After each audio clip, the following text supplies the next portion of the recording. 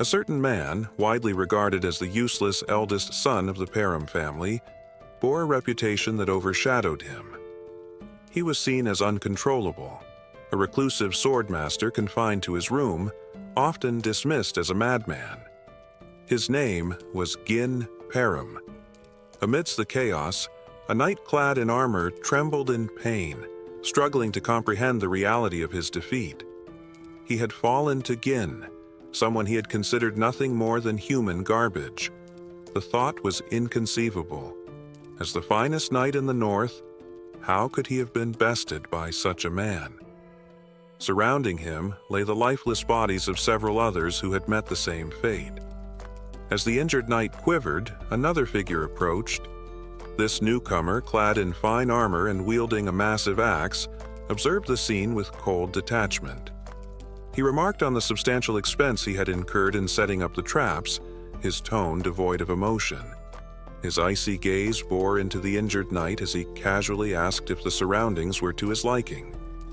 Enraged, the knight struggled to accept that someone like Gin, whom he deemed a worthless bastard, could have orchestrated such a scheme. Through clenched teeth, he demanded to know if Gin had foreseen everything. Without hesitation, Gin stepped closer, his expression unyielding, and revealed that he had anticipated every detail. He spoke of knowing their numbers, the identities of their spies, and even the source of their reinforcements. With chilling calm, he informed the knight that every move had played directly into his hands.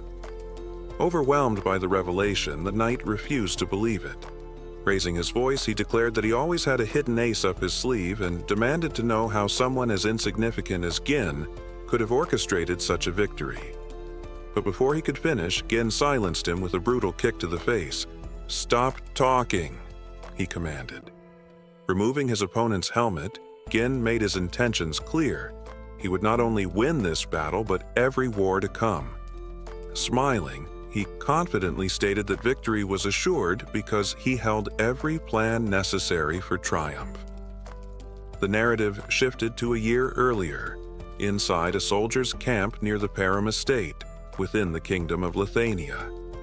In one of the tents, Gin awoke abruptly, his heart pounding as he realized he was still alive.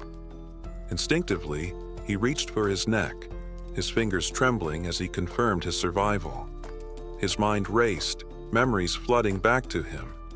The last thing he remembered was kneeling in defeat, his sword knocked from his grip, blood dripping from his mouth. Above him had stood a knight, distinguishable by his red hair and golden armor. That knight, known as the noble warrior Eden, was one of the 7 strongest men on the continent. With a voice heavy with finality, Eden had declared the war over. Pointing his sword at Gin's throat, he had asked if the defeated man had any last words. Struggling for breath, Gin had admitted his only regret, his failure to fulfill his vengeance. But with defiant resolve, he had added that he hoped Iden would meet his end as well. The noble knight had merely smirked, dismissing Gin's words as arrogance. He had gone on to taunt him, revealing that he knew of Gin's past, the fact that he was the eldest son of the fallen Persium household, the same son who had abandoned his family after the death of his sister. Gin had been taken aback. How could a man from a different kingdom know so much about him? Eden, reading his surprise, had explained that he had worked tirelessly to track him down. Then, with a cruel smile, he revealed something even more shocking. The Persium family's downfall had not been the work of one enemy alone. The Duke Deline household had not acted alone. Iden and his allies had conspired to bring them down. Gin had been stunned by this revelation. His mind reeled, struggling to process the weight of the betrayal. But before he could react, Iden had raised his sword, pressing the blade against his throat. "No need for more words," he had said coldly. "Accept your fate." But Gin had refused. Filled with fury, he had vowed never to forgive him. Unmoved by his defiance, Iden had struck the decisive blow, severing his head with a single stroke. The scene abruptly shifted back to the present. Gin stumbled forward, his breath ragged as he reached for a barrel of water. Gazing into its reflective surface, his hands trembled as he confirmed that his head was still attached. Confusion gripped him. Was he hallucinating? His mind struggled to reconcile what had happened. Looking around, he realized something even stranger. He appeared younger than he remembered. Suspicion gnawed at him. Had he been captured? Used as an experiment by mages? If so, he would make them pay.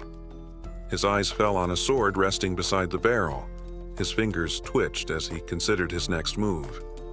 But before he could act, a voice called out to him. "Young master!" A figure entered the tent, his tone calm yet firm. He stated that he knew Gin was awake and urged him to come outside. The man, Ricardo, a soldier serving the Persium household, stepped closer. Gin reacted instantly. In a flash, he moved behind Ricardo, pressing the sword against his neck. Startled, Ricardo froze, but rather than panic, he simply sighed. "Young master," he said, his tone steady, "you're crossing a line." Gin narrowed his eyes. Despite the blade at his throat, Ricardo remained unfazed. For the first time since awakening, uncertainty flickered through Gin's mind. With surprising nonchalance, Ricardo shoved Gieson back and pointed out that he'd exhausted himself earlier with a tantrum before passing out. He then reminded Gieson of his earlier outburst about wanting to lead a raid against the orcs. Still disoriented, Gieson accused Ricardo of talking nonsense, but Ricardo remained unfazed. Picking up a bag, he instructed Gieson to pack, explaining that others were waiting. Unease crept into Gieson's voice as he asked where they were going. Ricardo, already walking past him, replied without looking back, "The Persium estate." Stunned, Gieson grabbed Ricardo, demanding clarification. "You mean that Persium estate?" he asked, his voice filled with disbelief. The scene shifted. Now standing atop a cliff, Gieson stared at the estate in the distance. It was unmistakably the Persium estate. But something was wrong. It looked untouched, pristine. Yet, in his memory, he had seen it burn to the ground. How could it still be standing? Ricardo, stepping closer, eyed Gieson with suspicion. "What's with you? Having a nightmare?" he asked. He scoffed at the idea of calling the Persium estate fallen, warning that the Count would have him thrown out for such words. But Gieson barely heard him. His mind reeled. This had to be a dream. Pinching his cheek, he winced at the sharp pain. Reality sank in. It wasn't a dream. His reflection confirmed it. His face was younger, untouched by the scars of war. His estate was whole. And in that moment, the truth hit him. He had returned to the past. Memories of his younger self surged forward. Resentment toward his family, his immaturity fueled by inferiority, the constant criticism that drove him away. He had left, survived countless battles as a mercenary, and earned a fearsome reputation. But when he finally returned home, there was nothing left. His estate, his family, gone. Now standing before it once more, intact and unscathed, relief flooded through him. A laugh burst from his lips, uncontrollable, teetering on the edge of madness. He almost wanted to sing. But the moment was fleeting. Ricardo's words from earlier resurfaced in his mind. A raid. On the orcs. His blood ran cold. He remembered that raid. The disaster. The deaths. In his past life, he had joined the mission eager to prove himself. Reports claimed there were only 3 orcs. Overconfident, he insisted on leading. But when the squad encountered over 20, it turned into a massacre. Nearly everyone perished. Not this time. He would change the outcome. He would handle the monsters strategically. Orcs weren't cunning, but their brute strength made them deadly. However, earning the trust of soldiers who saw him as a failure would be just as difficult. Lost in thought, he was jolted back to reality by a thunderous crash. A wooden guard post flew through the air and slammed into the ground before him. A soldier screamed, "Orcs! We're under attack!" Chaos erupted. Men scrambled to form defensive lines. Gishin's heart pounded. They're early. This wasn't how it happened before. He watched in horror as massive, hulking figures tore through the ranks, their weapons cleaving through armor with terrifying ease. Among the chaos, a voice cut through the panic. "Hold formation!" It was Skoven, the squad's commander, clad in blue armor. He barked orders, rallying the men to stand their ground. But as he stepped forward to engage, an orc swung its massive weapon. Skoven barely managed to block, but the sheer force knocked him back. His face twisted in realization. This was an ambush. There were far more orcs than they had been led to believe. Before he could recover, another orc loomed behind him, ready to strike. A voice rang out, "Watch out!" A figure shoved Skoven aside just as the axe came down. It was Gishin. Skoven's eyes widened in shock. His young master had thrown himself into the fray. As the orc's weapon descended, Gishin moved with precision. He stabbed the creature's hand, severing its fingers in one swift motion. The beast roared in agony, staggering back. Without hesitating, Gishin followed up with a sharp slash to its thigh, halting its advance. Soldiers froze, staring in disbelief. The orc collapsed, howling in pain. But Gishin wasn't satisfied. His attack had been weaker than he expected. "Mana, I still can't use it yet." Frustration boiled within him. If only he had returned sooner. Turning to Skoven, his voice was firm. "Give me a weapon." Thank you to all our Patreon VIP members who support us and get access to up to 16 episodes early. Link in the description. Amid the chaos of battle, Gin turned to the commander with an audacious request. He wanted command of the squad. Skoven, caught off guard, could hardly believe what he was hearing. He had always seen Gin as reckless, but demanding leadership in the heat of combat, with soldiers' lives hanging in the balance, was beyond reckless. It was outright madness. Standing his ground, Skoven refused. The authority to lead was not something to be tossed aside, especially not during a life-or-death struggle. Gin, though annoyed, understood. If an inexperienced fool had approached him with such a demand, he likely would have reacted the same way. But before he could argue further, an orc lunged at him. "Fall back," Skoven ordered, convinced Gin had no place in the fray. But Gin didn't move. He took a stance. Then, to everyone's shock, he hurled his sword.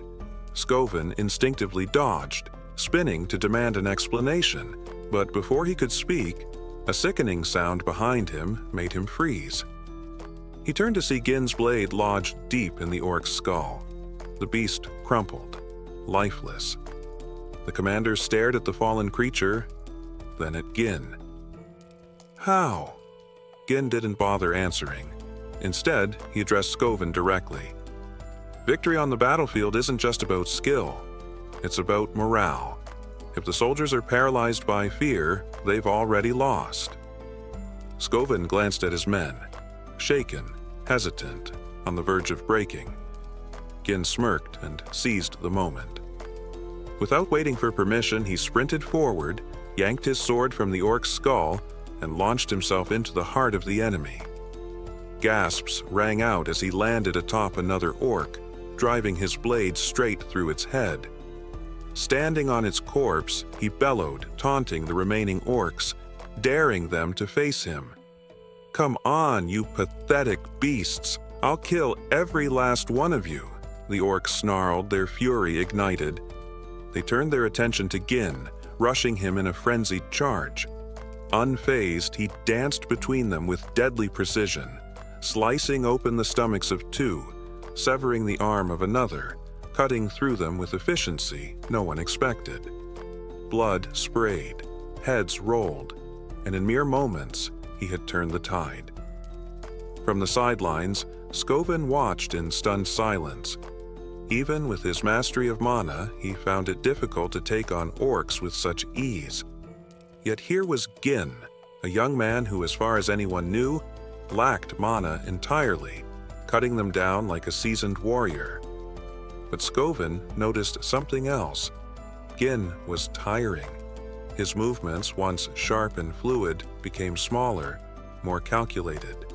He wasn't just swinging wildly. Every strike targeted weak points with surgical accuracy. That's when Skovin realized the truth. Gin wasn't fighting like an amateur desperately trying to survive. He was fighting like a master, a swordsman who had perfected his craft without ever relying on mana. Even as exhaustion set in, Gin didn't stop. He taunted the orcs, laughing, claiming he wasn't even warmed up yet. From the sidelines, Ricardo watched in horror as the orcs, now enraged, charged at Gin in full force. A soldier beside him pointed out what seemed obvious. Gin was retreating. Ricardo's heart pounded. Skovin! Skovin narrowed his eyes, watching the battlefield unfold. No, he muttered, he's drawing them in. Gin's sudden sprint toward the cliff puzzled Skovin. The path led straight to the edge, and as realization struck, Skovin understood his young master's intent. Wasting no time, he commanded his troops to form a shield wall and prepare to follow. At the cliff's edge, Gin braced himself against the relentless assault of the orcs, silently hoping that Skovin, with his keen strategic mind, would discern his plan. Though he would have preferred to handle the orcs himself, his stamina was nearly depleted. With a faint smile, he reassured himself that he had done enough. As if on cue, the orcs turned at the sound of advancing soldiers. Skovin and his men, spears raised, their shield wall unyielding, charged forward. The sight caused the orcs to hesitate. Seizing the moment, Gin grinned and declared the timing perfect. Without hesitation, he leapt off the cliff. The instant Gin vanished from sight, Skovin shouted the order. His troops surged forward, driving their spears into the monsters and forcing them back. Overwhelmed, the orcs tumbled one by one over the edge, their massive bodies crashing to the ground below, staining the earth with blood. As the dust settled, the soldiers stood in stunned silence, marveling at their victory. They had triumphed against overwhelming odds. But Skovin wasted no time in celebration. He rushed to the cliff's edge, calling out for Gin. Relief flooded him when he spotted his young master clinging to the rock face, his sword embedded deep to hold him steady. Gin, breathing heavily, managed a weak smile. Skovin stretched out his hand to help him up, but Gin's strength had run dry. His fingers slipped before he could grasp Skovin's hand. The sword came loose, and Gin plummeted into the abyss. Skovin and his soldiers could do nothing but watch in horror. Darkness swallowed him, and then a hazy memory surfaced. A familiar voice called his name. He knew it at once. It was Elena. Visions of his sister flooded his mind, her tear-streaked face when their mother died, her gratitude for his care, the bitter words she once hurled at him claiming she hated him. The memories blurred, and suddenly he saw a much younger Elena, tugging at his sleeve, begging to go with him. Gin's eyes snapped open. He was lying in a room, a damp cloth resting on his forehead. The realization dawned. His soldiers had managed to save him. Relief washed over him, but the dream's lingering presence unsettled him. Attempting to sit up, a sharp pain shot through him, his body trembling from the toll of battle. The door creaked open and a white-haired maid entered. Belinda. Her face lit up with relief as she spotted him awake. Setting a bucket down, she scolded him gently, reminding him that she had warned him to leave the battle to the soldiers. Before she could say more, Gin suddenly lurched forward, pulling her into a tight embrace. Belinda froze, startled by her master's uncharacteristic display of affection. Confused, she asked if she had done something to offend him, but Gin only tightened his grip, assuring her that he was simply happy to see her. Since childhood, Belinda had been his personal tutor, standing by his side despite his reckless antics. Yet in his past life, after the Persium family fell to ruin, she had vanished. He never saw her again. Belinda, still perplexed, remarked that they saw each other every day. Why was he acting as if they had been apart for years? Cain hesitated. He felt an urge to tell her the truth. His expression grew serious as he urged her to listen carefully. A catastrophe would soon befall their family. Belinda frowned, uncertain of his meaning, and pressed him for an explanation. Cain met her gaze. "I died," he said, "and I came back to life." For a moment, silence hung between them. Then Belinda laughed, assuming he was exaggerating due to his brush with death. Cain shook his head. "I'm not talking about the battle with the orcs." But she dismissed his words, urging him instead to focus on his recovery. Frustration stirred within him. She didn't believe him.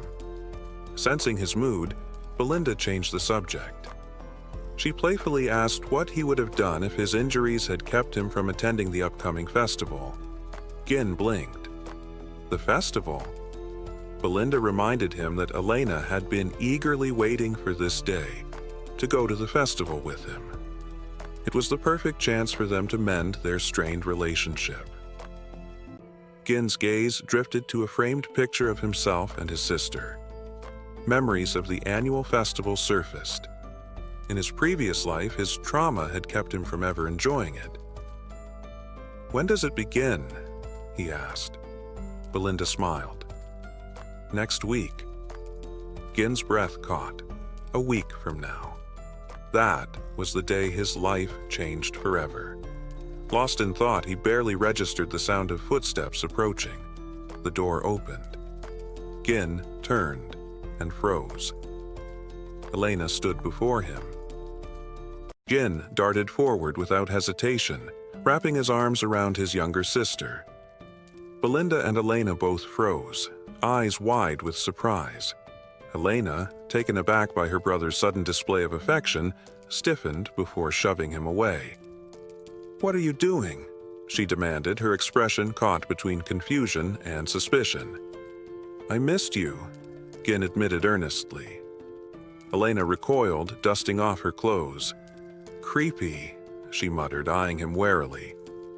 Cain, stunned by both her words and the sheer strength behind her push, barely managed to steady himself. He'd never realized just how strong she was. Shaking off the moment, Elena explained her presence. "Belinda asked me to come," she said, her tone growing sharp.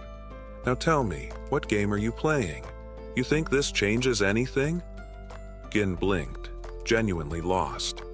"What are you talking about?" Elena's gaze hardened. "Don't act like you don't remember. You were the one who told me to stay out of your life. You called me annoying, said even the sound of my breathing disgusted you." The words hit him like a punch to the gut. A terrible memory surfaced, one he wished he could forget. In his past life, he had been distant, even cruel to Elena. He had never appreciated her, never realized how much he had taken her for granted. The weight of regret settled over him like a crushing tide. "I'm sorry," Cain said quietly, sincerity thick in his voice. Belinda's mouth fell open. Her master apologizing first? That was unheard of. Elena, on the other hand, looked unconvinced. "Did you hit your head?" she asked bluntly. "I heard an orc landed a solid blow on you during the raid." Cain scowled. "Why does everyone keep saying that?" "I wasn't beaten. I was the one who took down the orcs." No sooner had the words left his mouth than a sharp pain shot through his body. His legs buckled and he collapsed. Elena smirked, arms crossed. "Oh yes, so impressive. And yet, here you are, trembling on the floor." Belinda snickered, and Elena joined in, the sight of Cain writhing in pain apparently amusing to them both. He stared at them, bewildered, but deep down, warmth stirred within him.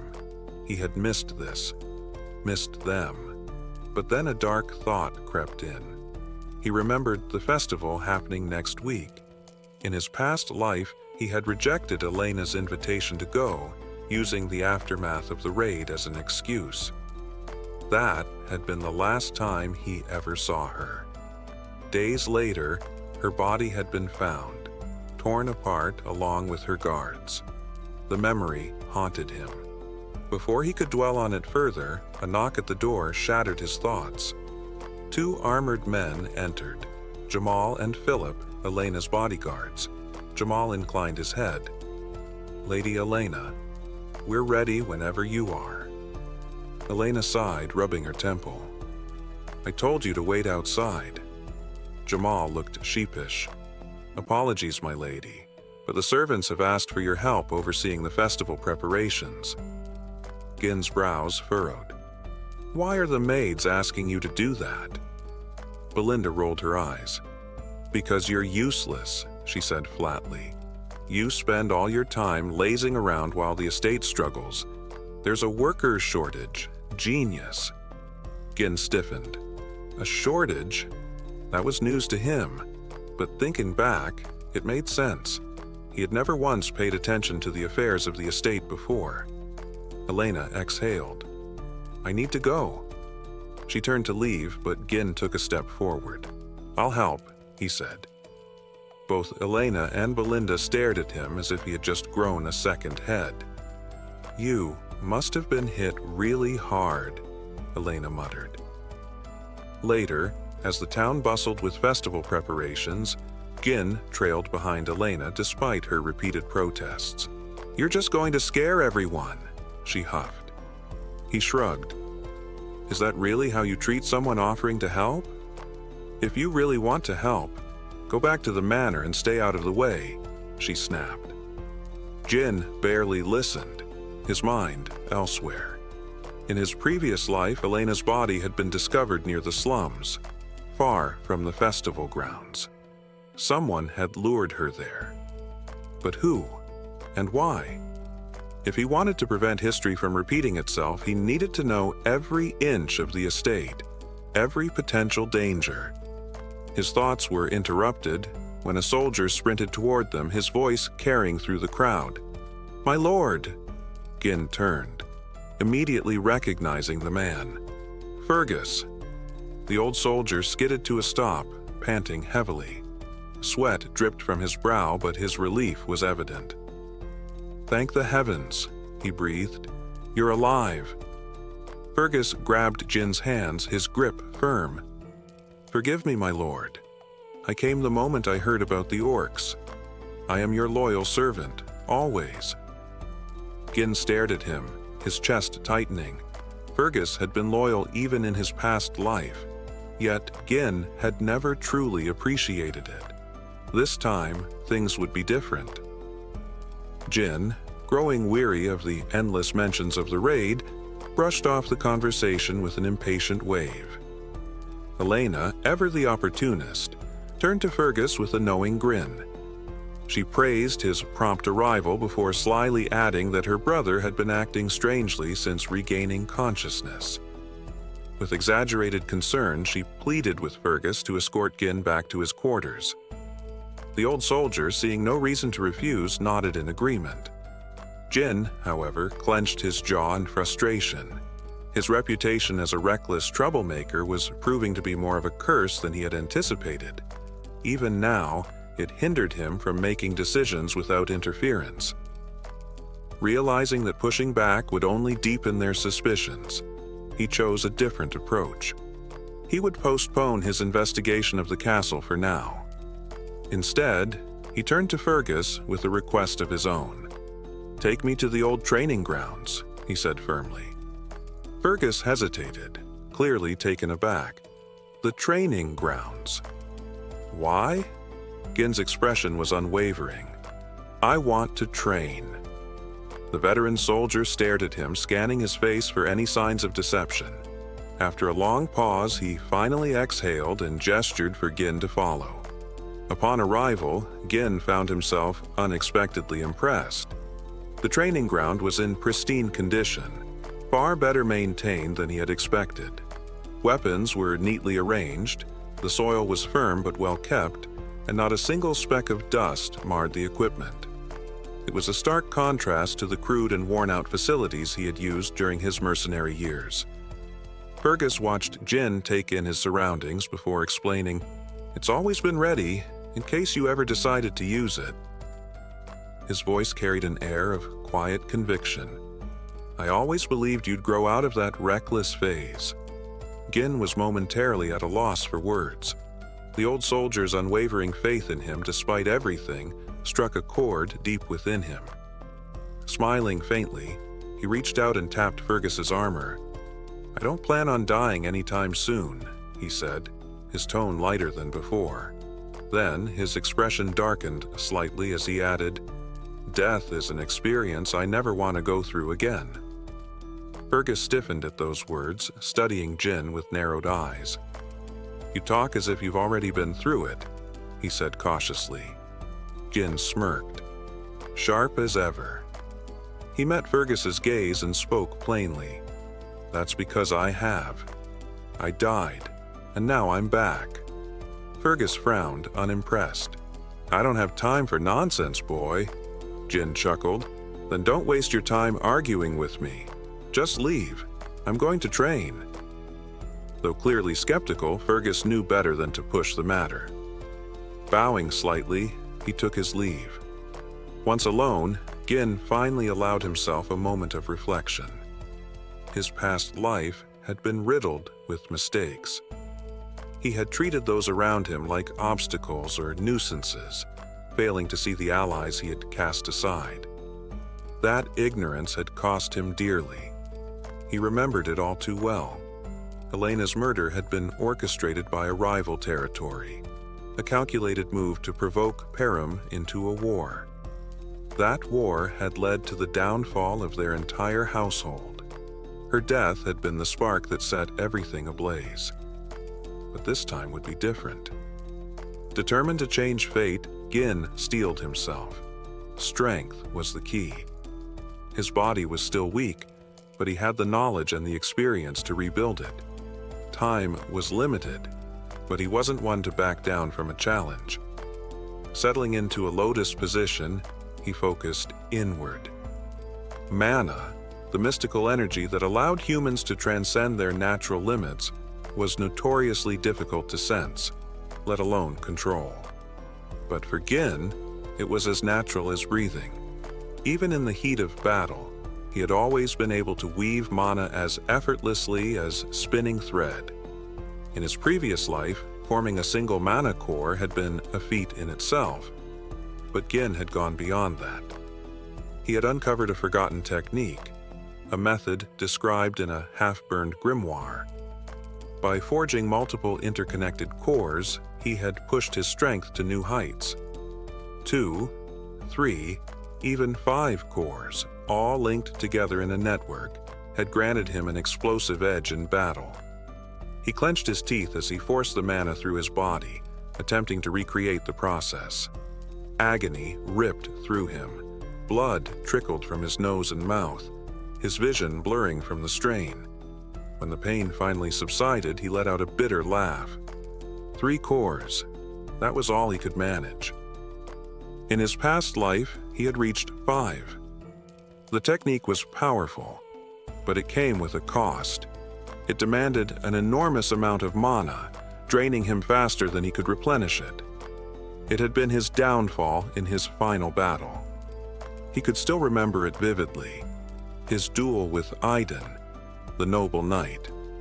Eden had arrived with an entire order of warriors at his back. Gin had fought like a demon, but when his mana reserves finally ran dry, he had been overwhelmed. He had always believed he would have won if the battle had been fought on equal footing. His fists clenched. It didn't matter anymore. He was young again, stronger than before. This time, he would perfect the technique, refine it until it was flawless. A slow, smoldering rage burned in his chest as he vowed to take revenge, not just on Aiden, but on the traitors who had orchestrated the destruction of House Delhi. This time, they would be the ones to fall. He swore that this time it would be him who delivered the final blow. The scene shifted to the day of the festival. Gin donned his gear and made his way to the bustling grounds, his mind focused. Elena, spotting her brother among the crowd, was visibly shocked to see him there. "Is something wrong?" she asked, concern coloring her voice as she approached him. "You've never shown any interest in these events before." Gin gave a calm, measured response. "As a member of the Persium household, it's important to attend gatherings like this from time to time." Elena eyed him with suspicion. "You've been acting strange lately," she remarked, her gaze narrowing. "I heard about your week-long training regimen. That's not like you." Gin hesitated for a moment, then explained with a nervous smile, "There's nothing odd about the air of a noble family training hard. It's just what's expected." Elena's eyes widened as she reminded him, "But you've never cared about any of this before. You even called Father annoying and said you couldn't wait to take his place." Gin's jaw dropped as he heard his own words echoed back to him. A bright smile spread across Elena's face as she continued, "I think I like the changes in you. It feels like you're becoming the brother I used to know." As Gin processed her words, he reflected on the past week. His actions had indeed begun to change the way people saw him, shaping not only how others perceived him, but also what the future might hold. While Gin was lost in thought, he noticed Belinda giving orders to Elena's bodyguards. She told them to handle any potential problems caused by Gin themselves, stressing the need to avoid trouble, especially with so many visitors around. The two guards nodded, assuring her that they could manage. Despite the smooth flow of the festival, Gin found it difficult to gauge how his actions affected the smaller details. For him, it became essential to respond to each situation appropriately, using the information at hand to make the right choices. He stayed close to his sister throughout the festival, keeping an eye out for anything suspicious. Eventually, Elena took a seat, a thoughtful look on her face. "I've enjoyed the festival a little," she mused, "but it feels so repetitive. Is there anything new this year?" Gin couldn't shake the feeling that nothing unexpected had happened. He wondered if his mere presence had deterred any incidents. As he pondered this, a soldier approached Elena, suggesting they visit other parts of the festival where new events were reportedly taking place. His friend had mentioned them, and he invited Elena to join him. Surprised but intrigued, Elena took the soldier's hand, her excitement palpable at the prospect of exploring more activities. Gin, however, noticed something unsettling. The two soldiers accompanying them, Jamal and Philip, were traitors. Gin couldn't believe what he was seeing. The men who had once been his sister's most trusted knights, the ones who swore to protect her for as long as they lived, had now turned their backs on her. They'd been her defenders, ready to lay down their lives for her. But now, they were enemies. Jamal, with a grin plastered on his face, ushered Elena forward as though nothing were amiss. But the venue before them was deserted. No guests, no decorations, nothing. It was an empty stretch of road. "What's going on? There's no one here," Elena asked, her tone suspicious. Jamal brushed it off with a nervous chuckle. "The event's a bit delayed, but everyone will be here soon." Elena didn't buy it. "A performance in a place like this?" she mocked. Gin, his instincts on high alert, scanned the area. Everything about the situation felt wrong. The exits were blocked. This wasn't an accident. It was all planned. Elena tugged on his arm. "We need to go," she said. Jamal stopped her with an urgent gesture. "Just wait. It's worth it," he urged. But Elena wasn't convinced. "I'm not staying here," she replied firmly. Gin, trying to ease the tension, teased, "You've been hitting the gym. You look stronger today." Just as she was about to respond, Philip appeared, his face grim. "Hold on," Philip ordered, his voice sharp. Elena froze. "What's going on?" she demanded, voice shaking. Jamal, now visibly uneasy, offered a half-hearted apology. "Sorry for scaring you. We just had to bring you here."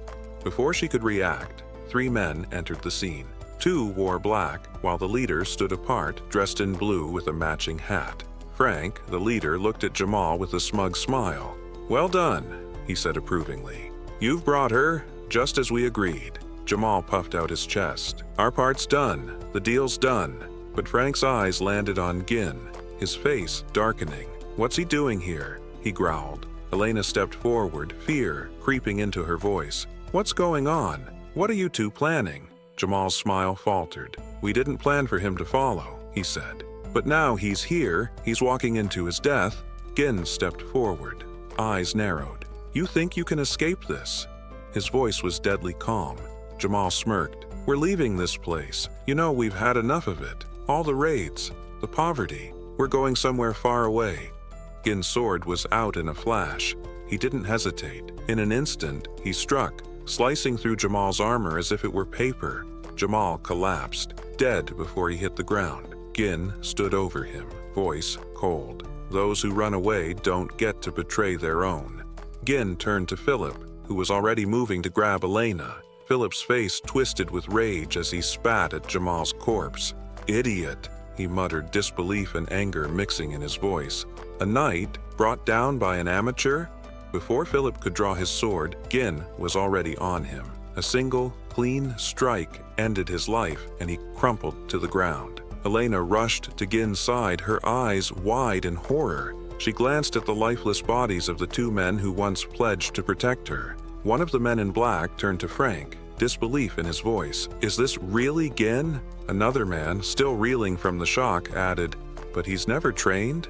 How can he? This isn't possible." Frank, though, wasn't fazed. "I don't know how he's doing it, but he's not your average fighter. His mana..." He glanced at Gin, impressed but wary. "This is no coincidence."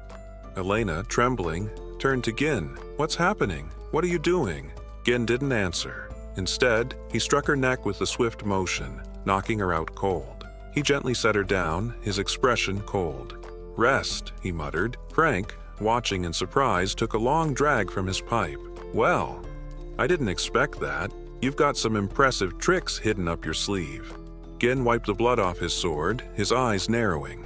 "Why do you care about my abilities?" Frank smirked, his eyes gleaming with curiosity. "I'm just wondering how you've been hiding this power all this time." Gin's eyes flicked to the remaining men.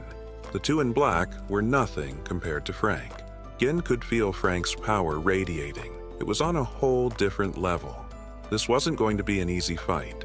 Gin released his own mana, preparing himself. He couldn't afford to hold back. One of Frank's men, still stunned, asked if they should kill Gin. Frank, shaking his head, said, "No. Alive. Capture him alive and break him. We want him to suffer." Frank's grin widened. "His screams will be beautiful." The 2 men rushed at Gin. He was ready. A firecracker appeared in his hand, distracting one of them just long enough for Gin to close the gap and strike. The man fell, dead before he knew what hit him. The last man charged, calling Gin's previous attack a cheap move. Gin blocked his sword with ease, then decapitated him in one swift motion. Frank, undeterred, charged at Gin. Gin was ready. He used his second sword to deflect Frank's attack, then shoved Frank's sword to the side, delivering a blow that made Frank stumble. Frank, caught off guard, reinforced his neck with mana to avoid the fatal strike. "I'll give you credit," he said with a grin. "You're faster than I expected. If it weren't for my mana, you'd have killed me." Gin didn't respond. His sword was already raised. Frank's eyes narrowed, and he charged once again. Gin wasn't backing down. This was far from over. Shoving Gin back, Frank sneered at his feeble mana, arrogantly confident in his inevitable victory. However, Gin's smile in response unsettled him, causing Frank to hesitate in confusion. Seizing the moment, Gin parried Frank's sword and threw off his balance. He followed up with a swift kick to Frank's face, sending him stumbling backward. Wiping the blood from his mouth, Frank smirked and reminded Gin that his attacks were futile against his reinforced mana. Yet, moments later, Frank coughed violently and collapsed to his knees, stunned by the unexpected strength of Gin's blow. He struggled to comprehend how Gin's seemingly weak mana had bypassed his defenses. Gin slowly closed in, revealing that he had suspected someone of orchestrating his sister's death, but never imagined the true culprit. With a piercing gaze, Gin unleashed his third core, dramatically boosting his mana. Frank, visibly shaken, couldn't react in time before Gin appeared right in front of him, moving faster than Frank's eyes could follow. Gin's strikes came relentlessly, each one heavier than the last. Despite his best efforts, Frank's arms went numb under the assault, and his sword was close to breaking. Frank tried to regain his composure, reminding himself that excessive mana surges usually had limited effects, but Gin's burst defied all logic. It was as though Gin had completely transformed. Seeing Frank faltering, Gin shattered the assassin's weapon with a decisive strike. Without hesitation, he drove his sword deep into Frank's torso, causing Frank to cry out in agony. Gin silenced him by grabbing his throat and pinning him against the wall, his sword still embedded. He demanded answers, insisting that Frank reveal who had ordered the assassination. Frank refused, instead producing a hidden blade and swearing to take Elena with him, determined to inflict more harm before his death. Before he could act, strings wrapped around his wrist, halting his movement. Gin, controlling the strings with cold precision, warned Frank not to make any rash moves. Gin then proposed a deal, offering to sheath his sword if Frank complied and refrained from further resistance. Frank, stunned, realized the threads binding him were made of mana, something he couldn't fathom how Gin had created with such precision. Gin drove his sword deeper into Frank's body and remarked that someone of Frank's skill should be able to patch up the injury. His voice was cold as he warned that once Frank's mana core was destroyed, no amount of healing would matter. Panic flashed in Frank's eyes as he looked down and saw Gin's sword glowing ominously. The assassin screamed in pain, accusing Gin of madness and claiming the backflow of mana could cause a catastrophic explosion, wiping out the entire area. He questioned whether Gin intended to self-destruct. Gin, with unflinching calm, replied that only the unskilled made such mistakes and assured Frank that he had complete control over the situation. Frank, realizing Gin wasn't bluffing, accepted his impending death and screamed, revealing that Count Desmond had orchestrated the assassination. The Count, Frank explained, sought to ignite a war between the Persium and Deard families. Gin was taken aback by this revelation. Such schemes were usually carried out by families allied with Duke Deline. The fact that the Duke was pulling strings from the shadows, remaining uninvolved, infuriated him. Gin demanded to know if this was the reason Frank had targeted his sister, to which Frank confirmed with a grim smile. Without hesitation, Gin drove his sword through Frank's body, causing Frank to cough up blood. Frank, with his last breath, reminded Gin of his earlier promise to put the sword away. Gin smirked and asked why Frank, who had taken so many lives, was now afraid of death. Frank laughed, catching Gin off guard, and moved closer. He declared that his death would change nothing. The Deard family's mission was accomplished and Persium was doomed to ruin. He sneered, questioning whether anyone would listen to someone like Gin. As Frank taunted him, Gin grabbed his head and slammed it against the wall with a sinister smile. Gin declared that his rebirth after death meant everything would be different this time. His sword began to glow brighter, and Frank's screams filled the air. A burst of energy erupted from Frank's mouth, and the explosion lit up the sky like fireworks. Moments later, Frank's lifeless body crumpled to the ground. Gin, breathing heavily, surveyed the scene. Bodies scattered, his sister unconscious and safe. Satisfied that no one else was nearby, he discarded his sword, took a deep breath, and collapsed to his knees, coughing up blood. Wiping his mouth, Gin muttered that detonating 3 mana cores had once been effortless for him. Steeling himself, he rose, vowing not to fall here. Heading to a nearby building, he kicked open the door and found 2 bodies inside. In his previous life, a 3rd body had been discovered here alongside Elena's. This time, based on Frank's earlier words, Gin identified one of the bodies as the son of the Degard family. The boy had been murdered alongside his escort knight, their deaths staged to frame Elena. Gin moved the bodies, knowing that revealing them would undoubtedly spark a war.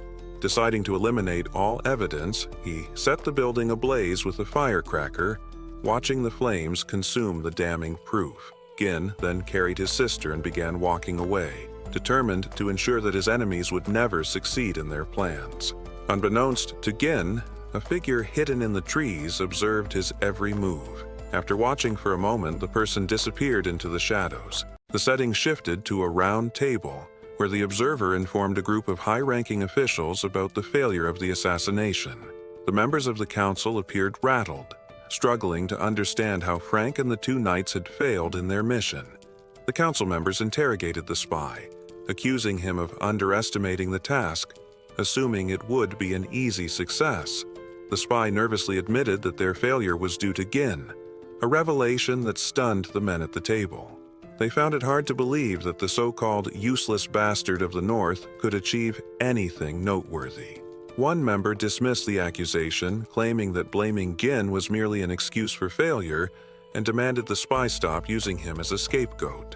However, the spy insisted that Gin was not like the reports and rumors had portrayed him, recalling how Gin had dealt with their men.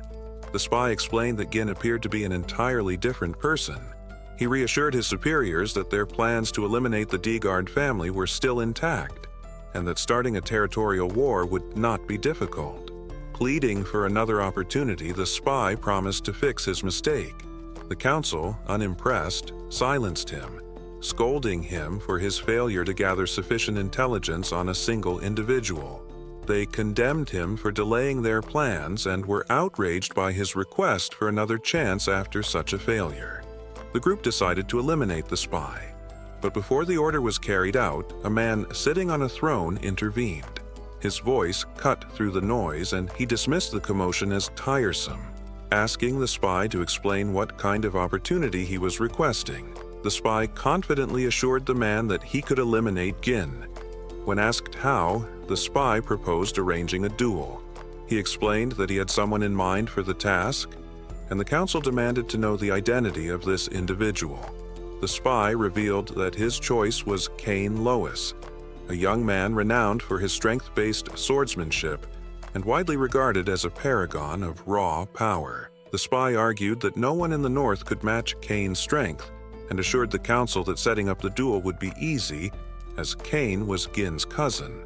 The man on the throne, fixing the spy with a cold gaze, warned that there would be no more chances if he failed again. The spy swore not to disappoint. The scene then shifted to the training hall of the Persium household, where Fergus entered the room to inform his master that it was time for a meal. As soon as he spoke, something flew toward him. Gin, practicing with his mana thread, had wrapped the thread around the sword near the entrance and pulled it toward himself. He carefully observed his own movements, testing the thread's handling as he swung the sword, fine-tuning his control.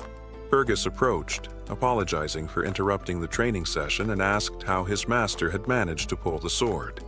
Gin showed him the mana thread and explained that it was a technique for manipulating mana as a string.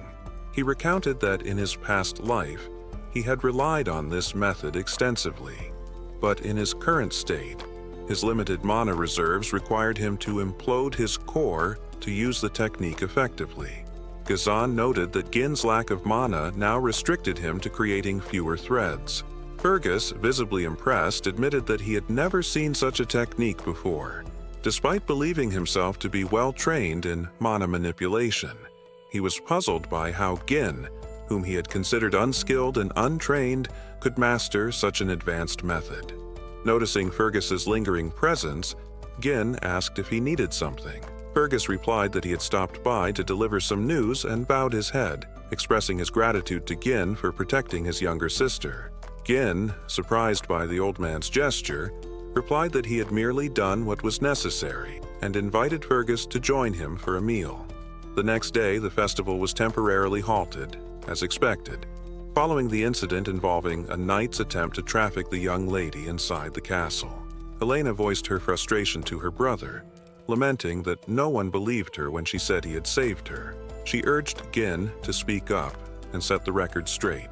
Gin reassured her that it wasn't necessary, adding that no one would believe him either. Belinda, overhearing the conversation, was visibly irritated. She expressed her disgust at Jamal and Philly, declaring that she had always suspected the two knights were perverts and accusing them of trying to take Elena for their own gain. Jin, meanwhile, felt a sense of relief knowing his sister had survived the ordeal and that he had managed to avert the potential war. Despite that, he was acutely aware that their enemies would not let up easily. Realizing that he couldn't confront these threats on his own for much longer, Gin concluded that it was essential to create his own military force. As he contemplated his next course of action, a maid entered the room with a food cart. She set a plate before him, and when Gin uncovered it, he was startled to find just a single slice of bread. Surprised, he turned to Belinda and inquired when they would have dessert. The maid, shocked by his question, asked if he was truly unaware of their dire situation. Before Gin could respond, loud shouting from outside caught his attention. Stunned by the noise coming from the castle gates, he paused for a moment. A plump man with a beard was demanding compensation from the Persium household for the losses incurred by the sudden cancellation of the festival. He wasn't alone. Other angry men joined him, holding pitchforks and shouting similar demands. They called out for Gin and Elena to appear, accusing them of wasting the county's money. The guards attempted to calm the crowd. Gin peered out the window to assess the situation, struggling to understand the source of the unrest. Belinda, standing beside him, explained the situation.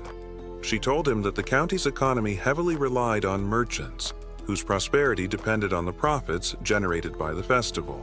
While last year's event had been profitable, this year's sudden cancellation had left many merchants in distress, and their anger was understandable.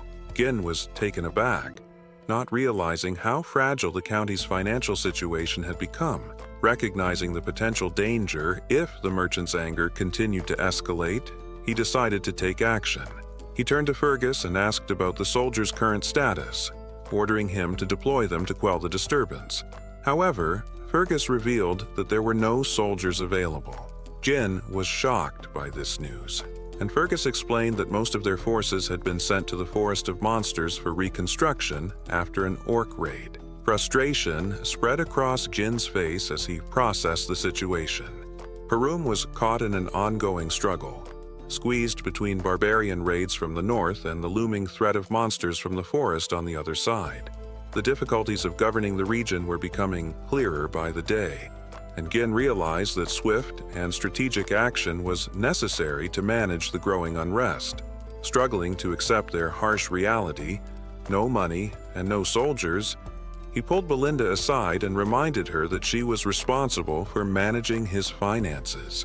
He asked her to use any remaining funds to appease the merchants. Belinda, visibly shocked, informed him that there were no funds left.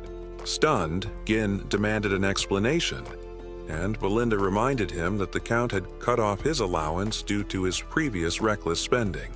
Realizing he was financially broke, Gin pleaded with Belinda to lend him some money, but she admitted that she, too, had no cash. The scene shifted to Gin, gazing out the window at the town below, his mind racing. He couldn't believe how precarious their situation had become. Without money, even his foreknowledge of the future seemed to offer no advantage.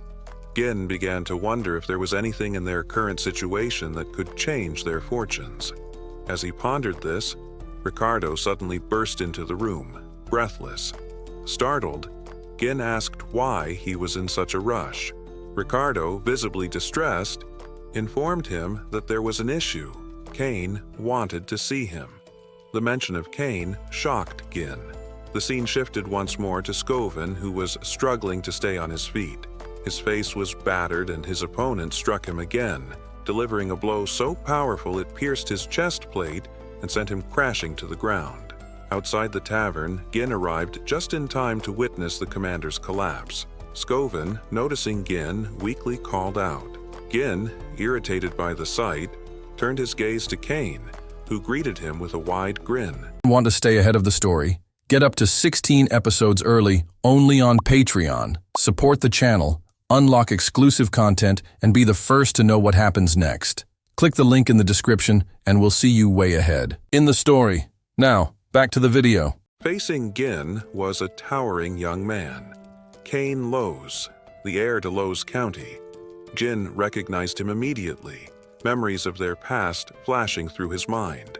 Cain had always been a mix of friend and rival, a figure who stood both beside and above him. As Cain strode up the stairs, Gin turned to Ricardo for an explanation. Ricardo wasted no time in revealing the situation. He and Sken had come to the tavern to investigate reports of an incident. Upon arrival, they had stumbled upon Cain and his personal knight. Cain, having recognized them, had immediately begun asking questions about the rumors surrounding Gin.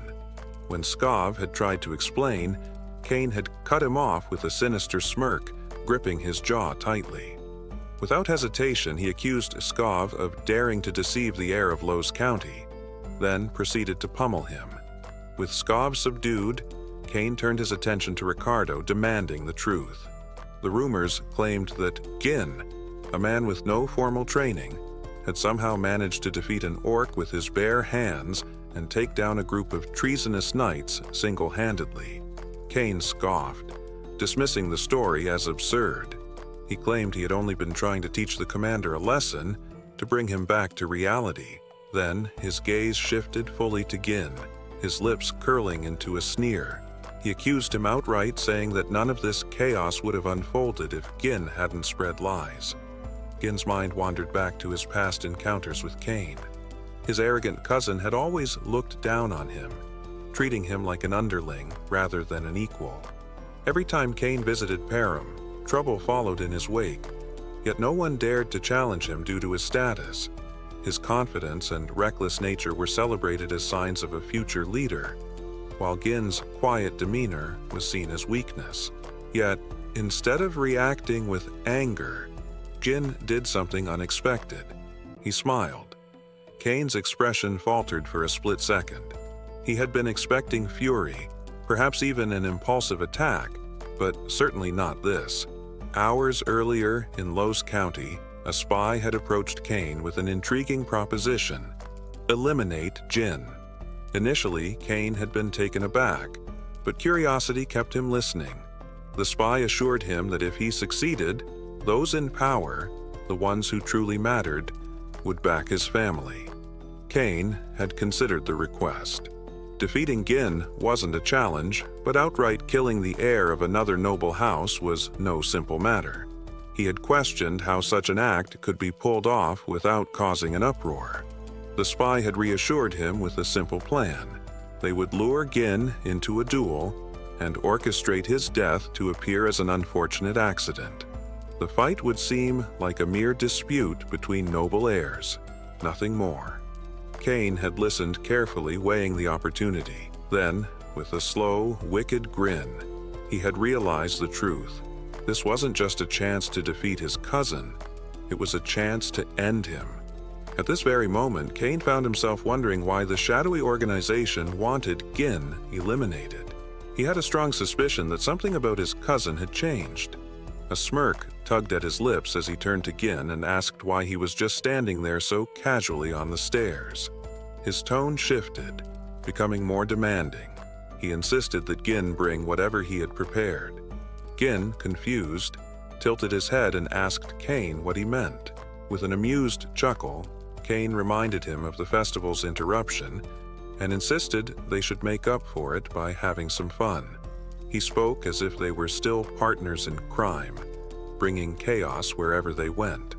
With a dark gleam in his eyes, Cain asked if he was wrong. Unfazed by his cousin's imposing presence, Gin took a moment to think. Then, it clicked. Cain was referring to alcohol and women, the same indulgences he had forced Gin to provide for him during his past visits. Back then, Gin had obeyed without question, fearing the consequences of refusal. He had drained his own funds to meet Cain's demands, which suddenly made Belinda's earlier warning make sense. His father had cut him off due to reckless spending. As the realization settled in, Gin couldn't help but smile. The solution to his financial troubles had been in front of him all along. Cain's voice snapped him back to reality. Growing impatient, he called out again, demanding what was owed. Gin met his gaze and assured him he'd have what he wanted soon, but there was another matter to settle first. His eyes sharpened as he spoke, making even the spy observing from the shadows flinch. Cain frowned, clearly caught off guard. He asked what Gin was getting at. With an eerily calm smile, Gin explained that all the lavish entertainment Cain had enjoyed in the past hadn't come for free. Every luxury had been funded from Gin's own pocket, and now it was time for repayment. A hefty sum of 1,000 gold. Cain's expression twisted with disbelief. He scoffed, arguing that the costs couldn't have exceeded 100 gold. Laughing, he dismissed the demand, calling it nothing more than a token of friendship.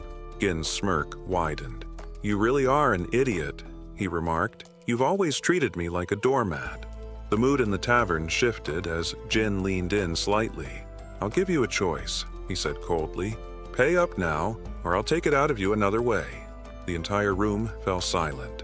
Onlookers gawked at the audacity of Gin's words. Cain's companions bristled, one of them stepping forward and accusing Gin of acting out simply because Cain had been lenient with him. The noble heir himself scoffed at the idea that Gin had truly gotten stronger. He called him a fraud, claiming he had spread false rumors about defeating knights in battle. With a sneer, Cain went further, labeling Gin a parasite, a disgrace to the north. Then, with a clenched fist, he barked at Gin to pull himself together. Without warning, Cain swung. Gin moved like a shadow, easily sidestepping the blow. The bystanders, including Ricardo and the spy, looked on in shock. Cain, frustrated, adjusted his stance and aimed for Gin's head this time. But once again, Gin avoided it, ducking low before delivering a sharp counterstrike to Cain's ribs. A grunt of pain escaped Cain as he staggered back, disbelief flashing across his face. Gin didn't hesitate. He threw another punch, this time aimed at Cain's head. At the last second, Cain managed to block it with his palm, his lips curling into a triumphant smile. The moment was short-lived. Cain's expression twisted in agony as he collapsed to his knees, clutching his hand. A scream tore from his throat. The spy rushed to his side, alarmed. "Cain, are you all right?" Gin, unimpressed, rolled his eyes. "Quit whining. You blocked the hit, didn't you?" The spy's gaze snapped toward Gin, his expression darkening. "Stay away from him," he warned. The tavern remained deathly silent. No one could believe what they had just witnessed. Cain, once seen as an untouchable force, had been brought low before their very eyes. Cain, however, had no intention of letting this humiliation go unanswered. He shot a subtle glance at the spy and whispered under his breath, "Was that convincing?" The spy's lips curled into a sly grin. "Perfect," he murmured. "Everything is in place." With that, Cain steadied himself and reached into his coat. From his pocket, he pulled out a blue glove, a symbol of noble duels. He raised it high, voice steady despite the pain. "Gin, you've disgraced the nobility. You struck without provocation. You." Before he could finish, Gin's own glove smacked him in the face. The tavern gasped. Gin tilted his head, his smile unshaken. "Cain Lowe's," he said smoothly, "you just insulted an heir and attacked my knight. In doing so, you've tarnished the dignity of the nobility." His eyes gleamed. "Do you intend to deny it?" Cain clenched his jaw, taking a deep breath before letting out a laugh. He had always thought Gin was a fool, but he hadn't expected him to dig his own grave this thoroughly. With a slow, deliberate motion, Cain drew his sword. "Fine," he said, his voice dripping with menace. "If you want a duel, I'll give you one." His eyes darkened with promise. "And I'll make sure you regret it." His grip tightened on his blade. "Even if it costs me my life." Gin called out to Ricardo, who immediately responded to his command. Gin instructed him to bring the merchants who were protesting outside the castle, though Ricardo hesitated, clearly taken aback. Gin, now wearing a smile tinged with madness, reassured Ricardo that the merchants would make a substantial profit from this arrangement. Gin had realized that the cancellation of the festival had left both merchants and tourists frustrated, but he was confident that an event like this would reignite their excitement and ease the tension that had built up in the town. The scene shifted to a makeshift stage where Gin and Cain stood poised for a duel. The crowd around them buzzed with anticipation, eager to witness the confrontation. Many of them were eager to see Gin humiliated, and the atmosphere was charged with excitement. Merchants had reopened their stalls, selling goods to the eager tourists who had returned for the spectacle. Among the crowd, a rotund merchant loudly encouraged people to place bets, certain that Cain would emerge victorious. Confident in Cain's superiority, the merchants placed heavy wagers in his favor. Cain, resting his enormous sword on the ground, looked at Gin and questioned why he had turned a sacred duel into some kind of marketplace display. With a sinister grin, he warned Gin that his sword would not stop, even if Gin surrendered. Gin, unfazed, simply pointed out that enough people had gathered, signaling the beginning of the duel. Just as the fight was about to begin, a spy stepped forward, halting the proceedings. He argued that the bets couldn't proceed without a proper wager on Gin's side. The chubby merchant revealed to the crowd that no one had placed a bet on Gin, a fact that didn't surprise anyone. After all, most believed it would be foolish to wager on Gin considering the odds. Cain mocked Gin, laughing that even his own people didn't trust him. Undeterred, the chubby merchant suggested a different type of bet. They could wager on how long Gin would last against Cain. At that moment, Scovin, supported by Ricardo, stepped forward and placed a heavy bag of gold on the table, declaring his bet on Gin. The crowd was stunned by this bold move. Elena, too, approached, dropping an even larger bag of gold, announcing that she was betting on her brother. This move caught even Gin by surprise. When the merchant was asked if the amount was enough, he confirmed it was. Belinda, who had been standing nearby, reminded Elena that she had warned against making such a bold bet. Cain, growing increasingly irritated by the delay, demanded that the duel begin immediately. The referee signaled the start of the fight, and Gin, with a quick glance at his cousin, reminded Cain that, as his elder cousin, it would appear strange for him to make the first move. This statement confused Cain, who retorted that it was far too late for Gin to pretend to be the older brother. As the referee gave the signal, Cain charged forward, using his weight and momentum to swing his massive sword at Gin. Gin was able to block the strike, but he was shocked by the sheer force and weight of the weapon. With a taunting smile, Cain mocked Gin, claiming that he had sunk so low he no longer even acted like an elder sibling. Cain shoved Gin back with the hilt of his sword, then immediately followed up by swinging it toward Gin's head. Gin ducked, narrowly avoiding the blow, but Cain was relentless, following up with a powerful kick. Gin managed to avoid the kick, but the force of Cain's leg shattered the ground beneath them, causing the crowd to gasp in awe. It was clear that Cain's strength was overwhelming, and he showed no signs of giving Gin even a moment to recover or counterattack. With a cocky grin, Cain reveled in his own strength, clearly enjoying the feeling of dominance. Gin, however, remained unshaken by the display of power. He noted his cousin's pride, but it did not intimidate him. On the other hand, Belinda, witnessing the brutal display, began to panic. She grabbed Elena's arm and urged her to stop the fight. Nearby, the spy smiled knowingly, confident that it was already too late. He understood Cain's strategy perfectly. Overwhelming strength combined with relentless attacks would force Gin into a defensive position, leaving him exhausted and vulnerable. The spy knew that once Gin was worn down, Cain would strike the final blow.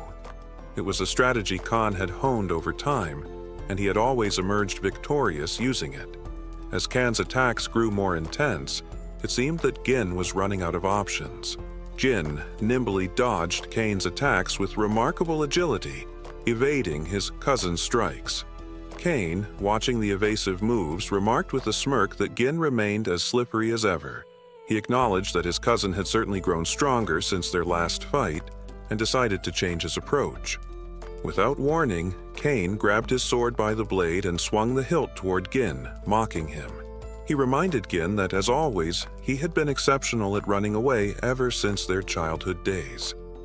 Gin managed to parry the attack with his own sword, but Cain used the hilt to push Gin into the air, sending him soaring. The crowd gasped in collective disbelief, expecting this to be the end of the duel. The spy, watching intently, allowed himself a smug grin, sure that victory was already in Cain's grasp. As Gin descended, however, he muttered under his breath that he had intended to go easy on his cousin. But Cain had crossed the line. Gathering his energy, Gin focused his mana into his legs, steadying himself as he landed with precision. He immediately surged toward Cain, catching his cousin off guard with a sudden burst of speed. Cain gasped in pain as Gin's blade sank into his stomach. The spy, stunned by the turn of events, realized that Gin had cleverly used his mana to regain his footing and move with incredible speed. Gin taunted Cain, accusing him of being foolish and ignorant in his swordplay. He pointed out that Cain had grown arrogant, believing himself invincible simply because his opponents feared his strength. Taking a more solid stance, Gin vowed to show his cousin the error of his ways. Furious, Cain charged at Gin, swinging his sword with fury, but Gin swiftly countered by kicking Cain's blade to knock him back. Before Cain could recover, Gin leapt aside, narrowly avoiding another strike. He then delivered a precise blow to Cain's shoulder, striking the hand that held the sword. Cain, struggling to retaliate, thrust his sword forward in a desperate attempt to recover, but Gin anticipated the move. With a graceful sidestep, Gin pressed the blade down with his foot, and in a single, fluid motion, landed a cut close to Cain's neck. Blood began to trickle from the shallow wound Gin had left, leaving the audience in stunned silence. Then, as if on cue, cheers erupted. No one had expected Gin to display such expertise, and many in the crowd began to regret betting on Cain. Elena, pleased by the unexpected turn of events, pointed it out to Belinda, who smiled knowingly. Meanwhile, Cain, noticing the wound on his neck, realized it was a shallow cut. He deduced that Gin had held back, knowing that he could have inflicted far worse damage if he had wanted to. Confusion clouded Cain's thoughts. How had Gin become so skilled? He couldn't understand it. Gin locked eyes with his cousin, throwing his sword aside in a bold move that shocked the crowd. He declared that the difference in their skills was too vast for the duel to continue with swords. Turning to Cain, Gin informed him that they would now fight without weapons. Cain, visibly irked by Gin's challenge, demanded an explanation. Gin, maintaining his calm demeanor, explained that he saw this duel as a chance to teach his cousin a lesson. Rolling up his sleeves, he declared that the lesson would be delivered with his bare hands. Cain, taken aback, was momentarily speechless. Gin clarified further, telling Cain that his swordsmanship was far superior, and if Cain wanted a real challenge, he would need to fight without a weapon. Gin suggested they engage in a hand-to-hand combat duel, an area where Cain was more skilled. With a firm and unwavering voice, Ghazan declared that he would double the original wager, boldly adding 1,000 gold. His confidence in victory was absolute. The crowd gasped at this unexpected turn, struggling to comprehend Gin's audacity in raising the stakes so drastically. Among them, the spy was the most shocked. He found it almost impossible to believe that Gin had the nerve to challenge Cain to a bare-handed fight. Yet, despite his disbelief, he couldn't help but feel a surge of satisfaction, convinced that Gin's recklessness had played right into his hands. As the fight was set to begin, the rotund merchant wasted no time, inviting spectators to place additional bets and announcing that the match had officially become a bare-handed contest. Opinions among the onlookers were sharply divided. Some dismissed Gin's decision as foolish, believing he stood no chance against Cain in raw strength. Others suspected he had a plan and placed their wagers on him instead. Cain, meanwhile, was stunned by his cousin's choice. After a brief hesitation, he simply shrugged and allowed Gin to do as he pleased. Removing his coat, he lifted his sword, his expression hardening as he made his intentions clear. Without warning, he lunged at Gin. Watching from the sidelines, Belinda clicked her tongue in frustration. "Master, pick up your weapon and end this," she urged. But Gin remained calm. As Cain's sword came slicing toward him with lethal intent, Gin dodged effortlessly, a smirk playing on his lips. It was clear to him now. Cain needed a lesson. Cain swung again, but Gin swiftly dropped to the ground, narrowly avoiding the blade. As Cain tried to adjust, Gin moved to his side in a flash, delivering a solid punch to his thigh. Before Cain could react, another crushing blow landed on his jaw, sending him stumbling backward and collapsing to the ground. For a moment, Cain lay there, dazed. He couldn't fathom how Gin, the cousin he had always considered beneath him, had executed such precise, effortless movements. The crowd erupted in astonishment, murmurs spreading like wildfire. Suddenly, the idea of Gin winning no longer seemed impossible. Standing over his fallen cousin, Gin's gaze was steady, his voice calm but firm. "Get up, we've barely started." Cain's blood boiled at those words. Snarling, he charged again, swinging his sword with reckless fury. But no matter how many times he slashed, Gin evaded each attack with ease. Then, in a single fluid motion, Gin caught Cain's arm, twisted it sharply, and locked him in place. Before Cain could counter, Gin drove his knee into his ribs, forcing a gasp of pain from his lips. Blood splattered from Cain's mouth as he staggered, disoriented. He couldn't process it. Gin, the cousin who had always bowed to him, always stayed in his shadow, was now dominating him with ease. It was humiliating, yet Cain refused to accept it. He had been certain that this fight would be an easy victory, one that would secure his family's standing. But Gin showed no mercy. He pressed his advantage relentlessly, unleashing blow after blow with no pause, no chance for Cain to recover. By the time Gin finally stepped back, Cain's face was swollen, his entire body bruised. Trembling, he looked up at his cousin, who now towered over him with an air of quiet dominance. Gin grabbed Cain by the hair, his voice low. "Your father was a man of honor. Count Lowe's stood by my father through ruin and hardship, all because of loyalty and friendship. But you," his grip tightened, "you chose a different path." A memory surfaced, a moment from years ago. He had stood before his father, seething with frustration as they argued. "Why?" he had demanded. "Why do you keep sending aid to Persium? Our own county is struggling." His father had met his anger with quiet resolve. "Because Count Persium is my friend," he had said simply. The memory faded as Cain returned to the present, just in time to see Gin's fist flying toward his face. Instinctively, he shut his eyes, but the blow never came. When he dared to look, Gin was standing before him, hand extended. "It's over," he said. Cain stared at him for a long moment. Then, head bowed, he exhaled shakily. "I lost." The crowd erupted in disbelief. Gin's name was chanted over and over, his victory sending shockwaves through the gathered spectators. Those who had bet on Cain cursed their misfortune, while those who had believed in Gin cheered in triumph. Among them, Elena beamed with pride at her brother's unexpected success. Meanwhile, Belinda and the two soldiers beside her stood frozen, unable to comprehend what they had just witnessed. Then, in the midst of the celebration, the spy stormed onto the stage, his face contorted with rage. He approached Cain, his voice a furious snarl. "Why did you surrender?" he demanded. "You were barely at a disadvantage." Cain didn't even lift his head. "I'm done," he said simply. "Let's go." The spy fumed, his fists clenching, but before he could say more, Gin's voice cut through the tension. With a confident smirk, Gin turned to the crowd. "A round of meat and drinks for everyone," he announced. "Courtesy of our generous friend here." The crowd erupted in cheers, celebrating their young master's generosity. The spy's eyes widened in horror. "What? I never agreed to that." Gin clapped a firm hand on the man's shoulder, his grip tightening just enough to send a message. "Consider it the price of losing," he said smoothly. "And don't worry, this isn't coming out of the betting pot. This is an additional contribution." His voice turned cold. "And if you try to run, you won't like the consequences." A shudder ran through the spy. He hesitated for only a moment before dropping to his knees. "Fine," he muttered. "I'll pay." The following day, in the quiet of his room, Gin placed a large box on the table. As he lifted the lid, his breath hitched slightly at the sight. Stacks of gold coins, his winnings from the bet.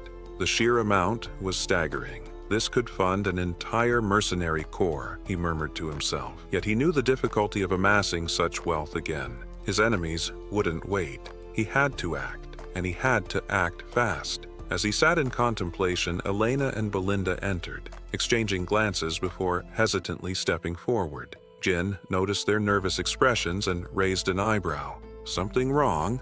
Elena's lips curled into a bright smile. "Brother, what are you going to do with all that money?" Jin chuckled. "Why? Do you want some?" Elena shook her head. "Just curious." Belinda, however, smirked knowingly. "I already know what you're planning," she teased. "Lady Amelia's birthday is coming up, isn't it? This whole grand display. You did it just to buy her an extravagant gift, didn't you?" Jin blinked, taken aback. Elena gasped. "Wait, you're working this hard just to impress your fiancé?" Jin froze. "Fiancé?" For a moment, he looked completely lost, as if he had no idea what they were talking about. Jin turned to his sister for clarification, but Belinda, clearly amused, urged him to drop the act. There was no need to feign ignorance out of embarrassment. Elena then stepped in, reminding him that they were talking about Amelia from Rail County. The mention of the county's name caused Jin's expression to darken. He vividly recalled Amelia Rold, a noblewoman he once likened to a spider. Amelia Rold had been widely admired for her kindness and selflessness, winning the unwavering support of her people. Yet, in time, she would become infamous for leading a rebellion, earning the title the Witch of the North. Aligning herself with the Deline, she played a crucial role in the downfall of Pam. To Gin, she was nothing less than a traitor. A faint smirk crossed his lips as he turned to Belinda, casually asking when their father was expected to return. She informed him that their father, the Lord, would be back in a week. That time frame was sufficient. Rising from his seat, Jin announced his intention to visit Rold County. Belinda, surprised, pointed out that Amelia's birthday was still some time away and asked why he planned to go. Jin simply stated that he needed to secure funds from the county. The scene shifted to a striking noblewoman stepping onto the ground, her shoes left behind. She had piercing red eyes and a small spider tattoo near her mouth. It was Amelia. She handed her shoes to a ragged young girl who stared at them in disbelief, struggling to comprehend that Amelia was gifting them to her. With a serene expression, Amelia remarked that only she deserved to walk barefoot on this land. Then, turning to her soldiers, she instructed them to provide food and shelter for the people gathered around. Without hesitation, her men set to work distributing provisions, leaving the crowd in awe. As Amelia departed, grateful voices rose in thanks for her generosity. The scene transitioned again, this time to the lush garden of Rold Manor. A man knelt before Amelia, carefully washing her feet. This was Bernard, her loyal escort knight. As she idly stroked a cat lounging on the table, Amelia recalled her father's strict philosophy: absolute obedience from their people. She noted that commoners would follow anyone who kept them warm and well-fed. Bernard acknowledged her wisdom, praising her strategy. Winning the hearts of the people, he assured her, would be crucial in the battle to determine her father's successor. In response, Amelia playfully struck Bernard's face with her foot, though her tone remained commanding. She then inquired about a duel between the North's greatest swordsmen. Bernard, bowing his head, explained that he had deliberately avoided participating. Drawing attention too soon could disrupt their plans. He reminded her that the time had not yet come for her to reveal her true strength. With unwavering devotion, Bernard pressed his lips to her foot, pledging his blade to her cause. Amelia, calm yet imposing, reminded him that he was already her blade. After all, she had personally invested in his development. Lifting his chin, she leaned in closer, her gaze darkening. Her voice dropped into an ominous whisper as she warned him that weakness was unacceptable. Then, letting go of him, she shifted the conversation, inquiring about the merchants. Bernard reassured her that the Arca merchants posed no threat. Their guild had secured contracts for materials needed to rebuild the Bee outpost, recently destroyed in an orc attack on Persium. He further detailed how they were discreetly reclaiming the annual support funds Count Rold had been sending to Persium. Additionally, they had begun recruiting seasoned soldiers and knights from the region, battle-hardened men with experience fighting barbarian tribes, valuable assets to their growing forces. Amelia commended his efforts but reminded him to ensure their guild remained outwardly unremarkable. Their true intentions had to remain concealed until the time was right. As they spoke, a steward entered the garden. Bernard, displeased by the interruption, immediately stood and confronted him, his voice sharp with authority. Unfazed, the steward calmly explained that there was news from the gate. Gin had arrived to see Amelia. Amelia raised a brow, genuinely surprised. What business could Gin possibly have with her? She questioned the steward, who relayed that Gin had claimed he needed to discuss matters concerning the Merchant Guild. Both Amelia and Bernard exchanged glances, caught off guard by this unexpected development. The scene shifted once more to the visitors' room. Amelia entered, her posture poised and composed, and took a seat. Across from her sat Gin, draped in a rough coat, holding a small flower. He greeted her warmly, but Amelia's expression remained cold. She wasted no time chastising him for arriving unannounced, calling his manners disgraceful. Undeterred, Gin smiled and told her he had come to deliver an early birthday gift. He placed the flower on the table, casually remarking on its pleasant fragrance and mentioning that he had acquired it from the local merchant guild. Then he added that he intended to do all his future flower purchases through that guild, specifically the Arkham Merchant Guild. Amelia listened, but her expression revealed no understanding of his underlying message. Rising from her seat, she dismissed herself, claiming she saw no reason to stay now that she had received his so-called gift. But just as she turned to leave, Gin spoke again, his tone cold and commanding. "Sit back down." A chilling energy radiated from him, freezing Amelia in place. She hesitated, startled by the unfamiliar presence before her. This was not the timid young man who once stammered in her presence. There was something different, something formidable about him. Gin lifted his teacup, his gaze never wavering. He spoke with sharp precision. "I won't waste your time. I need 10,000 gold." Amelia blinked, caught off guard. Of all the things she had expected, a sudden demand for such an outrageous sum was not one of them. "You came all this way just to ask for money?" she asked, her voice laced with disbelief. She then questioned whether their father had sanctioned this, but Gin quickly clarified that his father had no involvement. He was simply asking her to hand over the gold. Without breaking eye contact, Gin casually poured his tea onto the floor. A smirk tugged at his lips as he made a pointed remark. "You never intended to marry me, did you?" For a brief moment, Amelia faltered. Gin continued, his words striking like daggers. If rumors spread about her secret efforts to amass power, especially during such a volatile succession struggle, it could spell disaster for her. As he spoke, Amelia's cat leapt onto the table, hissing at him. Amelia scoffed, dismissing his words as nothing more than a poor attempt at intimidation. But Gin remained unfazed. He assured her that, for now, her secret was safe with him. However, his silence was not guaranteed if he left empty-handed. Amelia's lips curled into a cold smile. "That scenario will never happen." Without hesitation, she called for Bernard. The knight entered immediately, placing a hand over his chest in greeting. Gin's eyes flickered with recognition. Bernard was more than just Amelia's escort. He was one of the finest swordsmen in the north, a warrior capable of rivaling legends. Gin turned back to Amelia, his voice calm but firm.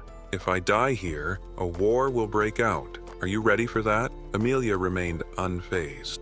With a serene expression, she replied, "If a ruffian barged in, caused chaos, and was cut down by my knight, that's the story the world will hear." Then with a smile, she gave Bernard a simple command. "Kill him." The knight moved without hesitation, drawing his sword in a fluid motion. Gin's expression hardened. There was no room for negotiation now. With a steady hand, he reached for the hilt of his own blade, ready to meet the challenge head-on. Just as Gin prepared to act, Bernard's knowing smile caught him off guard. Before he could process it, a sudden clatter shattered the tension. An assassin burst from the hollowed-out armor of a knight stationed behind him. The intruder lunged, aiming for Gin's chair, but Gin reacted instantly, leaping out of harm's way. As the assassin struggled to free his lodged weapon, Gin delivered a crushing kick to his chest, sending him hurtling through the window. The crash left both Amelia and Bernard momentarily stunned. Gin, unfazed, turned to his hosts, his disbelief evident. He scoffed at Amelia's feigned politeness while scheming an ambush, his words dripping with sarcasm as he retrieved his sword. Without another word, he lunged at Bernard, his blade slicing through the air. Bernard met the strike with a steady block. his cold gaze locking onto Jin's. "Has Rold County abandoned the principles of chivalry?" Gin asked, his voice laced with contempt. Bernard remained unmoved, responding with a mocking apology. He pointed out that it was Gin who had first shown disrespect, arriving uninvited and disturbing his mistress. With a sharp twist, Bernard trapped Gin's sword within his arms and declared that etiquette was wasted on someone like him. Seizing the opportunity, Bernard launched his own attack, but Gin was quicker. He sidestepped effortlessly, then vaulted into the air, delivering a powerful kick that forced Bernard back. The knight steadied himself, reassessing. Rumors had painted Gin as a braggart with little actual skill, but the man before him told a different story. Watching intently, Amelia's expression darkened. "Why are you holding back?" she snapped at Bernard. Frustration bled into her voice as she commanded, "Bring me his head. You know what that means." At her order, Bernard exhaled, his stance shifting as he released his mana. The air grew heavy with his presence. "Step forward if you dare," he challenged.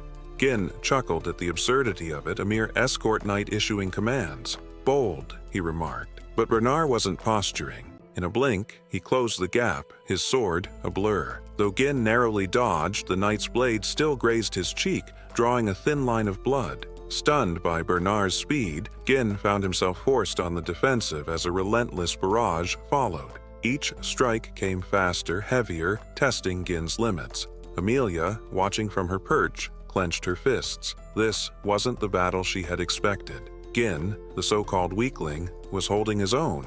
Yet, her confidence in Bernard didn't waver. In a swift counter, Gin locked blades with Bernard, pressing his sword dangerously close to the knight's throat. But before he could deliver the final strike, Bernard twisted away, ensnaring Gin's weapon with his arm in a seamless maneuver. He countered with the same technique Gin had used earlier. Gin smirked, thinking he could disarm Bernard again. But this time the outcome was different. The knight's body pulsed with mana reinforcement, his grip unbreakable. With a chilling calm, Bernard declared, "Your trick won't work twice." Then, with sheer force, he slammed Gin to the ground. Wasting no time, he surged forward to capitalize on his advantage. Gin, however, recovered swiftly. He deflected the incoming strike and leapt back, putting distance between them. His mind raced. Bernard's mana infusion was giving him an undeniable physical edge. Bernard, too, was reevaluating. "You're not the man the rumors spoke of," he admitted. One couldn't truly know an opponent's strength until clashing blades with them. He studied Gin's movements, noting the lack of formal technique. "Your swordsmanship, it's not polished, not trained, more like refined through bloodshed, barbaric even." He tossed Gin's sword aside, shaking his head. "This wild style may work on the battlefield, but here it ends now." Gin, breathing heavily, remained silent. He knew the tide was turning against him. Bernard's precise thrusts disrupted his rhythm, targeting vital points with uncanny accuracy. The knight's larger frame, combined with his honed skill, created a suffocating advantage. Realizing he was up against someone beyond his current level, Gin made his move. Raising his hand, he revealed a thin mana thread wrapped around his wrist. "Your time's running out too," he murmured. He yanked the thread. Bernard, unfamiliar with the technique, hesitated. A mere fraction of a second, but enough. Gin exploited the opening, smashing the hilt of his sword against the back of Bernard's head. The knight staggered, his stance breaking. Gin followed up with a brutal knee to Bernard's face, leaving him momentarily dazed. Bernard's mind reeled. How had Gin positioned his weapon so perfectly? Amelia shouted his name, but before he could respond, Gin pressed forward, sword poised for the final blow. Yet, to his surprise, Bernard blocked the strike at the last second. With a powerful counter, he shoved Gin back. Their duel, fierce and unrelenting, reached a tipping point. Bernard turned to Amelia, his voice steady. "Leave the room," he instructed. "I can't guarantee your safety anymore." Determination burned in his eyes as he tightened his grip on his weapon. "Now, I'll fight at my best." Gin, unshaken, grinned. "That's exactly what I was hoping for," he said, eyes gleaming. "It's been a long time since I had this much fun." The scene shifted to Amelia, storming out of the room with her cat in tow. Humiliation burned within her as she replayed the encounter with Gin. How had he uncovered the truth about the Merchant Guild? It had to be an inside leak. There was no other way he could have known such details. Frustration gnawed at her, but as she ran, she begrudgingly admitted that the rumors of Gin slaying orcs and rescuing his younger sister from assassins were likely true. Even so, she remained convinced that much of his reputation was built on luck and exaggeration. As she turned a corner expecting to see her stationed guards, she instead froze in shock. The guards lay unconscious on the ground, and standing amid them was a hooded woman. The stranger turned, a faint smile playing on her lips. "It's been a while, hasn't it?" The hood fell back, revealing Belinda. Startled, Amelia demanded an explanation, but before she could react, Belinda moved with lightning speed. In an instant, she was beside Amelia, a blade pressing against her throat. "Silence," Belinda commanded, her tone calm but unyielding. Amelia stiffened, unable to believe what was happening. Belinda's gaze flickered to the spider clinging to Amelia's lips. With practiced ease, she plucked it away, her expression unreadable. "I overheard Count Persium and Count Rold during the engagement ceremony," she mused. "Your siblings always mocked your love for spiders, didn't they? You raised them to get revenge, yet you still wear one. Is it a symbol of overcoming the past, or simple defiance?" Without waiting for an answer, she tossed the spider to the ground and crushed it under her heel with a sharp crunch. "Either way, it doesn't suit you." Her tone remained unsettlingly composed as she leaned in. "Now, cooperate." Back in the room, the clash between Jin and Bernard continued. Gin's instincts sharpened as he sensed the shift in the air. Bernard was now releasing an overwhelming amount of mana. The knight's gaze locked onto him with disdain. "You called me entertaining," Bernard sneered. "Only a lowly mercenary would speak like that." He tightened his grip on his weapon. "You are unworthy of calling yourself a noble, let alone one who serves a mistress." Gin's eyes narrowed. "You're an escort knight, Bernard. Don't overstep." With that, Bernard lunged. His strikes came in a blur, rapid, precise, relentless. Gin barely managed to parry, each impact growing harder to deflect. The knight's expression remained firm. "A noble must carry dignity," he stated, his attacks intensifying. Gin gritted his teeth. This was getting dangerous. "Enough of this," he growled. Summoning his strength, he twisted his sword to deflect Bernard's blade and aimed a decisive thrust toward the knight's head. But Bernard reacted instantly, redirecting the attack and forcing Gin to retreat. Then, with blinding speed, Bernard drove his sword forward, his blade slicing into Gin's shoulder. The knight's confidence wavered when he realized what had happened. Gin had deliberately taken the hit, using the impact to knock Bernard's blade aside and create an opening. Without hesitation, he struck back. Bernard barely blocked in time, the narrow escape making him reassess his opponent. Tightening his stance, Bernard locked down Gin's sword, then delivered a brutal kick, sending him backward. "This is the difference between a true warrior and someone who treats battle as entertainment," he said coldly. Gin, breathing heavily, couldn't help but smirk. Despite the pressure, the fight exhilarated him. Bernard had the upper hand. His speed, reach, and relentless strikes kept Gin on the defensive. Every attempt to counter was shut down. Then, in a deceptive maneuver, Bernard locked their swords together. On the surface, it appeared they were evenly matched, but Gin knew the truth. His current mana reserves weren't enough to overpower Bernard's superior strength. The situation was dire. As Bernard surged forward again, Gin made his decision. This fight needed to end. Bernard had accounted for nearly every variable, except one. Drawing upon his third mana core, Gin unleashed an explosive surge of energy. The room trembled as his strength skyrocketed. When their blades met again, the force of his strike sent Bernard's sword crashing downward, wrenching it from his grip.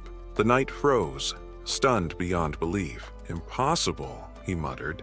Before he could recover, Gin raised his sword, ready to end the fight. But then, "Stop!" Gin turned his head. Amelia stood nearby, fury radiating from her expression. "Take the 10,000 gold and leave," she snapped. Irritated, Gin lowered his weapon and took a step back. "Would have been easier if you just handed it over when I asked nicely," he remarked dryly.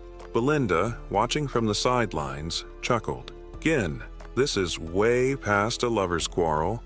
Gin shrugged. "Just a difference of opinion." With a deliberate stride, he approached Amelia, resting his sword on his shoulder. His voice was calm but firm. "There's been a change of plans. The fee has doubled." His gaze locked onto hers. 20,000 gold. Amelia hurled a vase against the floor, the sharp crash echoing through the room as shards scattered in every direction. Bernard stood beside her, his head bowed slightly in apology. He admitted his failure. Jin was far stronger than expected. The rumors had vastly underestimated him. Bernard explained that Gin had unleashed mana surpassing even that of an advanced knight. Amelia's expression darkened. "He's changed," she said grimly. When Bernard cautiously suggested reporting this to Duke Deli's faction for development, Amelia reacted instantly. A sharp slap landed across his face. Grabbing his collar, she pulled him close, eyes blazing with fury. "Do you have any idea what kind of terror the Duke inspires?" she snapped. Exposing this incident would mean their doom. The alliance with Duke Deli was a dangerous, secret pact, one her father knew nothing about. The Duke had pledged his support for her rebellion, but only in return for her help in toppling Persium.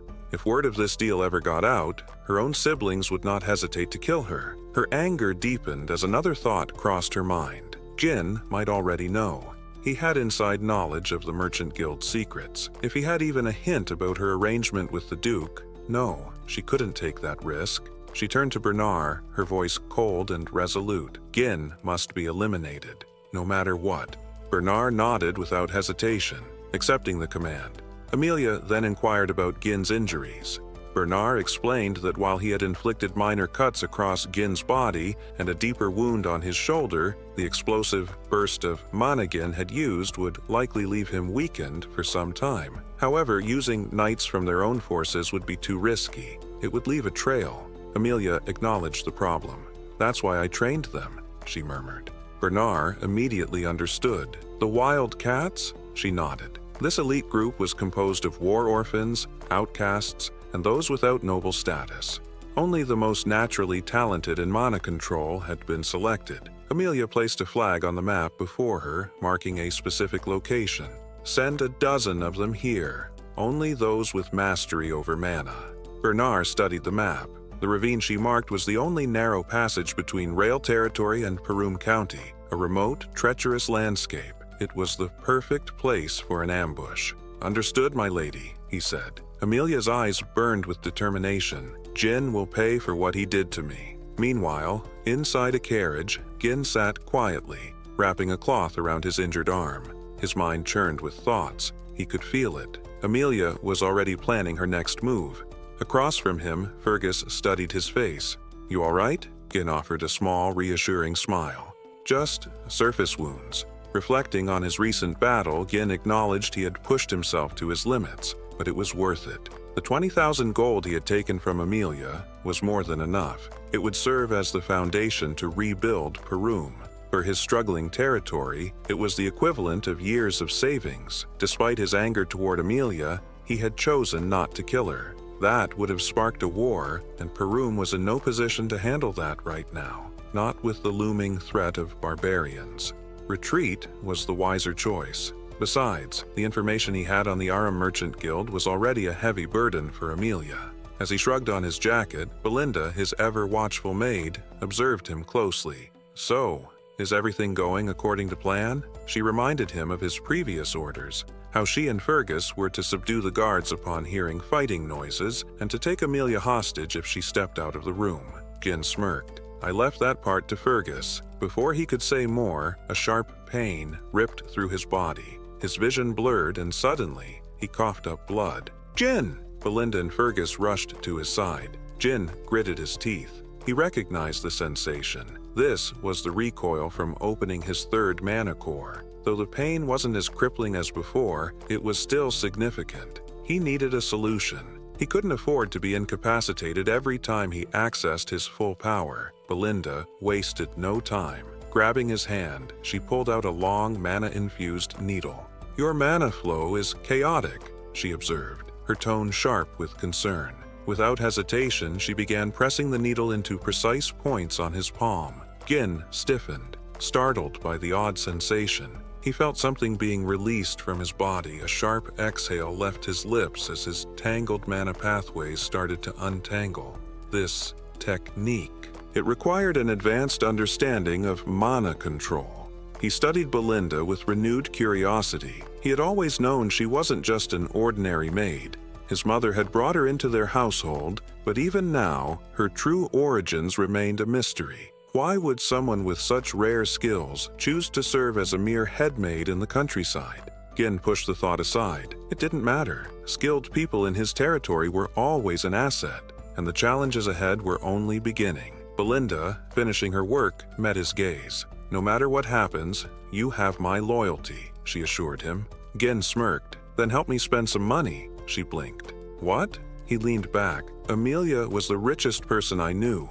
It made sense to take from her." Belinda and Fergus exchanged stunned looks. "You ended your engagement over that?" Belinda asked, incredulous. "If Count Rayfold finds out..." Gin waved her off. "Amelia won't tell her father, that much I know." Belinda huffed in frustration. "Then at least tell me what you plan to do with it." Gin's expression shifted. "I'm going to conquer the forest of beasts." Silence filled the carriage. Belinda's eyebrows shot up. Fergus scoffed. "That's been impossible since your great-grandfather's time." Gin merely smiled. "That's why we need him." Fergus hesitated before speaking. "The man you asked me to find, he's at the designated location, but..." He hesitated. "Gin, he's not stable, he's not in his right mind." Gin's eyes gleamed. "Doesn't matter. If he's alive, he's useful." Belinda crossed her arms. "You're in no condition to travel." Gin sighed. "You think Amelia will just let us walk away?" Belinda clenched her fist. "I can fight. So can Fergus," Gin agreed. "But this isn't about battle. It's about expertise, and for that, we're going to meet the vanguard." Their journey led them deep into the forest, where an old wooden house stood, abandoned and decayed. Belinda frowned. "Are you sure this is the place?" Fergus gave a firm nod. "This is the address." They knocked. The door creaked open, revealing a massive, disheveled man with long, unkempt hair. His bloodshot eyes studied them with suspicion. "Who the hell are you?" Belinda leaned toward Gin, whispering, "He looks like he's barely surviving." But Gin remained unfazed. The man scoffed, dismissing Gin as just another bored noble. "Go away," Gin's voice cut through the air. "Ex-captain of the Ratatosk mercenaries. Gillian." The man froze. Slowly, he turned back, eyes narrowing with a mix of caution and recognition. Gin smiled. "I've been looking for you." The group stood frozen in shock, struggling to process the revelation before them. The man they had believed to be a mere vagrant was none other than the former leader of the Ratatosk mercenaries, a once legendary force whose members were required to master nearly every weapon. Though the group had long since disbanded, their reputation endured, their name still whispered with reverence even in foreign lands. Without warning, Gillian suddenly hurled an axe straight at Gin. The blade missed by a hair's breadth, slicing through his jacket. Alarmed, the group instinctively drew their weapons, stepping in to defend their master. But Gillian, his expression dark and unreadable, demanded Gin state his purpose. Belinda, wary of Gillian's erratic behavior, urged Gin to retreat, warning him of the man's instability. Yet Gin remained unmoved. Instead, he uttered two words, "eternal punishment." At that, Gillian froze, his eyes widening. Gin then revealed that he knew the cure for the disease afflicting Gillian's daughter, describing the terrifying symptoms: relentless fever, bloodied coughs, and red spots spreading like flower petals across the skin. The illness was so excruciating that it had earned the name Eternal Punishment. Gin's voice was calm but firm as he asked Gillian if he was willing to listen. After a long pause, Gillian grudgingly stepped aside, allowing the group entry. Inside, agonized screams filled the air. Rachel, Gillian's daughter, writhed in pain upon her bed. As Gin observed her condition, he quickly determined that there was still time to act. Memories from his past life surfaced. He had once sought out Gillian to recruit him, but by the time he found him, it was too late. Rachel had died. Gillian had sold everything in a desperate bid to save her. And in his grief, he had ultimately taken his own life. The near-barren house, stripped of all but weapons, was proof that history was repeating itself. Rachel, sobbing, begged her father to end her suffering. Realizing there was no time to waste, Jin removed his jacket and announced that treatment would begin immediately. Before he could act, Belinda grabbed his shoulder, urging him to reconsider. She admitted she had no idea what he intended, but reminded him that priests had failed, declaring the disease a divine curse. How could he possibly succeed where holy power had failed? Gin brushed her hand aside, unwavering. He assured her he could save Rachel. Belinda remained skeptical, calling out once more. Gin turned to face her, reminding her of the promise she had made to trust him. The reminder silenced her hesitation. Without further delay, Gin handed her a list of medicinal herbs and instructed her to procure them at once. Though surprised by the requested ingredients, Belinda obeyed, swiftly returning with the necessary supplies. Survival, for mercenaries like Jillian, often depended on knowledge. Though eternal punishment was deemed incurable in the present, Gin knew that a cure would be discovered in the future. Armed with this foresight, he prepared to put it into practice. The remedy itself was surprisingly simple to create, though obtaining its key component, the rare and costly fairy's blessing, was the greatest challenge. With precise movements, Gin finely chopped the herbs, packed them tightly into a bottle, and submerged them in distilled alcohol. He shook the mixture thoroughly, letting it settle before adding the remaining ingredients and stirring them together. The final product glowed with an eerie purple hue. Gin handed the vial to Jillian, instructing him to administer the medicine to Rachel immediately. Desperate and out of options, Jillian complied. Within moments, the red splotches on Rachel's skin began to fade. The group stood in stunned silence, barely able to believe what they were witnessing.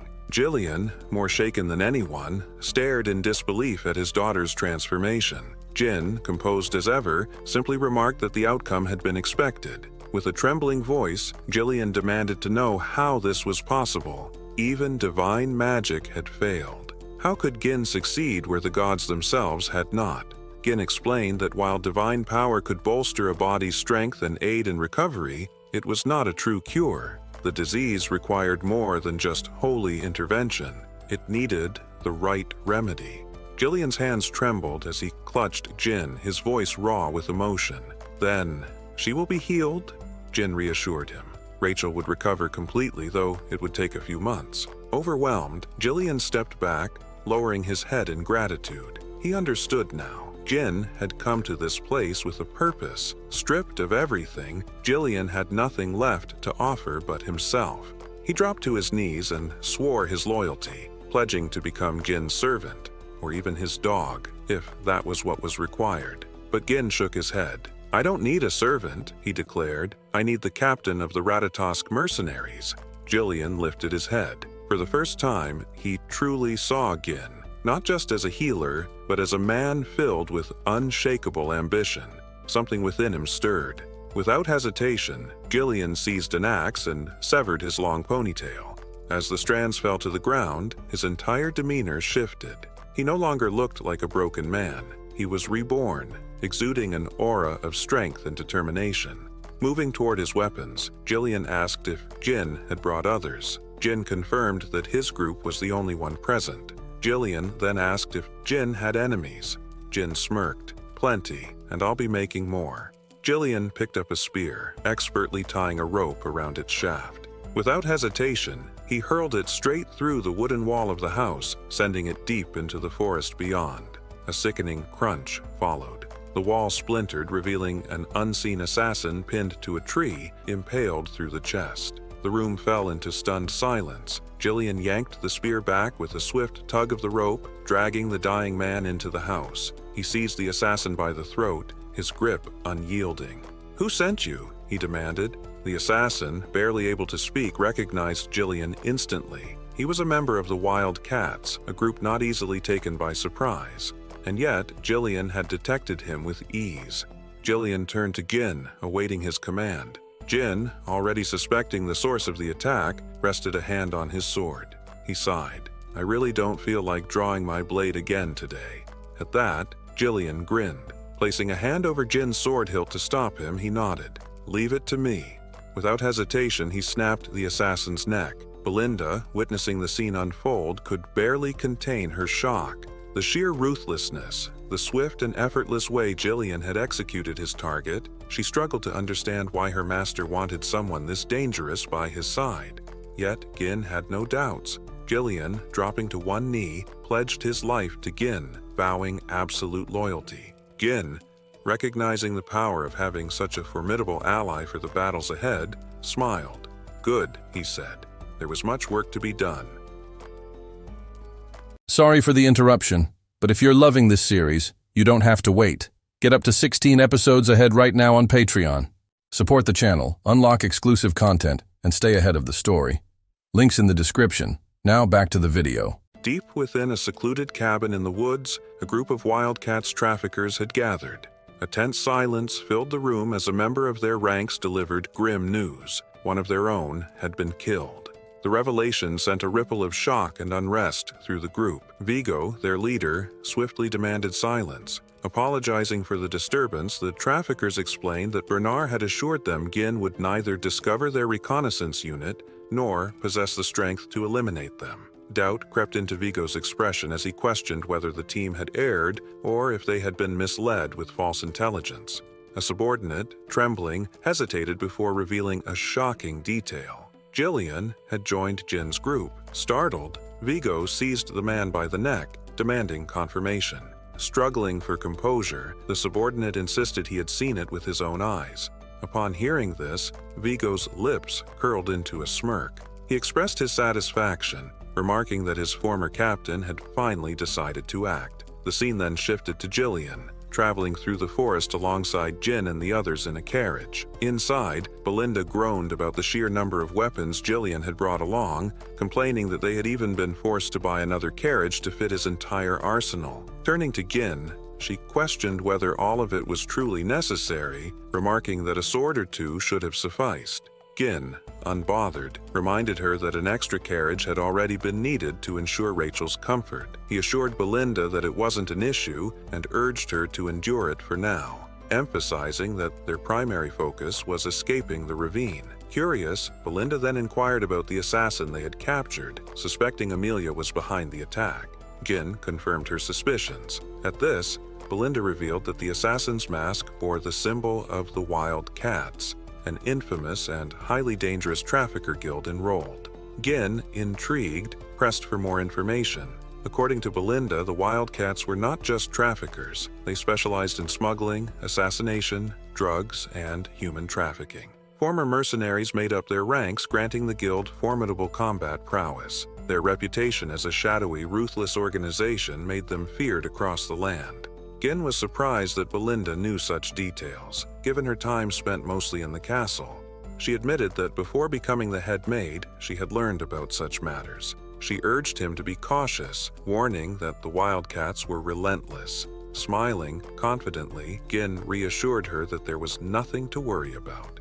They had Jillian on their side. Just as the words left his mouth, something stirred beneath the ground. As their carriage rolled forward, figures emerged from the earth, swiftly closing in on them. Jillian immediately sensed their presence. In an instant, the Wildcats attacked, launching a surprise ambush. Jillian reacted swiftly, drawing both an axe and a sword to parry their strikes. With precision, he severed one assailant's hand before driving his axe into another's chest. Before the wounded attacker could retaliate, Jillian ruthlessly tore his head apart, leaving both bodies crumpled lifelessly to the ground. Before he could recover, more Wildcats sprang into action. Ropes were released, triggering massive trees to topple onto the carriage. Belinda shouted a warning.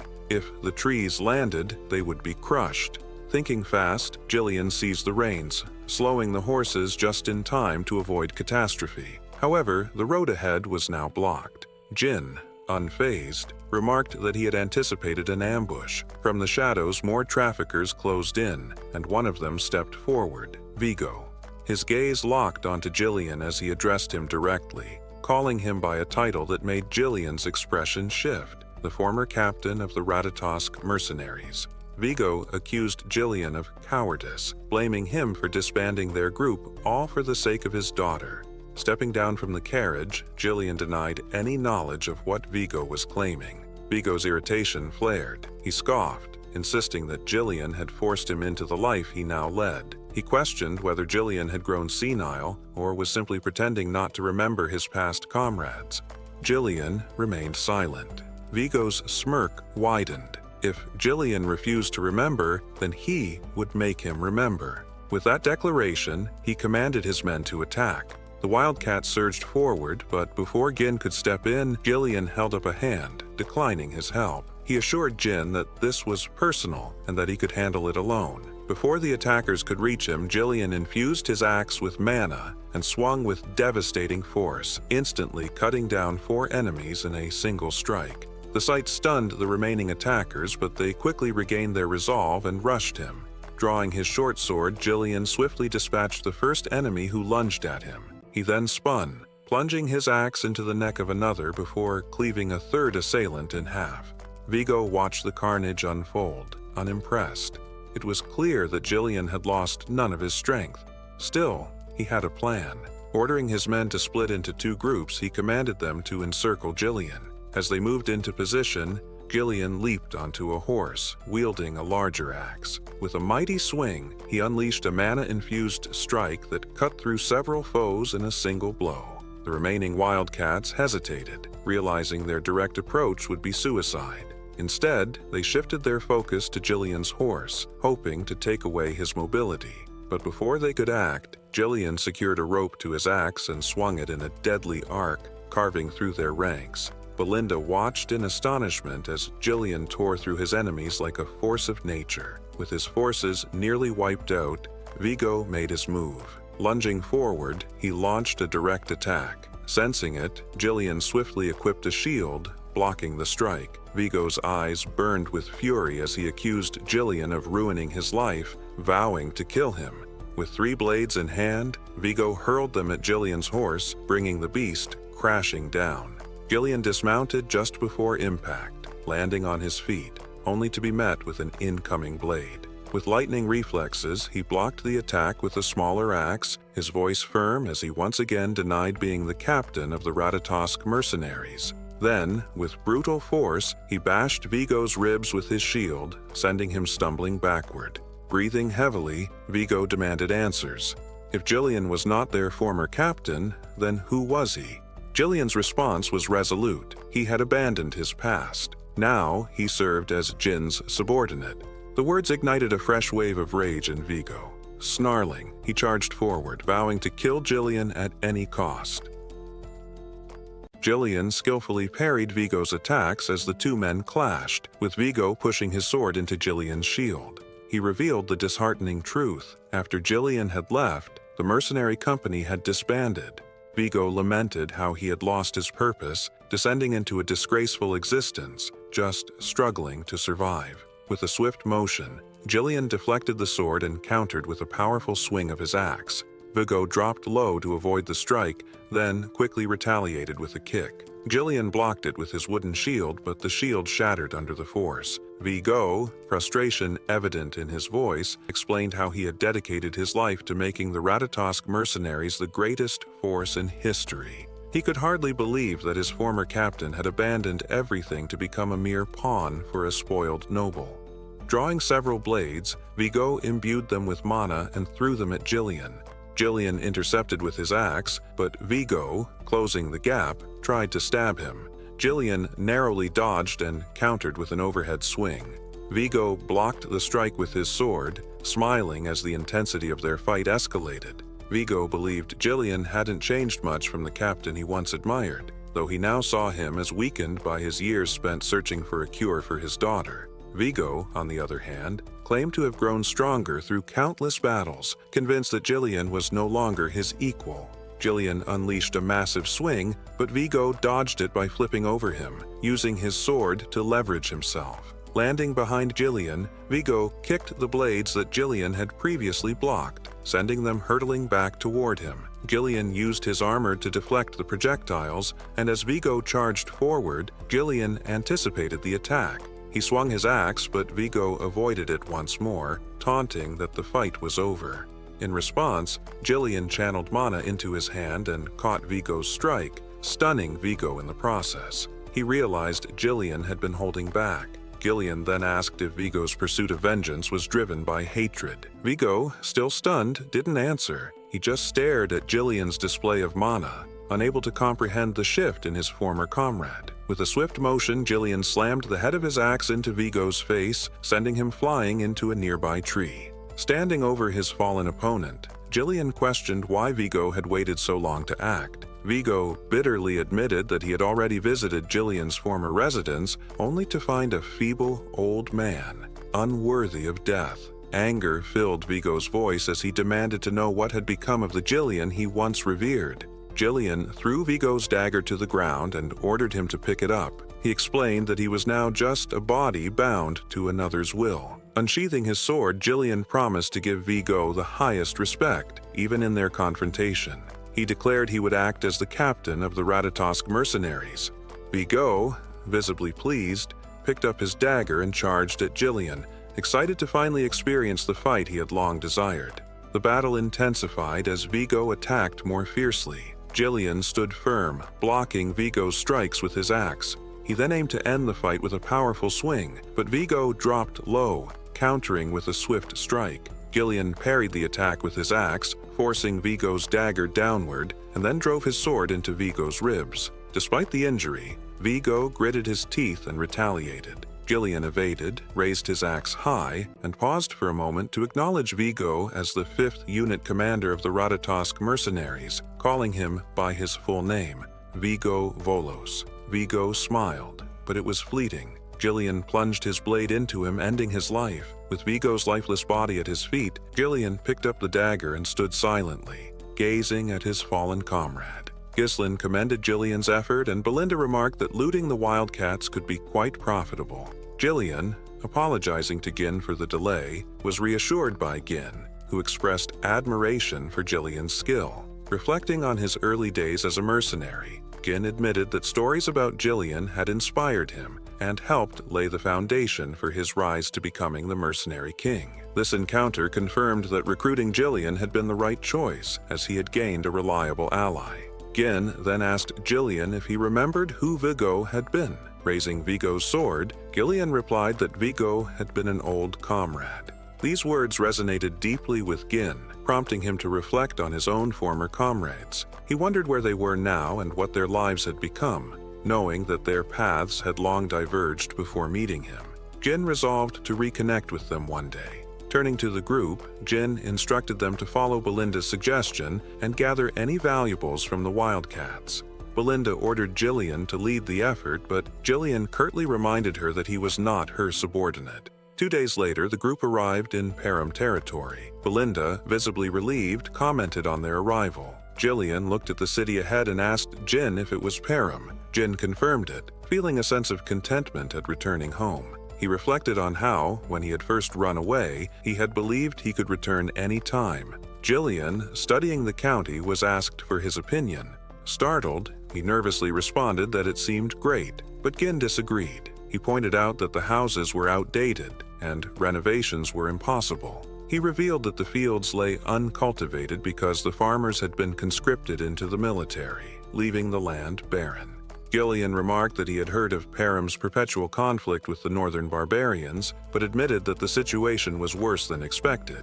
Gin affirmed the dire circumstances but expressed determination to fix the issues. Turning to Gillian, he declared that he needed his strength to make it happen.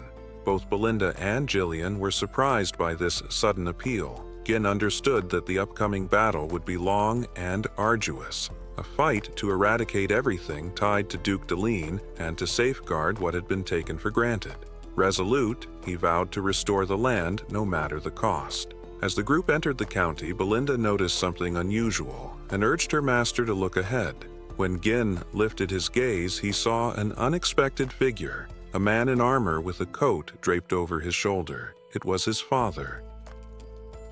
At Persium Castle, a tense discussion unfolded as a group of men gathered before the Count. The topic at hand was a surprising one. He proposed reducing their forces. Shock rippled through the room. One man immediately objected, arguing that maintaining the front lines would become nearly impossible with fewer troops. Another suggested seeking aid from the Rold family, but the general administrator delivered grim news. The Rolds had not only cut financial support, but were also amassing soldiers and stockpiling supplies instead. This revelation left the knights visibly unsettled. Another pressing issue was raised: the need for funds to rebuild the Forest of Beast garrison, recently ravaged in battle against the orcs. One knight pointed out that reducing their military strength wouldn't ease their financial burdens enough to justify the risks. Jin observed the heated debate, unsurprised by the tension. Among those present were Randolph, the stern and commanding knight captain, Albert, the bearded and ever-serious treasurer, and Homer, the composed but pragmatic general administrator. As the debate raged on,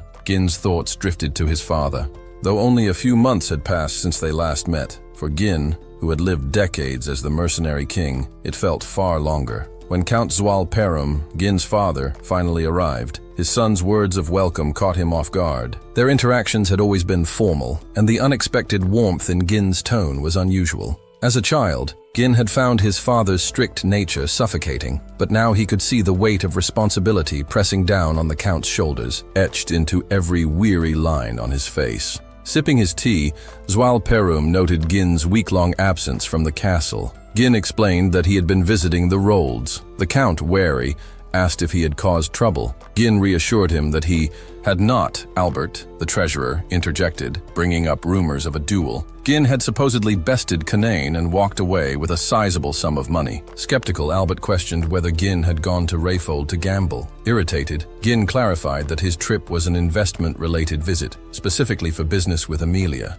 Homer, ever the voice of caution, reminded Gin of his responsibilities as Perum's future ruler, urging him to conduct himself with care. Gin, maintaining his composure, acknowledged the advice but dismissed any need for concern. Homer, however, grew more frustrated, sensing that Gin was disregarding his words entirely. At that moment, Zual set down his tea, instructing his subordinates to drop the subject. He then turned to Gin and, with a curious expression, mentioned hearing about some good trouble his son had caused. Gin, puzzled, waited for an explanation. Zual then asked if it was true that he had executed Jamal and Philip for attempting to sell Elena. The mention of those disloyal knights surprised Gin. Before he could respond, Randolph, the knight captain, scoffed at the idea that Gin could have single-handedly defeated them. He speculated that they must have turned on each other, and Gin had simply delivered the final blow. Gin recognized Randolph's disapproval. Despite the knight's treachery, their deaths at Gin's hands unsettled the captain. To avoid unnecessary conflict,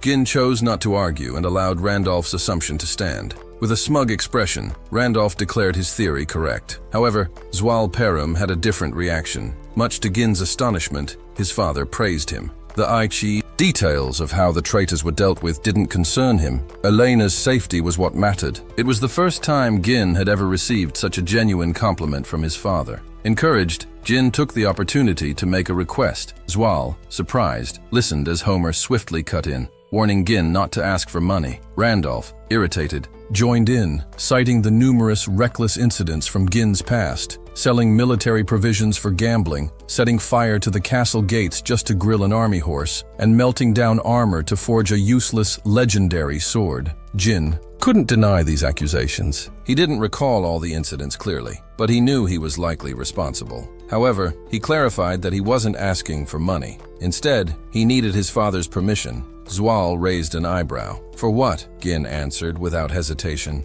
"I want to pioneer the Forest of Beasts." Silence fell over the room. Shocked expressions surrounded him. Later that evening, Gin reclined in his quarters, recounting the scene with amusement. Unsurprisingly, his father had denied his request, reacting with alarm and shouting at him. Belinda, unfazed, remarked that such a response was inevitable. The forest was infamous, teeming with monsters and offering nothing of value in return. Turning to Gillian, Gin asked if he had heard the plan. Gillian nodded, recalling that Gin intended to use the money from Amelia to fund the venture. However, he warned that the Forest of Beasts was no ordinary danger zone. It was a death trap. No one who entered had ever returned alive. Its terrifying reputation stretched far beyond Perum, but Gin was unfazed. With a calm smile, he assured his guard that he knew exactly what he was getting into. "Then why risk it?" Belinda pressed. Gin merely smirked.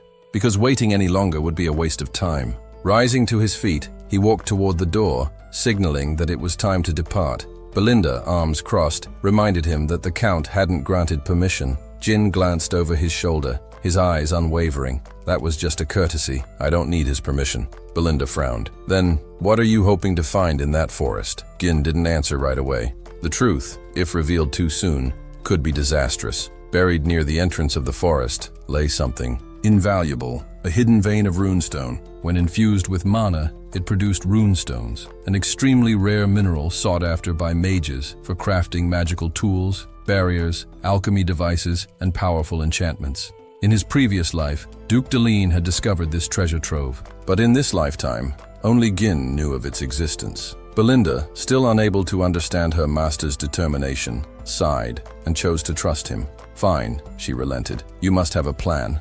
Jillian, ever loyal, reassured Gin of his commitment. Gin nodded. Belinda, head to the nearest guild and hire 200 mercenaries. Belinda's eyes widened. 200? You're willing to spend that much after nearly dying to earn it? Jillian, frowning, warned of the dangers of hiring mercenaries in large numbers.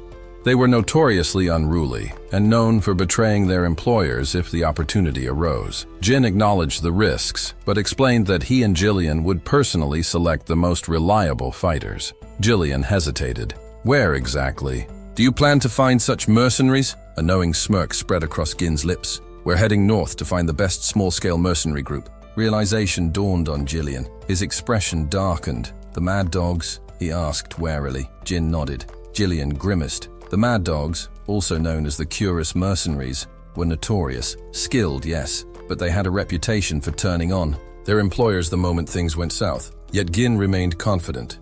We're going to put a leash on the Mad Dogs. Soon after, Jillian led Gin's horse toward the outskirts of Zimbar territory, where the Curious Mercenaries were based. From a distance, a mercenary spotted them approaching and alerted his companion. The second man laughed. Poor bastards. They have no idea what they're walking into. He took a second look through his spyglass and realized one of the approaching figures was a noble. His grin widened. A noble, huh? This'll be easy money. His amusement was cut short as a hand suddenly grabbed him. A scream of pain erupted, startling the camp. Jillian had seized the mercenary, lifting him effortlessly with one hand. The man cursed, demanding to know what was happening, until Jillian hurled him into the ground with bone-crushing force. Remaining mercenaries erupted in outrage. One stepped forward, swinging a spiked chain. You must be feeling brave with a noble behind you, he sneered, but you won't be leaving here alive. At that moment, another voice cut through the commotion. Jin, still seated on his horse, gazed down at them with cold authority. Shut up and fetch your captain. The mercenary scoffed at the demand, spinning his chain in a show of defiance. With a sneer, he taunted Gin, calling him a pampered noble brat who needed a lesson in responsibility. Without hesitation, he hurled the spiked chain toward Gin, only for something to intercept it midair. A dagger struck the chain, halting its momentum and sending the spiked ball crashing to the ground. The one responsible was Jillian, his blade lodged firmly between the links. The mercenary's eyes widened in shock as Jillian twisted the dagger, further entangling the weapon. Jin smirked at the display. Words alone won't be enough, he remarked. Handle this, Jillian, but no fatalities. Acknowledging the order, Jillian seized the chain and yanked hard. The mercenary had no time to react before he was sent hurtling toward him. As he came within reach, Jillian struck him in the stomach with the spiked ball. The man howled in pain, collapsing to his knees. His comrades erupted in rage at the sight, shouting that Jillian's status as a noble servant meant nothing to them. Without a word, Jillian twisted his dagger deeper into the chain, using it as leverage to hoist the injured mercenary into the air. With a powerful throw, he sent the man crashing into the approaching group, knocking several off their feet. The remaining mercenaries hesitated, stunned by his strength. From atop his horse, Gin sighed. How much longer are you going to keep me waiting? He asked, his tone laced with impatience. Dismounting, he ordered them to summon their captain. Before they could move, a voice cut through the tension. What's all this commotion? The mercenaries instinctively parted, making way for a man with fiery red hair and an imposing presence. He exuded authority, his sharp gaze sweeping over the scene. I'm Ka, he introduced himself, captain of the Cerberus mercenaries. Now tell me, why are you looking for me? Gin found the question absurd. Isn't it obvious? He said flatly. I have a job for you. Ka raised an eyebrow. You attack my men and then expect me to listen to a request? He scoffed. A noble should know better manners. Gin merely smiled. "This is how I greet people," he replied. "It's the most effective way to tame them." Ka let out a chuckle. "Then I wonder what would happen if you greeted us twice." The scene shifted to Ka's tent, where he sat across from Gin and Gillian, surrounded by his men. Leaning back, he folded his arms. "All right, let's hear it. What exactly do you want?" Gin's answer was simple. "I want to hire your mercenary group to pioneer the forest of beasts." Silence fell over the room. Then, incredulous laughter erupted from Ka's men. "Did he just say the forest of beasts?" one mercenary muttered. "That place is suicide," another added. They exchanged uneasy glances. The forest was infamous, teeming with deadly creatures and bordering Persium territory. No sane man would willingly venture there. Ka, however, remained composed. "Tell me," he said, his voice measured, "what kind of person must you be to even consider disturbing such a place?" Gin leaned forward, his expression unchanging. "The young lord of Persium." The tent burst into laughter. Ka and his men could hardly believe it. The infamous young lord from the rumors was sitting before them, calmly asking for their help with a suicidal mission. Wiping a tear from his eye, Ka smirked. "You really have no idea what that forest is like, do you?" He shook his head. "Sheltered nobles like you don't belong there." He gestured to his men, who immediately raised their weapons. Gillian tightened his grip on his axe, ready to fight. But Gin remained unbothered. Instead, he fixed his gaze on Ka. "Are you afraid?" he asked. The question caught Ka off guard. Then, his smirk returned. "Disappointed," he corrected. "I've heard stories about the Cerberus mercenaries' skills, but now I see they were nothing but exaggerations." Ka placed a boot on the table between them. "Listen, noble brat. Mercenaries don't take jobs without worthwhile rewards." Gin's expression darkened. "The weak always make excuses." Ka's amusement faded. "You're really ruining the mood," he muttered. "But since I'm in a good mood, I'll let you walk away. You just need to compensate us for this little disturbance."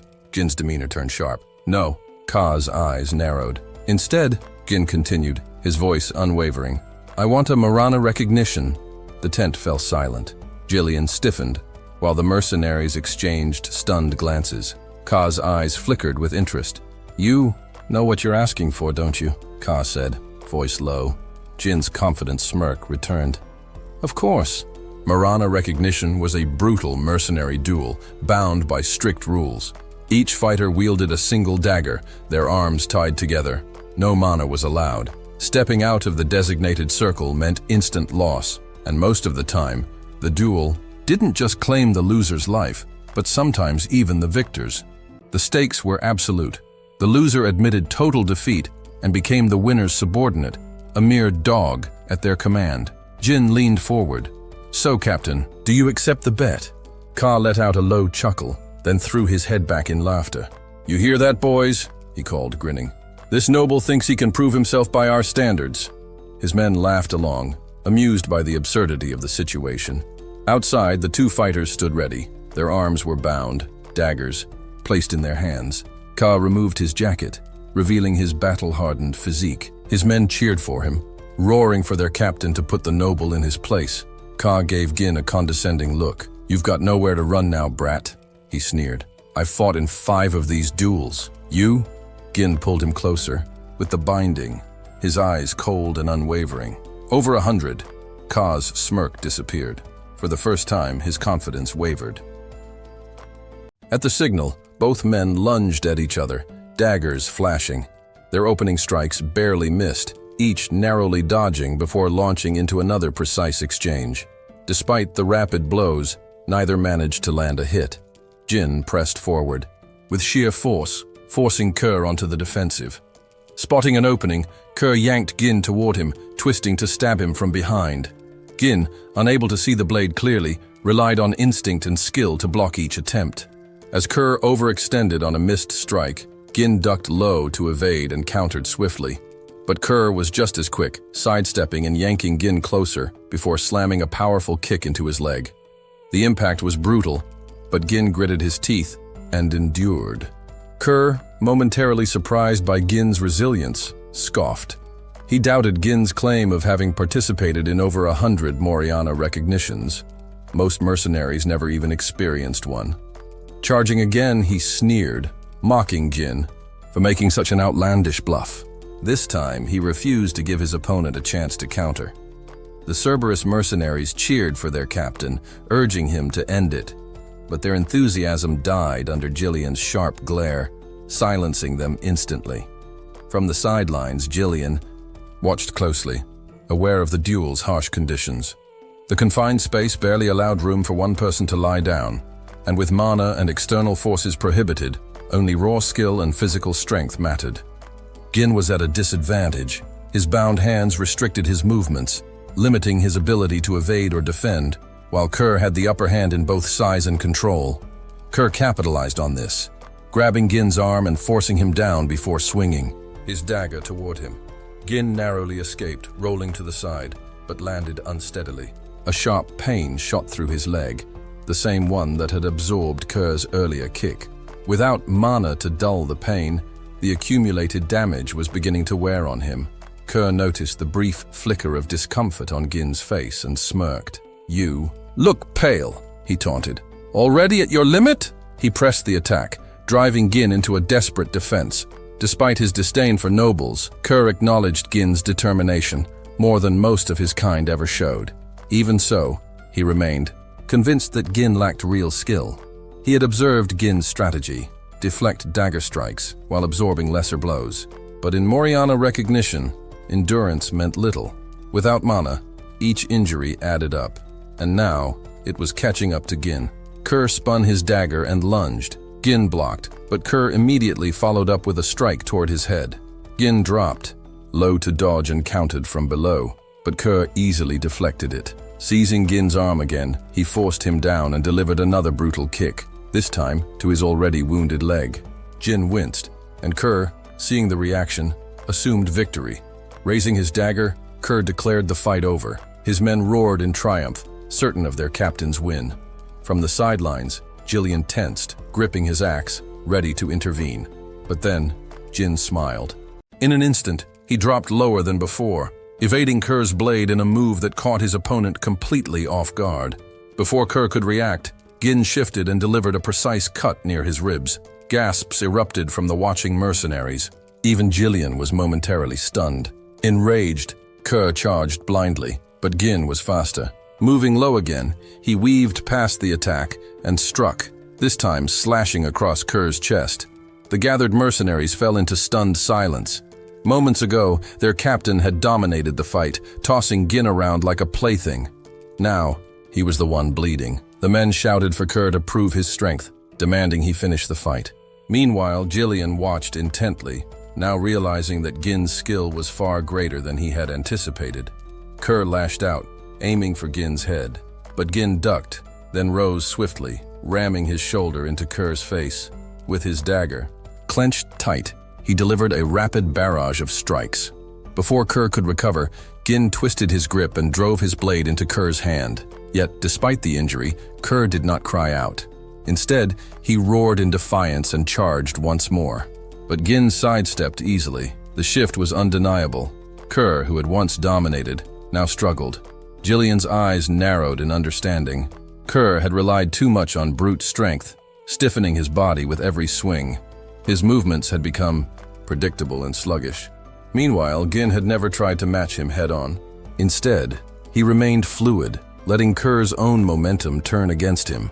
Recognizing the inevitable outcome, Jillian quietly rested his axe back in its sheath. Kerr panted, his stance unsteady. His men jeered, telling him to stop playing and finish. Gin, watching his opponent struggle, nodded in approval.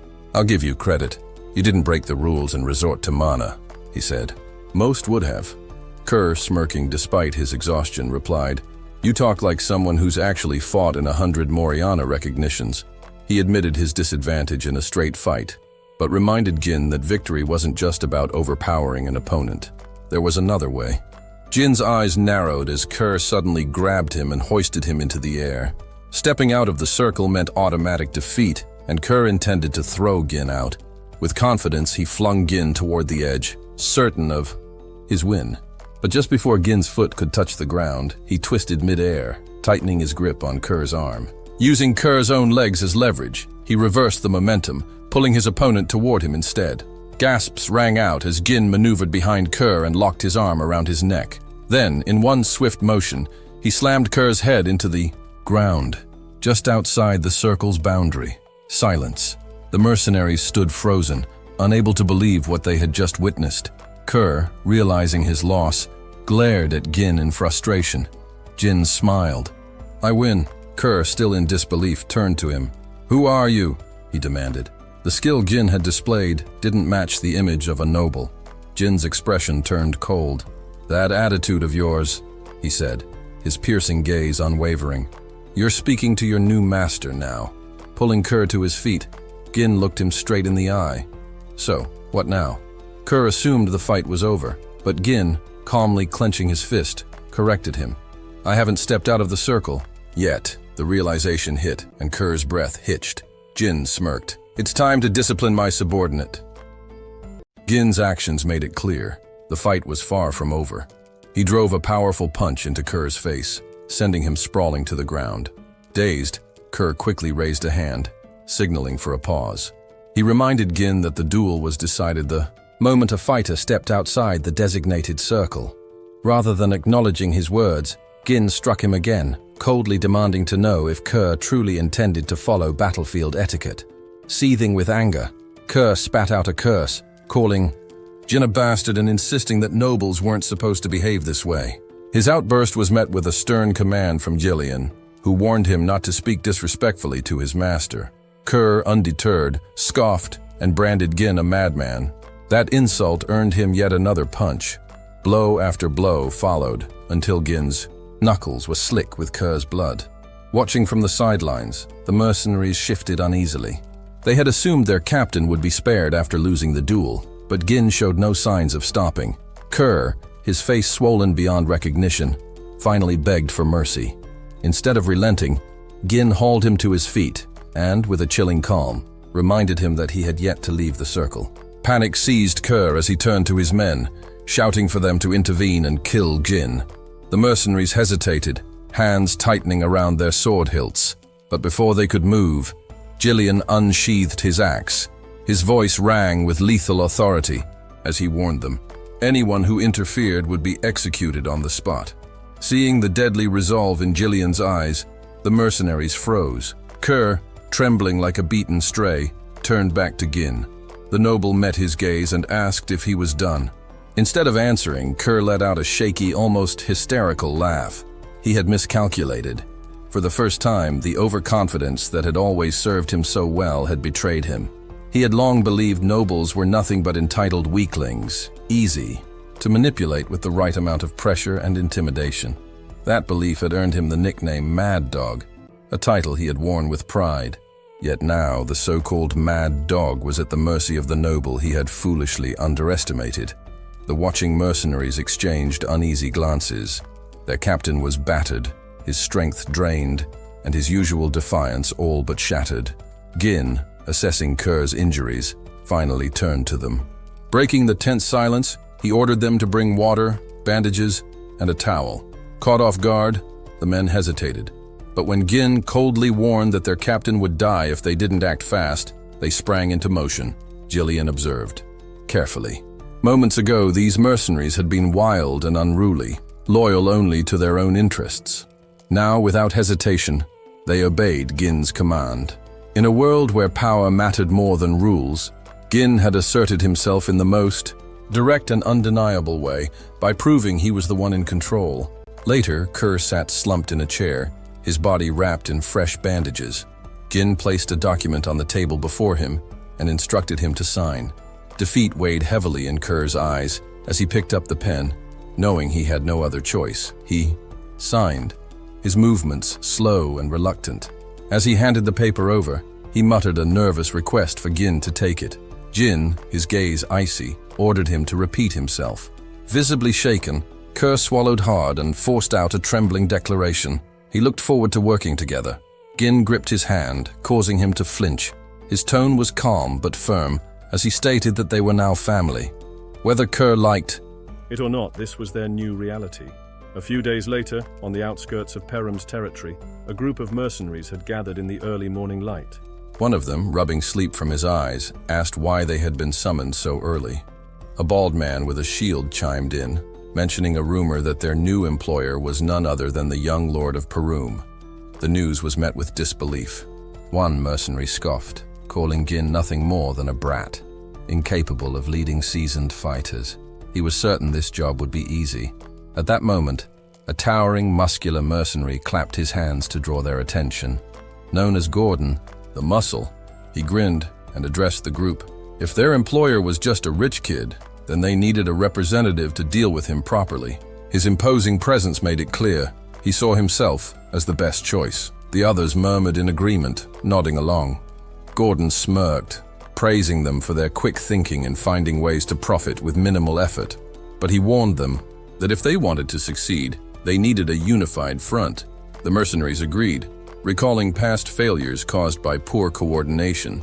The bald man asked how Gordon planned to handle things, and Gordon explained that knowing one's boundaries was key.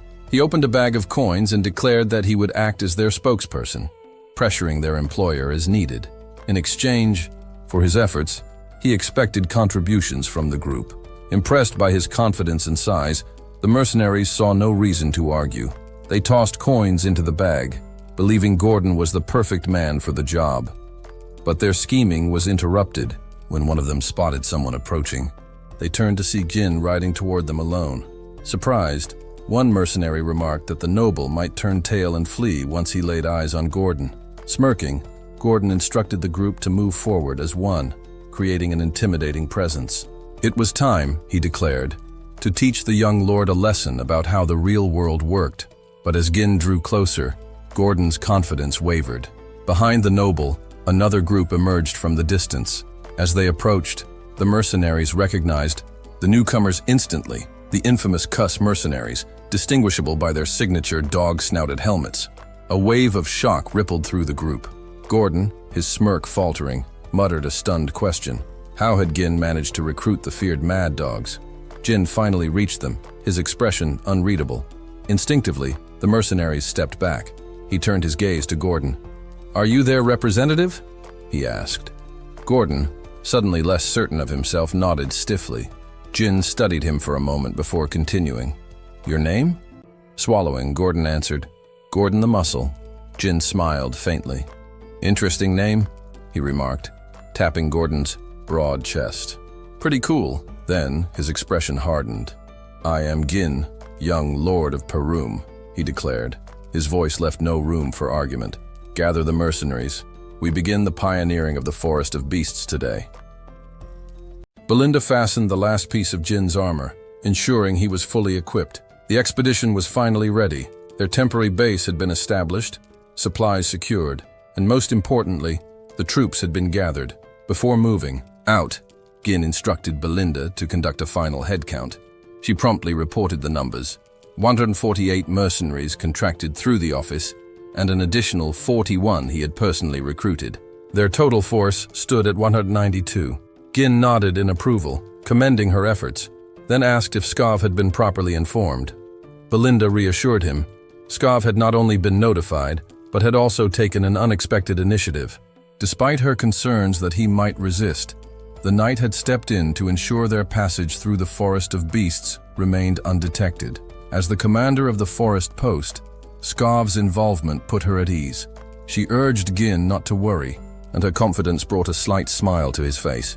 Without further delay, Gin summoned the mercenaries and addressed them. "The land ahead is ours to claim," he declared. "I know you've heard the rumors about this forest. It's a place of unknown dangers, filled with creatures beyond imagination. But I refuse to let fear stop us. We will conquer it." A murmur spread through the ranks. The mention of the Forest of Beasts unsettled the mercenaries. Whispers of dread filled the air. Some claimed they hadn't been warned about such dangers. Others feared for their lives. Belinda stepped forward and silenced them with a sharp glare. "Do not interrupt your leader," she commanded. Jin, unfazed, offered an ultimatum. Anyone unwilling to proceed could withdraw, no questions asked. However, if they succeeded in this mission, he promised to pay them triple their current wages. A stunned silence followed. The offer was almost too good to be true. Belinda, stepping closer, leaned in and whispered, "Master, we've already spent everything on preparations." "How do you plan to pay them?" Gin remained composed. "A promise like this is necessary to keep morale high," he said. He was confident in their success. The rewards would come in time. "Do you trust me?" he asked. She exhaled, knowing she had no choice. "I do." Nearby, Kerr turned to Jillian. "Our master's lost his mind," he muttered. "How does he expect to pay up?" Jillian smirked. "He always has a plan."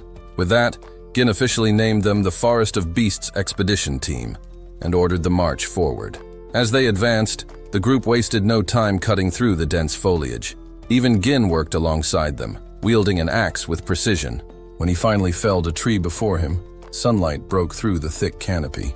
Raising his hand, he directed the men. "Clear the path ahead," he commanded. "Chop the fallen trees into logs, load them onto the carriages, and dig out the stumps." Jin had prepared well. In his past life, he had obtained a forest of beasts.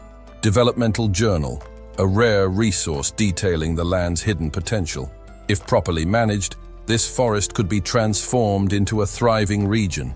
But for now, his priority was clear: securing the quickest route to the runestone Vin. The wealth from this expedition would be crucial in stopping the conspiracy surrounding Persium. As they worked, Kay observed their employer's unusual dedication. "Strange," he mused. "Why is he working so hard?" One mercenary shrugged. "Probably just putting on a show to maintain his noble dignity." Another scoffed. "Nah, he'll give up soon enough." Belinda overheard and shot them a withering glare. "Enough gossip, get back to work." Though they obeyed, their dismissive attitude irritated her. She approached Gin. "Master, you went through great trouble hiring these men. Why do this yourself?" Gin wiped sweat from his brow. "The faster we finish, the better. Staying here longer than necessary is a risk." She studied him for a moment before sighing. "You speak as if you already know what's ahead." Kay, watching their interaction, chuckled. "Imagine that. Our employer has someone worrying about him, while I'm willingly walking into danger. Like a loyal dog." Jillian, overhearing, smacked Kay with a log. "Hey, you trying to start something?" Kay grumbled. Their bickering continued, but the expedition pressed on. The Duchy of Deline had long sought to develop the Forest of Beasts, but Gin had never uncovered the Duke's true motivations. Still, he had managed to acquire invaluable records, maps, pinpointing key resources, and detailing the monster ecosystem. This knowledge gave him an edge. Among the supplies, one mercenary noticed an unusual abundance of oil lamps. Why so many, he wondered. Wouldn't torches be cheaper? Gin didn't answer. Something was off. The deeper they ventured, the more unsettling the atmosphere became. "Stay sharp," he warned. As the sky dimmed unnaturally, a mercenary paused mid-swing and frowned. "Is it night already?" Another smirked. "Still no monsters. Maybe the rumors were just that, rumors." His companion chuckled. "At this rate, we're getting triple pay for an easy job." A bald mercenary slapped Gordon on the back as he carried a log. "Hey, maybe you should give the boss a refund." Gordon, however, wasn't laughing. Something felt wrong. Turning, he scanned their surroundings and spoke slowly. "We've cut down a lot of trees, right?" The others nodded. His face darkened. "Then why is the path behind us blocked?" Silence fell. The mercenaries turned in unison. Their escape route had vanished. Thick trees now stood where they had just cleared moments ago. Panic spread. Jin's voice rang out, firm and commanding. "Stay together. Weapons ready." Tension thickened as the realization sank in. The mercenaries who had mocked the dangers now gripped their swords, eyes darting through the eerie gloom. Jin turned to Gordon. "Move slowly. Come back toward us." Gordon obeyed, but his foot caught on a root, sending him sprawling. "Idiot," someone muttered. He turned back. Nothing happened. No monsters, no attack. Confused glances were exchanged. A bold mercenary let out a laugh. "All this panic for nothing. The trees just look similar, that's all." He scoffed at Gin. "You're overreacting, boss. This forest is nothing but dense trees and scary stories." Jin's expression remained unreadable. "Step forward," he ordered, "if you want to live." The mercenary sneered. "You're trying to scare us." And then, without warning, something coiled around his waist. His breath hitched, and in an instant, he was gone. Before he could react, the vines coiled around him and yanked him upward, lifting him high into the air. His frantic struggles were futile as he was dragged toward the top of a towering tree, where a monstrous, gaping maw lined with razor-sharp teeth awaited. In a single horrifying instant, the colossal tree-like beast swallowed him whole. The creature had no discernible presence, making it impossible to detect before it struck. It was the perfect ambush predator, thriving on catching prey off guard. Suddenly, an eerie eye opened amidst the bark, revealing its identity, Dirus ant. Gin's eyes darted around and his stomach dropped. More of them. Countless Dirus ants encircled the group. Panic erupted among the mercenaries as they scrambled to escape, their terror escalating as the creatures extended their vine-like limbs, snatching several unfortunate men and dragging them into their cavernous maws. Gordon, clutching desperately onto a tree trunk, screamed for help. One of his comrades rushed toward him, axe in hand, urging him to hold on. Swinging the axe with all his strength, the mercenary's expression turned to horror as the blade merely glanced off the vine, leaving it unscathed. While deep cracks splintered through his weapon, he barely had time to process his failure before the vine yanked Gordon even higher, inching him closer to his doom. Just as Gordon's fate seemed sealed, Gin sprang into action. Channeling his mana, he infused his sword with raw energy and slashed cleanly through the vine. As he landed, he drove his blade directly into the creature's eye. A deafening shriek erupted as blood sprayed from the wound. The mercenaries, frozen in awe at their employer's display, quickly realized the truth. Their best chance at survival lay in targeting the Dirus ant's eyes. Drawing in a sharp breath, Gin barked a command that cut through the chaos. He ordered the mercenaries to stop running and form a tight shield formation. Scattering would only make them easier prey. His decisive tone snapped them out of their panic, and they hastily complied, one of them muttering through gritted teeth that he refused to die here. Jin sprinted toward the carriage and demanded an update from Kerr. "Do we have the oil lamps?" Kerr nodded, realizing immediately what Gin had in mind. Without hesitation, Gin ordered him to light them and hurl them at the creatures. As the flames flickered to life, the purpose behind bringing so many lamps became painfully clear. Just as Kerr and his men prepared to throw, a warning rang out. "They're watching us!" There was no time to hesitate. "Throw them now!" Gin commanded. One by one, the lamps were hurled toward the monstrous beings, but the Dirus ants reacted swiftly. Their vines lashed out, swatting the projectiles away before they could make contact. Stunned, one of Kerr's subordinates muttered in disbelief. "It's not working." A vine lashed toward them, but before it could reach, Jillian intercepted it with a powerful cleave of his axe. Belinda, steadying her aim, fired her shots directly at the creature's eyes, each impact causing an agonized shriek. Jin seized the moment. "Jillian! Belinda! Get ready for a coordinated attack!" He turned back to the mercenaries, raising his sword high. "I'll draw their attention. Cover me!" Without another word, Gin charged forward. The Dirus ants responded instantly, vines whipping toward him from every direction. Belinda shouted a warning, but Gin was already moving, weaving through the onslaught with remarkable agility, his blade slicing through the relentless tendrils. Then, one of the creatures raised a massive leg, preparing to bring it down and crush him. The mercenaries held their breath, convinced their leader was done for. But Gin did not falter. Channeling his mana once more, he slashed upward with all his might, severing the colossal limb in one clean strike. Using the momentum of his leap, he drove his sword deep into the monster's eye. A ripple of horror passed through the remaining Dirus ants as their attention snapped toward him. Gasps echoed among the mercenaries, but Belinda kept her composure. "Now, throw the lamps again." This time, the mercenaries acted without hesitation. The lamps shattered against the creatures, flames erupting upon impact. Ear-piercing shrieks filled the air as fire crawled across their bark-like bodies. A cheer rose from the Cerberus mercenaries, but Gin was quick to cut it short. "Don't stop. Keep throwing until they're all burning." The fire spread rapidly, engulfing the monstrous creatures, their agonized howls ringing through the battlefield. A nervous murmur ran through the group as one of them voiced a new fear. At this rate, the whole forest might go up in flames. Gordon, attempting to mask his own unease, scoffed. "They're just weak to fire. Nothing special." Gin's sharp command snapped them all back to reality. "Stay focused. This fight isn't over yet."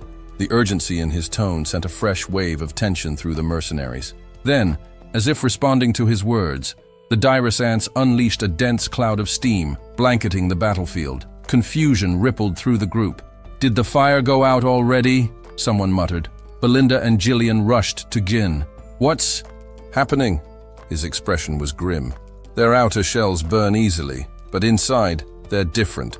The fire reached their moist cores. That's what's causing the steam." As the thick vapor dissipated, the mercenaries recoiled in horror. The dirus ants stood transformed, their grotesque true forms emerging from the burnt husks of their previous appearances. The creatures released guttural, bone-chilling screams, more terrifying than before. Disbelief spread like wildfire among the men. "They're still alive?" Gin wasted no time. Raising his sword high, he called out with unwavering resolve. "Ready? Your weapons. We're taking this fight to close quarters." With a battle cry, he launched himself toward the creatures, leading the charge, his unshakable determination igniting the will of those who followed. The true battle had only just begun. Gin advanced alone with unwavering confidence, while the mercenaries behind him hesitated, the weight of their task pressing down on them. Fear was evident in their eyes. One voiced his disbelief. Attacking such a colossal beast at close range seemed beyond reason. Another muttered that a single mistake would mean certain death, while a third admitted outright that facing such creatures felt impossible. Yet Kerr didn't hesitate. He sprang forward, shouting for Kerberos to advance, his energy bursting forth as if he had been waiting for this moment. The others followed, drawn by his fearless charge. Belinda, worried for her young master, moved after him, while Hurley kept close. Jillian turned to the frozen mercenaries, his voice cutting through their fear. "What are you waiting for?" he demanded, his tone sharp. He reminded them that the order had come directly from their young master, Gin. Trust him. Obey him. His words carried reassurance, promising safety if they followed Gin's lead.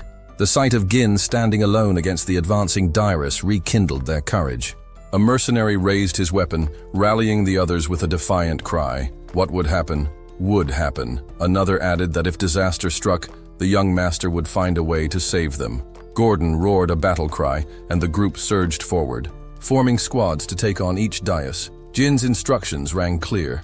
Strike the creature's burned shells. Without mana, they were now vulnerable. "They're nothing but oversized scarecrows," he said, dismissing their fear. At the front, Kerr, Jillian, and Belinda took position, weapons ready. The battlefield erupted into chaos, yet their attacks were systematic. Mercenaries struck wherever they could. Jin soared into the air, his superhuman strength allowing him to land powerful blows on their weak points, while Belinda stayed close, guarding his back. Jillian met the herd head-on, unwavering, while Kerr darted between the creatures, felling them one after another. Jin steeled himself. Hesitation meant death. With unshakable resolve, he lunged toward the gaping maw of a dais and delivered a devastating upward slash, splitting its jaws apart. His final strike signaled the end of the last creature in their path.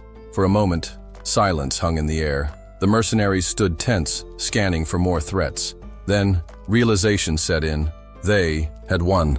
Heavy breaths filled the clearing. Jin stepped forward, addressing the group. He acknowledged the dangers of the forest of beasts. They had barely crossed its threshold, and had already faced such formidable foes. A somber tension settled over them, but Gin's voice was resolute. "I'll always be at the front," he assured them. "Trust me, follow me." Their previous hesitation vanished, replaced with a unified affirmation. They pressed on.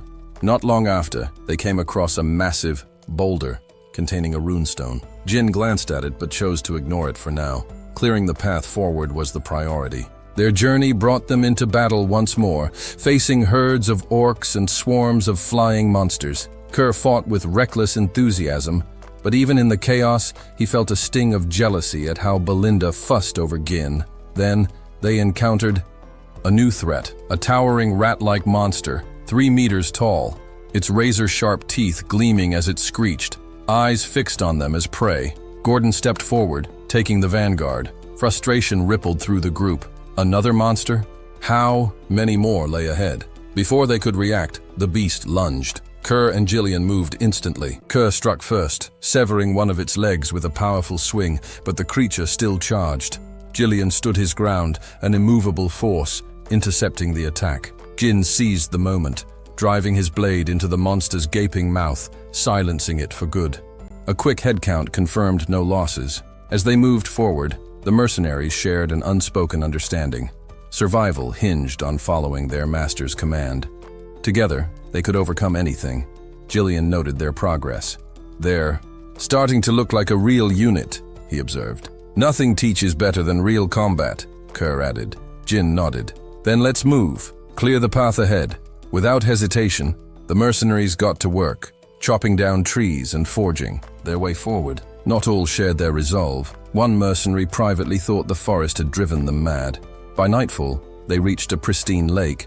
The exhausted mercenaries rushed to wash their faces and fill their water pouches. Ever watchful, Belinda stayed close to Gin, her worry clear. Gin surveyed the area and determined the lake would serve as a crucial waypoint. They would camp here for the night. As fires were lit and food was shared, tension simmered among the group. Some whispered doubts about the mission, wondering what greater horrors lay ahead. At one campfire, Manus voiced his misgivings outright. "This isn't worth our lives," he argued. "The young master is chasing glory through brute force." Gordon scoffed. "You were paid, weren't you?" A mercenary with a patch over one eye spoke calmly. "He saved us more than once." Manus wasn't convinced. Nobles see mercenaries as expendable. His words planted seeds of doubt, though Manus himself secretly planned to use the others as cannon fodder for his escape. But then the one-eyed mercenary gestured toward Gin. "Look." Manus turned and scowled. Jin was tending to an injured mercenary, carefully applying medicine. "Keep it dry," he advised. "It'll heal faster." The mercenary nodded gratefully. "Thank you." Belinda approached, frustration spilling over. "That medicine is too valuable to waste like this." Gin dismissed her concern. "Medicine, left unused, is worthless." Then he called the next injured soldier forward. The patch-eyed mercenary addressed the group again. "Would a man who sees us as expendable waste expensive medicine on us?" Silence. Another mercenary nodded. "He's nothing like our last master." Manus clenched his jaw, anger bubbling beneath his skin. His attempt to sow discord had failed. Muttering curses under his breath, he walked off. Jin, having noticed the exchange, addressed the group. "Finish eating. Rest." Then he called Kerr and Jillian aside. Kerr, ever direct, wasted no time. "Are we just going to let Manus do as he pleases?" Gin remained calm. "The forest will deal with him." He glanced toward the night-darkened trees. "There are bigger concerns." Belinda frowned. "Like what?" Gin's gaze darkened. "How many lamps do we have left?" Kerr answered instantly. 24. Jin's expression turned grim. Supplies were dwindling. And yet, something was off. "The monsters attack constantly," he murmured. "But the past 2 nights have been quiet." Realization dawned on them. Jillian's voice was serious. "We've entered a territory ruled by something stronger." Jin nodded. "And whatever it is, it's watching us." A hush fell over the group. They had survived the forest of beasts so far, but the real danger was still ahead. Wait. Before we continue, did you know you can watch up to 16 episodes ahead right now? Join our Patreon to unlock exclusive early access and support the series. Don't miss out. The link's in the description. All right, back to the action. Jin carefully placed several lanterns around the camp, their warm glow flickering in the darkness. The mercenaries, unaware of his intentions, slept soundly, exhausted from the day's journey. Even Gordon, bare-chested and leaning against a tree, drifted into deep slumber. Then, a faint sound broke the silence. Gordon's eyes snapped open. His breath caught in his throat as he spotted a lantern floating in midair, as if gripped by an invisible force. Before he could react, the lantern vanished into the darkness. A strangled cry escaped his lips. Moments later, his alarm turned into sheer terror. From the shadows, 4 pairs of glowing red eyes emerged, burning like embers in the night. Gordon's scream shattered the stillness of the camp as he scrambled to his feet, swinging his weapon wildly at the unseen creatures. His frantic shouts urged the others to wake. The commotion stirred the mercenaries from their sleep. They rushed to Gordon's side, weapons drawn. One of them demanded an explanation. Still breathless, Gordon insisted that a monstrous presence had been right next to him. But his claims were met with skepticism. No one else had seen a thing. Some exchanged confused glances, while others groaned, convinced that he had been dreaming. Gordon's pulse pounded as he scanned the darkness. He knew what he had seen, but as his eyes adjusted, the creatures were gone. One mercenary grumbled about the needless panic, while another suggested cutting Gordon some slack. After all, their recent encounters with monsters had been unnerving.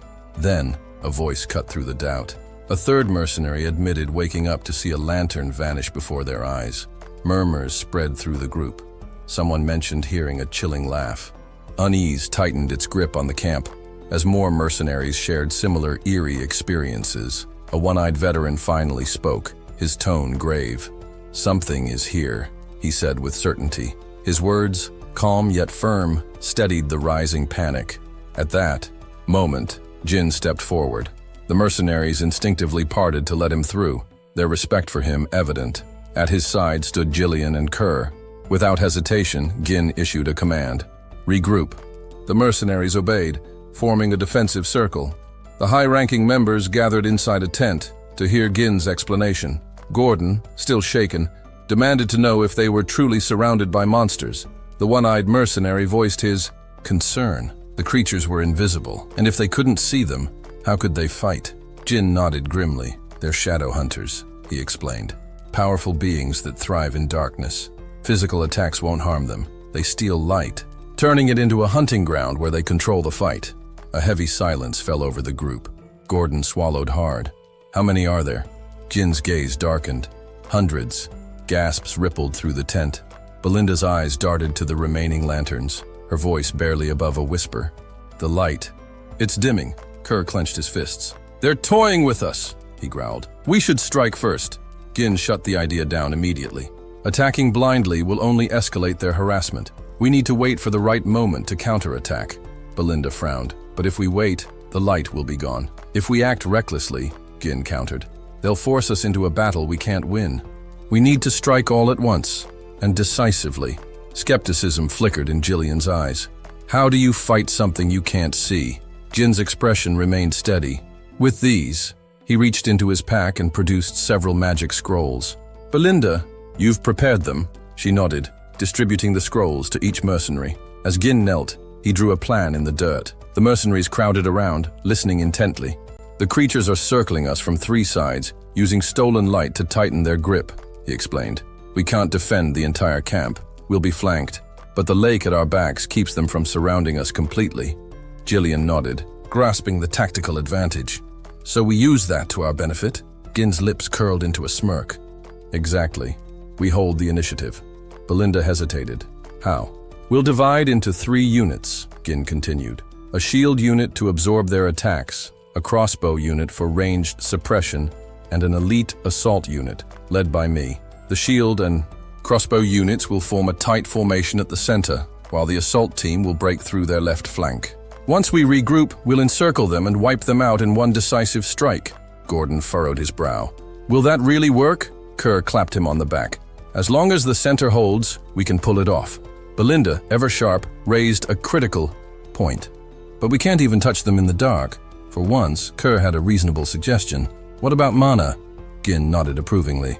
"That's where the magic scrolls come in." As night deepened, the mercenaries braced for battle, shields locked into formation.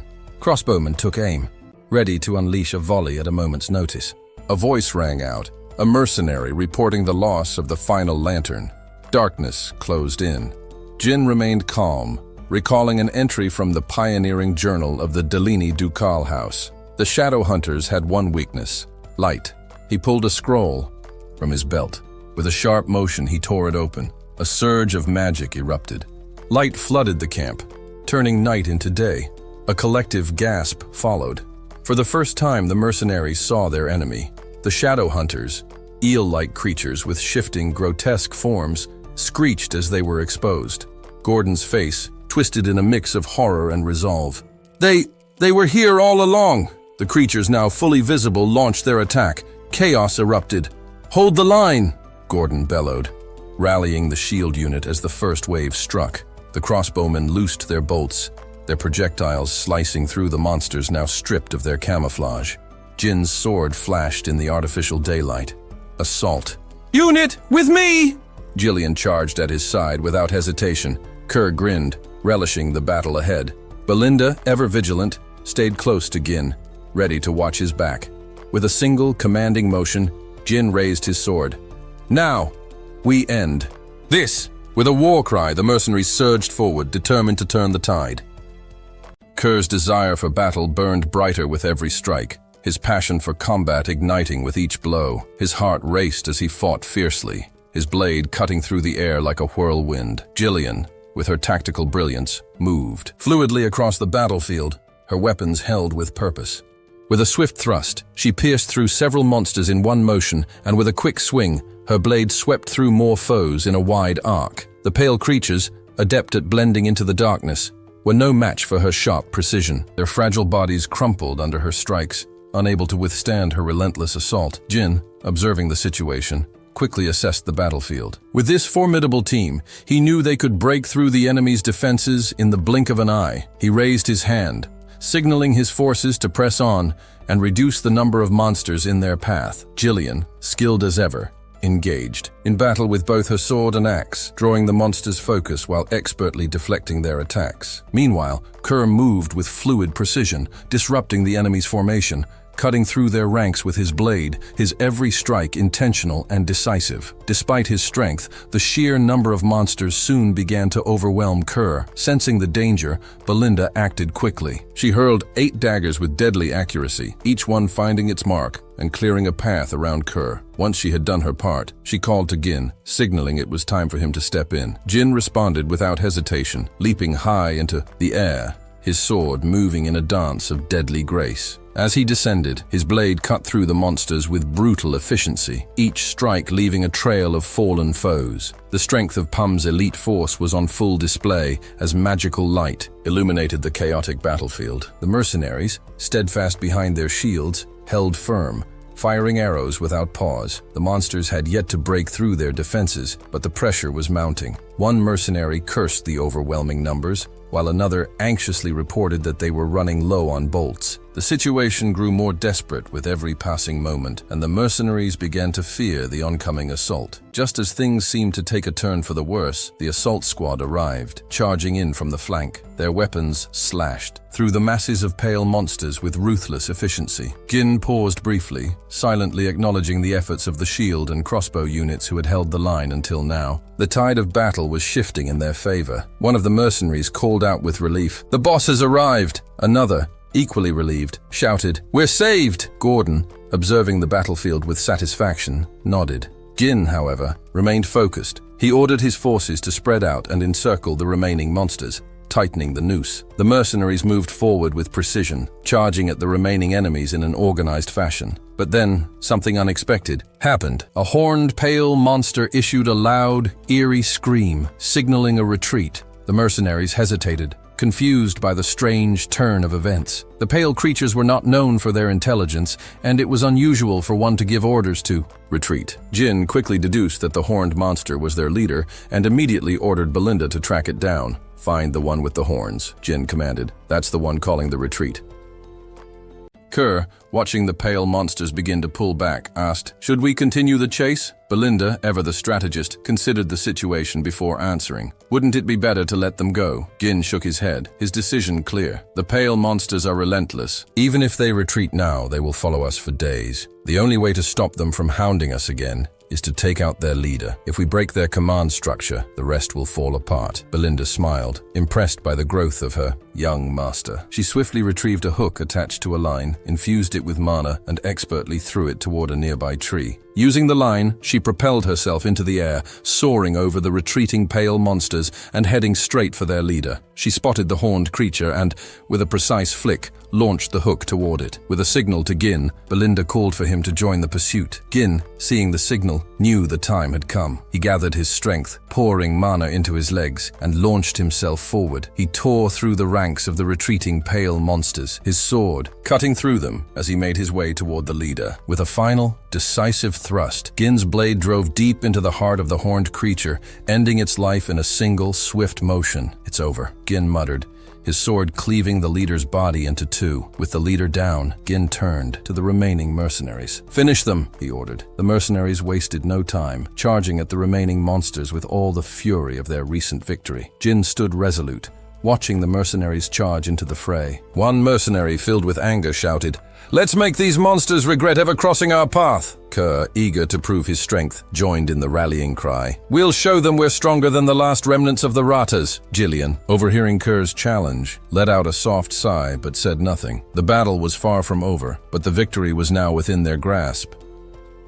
As the first rays of the sun bathed the battlefield, casting a golden hue over the chaotic remnants of the fight, the mercenaries stood victorious. They had fought through the night with unwavering determination, using light scroll magic to aid their efforts. Jin, standing tall among his men, delivered the final blow to the last of the pale monsters, his sword cleaving through its body, signaling the end of the battle. The mercenaries, exhausted but triumphant, erupted in cheers, their voices filled with both relief and the sweet taste of victory. The air was thick with the satisfaction of a job well done. The big three, Jin, Jillian, and Belinda, gathered together, exchanging words of praise and gratitude. Jillian, ever the tactician, offered a few kind words to Gin, commending him for his leadership and the precision with which he executed his plans. Jin, ever humble, acknowledged the compliment with a nod, but quickly redirected the praise to his mercenaries, recognizing their commitment and teamwork. Belinda, ever the protector, immediately noticed Jin's worn appearance. Her eyes scanned him for any signs of injury. "Are you hurt anywhere?" she asked, her voice laced with concern. Jin, always focused on the task at hand, gave a quick wave of dismissal. "Check the head count, Belinda," he instructed, his voice steady. He then turned to Kerr. "Get the Cerberus mercenaries moving, no rest. We need to clear the area." He looked to Jillian and continued, "We'll scatter the corpses of the pale monsters around the camp to drive off any other creatures." Kerr, confused by the plan, asked, "What's the point of scattering the bodies?" Jin, with his usual calm demeanor, explained, "The scent of these corpses will repel other monsters. The pale are high-ranking creatures, especially around the forest of beasts, and their remains will act as a natural deterrent." Jillian, with a mischievous glint in her eye, added, "And it'll keep this camp safe. I wouldn't want to sleep in a place full of these monsters, would you, Kerr?" she teased, calling him Kid in her usual playful manner. Kerr, always ready to rise to the challenge, shot back with a grin. "You want to settle this today, Gillian?" His posture was ready for a challenge, but it was clear that he relished the banter more than the fight. Jin, relieved to be distracted from his heavy thoughts, let out a long sigh. He couldn't help but reflect on the time spent in the forest of beasts. 10 days, he realized. 10 days of constant danger and uncertainty. Now that the pale threat was neutralized, only the task of mining the runestone veins remained. As the sun climbed higher, Gin couldn't shake the feeling that the worst was behind them.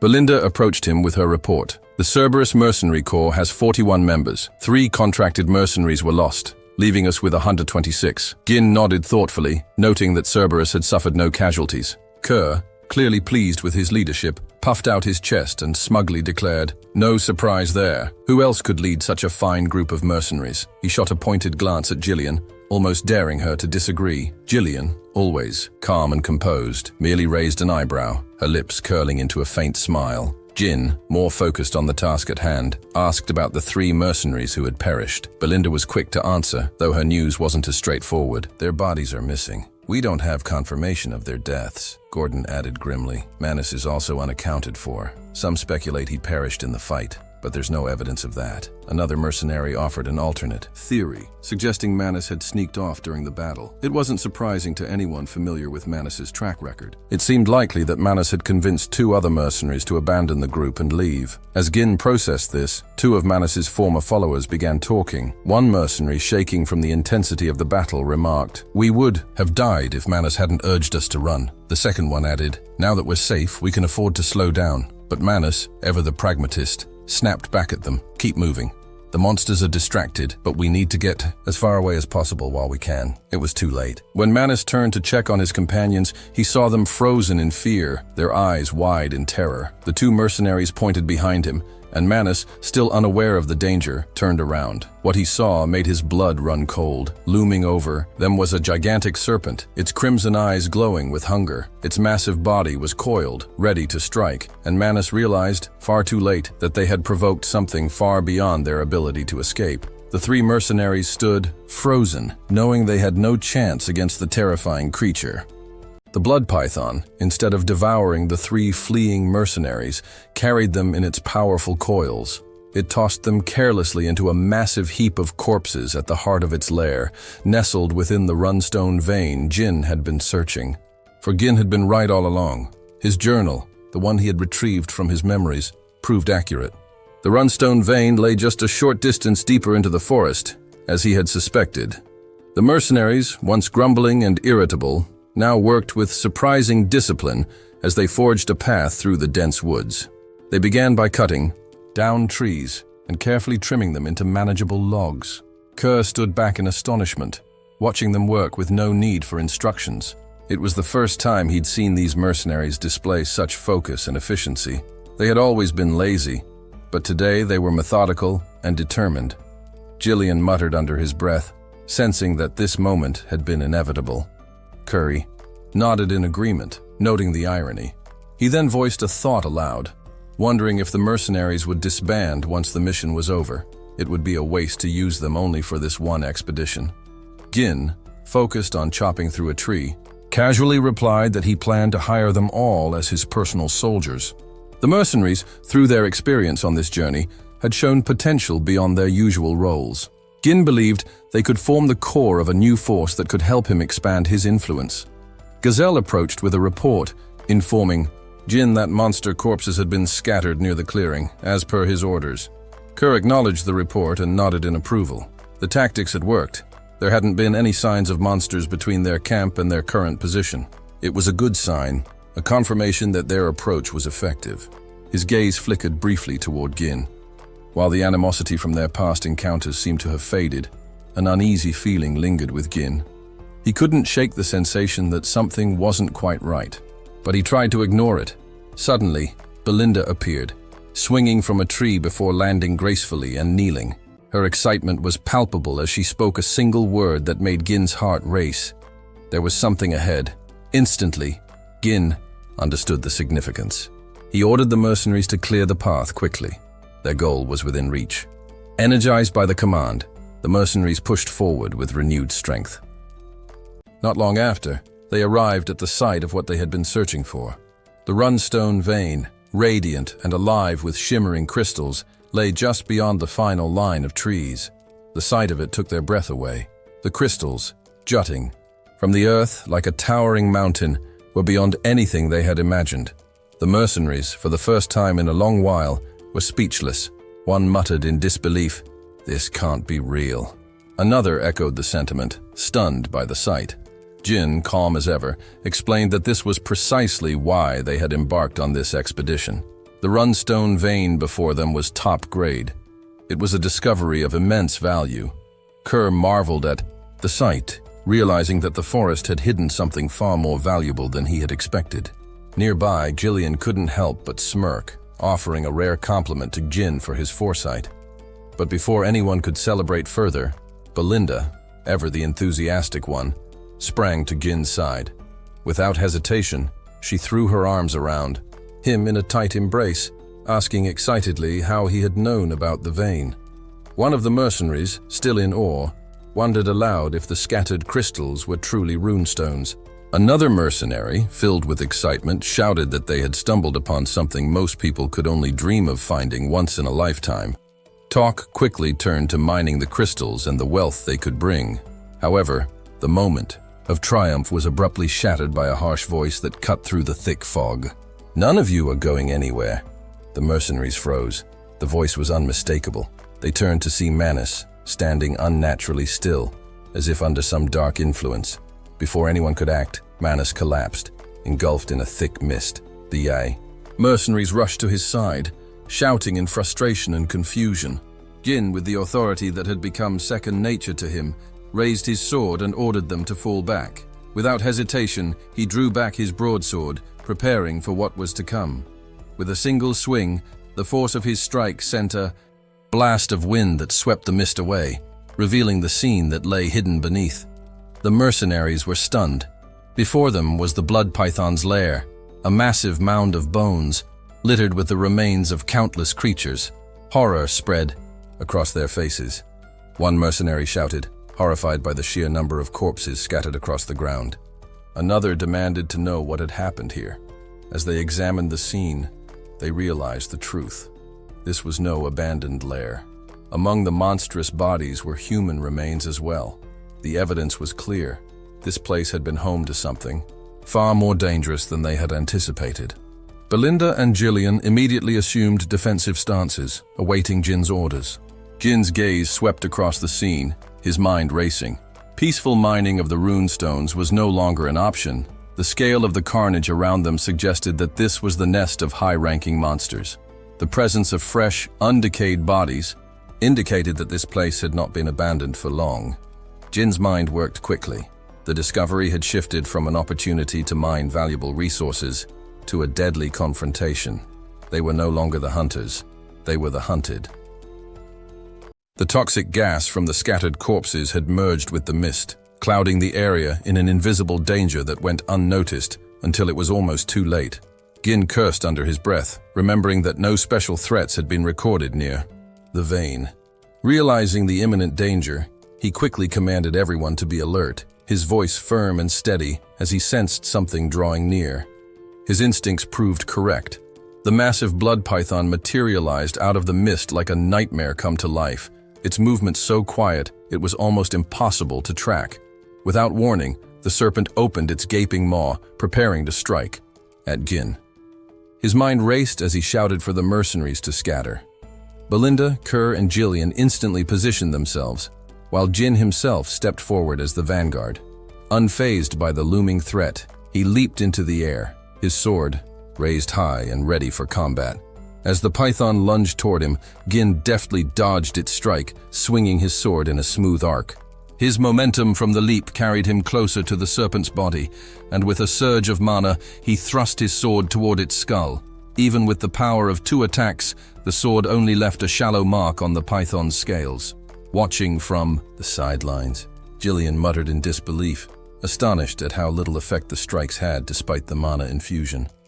Kerr, equally stunned, voiced his confusion, unable to understand how such a creature could withstand such powerful blows. As Gin attempted to retreat, the python immediately countered, opening its mouth wide and spraying venom from its fangs. Still in midair, Gin twisted his body and used his cape to shield himself from the poisonous spray. But the attack didn't end there. The serpent's tail came crashing down, aiming to strike Gin with a brutal force. Gin, anticipating the move, swung his sword with all his might, meeting the tail head-on. The impact was overwhelming, sending him crashing to the ground with a force that rattled his bones. Belinda's frantic voice cut through the chaos, filled with worry as she called out to her young lord. The ground trembled as the python's body writhed in fury, causing utter mayhem around them. One mercenary, caught in the chaos, screamed for everyone to watch out for the snake's rampage, while another demanded to know what kind of beast could possess such immense size. A third mercenary screamed in terror as the snake's overwhelming power began to tear through their ranks, crushing everything in its path.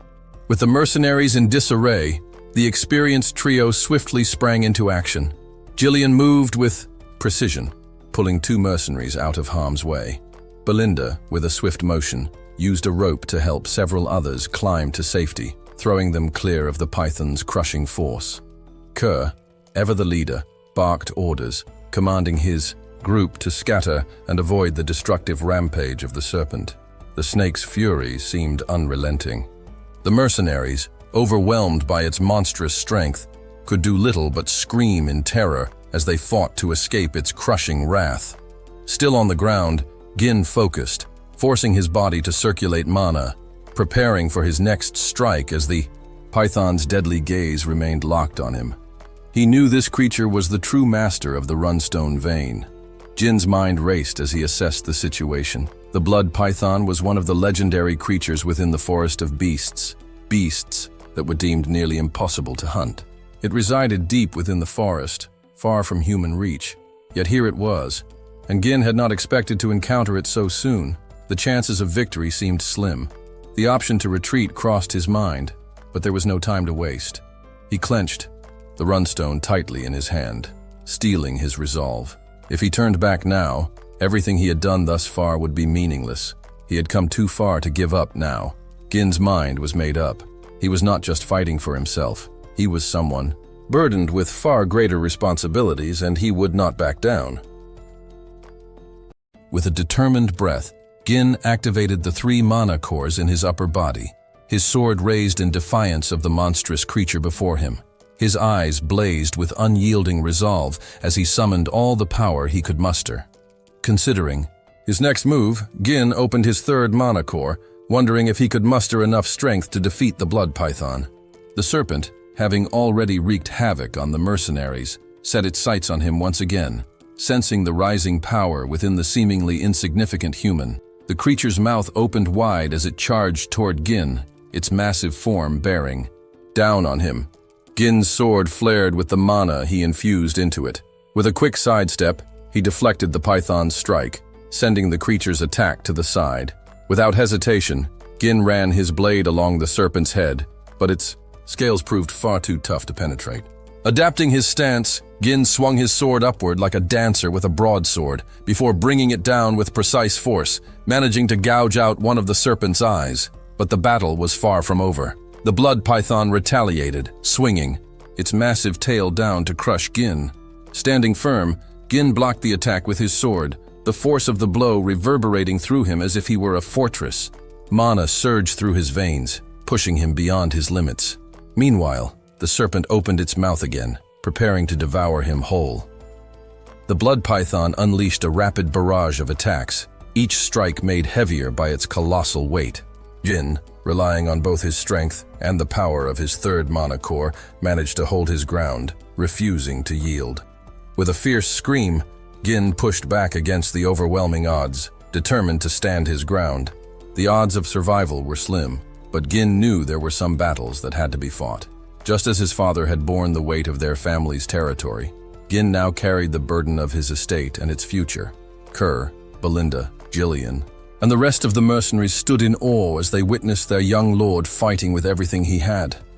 It was the first time they had seen Gin unleash all his strength in battle, and they couldn't help but marvel at the sheer intensity of his will. Gin moved closer to the snake's head, raising his sword to strike at its open mouth. This was the moment he had been waiting for, the moment he would fulfill his responsibility. After putting some distance between himself and the python to catch his breath, Gin observed the creature closely. It showed no signs of faltering. The thought crossed his mind that keeping his 3rd mana core open for too long was dangerous. He might run out of energy before he could finish the creature off. To his surprise, the mercenaries, whom he had led into battle, charged forward to help him. Belinda shouted for him to turn toward her, and Gin saw Gillian standing in front, ready to face the enormous serpent. Even Kerr stepped forward, preparing to fight alongside him. Belinda checked Gin for injuries and urged him to fall back to safety, pleading for him to retreat while they held off the serpent. Jin's response stunned them all. He commanded the mercenaries to leave immediately, to retreat from the battle. Kerr and Gillian paused, confused by the unexpected order, and Belinda was left bewildered. She wondered what Gin meant, her mind racing. Gordon questioned aloud whether their boss had truly given that command, while Gillian also spoke up, seeking clarification. Gin explained calmly, his voice resolute. He knew that even with all his power, he couldn't guarantee everyone's safety. Against such a monstrous foe, he couldn't afford to lose anyone here, not after everything they had done to get this far. He made it clear that he valued their lives far more than the battle itself. Belinda was still in shock. She couldn't believe he was willing to push himself even further, especially when surviving this long already felt like a miracle. She silently wondered why Gin would go to such lengths, but her question went unanswered. Jin's aura flared. Once again, mana surging through his veins and into his sword. The blood python responded by releasing a cloud of poison, aiming to overwhelm the group with a deadly spray. Gin shouted for the mercenaries to flee immediately, but instead of retreating, they moved forward, raising their shields to protect him from the onslaught. Gin was taken aback by their unexpected response, unable to comprehend why they had chosen to fight rather than run.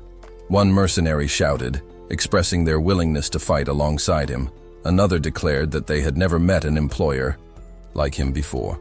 Gordon chimed in, affirming their loyalty, saying that they had survived countless battles thanks to Gin, and they would do so again. Kerr, with excitement in his voice, added that the treasure waiting for them was theirs for the taking if they could bring down the serpent. Belinda, with a voice full of conviction, vowed that she would not leave him behind.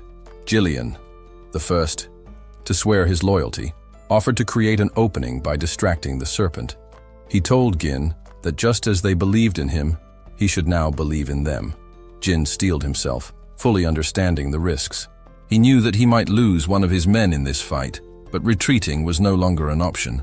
He warned them of the blood python's size, its poison, and the impenetrable scales that could deflect even mana-imbued blades. If the serpent landed, even a single blow, one of them would surely die. But Gin was resolute. This battle was his, and he would finish it, no matter the cost. Belinda was still in shock, struggling to comprehend why Gin was so determined to defeat the serpent.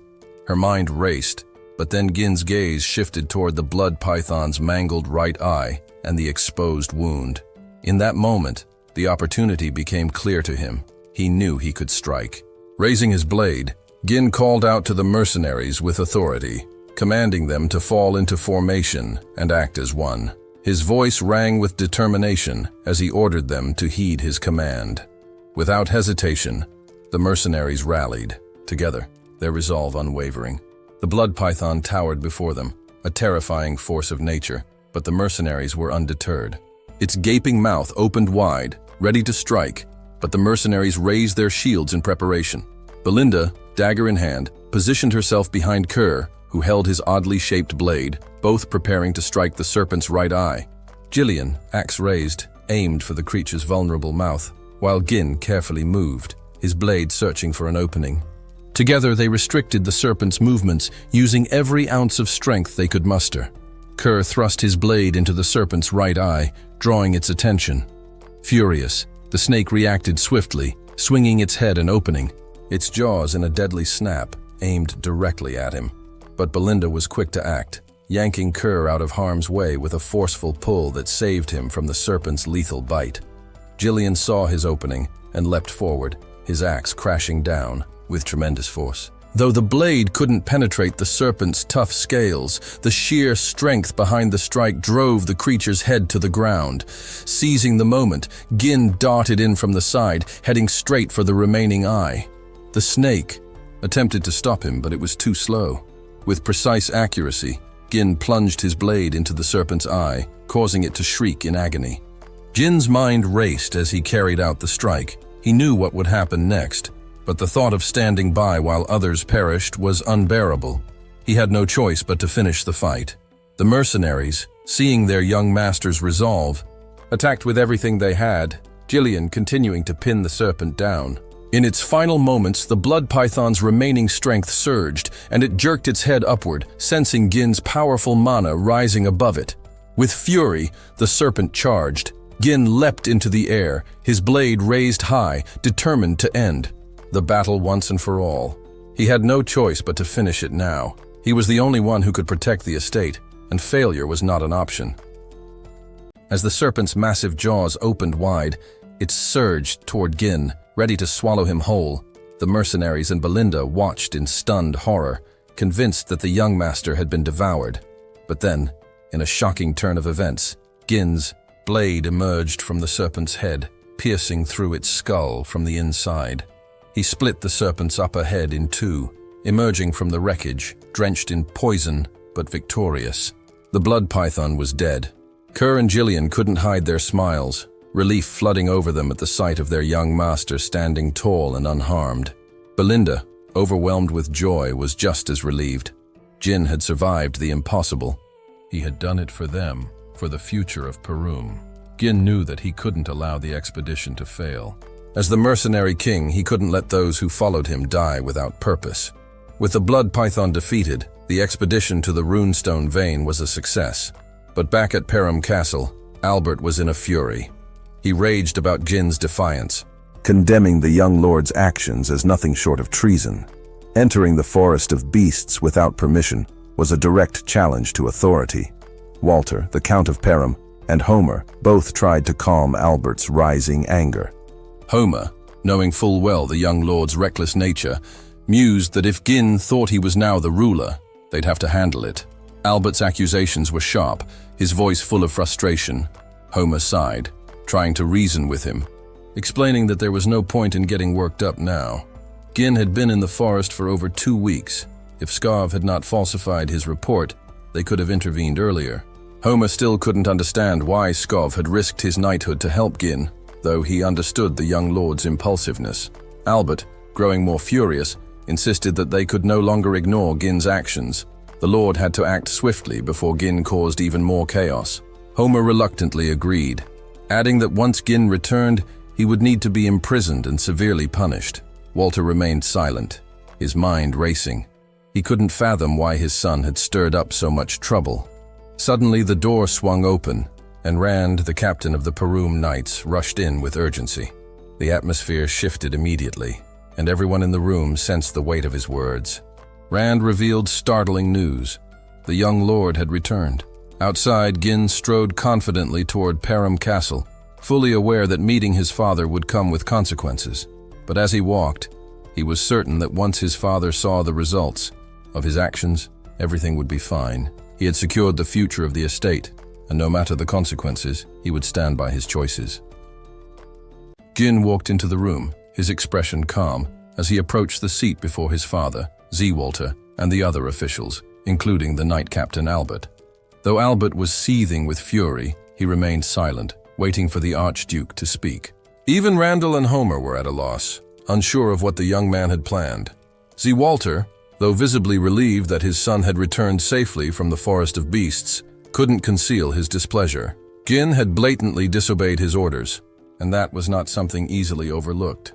Gin, unbothered by the tense atmosphere, spoke first, his voice light and almost childish as he explained his return. He casually reminded his father that he had done what was necessary. Walter, his face hardening, calmly reminded Gin that he had explicitly told him not to go into the forest. Gin, in turn, apologized, but stood firm in his reasoning, stating that it was something that had to be done. Homer, still confused, demanded clarification. What exactly did Gin mean by, "it had to be done"? Randall quickly followed up, pointing out the gravity of the situation and questioning whether Gin truly believed it was worth disobeying orders. He reminded Gin of the perilous risk, not just to his own life but to the estate itself. If monsters had emerged from the forest and attacked the estate, it could have led to a catastrophic outcome.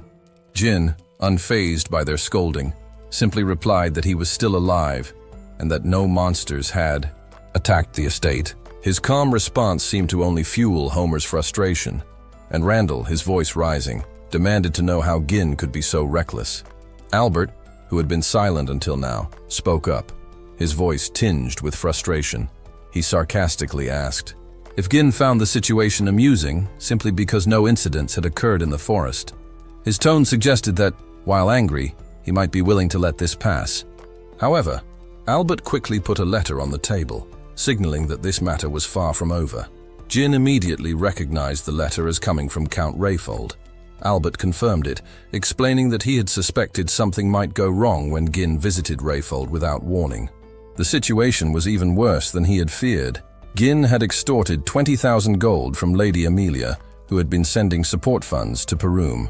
This had enraged Count Rayfold, leading him to sever all ties with the estate and call off the engagement. Albert's words were harsh, underscoring the severity of the issue, which could shake the very foundations of the estate. Gin paused for a moment, contemplating. He wasn't troubled by the details of the report. Manipulating a greedy count was hardly a challenge, but he realized that Amelia's connections with the enemy had been her downfall, and her leverage over him had evaporated. The real issue, Gin understood, was that if he had delayed his mission any longer, he would have been trapped within the estate. As he processed this, Walter placed the letter back on the table, urging Gin to speak. Albert questioned him coldly, demanding to know if Gin had anything to say in response. Homer, never one to hold back, suggested that the 20,000 gold should be returned immediately. Randall, equally displeased, remarked that the sum would have been enough to cover the knight's expenses for quite some time. Gin simply replied that he had already spent it all. The room fell silent as the others exchanged bewildered glances. Gin, unfazed, explained that the money had been used to develop the Forest of Beasts. Albert, unable to believe what he was hearing, demanded to know if Gin had truly spent the entire amount on a forest full of monsters. Jin, refusing to make excuses, simply apologized for the situation with Rayfold.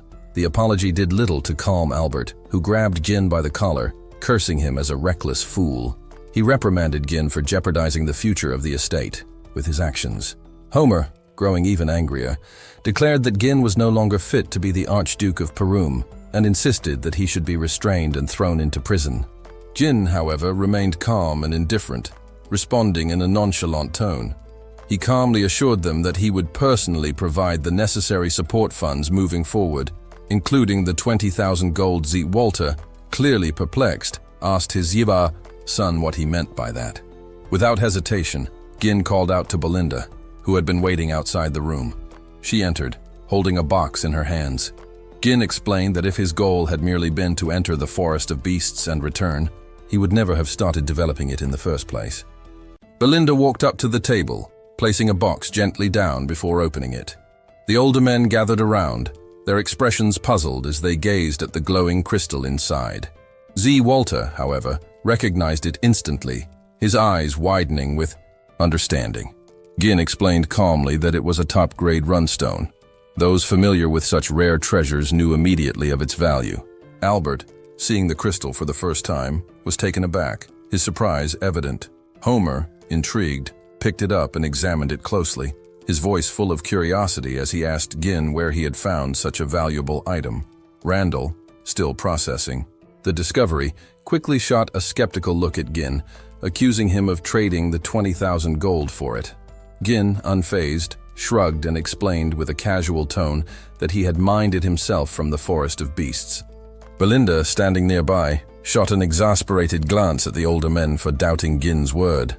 Albert, still recovering from the surprise, commented that while the runstone was indeed precious, it wouldn't be nearly enough to sustain the estate on its own.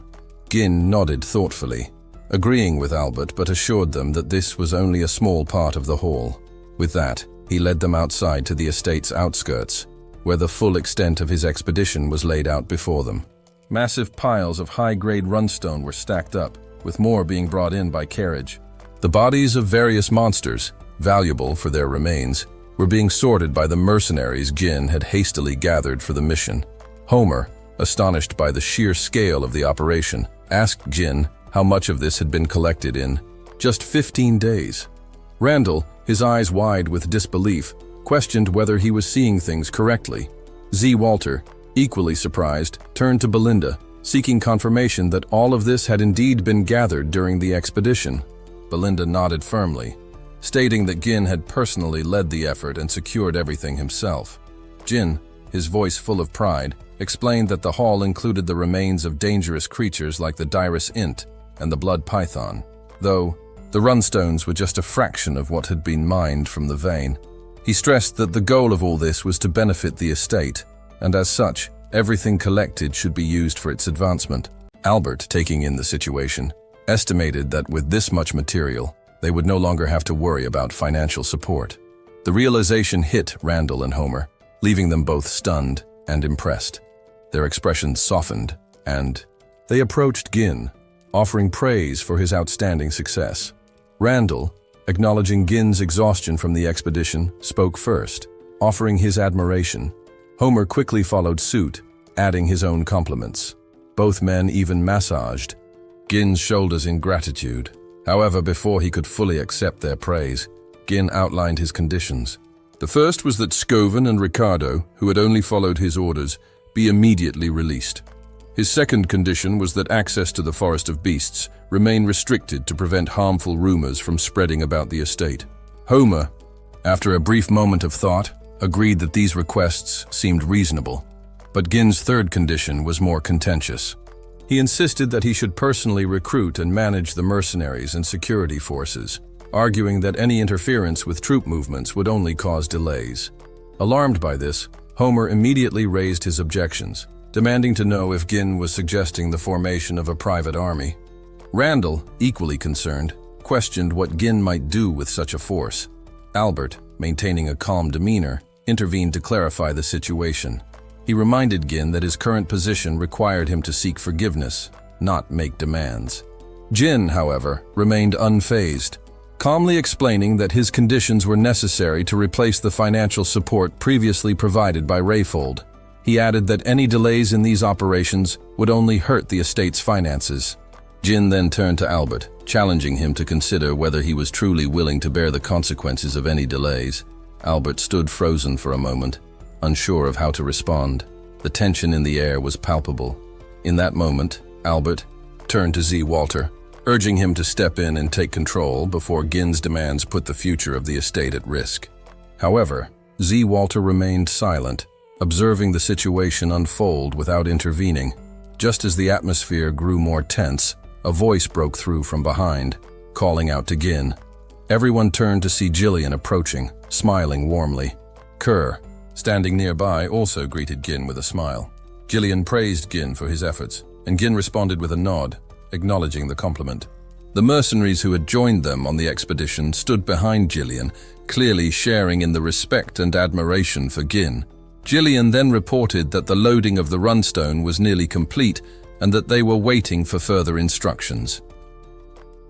With a single command, the mercenaries were prepared to move at a moment's notice. Kerr, speaking with newfound respect, reported that, as instructed, the Diracint bark had been stored without preservatives. He then asked for guidance on what to do with the blood python. Gin, without hesitation, issued the necessary instructions, detailing how to dismantle the creature's body, separating the venom, blood, flesh, and hide in order to prevent decay. The mercenaries acknowledged his orders, ready to carry them out immediately. Z. Walter, observing the mercenaries, was visibly impressed by their presence. However, he couldn't quite grasp how Gin had managed to command such an elite group. He commented on their formidable appearance, prompting Gin to turn and acknowledge the remark. Gin explained that while the mercenaries were indeed impressive, their assistance had been crucial to the success of the expedition. Without them, the mission would have been nearly impossible. As Z. Walter looked at his son, he saw him in a new light, recognizing his growth and capabilities. The moment was brief, but it marked a turning point in their relationship. Z. Walter then gave the command for the officials to return to the estate. As he began walking away, the others hesitated momentarily, but Z. Walter gave no chance for argument, and they followed swiftly behind him.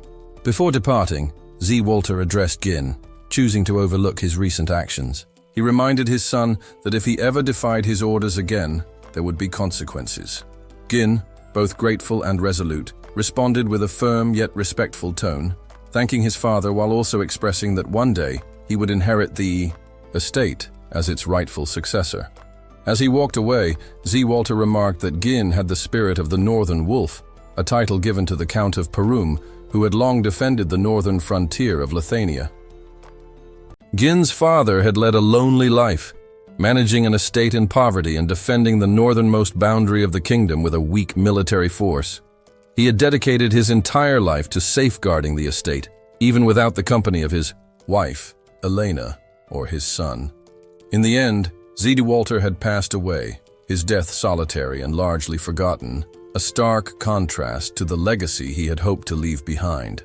With the immediate tension fading, Kerr let out a relieved sigh, remarking that they could finally afford a moment of rest. However, Belinda, still concerned for Gin, asked if he was planning to head straight back to the castle. Gin shook his head, explaining that he couldn't rest yet. He instructed Belinda to prepare everything for departure, as they needed to be ready to leave at any moment. Surprised, Belinda asked if he wasn't going to rest after everything he had just endured. Jillian, noticing the weariness in Jin's demeanor, suggested that he take some time to recover, pointing out that it was nothing short of miraculous that he had survived being inside the blood python. Belinda, recalling the effort it took to detoxify him from the venom, sternly reminded him of the toll it had taken on his body and urged him to rest. Despite the exhaustion weighing on him, Gin placed a reassuring hand on Belinda's shoulder, expressing his gratitude for her support. He also assured her that he was relying on her, but deep down, he knew he couldn't afford to waste any time. The mining operation was a crucial part of securing the estate's future, and he was aware that word of the runestone vein would spread fast.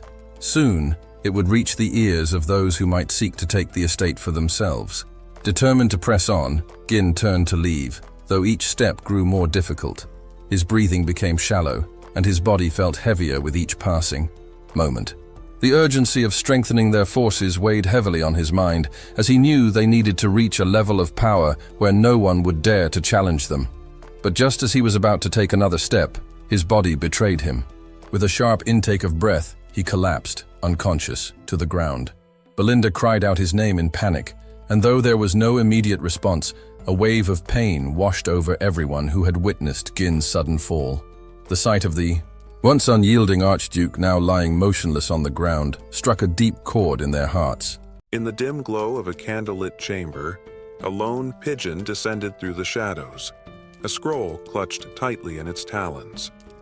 It landed gracefully on the arm of a man seated upon an imposing throne. The room was vast, the air thick with the scent of old parchment and burning incense. As the man untied the scroll, his sharp eyes flickered with intrigue. Partial reclamation of the Forest of Beasts confirmed, the message read. Commence territorial war with the Daigold family and wipe out Persium. After that, the ducal house will step in. A smirk played on his lips. The destruction of Persium, huh? He mused aloud.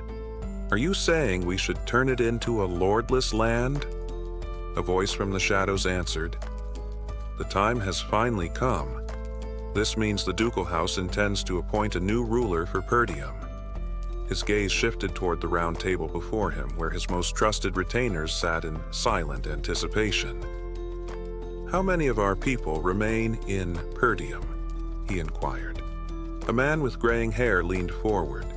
2 retainers and 1 knight, my lord. Send the retainers to Digald's territory, he commanded. The death of Digald's missing heir in Persium will be justification enough for war. The room fell into murmurs until another voice spoke, tinged with hesitation. And who shall lead the campaign, my lord? The man on the throne leaned back, his fingers tapping against the armrest. Victor will take full command of this operation. A hushed silence followed, then a scoff from one of the men. Victor? I can't believe we're bringing out Desmond's strongest card this soon. Another man, younger and more cautious, interjected. If Frank had done his job properly, Persium would have collapsed on its own. One of the older retainers spoke next, his tone laced with concern. My lord, Victor will undoubtedly succeed, but isn't it premature to reveal our strongest asset? We've played our hand cautiously until now. This move feels rushed. The man on the throne studied him for a long moment before responding. Why does the ducal house, which has always operated in the shadows, now interfere directly in Persium? No one spoke. Because of the Forest of Beasts. The tension in the room shifted immediately. The Forest of Beasts, one man echoed, his voice carrying a hint of alarm. Every decision follows Duke Belfine's will. Do not question any orders. Prepare for war. The figure in the throne rose, his dark cloak billowing. At last, his identity was clear. Count Desmond. The murmurs in the chamber ceased. This was no ordinary territorial dispute. This was a calculated maneuver orchestrated by a far greater force. Harold Desmond, he continued, addressing one of his closest advisors. Does anyone else know about this situation? Meanwhile, in another location, a piercing scream shattered the stillness of an opulent chamber. A woman, clad in a deep crimson gown, clutched the fabric of her dress as if to steady herself. Giselle Persium, she screamed, her voice laced with fury and anguish. A man hurried forward, placing a firm yet gentle hand on her shoulder. My lady, he said softly, trying to console her. Her breath came in ragged gasps. That bastard secured the runestone mine, using the 20,000 gold he took from me. The man's expression darkened. Even after sending the wildcats, they failed to kill him. I even bowed my head to that damn father to cut off Persium's funding, and still, he lives. She clenched her fists, her nails digging into her palms. This makes me look like a fool. The man beside her didn't flinch. This isn't like you, my lady." Her chest rose and fell with measured breaths. "You're right," she admitted, forcing herself to calm. "I let my emotions take over. What's done is done." "Then give the order," the man urged. "Now that Persium has found the runestone mine, they'll soon escape their financial troubles." She turned to him, eyes alight with calculation. It might seem like a victory for them, but the key detail is that they haven't sold the runestones yet. "Haven't sold them yet?" he echoed. A smirk curled her lips. "According to our latest intel, they secured the runestones no earlier than 2 days ago. That's not nearly enough time to establish a supply chain." The realization dawned on him. "We'll exploit that weakness." "Exactly. We know where they'll try to sell them." His brow furrowed. "And where is that?" Her voice was sharp, precise. "There's only one place in the north where they can sell runestones." She stepped toward the window, gazing out over the moonlit expanse. The Northern Tower, ruled by the 7th Circle Archmage Delmud. A pause. Then, with a slow, satisfied breath, she spoke the name that would determine the next battle. The Tower of Advancement. Runestones are the lifeblood of magical research, a resource so vital that the great magic towers guard their supply chains with ruthless efficiency. In the depths of a candlelit chamber, a cloaked figure laid out the plan before his gathered allies. "The Tower of Advancement is our target," he declared. "Not Giselle. Our focus is on the workers transporting the runestones." Another figure, draped in a dark hood, nodded in understanding. "We strike swiftly, hit and run, disrupt their supply lines, cut them off before they reach the tower. And in the chaos," a third voice added, "we seize the runestones for ourselves." Yet a murmur of uncertainty arose. "But what about the Crimson Tower in Brivant territory?" a man questioned. "Shouldn't we consider splitting our efforts?" A woman stepped forward, her expression unwavering. "That was the past. Things have changed," she said firmly. "The Crimson Tower has been in decline ever since it lost its top position. No mage in their right mind would choose it over the Tower of Advancement, not even Giselle Persium." Her eyes darkened with cold determination. "This time, I will take everything from you, Giselle," she vowed. Want to stay ahead of the story? Get up to 16 episodes early only on Patreon. Support the channel, unlock exclusive content, and be the first to know what happens next. Click the link in the description and we'll see you way ahead. In the story. Now, back to the video. Far away, within the silence of his chambers, Giselle was lost in the depths of a dream. A dream that soon turned into a nightmare. A monstrous creature loomed before him, its jaws widening as it swallowed him whole. Darkness engulfed him, and then came the venom, oozing from its insides, a corrosive force meant to break him down before he even reached the creature's stomach. But Giselle's body burned with defiance. His third mana core flared to life, incinerating the venom upon contact. The resulting fumes, however, were a new kind of torment, a poisonous haze that threatened to steal his breath, to pull him into unconsciousness. "Endure," a voice echoed in his mind. "If you lose consciousness here, it's over." His expedition, his future, everything he had worked for, it would all be lost. His grip on reality tightened. "If I can't avoid the poison," he resolved, "then I'll make it mine." The venom that had infiltrated his body, he wouldn't fight it. He would absorb it. Drawing it into his mana core, he spun it with fierce control, neutralizing the toxins in a process only a superhuman could achieve.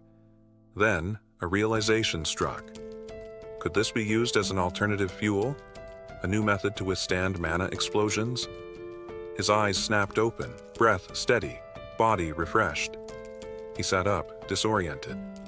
"Is this my room?" he muttered. "What happened?" He remembered making amends with his father, but after that, Nothing. A voice broke the silence. "You're finally awake." He turned to his left and found Elena watching him intently. "You left without a word and collapsed the moment you returned," she said, her voice tinged with concern. "Elena?" Giselle asked, still dazed. Without warning, she pushed him back onto the bed and bolted from the room. "Belinda!" she shouted down the hall. "Brother is finally awake."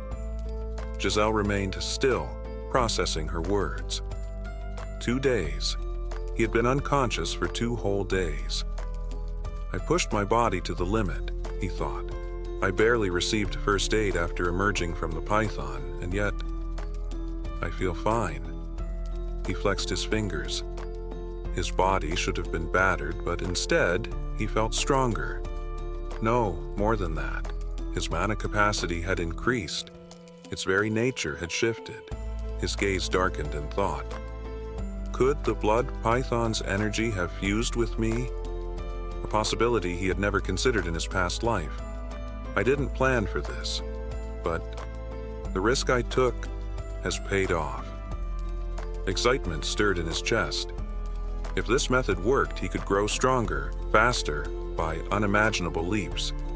He needed to run tests, but there was no time for that now. For now, there was only one priority: the runestones. 2 days had passed. By now, word had already spread. He swung open his cabinet. "I need to gather the mercenaries immediately." A knock at the door interrupted his thoughts. "You don't need to knock," he called. "Come in."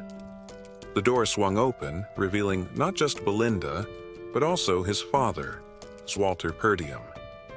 A rare sight. "Father?"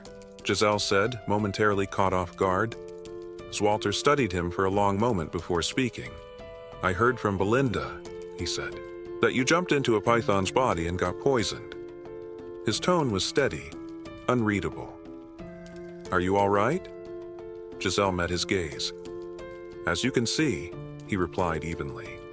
Walter exhaled slightly, a subtle sign of relief. "Good." Belinda stepped forward, touching his face lightly. "You suddenly collapsed," she murmured. "You know how worried we were?" "I'm fine," he reassured her. But then his father's voice cut through the moment. "Giselle," he said, "we need to talk." A pause. "I have a request for you." Giselle's eyes narrowed. "A request?" he repeated. Father and son strode toward the training grounds, their steps the only sound in the still air. Each carried a sword, their grips firm, but Gin's attention was drawn more to the man beside him. It was rare, almost unheard of, for the two of them to be alone like this. In his past life, Gin had always avoided these moments, fearing the inevitable reprimands that would follow. But now, he held his ground, determined to face whatever came next. When they reached the center of the arena Zed, Walter finally broke the silence. He apologized for summoning his son so soon after his recovery. Gin waved off the concern, casually mentioning that 2 days of rest had left him feeling better than ever. But his father's words lingered in the air, and Gin could sense there was more to this meeting. Growing uneasy, he decided to address the topic himself, asking directly about the request his father had made earlier. For a long moment, Walter simply studied him. Then, as if making a deliberate effort, he averted his gaze. Gin narrowed his eyes. His father's uncharacteristic hesitation set off warning bells in his mind. The silence stretched between them, heavy and unspoken. Jin's thoughts drifted to a distant evening from his childhood. He, his mother, and Eleanor had sat atop a grassy hill, looking out over Persium. That day, his mother had shared something about his father, something Gin had barely understood at the time. She had called him a man who rarely showed his true emotions, who always placed duty before himself. But when it came to her, she had said with a quiet laugh, he was different. Gin had dismissed her words back then, but standing before his father, now the memory carried new meaning. Without warning, Walter shifted into position, raising his sword. He instructed Gin to do the same. Suppressing his nerves, Gin complied, gripping his weapon tightly. Beads of sweat formed on his brow, but he locked eyes with his father, bracing for what was to come. Then, in a flash, Walter lunged. His blade shot forward, swift and precise. Gin barely had time to react, turning his sword just in time to deflect the attack. But the reprieve was brief. His father pulled back, spinning his sword before swinging downward with staggering force. Gin gritted his teeth and planted his feet, blocking near the hilt to absorb the impact. He retaliated with a swift counterattack, striking from behind. Walter was faster. He brought his sword down to block, then retaliated in a single, fluid motion, his movements as sharp and deliberate as a striking viper. Gin barely managed to parry in time. Their duel intensified, each exchange coming harder and faster than the last. Walter's technique was effortless, a mix of power and grace, but Gin held his own. He thrust with deadly precision, forcing his father to evade and counter in quick succession. With each clash, Gin became more aware of the nature of his father's swordplay. It wasn't just a weapon meant to overpower enemies, it was a blade that could both protect and destroy. As they fought, something shifted in Gin's understanding. He could feel the weight of the blade in his hands, not just as an instrument of battle, but as an extension of himself.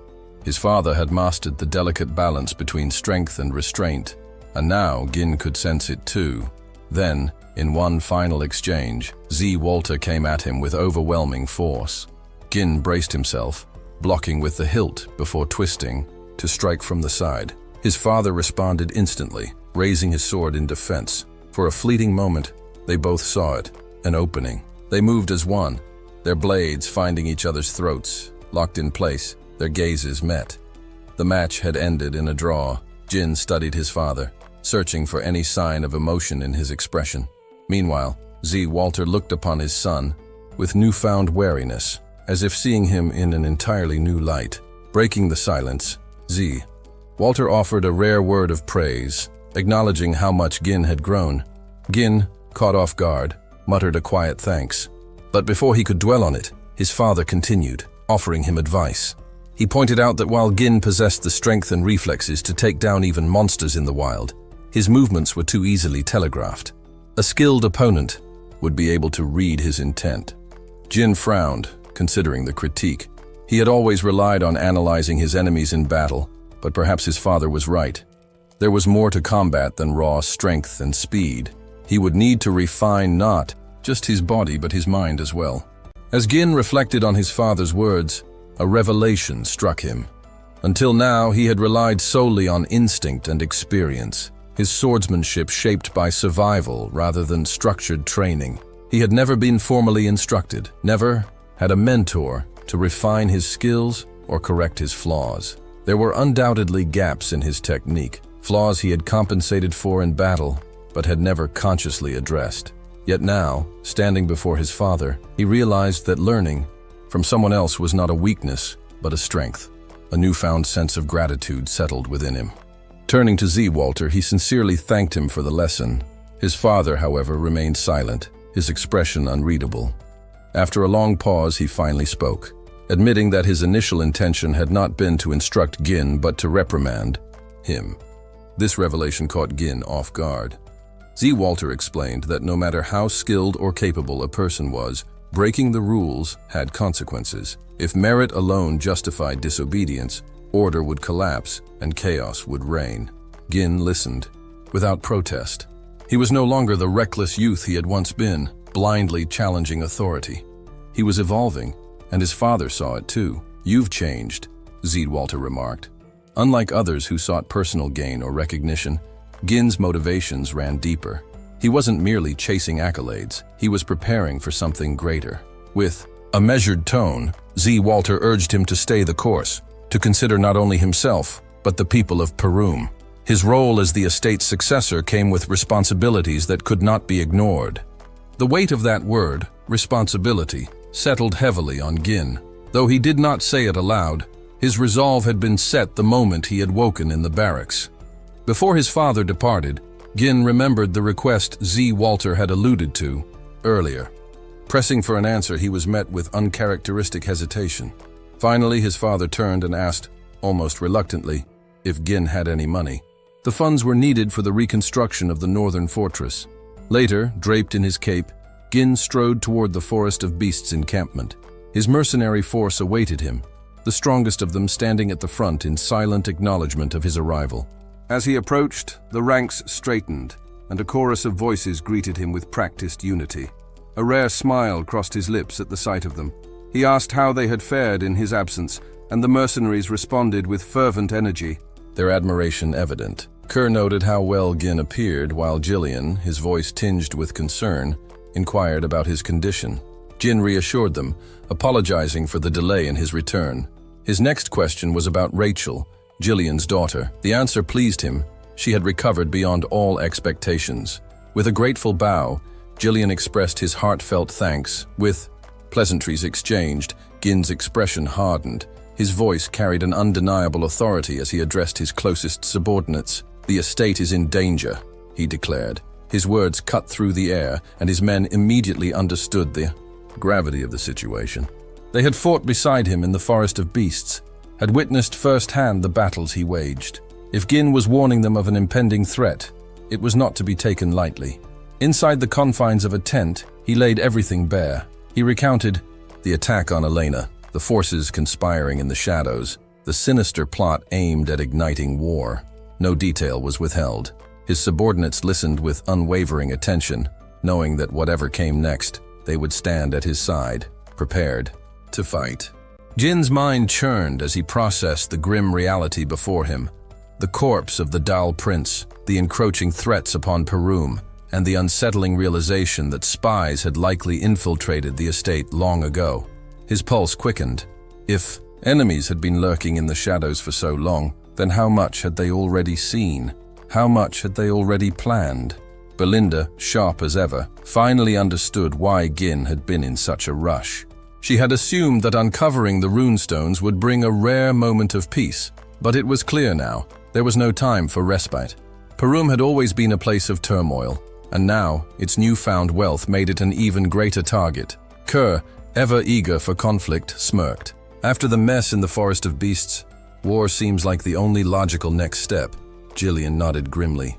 With the runestones discovered, our enemies won't just sit back and watch. They'll move fast. We've only delayed the inevitable. Jinai confirmed their fears with a firm nod. They won't let Persium be.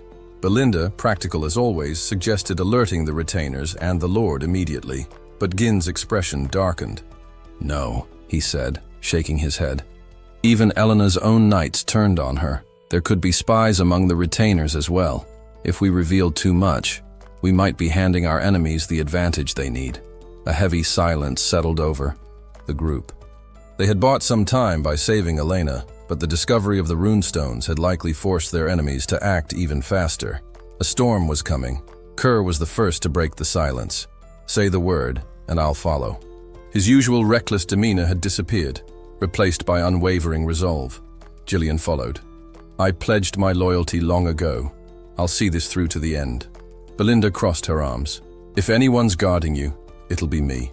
Ginny exhaled slowly, a rare smile forming at the edges of his lips. Their loyalty wasn't in question. These three had proven themselves countless times. But now, they would need to be more than just loyal. They would need to be ruthless. His voice turned steely as he laid out the stakes. The greatest threat to Persium wasn't just a faceless enemy. It was the Duke of Deligny, a man who had long sought to bring Persium under his control. Count Desmond and Amelia, two cunning manipulators under the Duke's command, were already making their moves. Gin had no intention of letting them succeed. "The next step," he revealed, "is to head south to the Scarlet Flame Tower." Kerr's grin widened. "So it's time to sell the runestones?" The thought of the fortune they'd rake in clearly excited him. Belinda, however, furrowed her brow. "The Crimson Magic Tower is closer. Wouldn't they pay more?" Gin shook his head. "Perhaps, but dealing with them would create more complications than we can afford right now. The Scarlet Flame Tower will be the safer bet." Jillian, always the tactician, nodded in agreement. "Handling high-value goods like this requires more than just a good price. It requires careful planning. We should assume we won't be the only ones interested in this transaction." Belinda tensed at the implication. An ambush? Jin's gaze sharpened. "It's possible. Last time we tried something like this, we barely escaped unscathed. The Scarlet Flame Tower had once been the dominant force in the south, but after Delmont of the Crimson Magic Tower achieved the level of a 7th Circle mage, the balance of power had shifted. Now, the Scarlet Flame Tower struggled to maintain relevance. But Gin's interest in them wasn't just strategic, it was personal. There was someone there, someone from his past life, someone he needed on his side. The towering Scarlet Flame Tower loomed ahead, its imposing silhouette cutting through the sky like a monument from a forgotten age. The structure, far more advanced than anything around it, stood as a testament to an era of magical prowess. Inside, its vast library, nestled between towering shelves lined with ancient tomes, a lone woman sat trembling, her fingers clutched tightly around a staff as she whispered her teacher Wanat's name, her voice barely audible. She gazed into the distance, wondering when the light her mentor had spoken of would finally pierce through the darkness. Meanwhile, the party pressed forward toward the Scarlet Flame Tower, their expressions shifting as they took in its grand presence. Belinda and Kerr were visibly astonished, their eyes tracing the tower's immense height. Jin took the lead, ensuring he would not be burdened with paying the merchant's share. Among them, Gordon, the seasoned warrior, could hardly contain his awe.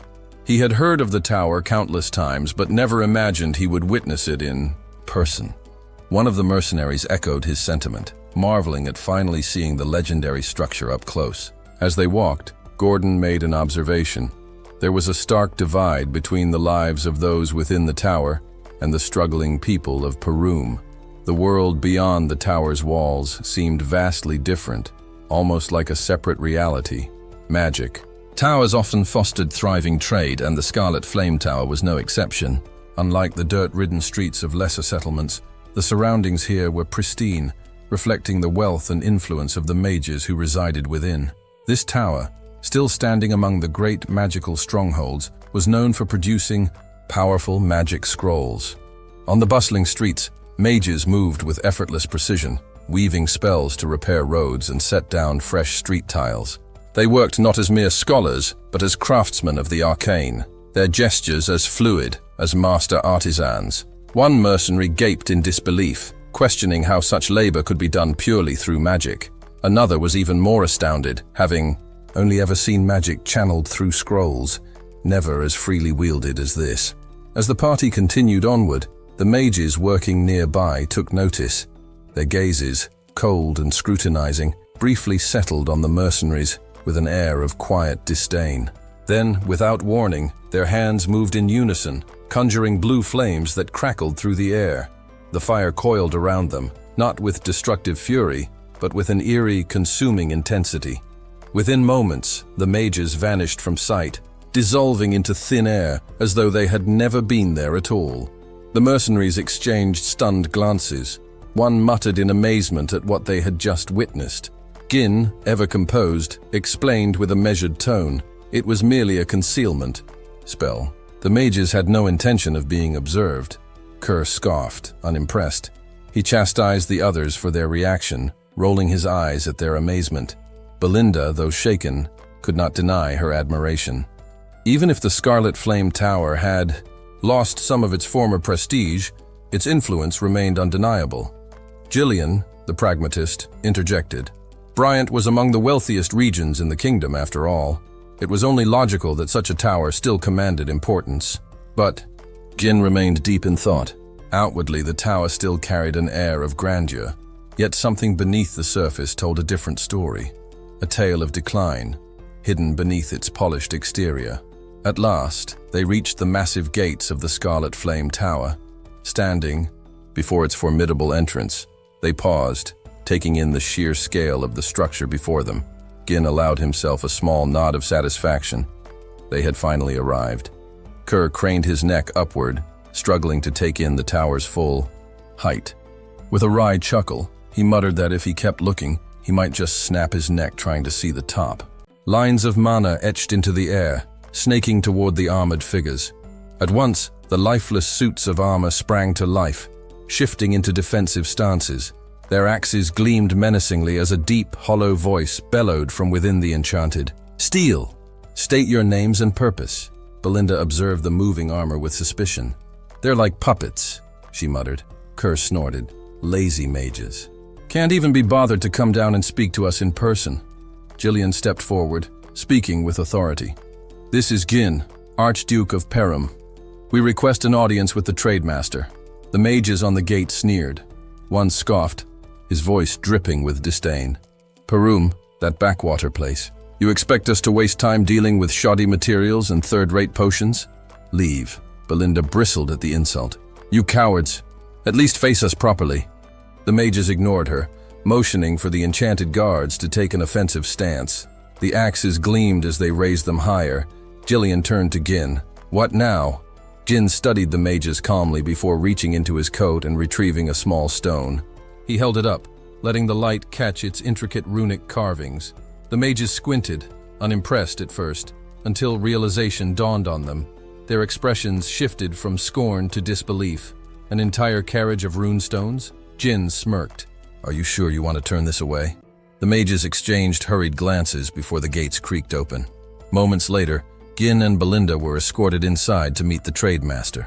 Two men greeted them with respectful bows, one introducing himself as Cylon, the tower's trading overseer.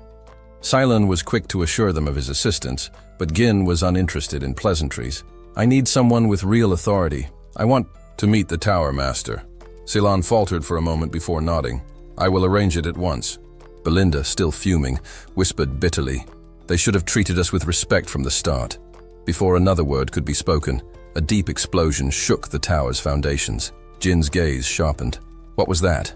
Cylon waved it off. Nothing unusual. Just another experiment in the research lab. Jin didn't press the issue, but his mind lingered on a particular thought. Elsewhere, deep within the research lab, a heavy door creaked open. 3 figures strode in, their robes marking them as high-ranking disciples of the tower. The air was thick with residual magic, and on the ground, a lone figure lay motionless. A blonde-haired mage stepped forward, his voice sharp with condescension. How many times have you been warned? You don't belong here. His sneer deepened as his gaze fell upon a black-haired girl. You have no magic, and yet you think you deserve a place here? He glanced to his side, where another disciple stood, a man with dark hair, his smirk matching the blonde's. He chuckled. I suppose we shouldn't be surprised. After all, she was taken in by that teacher. The girl remained silent, her grip tightening on her staff. The air in the lab grew heavy. Something was coming. A blonde-haired man sneered, his voice dripping with arrogance. You should be grateful we even let you set foot in the Scarlet Flame Magic Tower. He scoffed. The black-haired girl lay crumpled on the cold stone floor, her body weak and disheveled. She gasped for air but managed to force out a reply. Her voice, though strained, carried defiance. As a mage, I have just as much right to use the research lab as anyone else, she declared. Aloy let out a cruel chuckle, his lips curling into a smirk. Calling yourself a mage. How amusing. With a flick of his wrist, crimson flames burst to life around his staff, the heat distorting the air. He raised his hand and cast his spell, fire gathering into a deadly sphere. If you're truly a mage, then block this, he challenged, hurling a blazing fireball toward her. The girl struggled to steady herself, raising her trembling hand in a desperate attempt to cast a defensive spell. But as the fireball hurtled closer, her strength wavered. She wasn't going to make it. Then, in an instant, a caped figure appeared between them. A flash of steel cut through the haze of flames. Jin moved like the wind, his sword slashing cleanly through the fireball, dispersing it before it could touch the girl. His presence alone shifted the energy in the room, the oppressive tension melting into stunned silence. He turned to the gathered mages, his expression unreadable. Is this what passes for research in the Scarlet Flame Tower? He mused, his tone laced with quiet disdain. Bullying the weak instead of advancing magic? Meanwhile, in the Tower Master's conference room, chaos of a different kind was unfolding. Hubert, the master of the Scarlet Flame Magic Tower, clenched his fists, his frustration barely contained. Our supply of runestones is nearly depleted, he repeated, his voice rising with every word. How could this happen? His head throbbed as he stared down the elders, who stood before him in uncomfortable silence. The reality was dire. Without runestones, their magical research would stagnate. Worse yet, the gap between their tower and the Crimson Magic Tower would only widen. Didn't I order you to secure enough runestones in advance? Hubert snapped, his patience unraveling. One of the elders, a man in a yellow hat, resisted the urge to roll his eyes. Hubert had spent more time rubbing shoulders with nobles and indulging in luxuries than managing the tower's resources. Yet now he had the audacity to lash out at them. Another elder, donning a red hat, shared a knowing glance with his peers. The problem wasn't just the lack of runestones, it was the tower's master himself. A third elder, dressed in green, spoke up, his tone measured but firm. Even if we secure more runestones, our master remains only a six-circle mage. Meanwhile, Delmud of the Crimson Magic Tower has already reached the seventh circle. The mere mention of Delmud sent a vein pulsing at Hubert's temple. He slammed his fist against the table. "If I had more runestones, I would have reached the seventh circle by now," he bellowed. "That lowborn mage isn't superior to me. He's just hoarding resources." His anger spiraled further, his accusations growing more desperate. "There's nothing special about those runestones. The Crimson Magic Tower shouldn't have such an edge over us." The elder in the green hat pressed on. "Then what do you propose we do if we run out completely?" Before Hubert could unleash another tirade, the door burst open. San, the tower's trade manager, rushed in, breathless. "Master Hubert, elders, you need to come down immediately." Hubert scowled. "San, this is not the time." "It is," San cut in urgently. "A massive shipment of runestones has just arrived." The room fell silent. For a moment, the weight of the situation seemed to shift. The elders exchanged glances, their initial skepticism turning into cautious hope. Back in the research lab, the fight raged on. Aloy, his frustration mounting, launched another series of fireballs at Gin, determined to overwhelm him. Yet Gin moved effortlessly, his blade cutting through every attack with infuriating ease. Each failed strike only fueled Aloy's anger. Grinding his teeth, Aloy poured every ounce of his mana into a final massive fireball. Flames roared as he hurled it toward Jin with all the force he could muster. Jin, unshaken, simply raised his sword. With a single downward slash, the fireball split cleanly in half, its energy dissipating harmlessly around him. The room fell into stunned silence. The gathered mages watched, wide-eyed, unable to process what they had just witnessed. Aloy's strongest attack, rendered useless. Aloy staggered back, his face a mix of rage and disbelief. "Who the hell are you?" he demanded, before he could receive an answer. A thin wire of energy coiled around his limbs, tightening with lethal precision. His breath hitched as he realized he was completely immobilized. From the shadows, Belinda stepped forward, her cold gaze locked onto Aloy. "Attacking." "My young master," she mused, her voice as sharp as a blade. "A mistake you won't be repeating." She pulled the wire tighter, watching as Aloy's earlier arrogance crumbled into fear. Aloy struggled against his restraints, panic creeping into his voice. "What? Who are you people?" Before anyone could respond, a commanding voice rang through. "The lab! Enough!" The room tensed as Hubert strode in, his expression a storm of barely contained fury. The four elders trailed behind him, their eyes scanning the chaotic scene.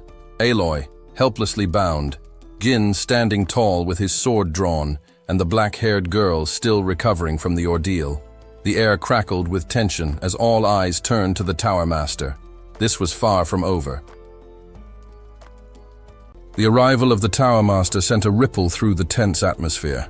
Vanessa let out a startled gasp, struggling to collect her thoughts. Standing beside her, Gin remained unmoved, his expression unreadable despite the presence of the most powerful mage in the tower.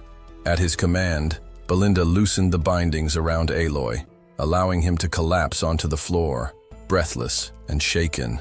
Scrambling to his feet, Aloy clung to his master's robes, his voice frantic as he pleaded his case. He insisted that intruders had breached the tower, and that he had only been trying to stop Vanessa from entering the lab when the young man had assaulted him. His words quivered with desperation, as he painted himself as the noble defender, shielding a helpless girl from danger. Belinda scoffed, her sharp gaze filled with mockery. "You sound like a frightened little girl," she sneered. Aloy's face turned red with indignation. "I am not a girl," he snapped, his pride stinging more than his injuries. Meanwhile, Vanessa, still seated on the cold stone floor, mustered a weak explanation. "I only wanted to use the lab," she murmured. Her words stirred something deep within Gin, an old memory from a past life.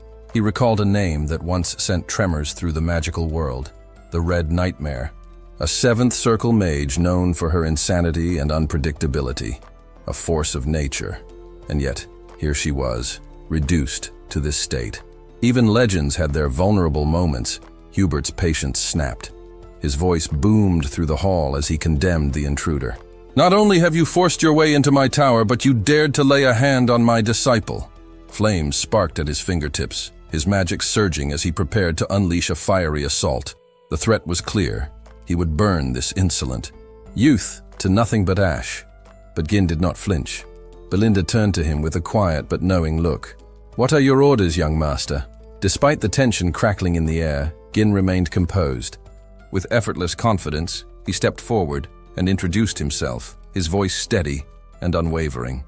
"I am Gin Perham, Archduke of the Perham territory. I've come here to trade runestones." A stunned silence fell over the room. For a long moment, Hubert did not react, struggling to process what had just been said. A noble?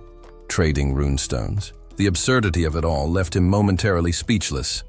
Aloy, his earlier indignation forgotten, gaped at Gin. You actually brought runestones here?" Gin smiled, as if the answer was obvious. "Would you like to see them?" Without waiting for a response, he led the group outside. The sight that greeted them left even the most seasoned mages dumbfounded. 10 wagons, overflowing with runestones, stood lined up before the tower gates. The elders, who only moments ago had been locked in a bitter debate over their dwindling resources, were now struck speechless. The sheer quantity of the magical stones was staggering, far beyond what they had dared to hope for. The first to break the silence was the Blue Hat Elder. This can't be real," he muttered in disbelief. The Red Hat Elder was equally shaken. "Where in the world did someone so young acquire this many runestones?" The Yellow Hat Elder turned to Hubert, awaiting his decision. "Tower Master, what should we do?" Hubert, however, did not answer immediately. He stood motionless, his face unreadable, but behind his composed exterior, his mind was whirling. This was no mere trade opportunity. This was power. If he secured these runestones, he could finally crush the Crimson Magic Tower once and for all. The mere thought of it sent an uncontrollable thrill through him. A slow, maniacal laugh threatened to escape, but he forced himself to remain calm. Outwardly, he maintained his dignified demeanor, but within, his ambition burned hotter than ever. From the sidelines, Kerr's grip tightened around his sword. The audacity. They had risked everything to deliver this cargo, and now Hubert had the gall to act unimpressed. Vanessa, hesitant but earnest, spoke up. Even just one of these wagons would be enough to sustain the tower for weeks. But Hubert cut her off with a sharp glare. Silence. His voice dripped with disdain. "You've already caused enough trouble." His gaze flicked toward Ma, her with cold indifference. "Your late master left behind nothing but a burden," Gin observed silently, his expression unreadable. "So this is how they treat her." Hubert turned to the elders. "Well?" The elder in blue, catching on to Hubert's game, plucked a stone from the nearest wagon and inspected it with an exaggerated frown. It's not quite what I imagined." The elder in yellow followed suit. "Considering the source, there's a chance these might be counterfeit." Belinda's eyes flashed with anger. "Are you seriously suggesting that our Lord brought fake runestones?" Gin remained unshaken, watching their performance unfold. The elder in green shrugged. "We must be cautious. Scams are everywhere these days." Gin, finally speaking, let his words cut through the tension like a blade. "So you're saying you won't buy them?" The elder stiffened. Hubert's smug expression faltered. Gin turned on his heel. "We're leaving." Belinda, her lips curling into a smirk, shot the elders a look of pure mockery before following Gin's lead. Hubert's mind raced. No.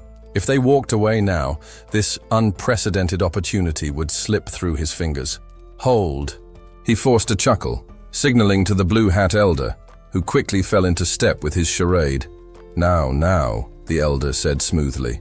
"Perhaps we spoke too soon. Out of respect for your efforts, we might be willing to negotiate." Hubert, regaining his composure, nodded. "Yes, perhaps we were too hasty. As a gesture of generosity, we will purchase all of your runestones, at a slightly reduced price, of course." Gin barely reacted, his expression calm. "Ah, I see the misunderstanding now." He turned to Kerr. "Leave one wagon. The rest, take them back." Kerr hesitated for only a second before smirking. "Understood." Hubert's face paled. The elders stiffened. Jin crossed his arms. "We only ever agreed to sell one wagon's worth." Panic rippled through the Scarlet Tower's ranks as realization sank in. If they let the rest slip away, their chance at securing the upper hand against the Crimson Tower would vanish. Seizing the moment, Kerr turned to the mercenaries. "Move the wagons. Now." The mercenaries obeyed immediately, their efficiency catching the elders off guard. Hubert, suddenly desperate, barked, "Wait! What is the meaning of this?" But Gin merely smiled. "I believe we're done here." And with that, the wagons, save for one, began their slow but steady departure, leaving Hubert and his elders scrambling to regain control of the situation they had so carelessly thrown away. Gin sighed, shaking his head as he offered an explanation.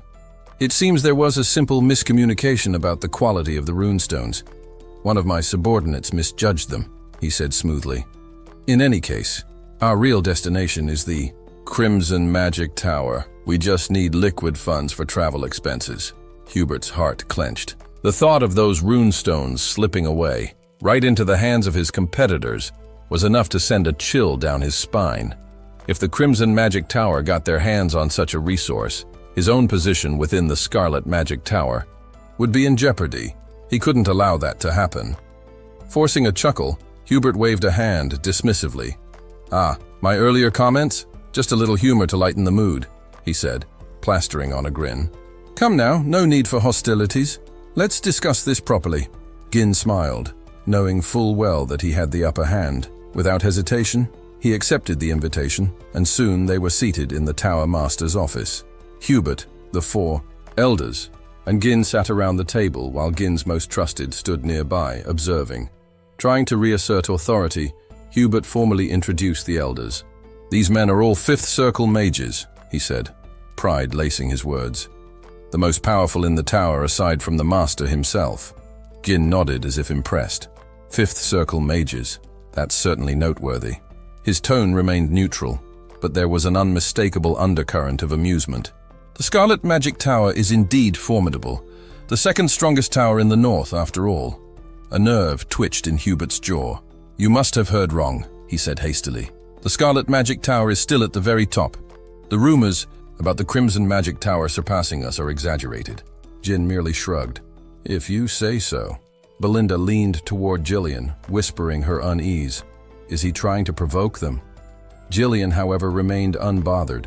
"Jin knows what he's doing," he assured her. Meanwhile, Kerr watched with barely contained excitement, relishing how easily Gin was manipulating the elders. Wanting to regain control of the conversation, Hubert cleared his throat. "All right, let's talk business. How much are you selling the runestones for?" He smirked. "If you tried taking them elsewhere, I guarantee you won't get a better deal." Jin lifted a hand, silencing him before calmly naming his price. "Double the market value." The room fell into stunned silence. "Double?" Hubert barked, leaning forward with a scowl. "That's outrageous!" Gasps and murmurs rippled through the elders.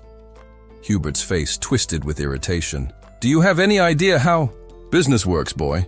Negotiation is about fair trade, not daylight robbery. Whoever taught you these methods has done you a great disservice." Jin remained unruffled. "I simply believe that the Scarlet Magic Tower should pay double for these rune stones." The blue-hatted elder scoffed.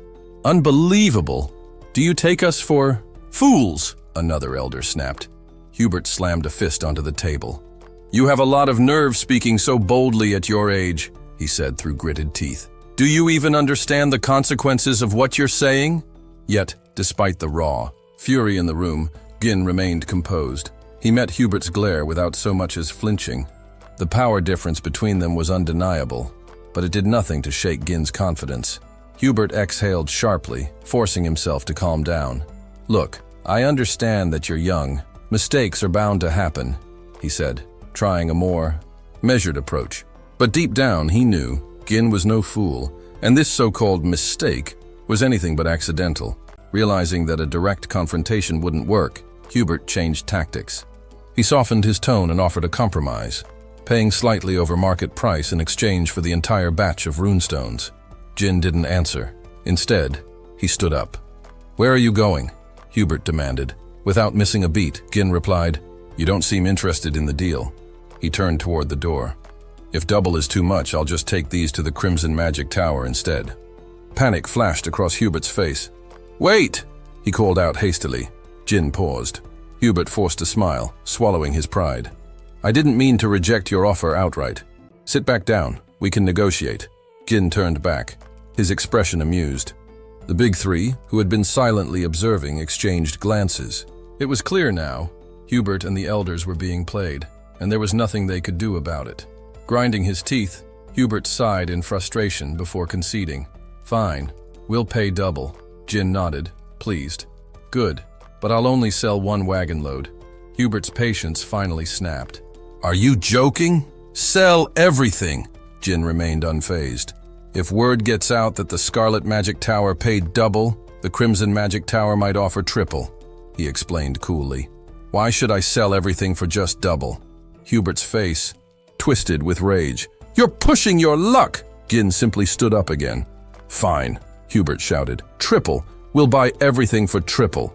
A small smile played on Gin's lips. He turned back and settled into his chair once more.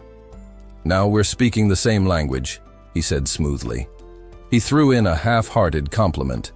"I suppose the Scarlet Magic Tower does deserve its reputation as the strongest magic tower in the north." That flattery was enough for Hubert to rise, eager to retrieve the money and finalize the deal. But as he moved toward the door, Gin's voice stopped him. "One more thing." Hubert froze. His shoulders stiffened before he turned back, his patience hanging by a thread. "What now?" Gin leaned back in his chair, his expression unreadable. "I want Vanessa handed over to me." The room fell into a stunned silence. With no seasoned negotiator present, the room remained still. No one dared take the lead. Then, without warning, Ghislain broke the silence with a request that stunned everyone. He wanted Vanessa. The words hung in the air like smoke. All eyes turned to him. Hubert was the first to react. His voice cut through the tension. "You're serious? You want Vanessa?" Ghislain didn't flinch. He turned to the Tower Master and nodded. "Yes, I'll take her as my personal mage." As he spoke, flashes of a distant life stirred in his mind, visions of smoke and laughter under the stars. Back when he commanded a mercenary band, he'd once used a sword as a makeshift grill. They were camped for the night between campaigns, stealing rare moments of peace. Beside him sat Claude, a trusted companion, more than a soldier, his favorite slave. Claude's right hand was a hook, the mark of countless battles. The meat on the blade had started to blacken, and Ghislain had scoffed at the mess. With a mix of irritation and sarcasm, Claude shot back. "You expect a one-handed man to cook dinner?" "Properly?" Ghislain answered with a raised fist, silent and deliberate. Claude chuckled and waved it off as a joke. Then, shifting the topic, Claude had mentioned a name that made Ghislain pause. "There's a new rumor going around about someone called the Red Nightmare. Ever heard of her?" "Vanessa." Ghislain had shaken his head, and Claude had gone on, lowering his voice.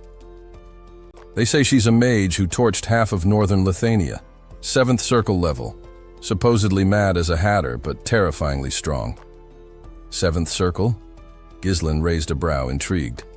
"That title's a bit theatrical, don't you think?" Claude nodded. "Maybe, but the reports are consistent. She didn't use the usual mana circle path. Instead, she took up mana cultivation, like a warrior. That's not just rare, it's unheard of." "Why would a mage abandon the circle method?" Ghislain asked. Claude answered without hesitation. "Because she lost her mind. They say she left scorched cities, dead nobles, and economic ruin in her wake. She's the reason behind the latest extermination mission." Even then, sitting by firelight with the sound of crackling wood in his ears, Ghislain had smiled. She sounded more like a force of nature than a person. "We should find her," he had said to Claude. Claude had stared at him like he'd lost his mind. That plan never bore fruit. By the time Ghislain located Vanessa, her magic had spiraled out of control. She was barely alive. But something in her hadn't faded. Even broken, she still had the capacity of a seventh circle mage, perhaps even more if given guidance. Now, with the wisdom of another life and a seat in Pertium's hierarchy, Ghislain had made a quiet vow. He would protect and refine her. Under his care, she would reach her true potential. Back in the present, the group surrounding him began to murmur. Gillian frowned. "You mean that girl from earlier? She didn't exactly look powerful." Carr scoffed. "She seemed average at best." Belinda leaned closer and whispered, "Please, just let me know ahead of time next time you bring someone in. Some warning would be nice." Whispers rippled through the gathered mages. In a far corner, an elder wearing the red hat smirked. "Perfect outcome," he whispered. "She's been a liability for ages." The yellow hat elder gave a slow nod. "We've done our duty to Leonardo. Caring for her until now should be enough to repay that debt." With a deep breath, Hubert stepped forward. "Vanessa is one of our tower's most exceptional mages," he began formally. "She represents—" "Spare me," Ghislain interrupted, his tone suddenly harder. "You're not just giving me Vanessa. I want third circle or higher combat mages sent to Persium as well." Hubert froze. The words struck him like a slap. His chest tightened. What is he planning? A fortress? A war? "You need them for construction?" he asked bitterly. "No," Ghislain said plainly. "For territorial defense. Battles are coming." That statement sent a chill through the room. The elders stiffened, eyes darting to one another in alarm. Whatever peace they thought they had, Ghislain had just rewritten the terms. Combat mages were not cheap. They earned hazard pay for a reason. Battlefield deployment of their kind was no small matter. And now the Scarlet Flame Tower was being asked to provide them for free. Ghislain stood firm, his voice cold and unwavering as he laid out his demands. Triple the market rate. Third circle or higher mages stationed in Pertium for a full year. Vanessa, assigned to him personally. Not one of these terms was negotiable. The trio of elders across from him stiffened. Just the demand for triple price was outrageous, but Ghislain hadn't stopped there. He'd piled on. On the other side of the chamber, a slow burn of fury spread through the elder mages. Their glares sharpened. Hubert's thoughts swirled. Sure, the runestones were urgently needed, but this felt like outright extortion. With a sharp intake of breath, Hubert summoned a rush of mana. The entire chamber seemed to tremble under the weight of his magic. The other elders joined him, unleashing their power in unison, a tide of invisible force crashing toward Ghislain like a silent storm. Yet the young lord remained seated, calm, untouched. Hubert's voice cracked through the charged air, thick with anger. He accused Ghislain of treating him like a fool, invoking an ancient law. Mages affiliated with a tower were forbidden to take part in territorial conflict. Calling for core mages to deploy in Pertium was not only illegal, it was insulting. To demand such a thing, Hubert snarled, is worthy of execution. I should turn you to ash where you sit. And on paper, Hubert had a point. Ghislain had made the first aggressive move. The tension in the air rose to a breaking point. Belinda, Ghislain, and Cain readied themselves, magic brimming at their fingertips. Their opponents were 5th and 6th circle mages, powerful beyond easy measure. Even united, the odds weren't in their favor. Still, Ghislain didn't flinch. Instead, he calmly asked the question that gave Hubert just enough pause. "Are you absolutely sure you won't regret that?" The room held its breath. Then, without theatrics, Ghislain dropped his ace. A massive runestone vein had been found within Pertium. What he'd brought today was only a sample. The real deposit was dozens of times larger. Shock rippled across the chamber. The elder's mana began to retreat, like a tide slowly withdrawing. Ghislain continued, his voice measured. News of the find was already spreading across the northern territories. He didn't have to spell out what that meant. Soon, others would come. Gislin's tone softened, almost cordial. The Scarlet Flame. Tower has the opportunity to act first, help us endure this phase of growth, and will offer exclusivity. All of it, the full vein, yours alone. Hubert's eyes narrowed. Exclusive rights? He echoed. Gislin stood, extending a hand. It was a gamble, but a calculated one. If the deal went through, the Scarlet Flame Tower could surpass Crimson and reclaim its seat at the summit of magical power. Hubert's pride wavered. Greed crept in to take its place. A steady runestone supply, a chance to restore his tower's legacy. It was everything he'd dreamed of, and Gislin knew it. He'd hit the pressure point flawlessly, offering power, prestige, and security in one irresistible package. The fire in Hubert's eyes dimmed. He clasped Gislin's hand with a faint, satisfied smile, and for a brief moment, Gislin felt a flicker of unease. After the meeting, Hubert pulled Alfoy aside. "You'll go to Persium with him," he said plainly. Alfoy blinked. "Me? Surely." "There are others more suited." "There is no one more suited," Hubert cut in. "The greatest talent our tower has seen in a century isn't being sent as an errand boy. You're going because our future depends on it." The praise landed with force. Alfoy straightened, pride swelling in his chest. As the runestone crates were unloaded by mercenaries outside, Hubert added, "This mission isn't just support. It's preparation. One day you'll sit where I do. This is your proving ground." He laid out the task: monitor the estate, safeguard the runestones, prevent any attempts to redirect or smuggle them. If conflict broke out, Alfoy was not to fight, only to retreat. 1 year, that was all. Just endure, and the tower would rise again. Alfoy bowed, determination blazing in his gaze. Yet when he finally arrived in Persium, his enthusiasm died a swift death. The estate was underwhelming, to put it mildly. As the gates opened and Gislin welcomed his new guests alongside a small force of mercenaries and local aides, the mages exchanged quiet remarks. One noted the castle's old-fashioned design. Another commented on its practicality, despite lacking flair. A third complimented its structural symmetry. But Alfoy? He seethed in silence. To him, this was no noble stronghold. It was a remote dump, a pathetic shadow of the grandeur he was accustomed to. The thought of the tower's future heir stationed in such filth filled him with contempt.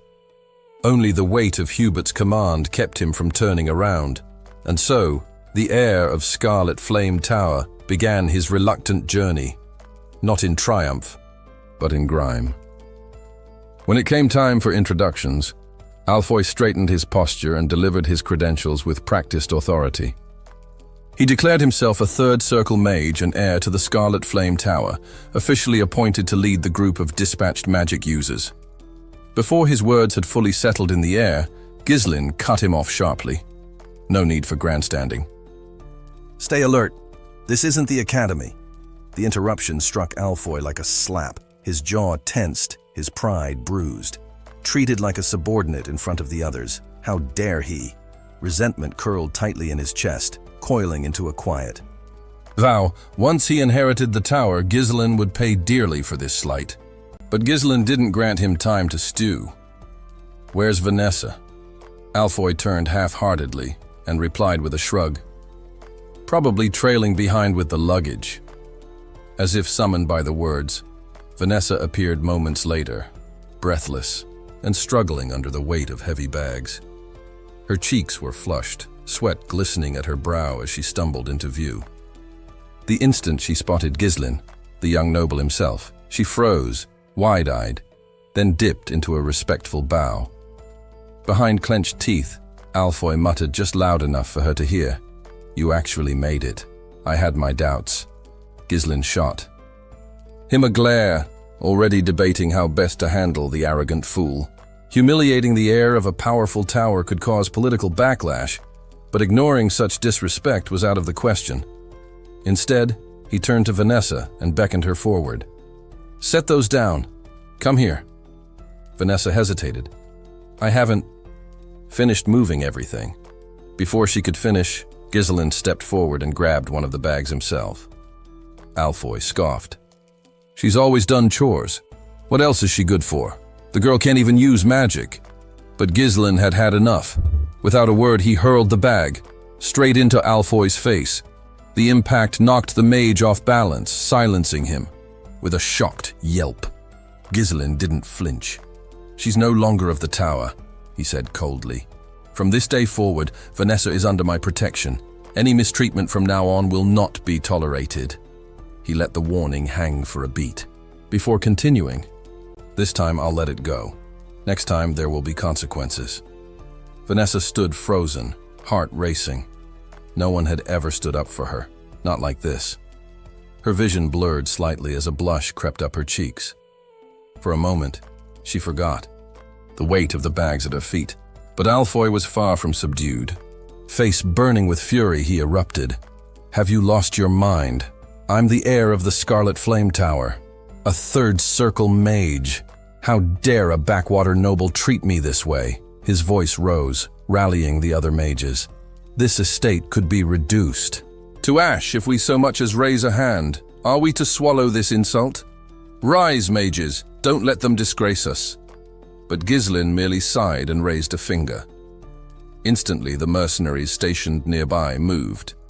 Hardened veterans from the Forest of Beasts campaign, they encircled the mages in a tight, silent formation, their movements mechanical, disciplined, and swift. Alfoy paled. "You'd raise arms against us? Against mages?" Ghislain cut through, his outrage with calm finality. "The contract is clear. You're mine to command for 1 year, signed and sealed by your own tower master." He let that sink in before continuing. "Refuse, and it won't be you who pays the price. It'll be the tower. You lose access to the runestones, and that's a loss your master can't afford." Sorry for the interruption, but if you're loving this series, you don't have to wait. Get up to 16 episodes ahead right now on Patreon. Support the channel, unlock exclusive content, and stay ahead of the story. Links in the description. Now back to the video. The fight drained from Alfoy's stance. He stared at Ghislain, knowing the truth of it. The Scarlet Flame Tower needed those rune stones. You're here to serve as mana reservoirs. That's your role. Accept it or leave. Alfoy seethed, teeth grinding. But there was nothing he could do. Humiliation settled over him like ash. Ghislain turned away, issuing new orders. "Kyre, Gileon, make sure they understand their position." Kyre's eyes gleamed with amusement. "Life must have been soft in that tower." Gileon smirked. "They'll adjust. Quickly." Alfoy clenched his fists, trembling with barely contained rage, but still, he did nothing. Off to the side, Vanessa watched the scene unfold, torn between shock and something dangerously close to hope. Then Ghislain turned to her again. "From now on," he said, "you answer to me alone." Her breath caught. She blinked in disbelief. "Me? But I can't. Even use magic. How could I be your personal mage?" Ghislain extended his hand toward her, firm and unwavering. "That's something I intend to change." His voice was quiet, but sure. "You have potential. I'll help you unlock it." Vanessa stared at his hand, unsure whether to cry or laugh. Since the death of her old master, she'd been ignored, overlooked, and discarded. No one had offered her anything more than scraps, until now. Vanessa had once clung to the cold stone walls of the tower like a lifeline. Even if she had to endure the humiliations of a servant's life, it still meant access to the arcane texts, to her pursuit of magic. Leaving that sanctuary behind felt like cutting ties with her only purpose. But fate had other plans. Now bound to follow Ghislain, the young lord of House Persium, she accepted his offer of help with quiet reluctance. His promise to assist with her magical progress stirred more suspicion than hope. After all, what could A swordsman know of the mysteries of mana. She was deep in thought when Gislin's voice called her back to the present. "Yes, my lord," she answered, straightening. His tone was gentle, almost curious. "Tell me, how far did you advance in your magical training?" With a hint of hesitation, Vanessa admitted she had reached the 5th circle, on paper. Her understanding, she added quickly, was largely academic, theory and formulas, not actual spell work. To her surprise, Gislin smiled approvingly. "That's no small feat," he said sincerely. "You've already climbed higher than most." Vanessa blinked, caught off guard by the praise. Praise wasn't something she'd heard much in the tower. There, she'd been an outsider, tolerated but never respected. She lowered her eyes. "It doesn't mean much. I've never been able to cast a single spell." Gislin already knew this, but he still asked, "Is there a reason? Something blocking you?" Her reply came softly, a fragile truth she barely dared to speak. "I've never felt mana, not once. Not since I was a child. I studied harder than anyone, hoping that if I just learned enough, maybe something would change. But it never did." Her mentor, Leonardo, had been the only one who believed in her. He had since passed away, and after his death, so too had any remaining patience the tower had for her. She wondered aloud if that loss had sealed her fate. Gislin listened quietly, then nodded with conviction. "That ends now. From this day on, I'll teach you how to cultivate mana properly. With your existing knowledge, that alone could push you to the level of the tower's elders." Vanessa blinked, uncertain whether to feel hope or doubt. Gislin's certainty unsettled her, but also intrigued her. He remembered her from another life. In that world, she had become a formidable mage, not by rote memorization, but by unlocking her own understanding of magic's deeper structure, its patterns, its purpose. She had once reached brilliance, though it had come at great cost. Magic wasn't just about formulas. It demanded intuition, discipline, and relentless testing of one's limits. She had the intellect, but lacked the inner spark, until now. Gislin believed she'd simply walked the long road, but she hadn't failed. A memory echoed in his mind. Claude, muttering about a formidable maid from his previous life. A woman from northern Lithuania who'd reached the 7th circle, only to fall to madness. Her error? Mixing mana cultivation with magic without mastering either. She had become infamous, her power matched only by her instability. Gislin swore he wouldn't let Vanessa meet the same fate. "I'm going to show you how to cultivate mana properly," he said at last. Vanessa stiffened. Her body tensed like a bowstring. The very idea made her uncomfortable. Her old teacher had tried to guide her through a cultivation technique once. It had gone poorly. The memory of that failure still haunted her. She frowned. Why would a mage need such a method? "Because both cultivation and spellcasting are rooted in the same source," Gislin explained calmly. "Mana." She stared at him. He was a noble, a swordsman, and yet he spoke like someone who understood. Still, her skepticism held strong. She had studied these techniques before, but always under rigid, inflexible instruction. The idea of receiving this kind of training from someone without a formal magical background seemed absurd. She shook her head. This is madness. To her, attempting to channel magic through cultivation seemed like a gamble with too high a cost. The risks, internal injuries, permanent damage, weren't just theoretical. They were real. Gislin simply smiled and offered her his hand. "Vanessa," he said, his voice calm and steady. "It's time." There was a tenderness in his gaze, a certainty that steadied the chaos inside her. He wasn't dismissing her fears, but he was asking her to trust him. And beneath that invitation was something more. A promise that this time, her journey would be different. He understood what had happened to her before. how flawed techniques and buried resentment had twisted her path. He had seen knights fall into the same spiral, overwhelmed by their own inner demons.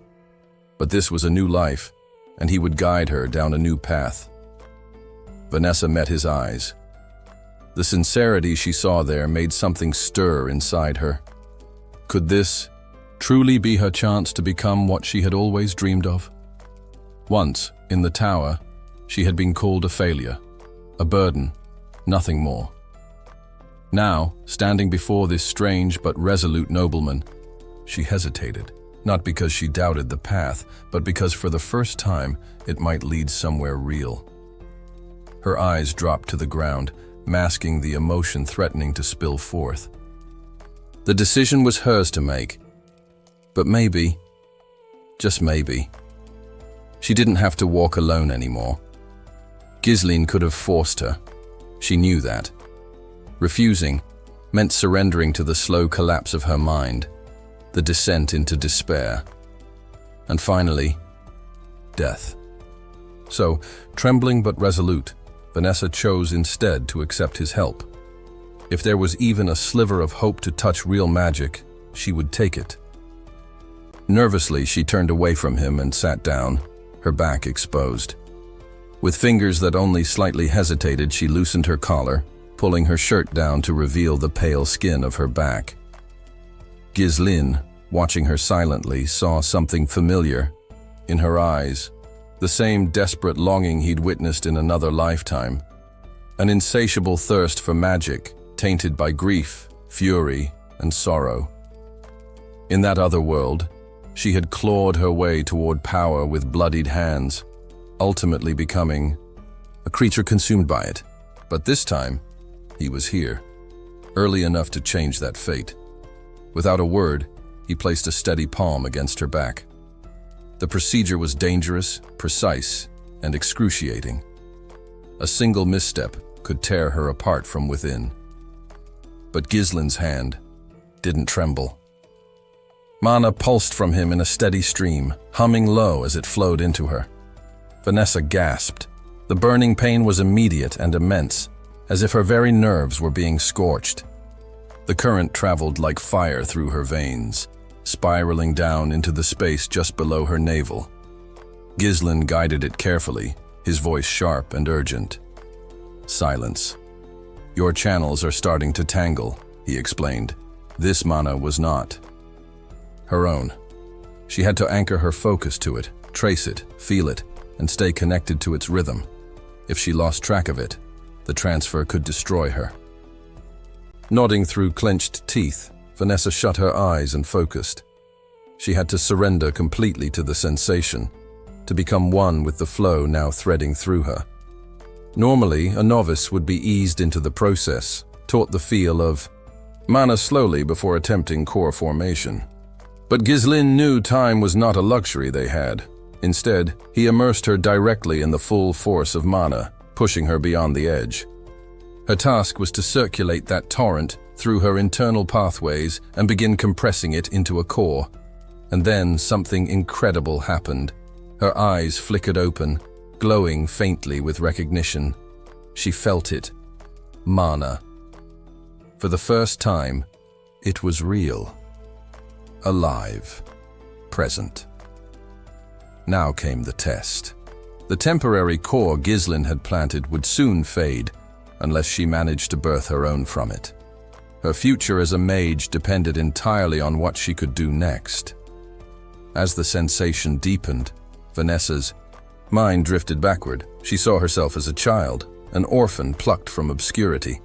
It was Leonardo who had found her, recognizing not raw talent, but an intellect sharp enough to challenge theory itself. He had argued her case to the esteemed mage Hubert, insisting she had the potential to understand mana at its roots and reshape spellcraft from the ground up. Hubert hadn't been convinced. "She can't cast a single spell," he had scoffed. "All the brains in the world mean nothing without magic. A mage who can't use magic. Is she a mage at all?" Vanessa, just a child then, had overheard it all through a cracked door. She'd sat in silence as Leonardo pleaded for her. And when Hubert delivered his final judgment, that no amount of training or resources would bear fruit. She had wept in secret, apologizing to the one man who had believed in her. In her heart, she blamed herself. If only she had been gifted, if only she could feel mana, then maybe Leonardo would never have had to leave the tower. But he had left. Not out of disappointment, but in search of a miracle. Before departing, he had looked her in the eye and said, "Lift your head, child. Look to the sky. Darkness does not last forever. You too will see the dawn." And now, Ghislain had become that dawn. Inside her soul, Vanessa finally understood. The light her master spoke of wasn't just hope. It was real, tangible, warm. Far from her inner world, chaos erupted elsewhere.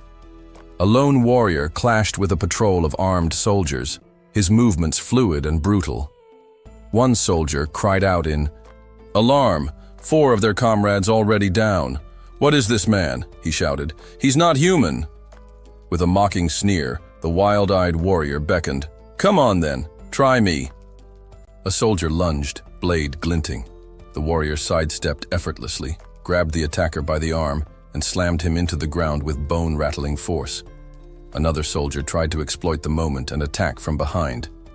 But the warrior moved like lightning, swinging the first body like a weapon, crashing both of them through the barracks wall. Standing over them, unscathed and amused, the warrior cracked his neck. "Haven't even broken a sweat." Inside the same barracks, Victor sat at a small table, eating quietly, entirely unfazed by the mayhem just outside. One wide-eyed soldier whispered, "That man, he's the strongest fighter of our time." Victor calmly set down his cup, his meal finished, his silence more formidable than any battle cry. In search of a moment's peace amidst the chaos of night, Victor lay stretched out on the grassy edge of a quiet riverbank. His fishing rod rested carelessly in the dirt nearby, its line forgotten in the current. The hush of flowing water filled the silence until footsteps approached. Another man emerged from the darkness, the flicker of torchlight catching the edge of his armor. "Did your training go well?" he asked casually. Victor didn't bother to answer. He remained reclined, eyes half-lidded, voice low and indifferent. "What did you come to tell me?" The man straightened. "Orders from Count Desmond." For a moment, Victor said nothing. The gentle hush of the river filled the air again. He closed his eyes briefly, letting the last threads of calm slip away. Count Desmond's summons were not the kind one refused net if you valued your life, your honor, or your station. With a sigh that carried no surprise, only resignation, Victor sat up and reached for his helmet. The cold metal met his hands like an old companion. He fastened it in place and stood, the calm in his chest replaced by something sharper, more purposeful. Back at the barracks, the aftermath of violence greeted him. His men, bruised and bloodied from a recent scuffle, loitered in disarray. Victor gave them no more than a passing glance. Discipline would come later. He had grown tired of waiting, tired of the stale routine that dulled his instincts and corroded his patience. But now at last there was movement, a mission, a name to chase. Victor didn't need to ask who the target was. If Count Desmond had chosen one, that alone gave it weight, and Victor intended to hunt. Count Dild's sudden declaration of war hit Persium like a thunderclap. A royal messenger, breathless and dust-covered, delivered the sealed letter straight to Zwalter's estate. In his study, Zwalter stood reading it with a cold intensity. While his brother Randolph waited beside him, tense and silent, Zwalter's expression darkened with each line. The declaration was thick with lofty rhetoric, listing a cascade of justifications claims of betrayal, disrespect, and violations. Of ancient accords, but at its heart, it was clear Count Dild was accusing the young Lord Ghislain Persium of murdering Gilmore Diold, his heir, and for that, he demanded vengeance. ZW Alter didn't hesitate. "Call the vassals," he said to Randolph, his voice grim. "We must convene at once." Soon, the chamber was filled with the voices of Persium's lords. Randolph paced the room, fuming. Have the duels lost their senses? He spat. There's no way Gislen killed that boy. This is madness. The others were no calmer. To declare war over a fabrication, one of them snapped, "This is more than an insult, it's treasonous," said another, disbelief in his tone. And now Dield turns on us. What could they hope to gain? Asked a third. This is suicide. While his counsel boiled with rage, Zwalter said nothing. He stood still, eyes focused on a distant thought. Unlike many lords, Zwalter had always ruled with honor. He'd refused to enslave his people and served as the bulwark between the north and the wild raiders who prowled the edges of the kingdom. War was not something he took lightly. His focus returned when his son Gislen stepped forward. "Father," Gislen said calmly, "do you remember the runist?" Zwalter frowned. "Two of our envoys visited Dield. While I was at the tower," Gislen continued, "those men betrayed you as if they leaked what they learned. Then this war may have begun with them." His words stirred the room into another storm. One vassal shot to his feet. "You're accusing our own envoys. What proof do you have?" But Gislen didn't flinch. His composure was unnerving, more like a seasoned veteran than a young heir. Zolta studied him in silence. There was something deeper in Gislen, now a strength not born of youth. Though the others didn't know it, his son had once lived another life, carrying the title of the Mercenary King. Now that soul stood before him, calm and prepared. Randolph slammed his fist against the table. "We're wasting time," he growled. "They want to fight. Let's give them one. We have the numbers and experience. We'll crush them." But before anyone could respond, a knight burst into the room, panting and mud-splattered news from the gates. The knight shouted, "Diold's army has arrived." A hush fell over the chamber. Then disbelief turned to dread. Leading the vanguard was Victor Eyre, to Count Desmond, a knight said to be on the verge of transcending humanity. Clad in resplendent silver armor, Victor had been trained from boyhood to master the blade. Now, he marched under Diold's banner, his blade destined for Persium soil. Though Diold's lands were modest, the same couldn't be said for Desmond's.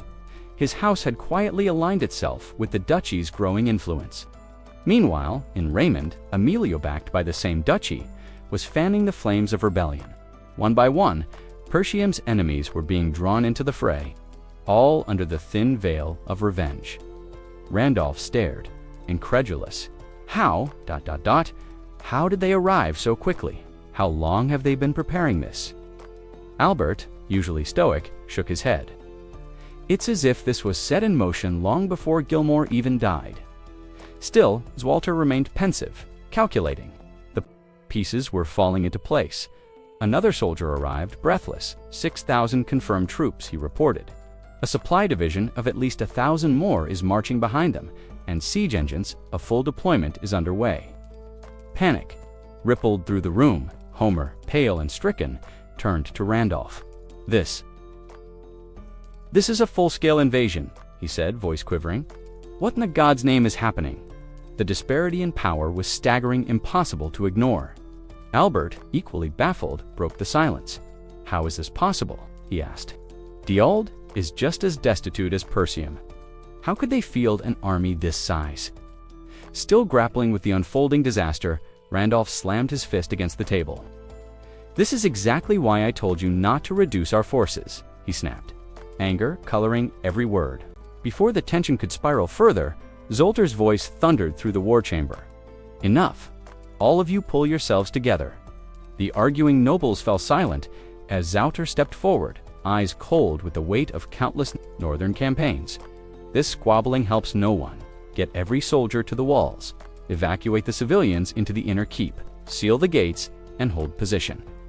This is no longer a disputed war. Far from Persium's ramparts, Tomos de Gold surveyed the massive fortress from atop a hill, a quiet hum escaping his lips. His gaze was calm, almost amused. With Count Desmond's backing, he was certain Persium would crumble, the death of his son. Gilmore hadn't bothered him much.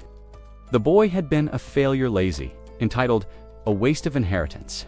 But Gilmore's death served a higher purpose. It gave Tomos a perfect excuse to strike. Sons, after all, could be replaced. Opportunities like this, however, were rare. Turning To his ever-silent companion, Victor Tomos, said smoothly, "Come with me. I have something to say to Count Persium."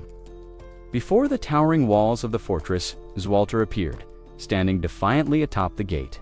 "Tomos de Gold," he shouted. "Have you gone mad? What is this treachery?" Tomos chuckled darkly. "Treachery? I'm simply seeking justice. My beloved son, Gilmore, was murdered on these lands. I've come for retribution. By your own son's hand-gizzling, Persium, no less."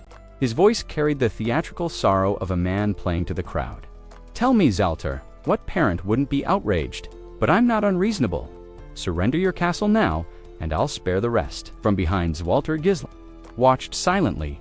He knew Thomas's words were twisted half-truths, and worse. He knew that Count Desmond's involvement meant this was no skirmish, it was a calculated assault. Randolph couldn't hold back any longer. "Lies!" he roared. "All of it," Homer nodded grimly beside him. There's no use talking to him, but Gisling said nothing. His thoughts were elsewhere. Saving Alina had bought them time, but not much. Gilmore's death had made conflict inevitable. The siege weapons below confirmed his worst fears. Diold wasn't here to negotiate. They intended to obliterate Persium. Zwalter stepped forward once more, voice like steel. "Gisling did not kill your son, but even if he had, I wouldn't. Hand him over. If you care for your life, Tomos, turn back." The look in his eyes was fierce, forged by years of fending off barbarian raids in the unforgiving north. Tomos faltered, if only slightly. Victor, as ever, remained silent, though a flicker of respect passed through his gaze. "So this is the Northern Wolf," he thought. Zwalter Persium, guardian of the frontier, a man worth fearing. Tomos cleared his throat, trying to regain his composure. As expected of the famed Northern Wolf, but foolish nonetheless. "You'll regret this decision." He turned and walked back to his army, leaving only the echo of threat behind. Inside the fortress walls, Zwalter's expression darkened. He knew exactly how grim the situation was. Persium was poor, its land barren, its supplies low, and its defenses thin. A siege could break them. Randolph turned to him, voice filled with urgency. "Let me command the troops, my lord. We don't need numbers, we need strategy. I'll cut through that rabble like butter." Albert shook his head. "You're strong, Randolph, but this isn't a duel. Their numbers alone could bury us." Homer joined in, his voice low. "One misstep, and we lose everything." But Randolph wouldn't back down. "We can't just wait for death." Zwalter said nothing. The weight of leadership hung heavy on his shoulders. The vassals began to speak all at once, pleading for reinforcements, proposing alliances, even suggesting they abandon the castle and retreat to the northern keep. Their voices blended into a storm of desperation. Zwalter stood still in the eye of it all, silent but thinking. Always thinking. The sudden outbreak of war had struck with terrifying precision and ambush, executed by an enemy that was not only prepared, but overwhelmingly so. The scale of Diggle's forces defied logic. No one should have been able to raise such a massive army in such a short time. Lord Zwalter, standing atop the battlements of his ancestral keep, stared grimly into the horizon and could not help but wonder who was backing them. As a noble honor bound him to remain. As a father, his instincts cried out for justice. Gisling, his son, had been accused of killing Gilmore, and accusations Zwalter did not believe for a second. Yet surrender, under these false charges, was unthinkable. His thoughts were interrupted as Gisling approached and calmly recommended they prepare. The castle for a siege, Zwalter turned slowly, surprised by his son's composure. Amid the swirling panic of the court and the chaos of impending war, Gisling stood still, focused, resolute. Like an island in a storm, Gisling broke down the numbers. Diold's army stood nearly 7,000 strong. Persium, at best, could rally 2,000. The odds were staggering. Diggle's forces were organized, well-supplied, and carried high morale. In 15 days, they would complete their siege equipment and mount a full assault. In 15 days, Diggle's forces, now rumored to have support from Desmond's territory, would descend upon Persium. But Gisling had no intention of playing by the rules. That same evening, Gisling donned his armor, a deep obsidian hue that shimmered faintly beneath torchlight. It was time to gather his closest allies, Jillian, Cor, and Belinda. Gillian, a former mercenary not yet knighted, fought with the precision and presence of a seasoned warrior. He would later earn the name White Lion of Fenris for the way he tore through enemy ranks. He was the first to swear loyalty to Gislen Kor, known later across the Shadow Mountains as the King of Leather, had once been a wild, unruly blade, that is, until Gislen broke him down and rebuilt him through brutal training. Then there was Belinda. Shrouded in mystery, she had come to Persium through Gislen's mother, an assassin by trade. Belinda had been entrusted with watching over Gislen and his sister Alina after their mother's passing. Her loyalty was as deep as her secrecy. The war, as far as Gislen was concerned, had already begun in his previous life. Gislen had risen to the title of Mercenary King, one of the 7 most dangerous individuals on the continent. His raw power wasn't the strongest, but his tactical genius placed him among the top 3. If time permitted, he would have tracked down Claude, his most dangerous companion, the man who once brought kingdoms to ruin at Gislen's side. But there was no time now. He had to work with what he had donned, with a mind sharpened by memories from another life. That would be enough. Gathering his team, Gislen laid out the plan. Strike the supply lines. Without them, the old siege would collapse under its own. Wait, simple in theory, dangerous in execution. Belinda raised the obvious concern. The area outside the castle was crawling with enemy patrols. Any suspicious movement would be spotted instantly. Gislen turned to Kor and Gillian. Are our preparations complete? Kor nodded. We've already stationed a unit at the Forest of the Beast. They're deep enough in the trees to stay, hidden, just like you ordered. Gillian followed up. The ponchos made from Dyrison bark are distributed. The material blends perfectly in darkness, ideal for night ops. Gislen pointed to a map spread across the table. A large force would be noticed, but a small, elite unit in camouflage. That's our window. We strike fast, vanish faster. Even with his unwavering tone, Belinda couldn't hide her worry. She'd watched him grow. Beneath his armor and tactics, he was still young, still human. Yet the fire in Gislen's eyes made her hesitate to voice further concern. There was still one major unknown, the location of Diggle's supply unit. As Gislen laid his strategy bare, Lord Zwalter stood surrounded by his vassals, silent and grim. Despite the numbers, despite the enemy's advantage, he could feel something had shifted. The tides of war had begun to churn, and Gislen, reborn with memories of failure and a future no longer written, had just started to rewrite history. Gislen's voice cut through the stillness like a blade. Belinda, locate the D-old supply unit. I want their position immediately. Belinda blinked, momentarily stunned by the sheer audacity of the order. Her breath caught as she processed what this mission truly meant, venturing into enemy territory, risking everything. She glanced at the young lord, her eyes narrowing with concern. He's willing to gamble this much just to end it all. But there was no room for doubt. Straightening, she gave a sharp nod. Understood. I'll handle it. As Belinda disappeared into the shadows to begin her reconnaissance, Gislen watched her go, a flicker of tension hidden behind his cold demeanor. He knew full well the risks behind enemy lines was no small feat, but if anyone could pull it off, it was her. His trust in Belinda was unwavering now. All that remained was his final move, the trump card he had kept hidden until the time was right. Vanessa, in his former life, she had been known as the Red Nightmare, a woman feared and revered across kingdoms. After ascending to the rare rank of 7th Circle Mage, she had crushed the kingdom of Lithania almost single-handedly. Her unique erratic mana cultivation had made her a living weapon, one now aligned with Persium, the last stronghold. Standing in Gislen's way, she had become the cornerstone of Persium's defenses. But Gislen had planned for this. Every step, every risk call for the chance to deliver the final blow. A few days later, far to the north at the Diggle supply encampment, night fell heavy across the land. Thick clouds choked the moonlight, leaving the camp in deep shadow. Inside a well-lit tent, Baron Foe laughed heartily, raising a golden goblet high into the air. Finally, he boomed. The war begins in earnest. I can already taste the land Desmond promised me.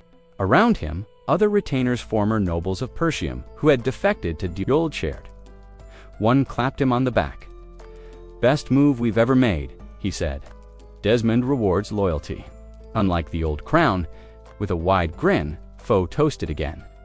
To the fall of Persium, may it be buried in dust, and may the spoils be ours to divide.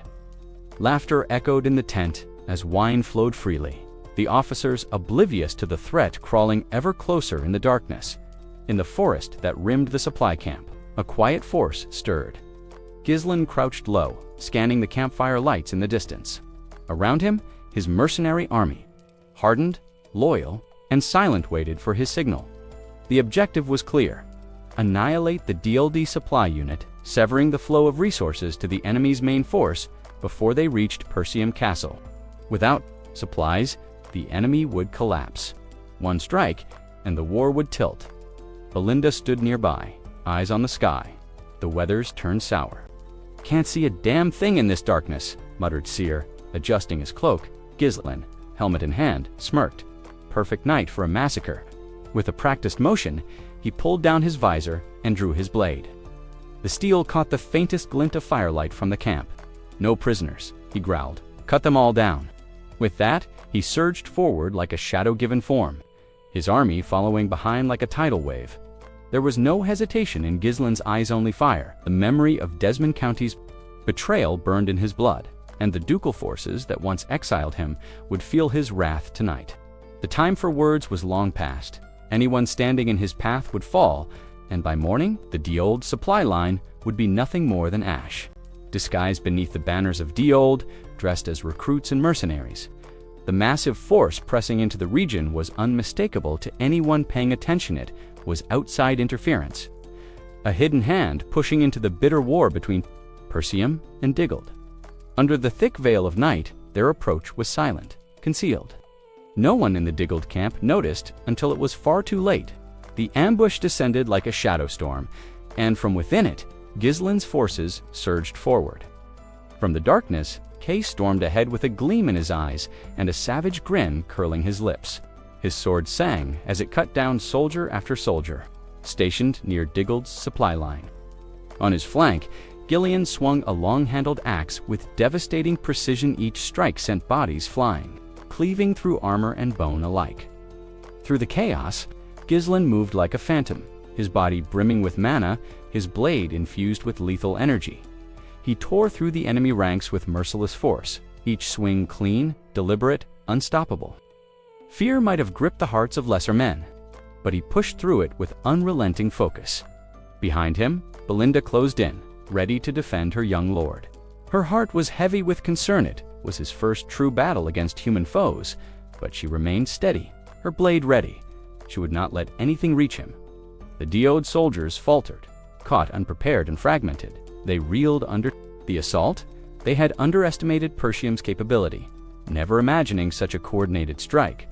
Their tactical arrogance would cost them dearly. Ghislain and Gillian moved like avatars of war, no hesitation, no mercy. This wasn't a battle, it was a purge. Ghislain's past life as a knight commander guided his decisions, each move deliberate and deadly.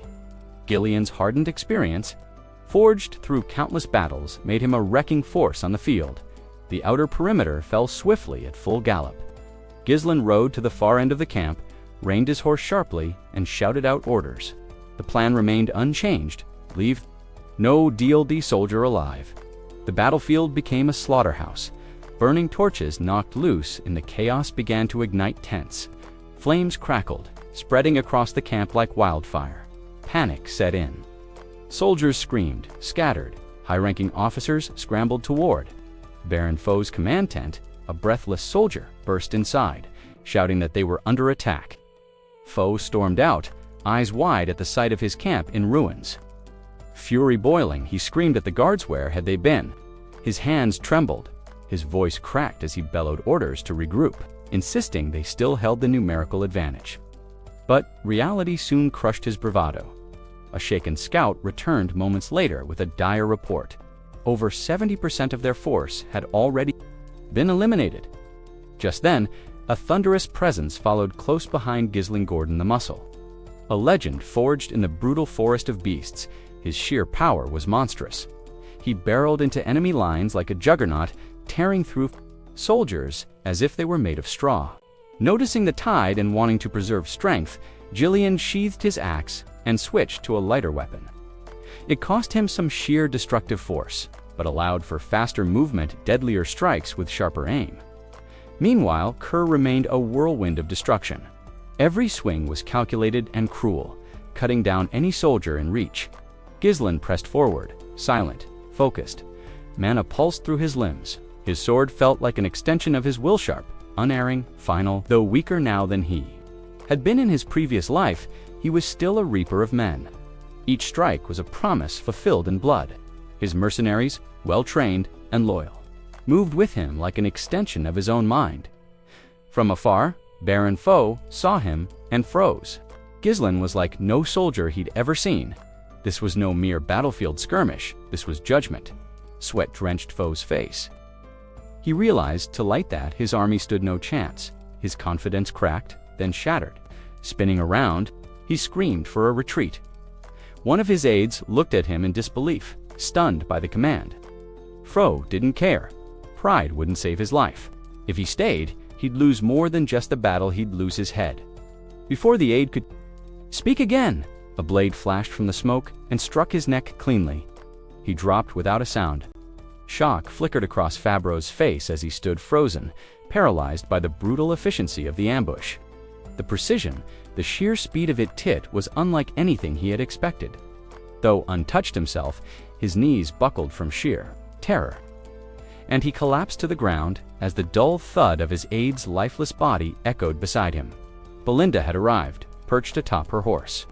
She surveyed the burning remnants of the camp with cold detachment. Her voice, calm and sharp like a blade, cut through the chaos. "Well, what an unexpected meeting," she said icily. "A vassal of Persium... In such disgrace, Fabro's mind spun. His army, over 1,000 strong, was gone. He had relied too much on numbers, not enough on strategy. Smoke choked the sky. Tents smoldered, and the stench of blood filled the air. He'd waited too long to retreat, and now there was nothing left to retreat to. Dagold's supply lines had been annihilated. Fabro was the sole survivor and a bound one at that, kneeling before Ghislain and his mercenaries. Fabro bore the weight of his defeat. Though a noble by birth, tradition dictated that captured lords were spared execution and held for ransom. There was a flicker of hope. Maybe he could still survive this.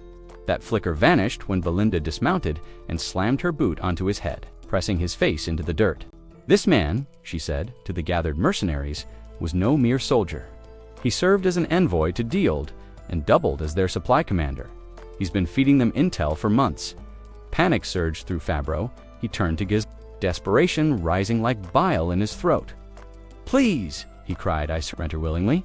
Spare me. I'll serve Persium again. I swear it." It hadn't occurred to him until now that the young lord of Persium, mocked as the northern scoundrel, could field such a terrifying force. He had miscalculated everything. Ghislain remained impassive. He calmly inquired whether Fabro had been bribed. Eager to preserve his life, Fabro confessed instantly. "It was Count Desmond. He forced my hand. I had no choice, he threatened me." Ghislain didn't react. His mind was already elsewhere, drifting to memories from a former life, to the demonic forces he had once faced. Fabro's confession confirmed what he suspected. Desmond's county had secretly funneled troops into Deold, igniting war with Persium. Still kneeling, Fabro sensed his moment slipping. He pushed harder, practically shouting, "I've been loyal to Persium for years. Count Dagold will pay handsomely for my release. You'll profit far more by keeping me alive." At that, Ghislain dismounted. His boots landed in the dirt with a finality that made Fabro shiver. "Raise your head," Ghislain ordered. Fabro's eyes widened with hope. Relief spread across his face as he lifted his head. "Thank you, my lord," he stammered. "Thank you for sparing me. I promise, I will dedicate my life." The blade moved before the sentence finished. A clean, practiced stroke. Silence. Fabro's head hit the ground with a soft, wet thud. His eyes frozen in confusion, as if he never truly understood why death had come so swiftly. Ghislain stared at the body, not with anger, but with cold finality. "I've never heard of you in my last life," he said quietly. "You meant nothing then, and you mean nothing now. To him, Fabra was scum, a parasite who betrayed his banner for coin. Ghislain turned toward his troops. "I don't make deals with men like him. I don't honor cowards in the field." His voice hardened with conviction. "Anyone who raises a sword against Persium will find death at the end of mine." Without another word, he led his mercenaries away from the ruins of Duel's supply camp. Despite having faced a full battalion, his forces had sustained little more than fatigue. No real losses. The victory had been absolute. Belinda remained quiet as they rode. Her gaze lingered on Ghislain, troubled. This had been his first real battle end, yet he had waded through it with eerie ease, as if the killing of men came as naturally to him as drawing breath. She had seen warriors cleave through monsters, but slaughtering humans was different. It should have been harder. Cheer rode up beside Ghislain. "What's next?" he asked simply.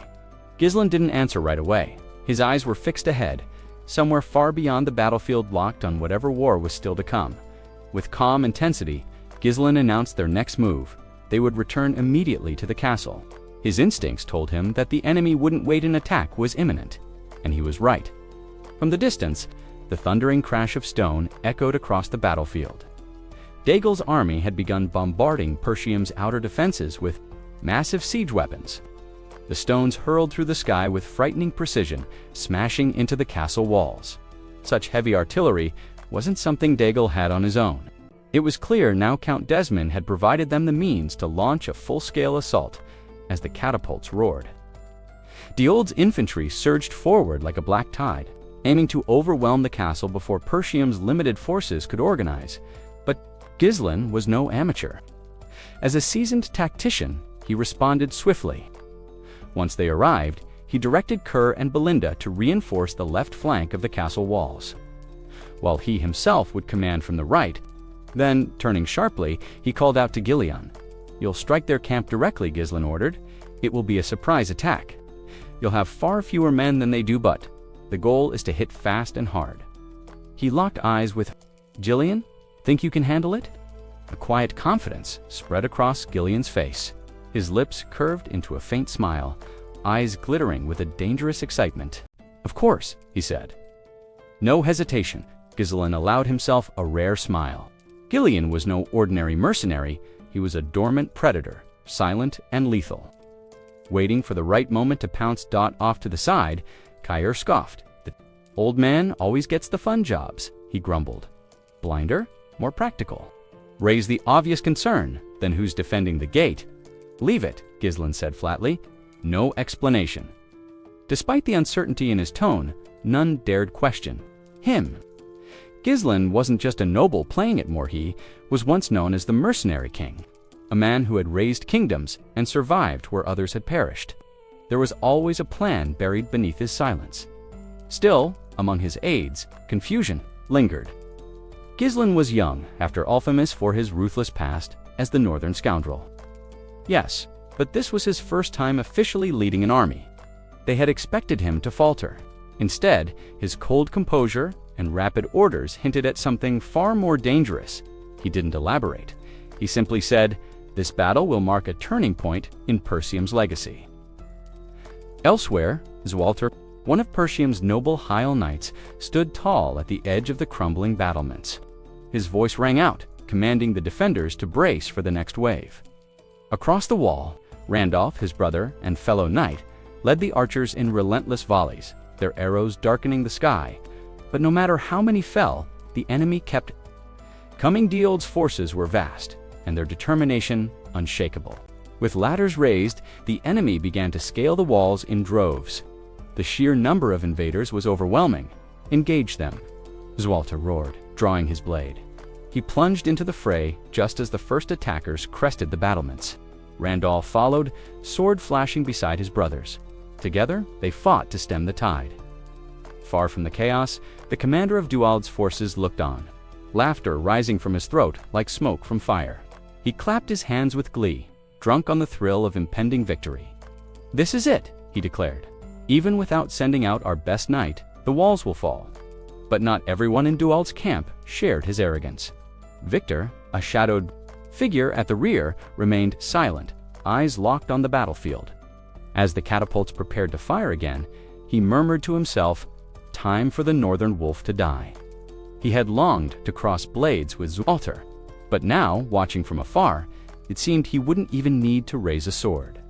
The battle was already leaning in Diold's favor. Within the walls, Zoltar the so-called northern wolf faced wave after wave of enemy fighters. These were not ordinary soldiers. Mercenaries disguised in Diold's colors surged toward him with bloodlust. In their eyes, with precise footwork, Zwalter sidestepped a thrust and countered with a clean strike across the ribs. Another enemy fell, but for every one he felled, 2 more took their place. Even with Randolph fighting fiercely at his side, the brothers were being surrounded. The enemy had breached the wall, and the defenders of Persium were about to face their most brutal test. Yet, Randolph kept his composure, but the frustration was evident in his tone. The castle walls were holding for now, but the gate wouldn't last much longer. With urgency growing, he turned and asked for the Lord's next move. Walter, placing his trust in Gislin's earlier orders, made a calculated decision. "The gate," he commanded, "hold the walls at all costs." Then, shifting his attention, he questioned Scoven about reinforcements. Scoven's expression darkened. "The messengers returned," he reported grimly. "None of the nearby territories will help. Zimbar and Rayfold both claim they're dealing with internal unrest. And as for Count Luz, every envoy we sent to him has vanished. No word, no answer. Not a single ally had stepped forward." Randolph clenched his fists, swearing under his breath. "Ungrateful bastards," he muttered. "Are we to stand alone then? Not one of them will lift a finger."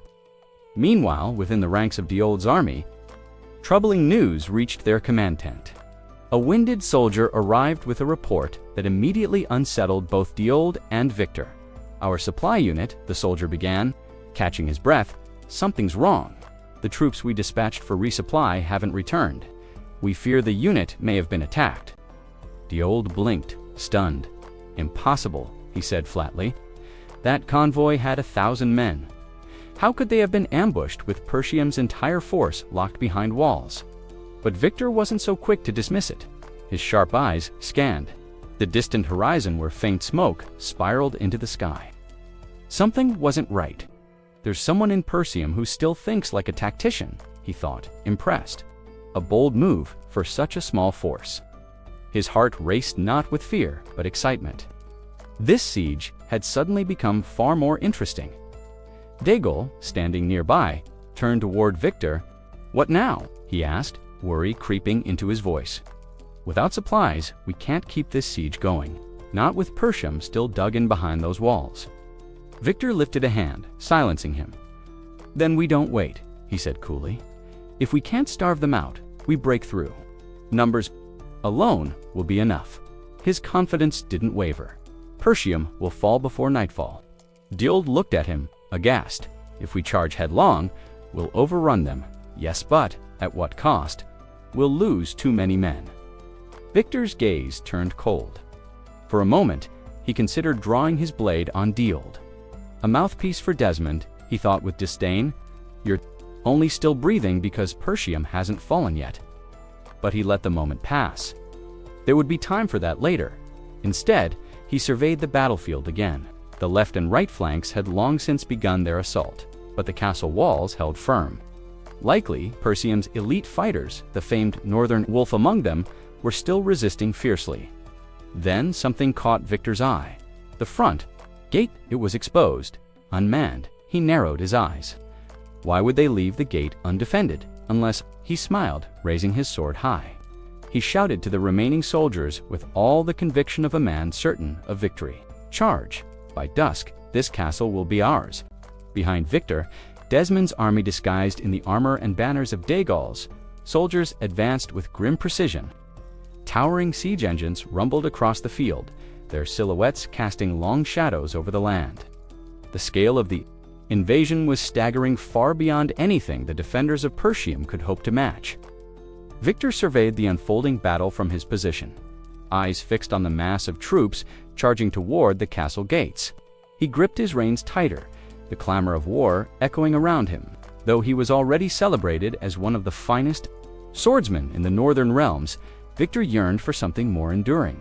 titles, recognition, perhaps even a noble lineage, something to carve his name into history, resolved. He summoned one of his most trusted subordinates. Moments later, the thunder of hooves signaled Adon's approach. Adon was not a man of subtlety. In peacetime, he found pleasure in combat, for amusement's sake, using his brawn to dominate others. But on the battlefield, he was all discipline and steel. Towering and broad-shouldered, he carried a long-handled greatsword that few men could even lift. He dismounted and awaited Victor's command with unusual restraint. All traces of his usual arrogance vanished in the presence of his commander. Victor issued orders swiftly. He himself would lead the charge to the castle gate, while Adon would remain behind to anchor the formation. It was a precaution. Victor knew that, while one warrior might suffice to hold the rear, the Persium defenders would not go down easily. They were holed up behind stone walls and would make any assault costly. As the army moved, Victor surged, ahead with the first wave, his cavalry and siege engines trailing closely behind.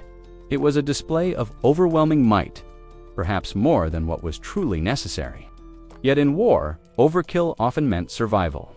Meanwhile, disguised Dagal infantry scrambled up wooden ladders, assaulting the high ramparts. Despite their numbers, the defenders proved formidable.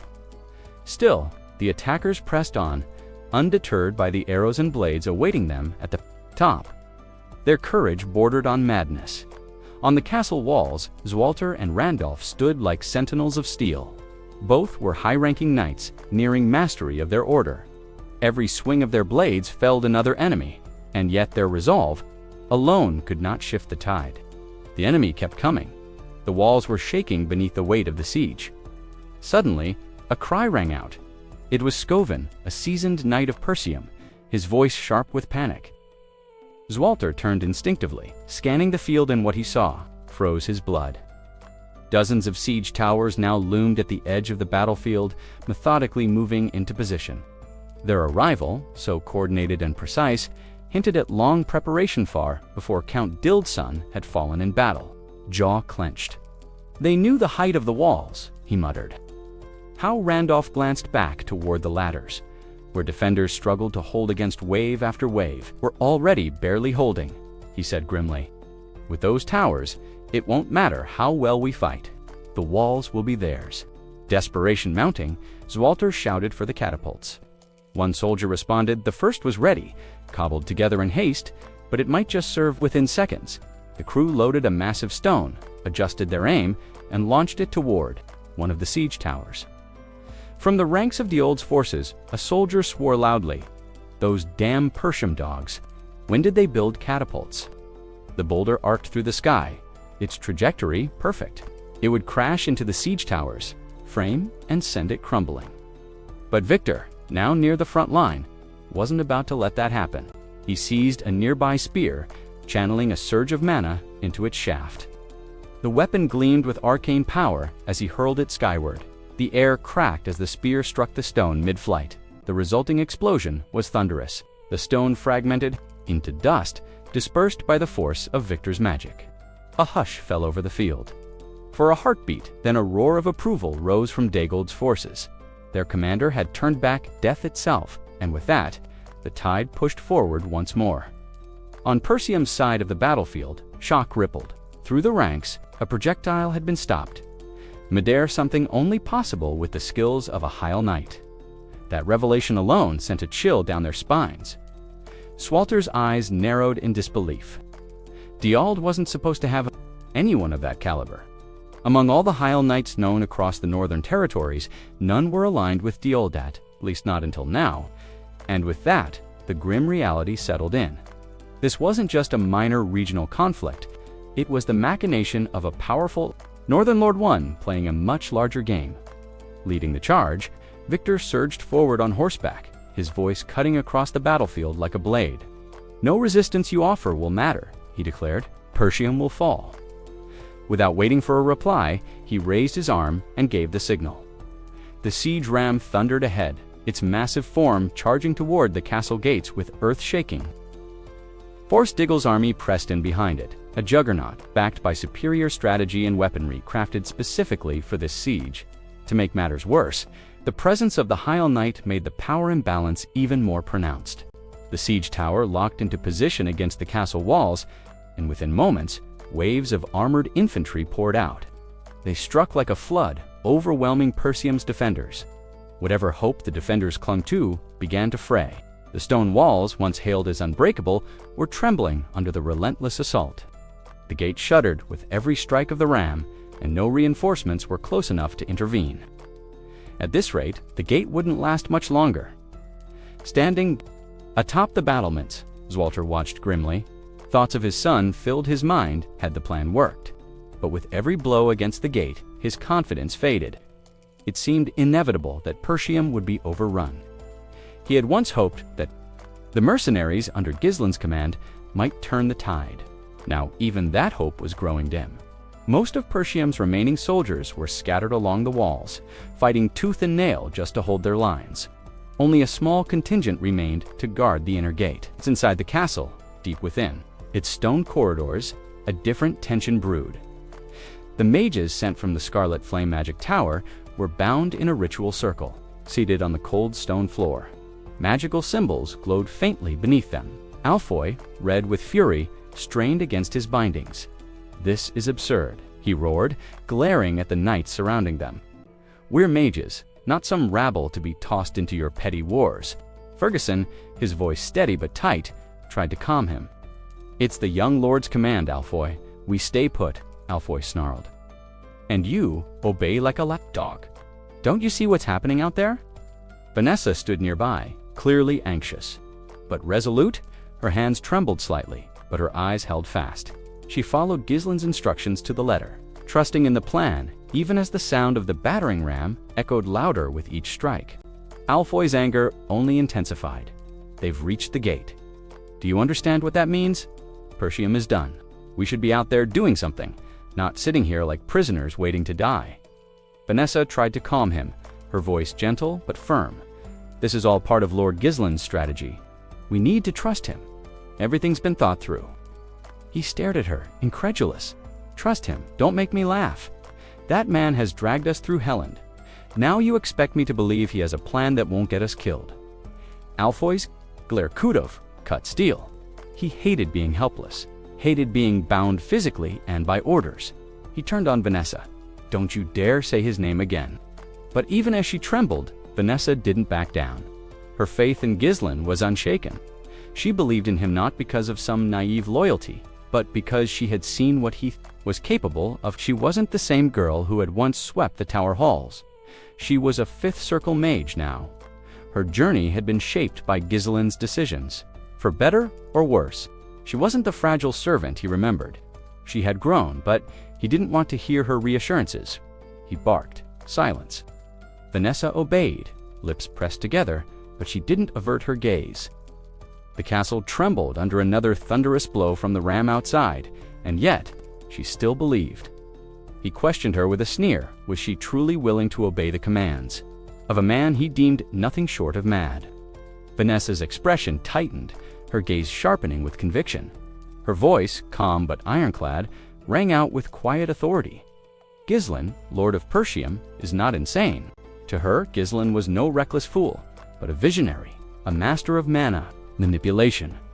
The very man who had guided her to the edge of death and beyond it when she broke through her mana barrier. With his guidance, she had endured torment that pushed her to the brink, yet she emerged reborn, true mage. Only days ago, that breakthrough had nearly killed her. The pain of unlocking her mana path was searing, her body racked by agony. But she hadn't given up. She had endured it all to fulfill her lifelong dream, and she had succeeded. Still, even now, as a fifth circle mage, the first time she attempted to cast using the mana refinement techniques Gislin had taught her, all she could summon was a faint shimmer, barely a flicker of light. The result had been disheartening. Shame crept into her voice as she apologized to Gislin, embarrassed by her weak display. But Gislin hadn't flinched. "You've done enough," he had said simply. "Magic is not tamed in a day. The power will come." He had seen her potential. That alone was enough to keep her standing. Now, as the two walked together toward the castle's outer ring, the air carried the sound of grunting effort. Mages, proud men and women once cloaked in prestige were bent over, digging furiously into the earth. A bizarre sight, almost surreal, buried in those trenches were runestones rare, powerful, and priceless. Gislen had ordered them buried outside the fortress walls, and not by common laborers, but by the mages themselves. They had balked at first, insulted. Yet here they were, sleeves rolled up, dirt on their robes, stripped of their dignity. The heart twisted at the sight. She understood the necessity, yet it pained her all the same. To see mages, once symbols of nobility, reduced to shoveling mudit, was jarring. But it was the sight of the runestones themselves disappearing beneath, the soil that stung the most. Just then, a loud voice cut through the wind. "Have you lost your damn mind?" Vanessa flinched at the venom in his tone. The man who had once tormented her now looked like a shell of himself, disheveled, red-faced, and fuming. He stormed up to Gislen, shouting furiously, "Why in the world are the mages doing this? We have soldiers. If the runestones must be hidden, why not move them outside our borders?" But before Gislen could utter a word, another voice interrupted. The man, the myth, the headache. Gordon stepped between them with a smirk, chiding Alfoy for speaking so brashly. Alfoy spat curses under his breath, but backed away. Vanessa turned to Gislen, unsure. "What's all this for?" she asked softly. Unbothered, Gislen responded without hesitation. "This is war preparation. I didn't sell all the runestones to the Scarlet Flame Tower. I kept them for this moment." He gestured to the earth being filled in around the glowing stones. War isn't won through pride or theatrics. It's won by numbers. Strategy. I know Persium won't hold the gates forever. They'll break through eventually. He turned to her, his gaze steady. "But that doesn't mean we're helpless." Gislen's voice grew heavier, more serious. "Your power. Vanessa, the strength of a fifth circle, mage paired with these runestones and the mana reserves of the other mages. That's our edge. With that much concentrated force, we won't just defend, we'll devastate them." Vanessa looked down at the churned earth, her hands curling into fists. She had become a mage to chase her dream. Now, she was being called to fight for something far greater. Vanessa understood exactly what Gislen was asking of her. His quiet words carried a heavy implication, one that couldn't be ignored. To follow through with his plan meant death. Not just of soldiers or strangers, but the taking of lives by her own hands. And for what? For the sake of the people of Persium, people she had never met. Her chest tightened with doubt. She had always held immense gratitude toward Gislen. Without him, her dream of becoming a mage would have remained just that, a dream. But gratitude wasn't the same as conviction, and she wasn't sure if she had the strength to kill for others, no matter how noble the cause. But refusing him now could mean Gislen's death. The war would consume him as it had countless others. The responsibility he'd placed on her felt suffocating. And yet, when the time came, Vanessa stepped forward. She stood before the ancient runes etched in the stone floor and activated the magic circle. Her fingers trembled only for a moment before a surge of determination took over. There was no more room for hesitation. The estate stood on the verge of ruin, and she, once the girl who couldn't even summon a spark now, stood in the eye of the storm, attempting one of the most dangerous forms of arcane precision, mana convergence. Across the battlefield, Alfoy's face twisted in disbelief. He watched the impossible unfold. Vanessa, initiating a mana transfer, the rare and volatile spell that siphoned power from multiple mages into a single conduit. The reward was unmatched power. The price, however, was often death. Should the spell's vessel falter even slightly, it wouldn't just drain the mages, it would rip their life force from them completely. Few dared attempt it. Fewer survived, yet Vanessa's gaze was calm, her concentration unbreakable. As arcs of raw energy surged around her, she heard Gislen's voice in her memory, steady, certain, full of belief in her. His faith anchored her, and as the blinding blue glow of mana surged through her eyes, she pressed onward. The circle blazed to life. Streams of magic twisted through the air, coiling around the gathered mages like ethereal serpents. Their energy flowed into her, feeding the storm. And then, as if on cue, Gislen's mercenaries thundered into motion, charging from the rear lines like a tidal wave. He placed everything, his strategy, his army, his trust in Vanessa's hands. If she failed, they would all fall. But Gislen believed in her, and that belief was unshakable. Within the estate walls, chaos reigned. The defenders, overwhelmed, scrambled to block the broken gate with anything they could find: crates, stones, shattered furniture, while archers loosed volleys through the cracks. The sound of screaming steel filled the air. Then, above the chaos, a cry rang out. "Zwalter!" Randolph's voice pierced through the din. Zwalter turned instinctively, pulling his attention away from the melee. His eyes scanned the horizon. Dust, a roiling, thunderous cloud kicked up by hooves, a cavalry unijet black armor, glinting like obsidian, charged straight at the enemy's rear. There were barely 300 riders, but their advance was unstoppable. Zalter's sharp gaze locked onto the figure at the front. Gizll in .4, a fleeting moment. Zalter wished that Gislen had fled. If Persium was doomed, then at least he and Alina could have survived somewhere, hidden among the allied forces. But Gislen wasn't the kind of man to run. Not after everything he'd suffered in the past. He had watched his world collapse once before. He would never let that happen again. The black cavalry crashed into the enemy lines like a hammer striking glass. Though vastly outnumbered, their charge was precise and devastating. Gislen led the vanguard with unwavering focus, his blade a silver arc against the sea of red. Further, chaos erupted when Victor, one of the enemy commanders, was alerted to another incoming attack. "They've flanked us, both sides," he whirled in disbelief. On one side of the ambush, Kair carved a path through the enemy with brutal precision.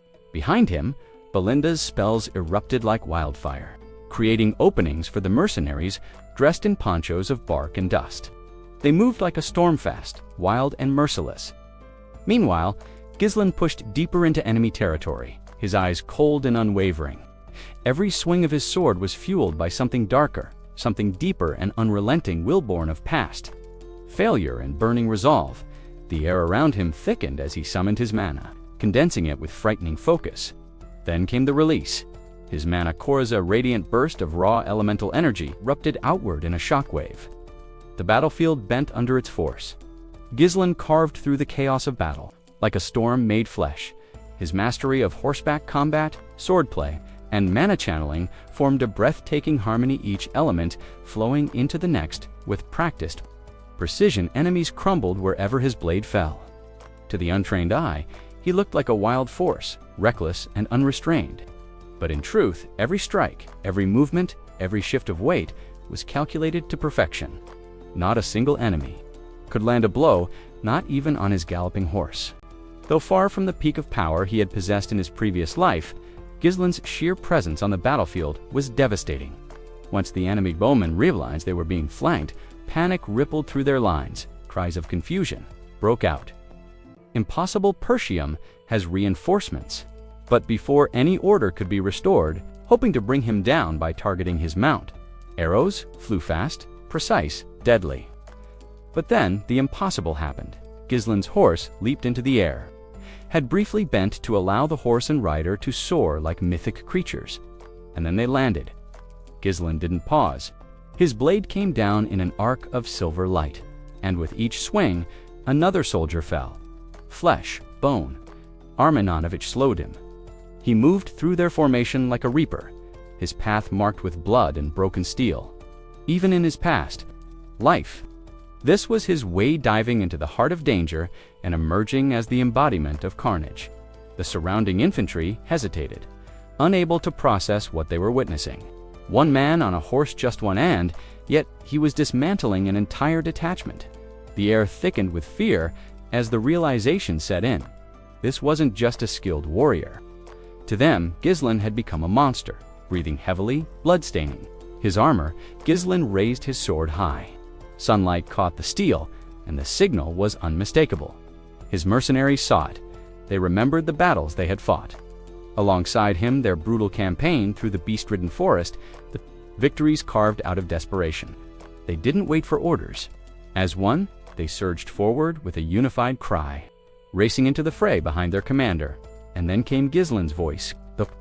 Outnumbered, outmatched, and surrounded, they would not cower. The counter-offensive had begun. Though they were vastly outnumbered, Gislin's black cavalry rode with unshakable resolve. There was no fear in their eyes, no hesitation in their charge as they thundered toward the right flank of the enemy lines. The siege engines of Dip had already anchored themselves against the walls of Persium, choking the defenders of air and space, yet the city's defenders stood their ground, unmoved by the tightening noose of enemy infantry. While Victor launched a fierce assault on the main gate, Gislin led a third of their mercenaries in a sweeping flanking maneuver. At the same time, Seer's detachment pressed in from another direction, with Belinda lending her crucial support. Meanwhile, at the enemy's rear, Gillian led the final strike team on a bold and brutal ambush aimed directly at Diold's command encampment. Massive Axe was a whirlwind of death. With each swing, enemy soldiers fell like wheat beneath a scythe. His assault was relentless, each movement backed by a hand-picked team of elite mercenaries who followed with flawless precision, reinforcing every step he took with deadly efficiency. As they cut a deep path into enemy territory, Gillian barked sharp orders to Gordon and Torrent. He would draw the enemy's eye, absorb their wrath, and act as bait. The others were to scatter, sabotage, and burn, crippling the enemy's command structure in the chaos without hesitation. Gordon and Torrent acknowledged the plan and vanished into the fray. Even in the thick of battle, the mercenaries traded clipped, breathless words. "They look rattled," Torrent observed, slicing through a soldier. "Can't believe so few of us came at them." Gordon chuckled grimly. "By the time we're done, they'll be lucky if their tents are still standing." The situation deteriorated rapidly for Commander Tomos of Diggold. He was unprepared, stunned by a counterattack that should have been impossible from a cornered foe. Paralyzed by indecision, he failed to rally his troops, even as his aides urged him to flee. That chance never came. Gillian stormed forward, carving a path of blood and ruin. His axe was soaked with the lives of those foolish enough to challenge him. He charged straight for the command center, shouting above the chaos that he would take Count Daggold alive. His axe glowed faintly with mana, the weapon humming with purpose as it gleamed under the midday sun. Tomos, frozen with dread, could only watch as this monster of a man bore down on him. And yet, just when all seemed lost, salvation arrived in a blur of steel. A sword strike, swift and lethal, slashed through the air toward Gillian. Reflex took over. He turned and met the attack with a powerful swing of his own. The two weapons collided with a thunderous clang, sparks exploding from the impact. The sound rang out, loud even above the clamor of war. Both warriors stepped back, studying each other with sharp eyes. Gillian immediately recognized that this was no ordinary foe. Until now, Diold's forces had lacked any figure capable of turning the tide, and the morale of the enemy had been hanging by a thread. The arrival of this knight, someone who could rival titans like Walter and Randolph, shook the battlefield like a bolt of lightning. This man hadn't come from Diold's pitiful ranks. Count Daggold, a self-indulgent noble with no sense of leadership, had never possessed the charisma or clout to summon warriors of this caliber. With just one clash, Gillian understood. This opponent was deadly, and he was now trapped deep behind enemy lines with a serious threat standing in his path. The knight, astride a tall warhorse, regarded him calmly. He was Adon Frasso. Voice was steady, almost respectful. For Persium's forces to strike so deep into our camp with so few, that takes courage. He casually swung his blade through the air, testing its balance. Then, with knightly formality, he asked, "Your name?" "I would know the name of the man who meets me with such strength." But Gillian did not speak. His silence was like steel. His gaze remained locked on Adon, filled with cold fury and unwavering resolve. He studied the knight's posture, breathing, stance, measuring everything. Then, without a word, he lifted his axe high overhead, his body glowing with a torrent of unleashed mana. The battle between titans was about to begin, with a voice steady and solemn. Gillian declared himself nothing more than a blade sharpened, nameless, and wholly devoted to the young lord of Persium. His loyalty, unshakable and fierce, had been forged in a single life-defining moment, the day Gislin saved his daughter from eternal torment. Since then, Gillian's allegiance had never wavered, bound not by duty, but by gratitude carved into his soul. Meanwhile, the left flank of Persium's castle wall trembled under a storm of enemy troops. Like an endless swarm of ants, Daygold's infantry surged forward, scaling ladders in relentless waves. But Persium's defenders held their ground not because they were the strongest, but because they were survivors. Battle-hardened from brutal clashes with the northern barbarians, they had learned to endure. Surrender was not in their blood. Among them, Belinda fought with the resolve of someone who knew the stakes. She moved with purpose, striking hard to buy the defenders time. If the wall fell, so would the city. Spotting 2 enemy soldiers climbing close, she lashed them together with a sweeping blow and flung them through the air straight toward Cheer, who rode the flank like a storm given form. Cheer's eyes lit up as the bound enemies spun toward him. With one fluid motion, he stepped forward and brought his blade down, cleaving both men as if it were a dance. Blood fanned out behind him like red mist across the sky. The doubts that once plagued him had vanished in the chaos of war, replaced by the certainty of purpose. He charged ahead, blade flashing, each strike flowing into the next like the notes of a violent symphony. Even amid the carnage, the battlefield still allowed for moments of levity. "Cheer," Belinda shouted across the clamor. "That's the second time you've splashed blood on me." He let out a short laugh, flashing her a cocky grin. "Then maybe stop whining and try dodging." Her face flushed with anger, but Cheer was already gone, swallowed up again by the fight. Elsewhere on the battlefield, the right side of the wall became a slaughterhouse under Gislin's command. Leading a third of the Black Cavalry, he crashed into Daygold's flank like a vengeful god. Every swing of his blade shattered enemy lines. Even Daygold's elite infantry, clad in thick iron, crumpled beneath his attacks as if they wore nothing at all. Here was the mercenary king unveiled grim, unrelenting, magnificent. Fighting at the heart of danger, Gislin breathed in rhythm with the second mana core he'd long since mastered. Each breath fueled his power, conserved his strength. The enemy could see it, feel it the way he tore through their best, as if they were made of paper. No one wanted to face him head-on. Numbers meant nothing. And when the mercenaries finally punched through Daygold's front, confusion spread like wildfire. Gislin raised his sword high and shouted for the final push. His soldiers obeyed without hesitation, trained by countless battles in the Beastwood. They knew what survival required: absolute faith in their leader. They charged with fury, fear forgotten. A Daygold captain watched helplessly as his formation disintegrated. Cursing under his breath, he saw once-proud warriors flee in panic before the unstoppable tide of black armor.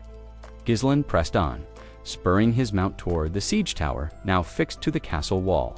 As he neared it, he exhaled a calm before the storm, his eyes narrowed with ice-edged focus. What followed would be nothing short of devastation. The Black Cavalry rallied behind him, closing in. Not one slowed, not one doubted. Ahead, a line of spearmen braced themselves, the last barrier before the tower. Blood stained the earth in Gislin's wake, yet still he advanced. His horse moved like an extension of his will. With elven grace, the spears struck out in perfect unison, a wall of death. For the first time that day, they made contact. Gislin had chosen not to evade, and then he was gone. The spearmen blinked, confused. The rider they struck had vanished into the air. His horse continued on, untouched, slipping between spearheads like mist.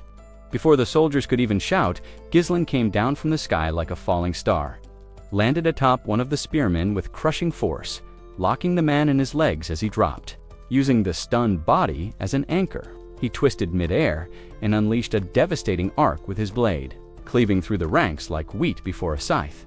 Steel screamed, blood splattered, and in the middle of it all stood Gisling the Storm. That would not be stopped. Gislin moved like a tempest, silent, smooth, and absolute.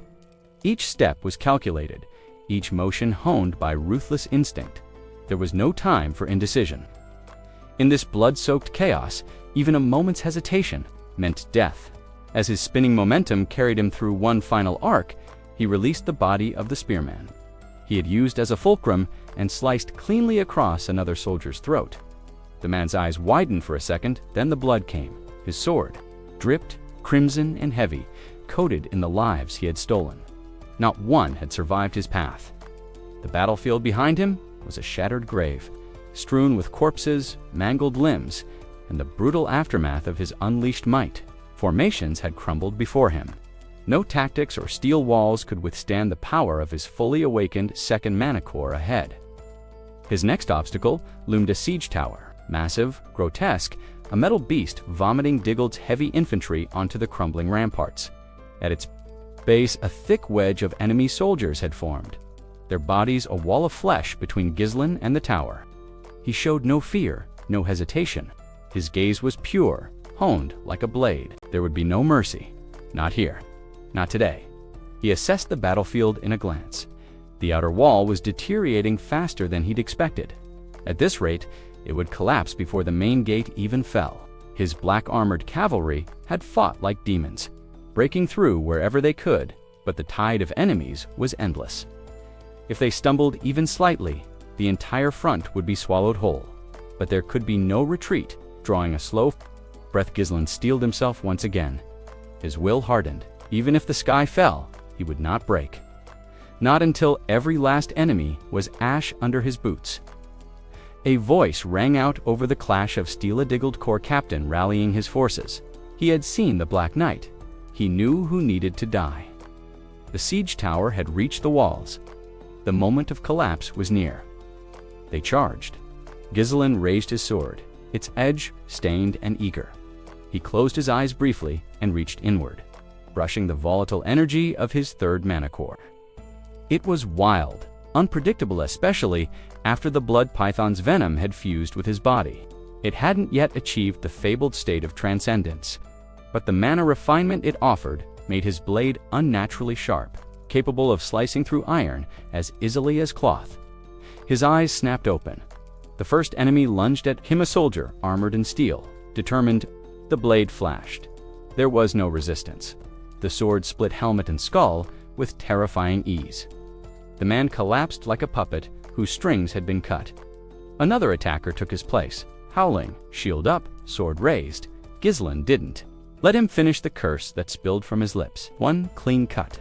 The man's head dropped from his shoulders like a ripe fruit. And still they came. A heavily armored fighter advanced, thrusting with mechanical precision. Ghislain slid to the side, narrowly avoiding the strike, and carved a deep gash across the man's ribs. The enemy fell, screaming. Another attacker was on him instantly, blade whistling through the air.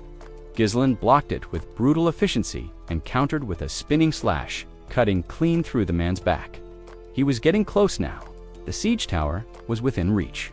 But new danger arrived from above. Arrows a volley rained down, hissing death from above. The enemy had realized who he was and where he was going. The archer's commander roared, "Kill him! Do not let that knight reach the tower." But Ghislain was already gone.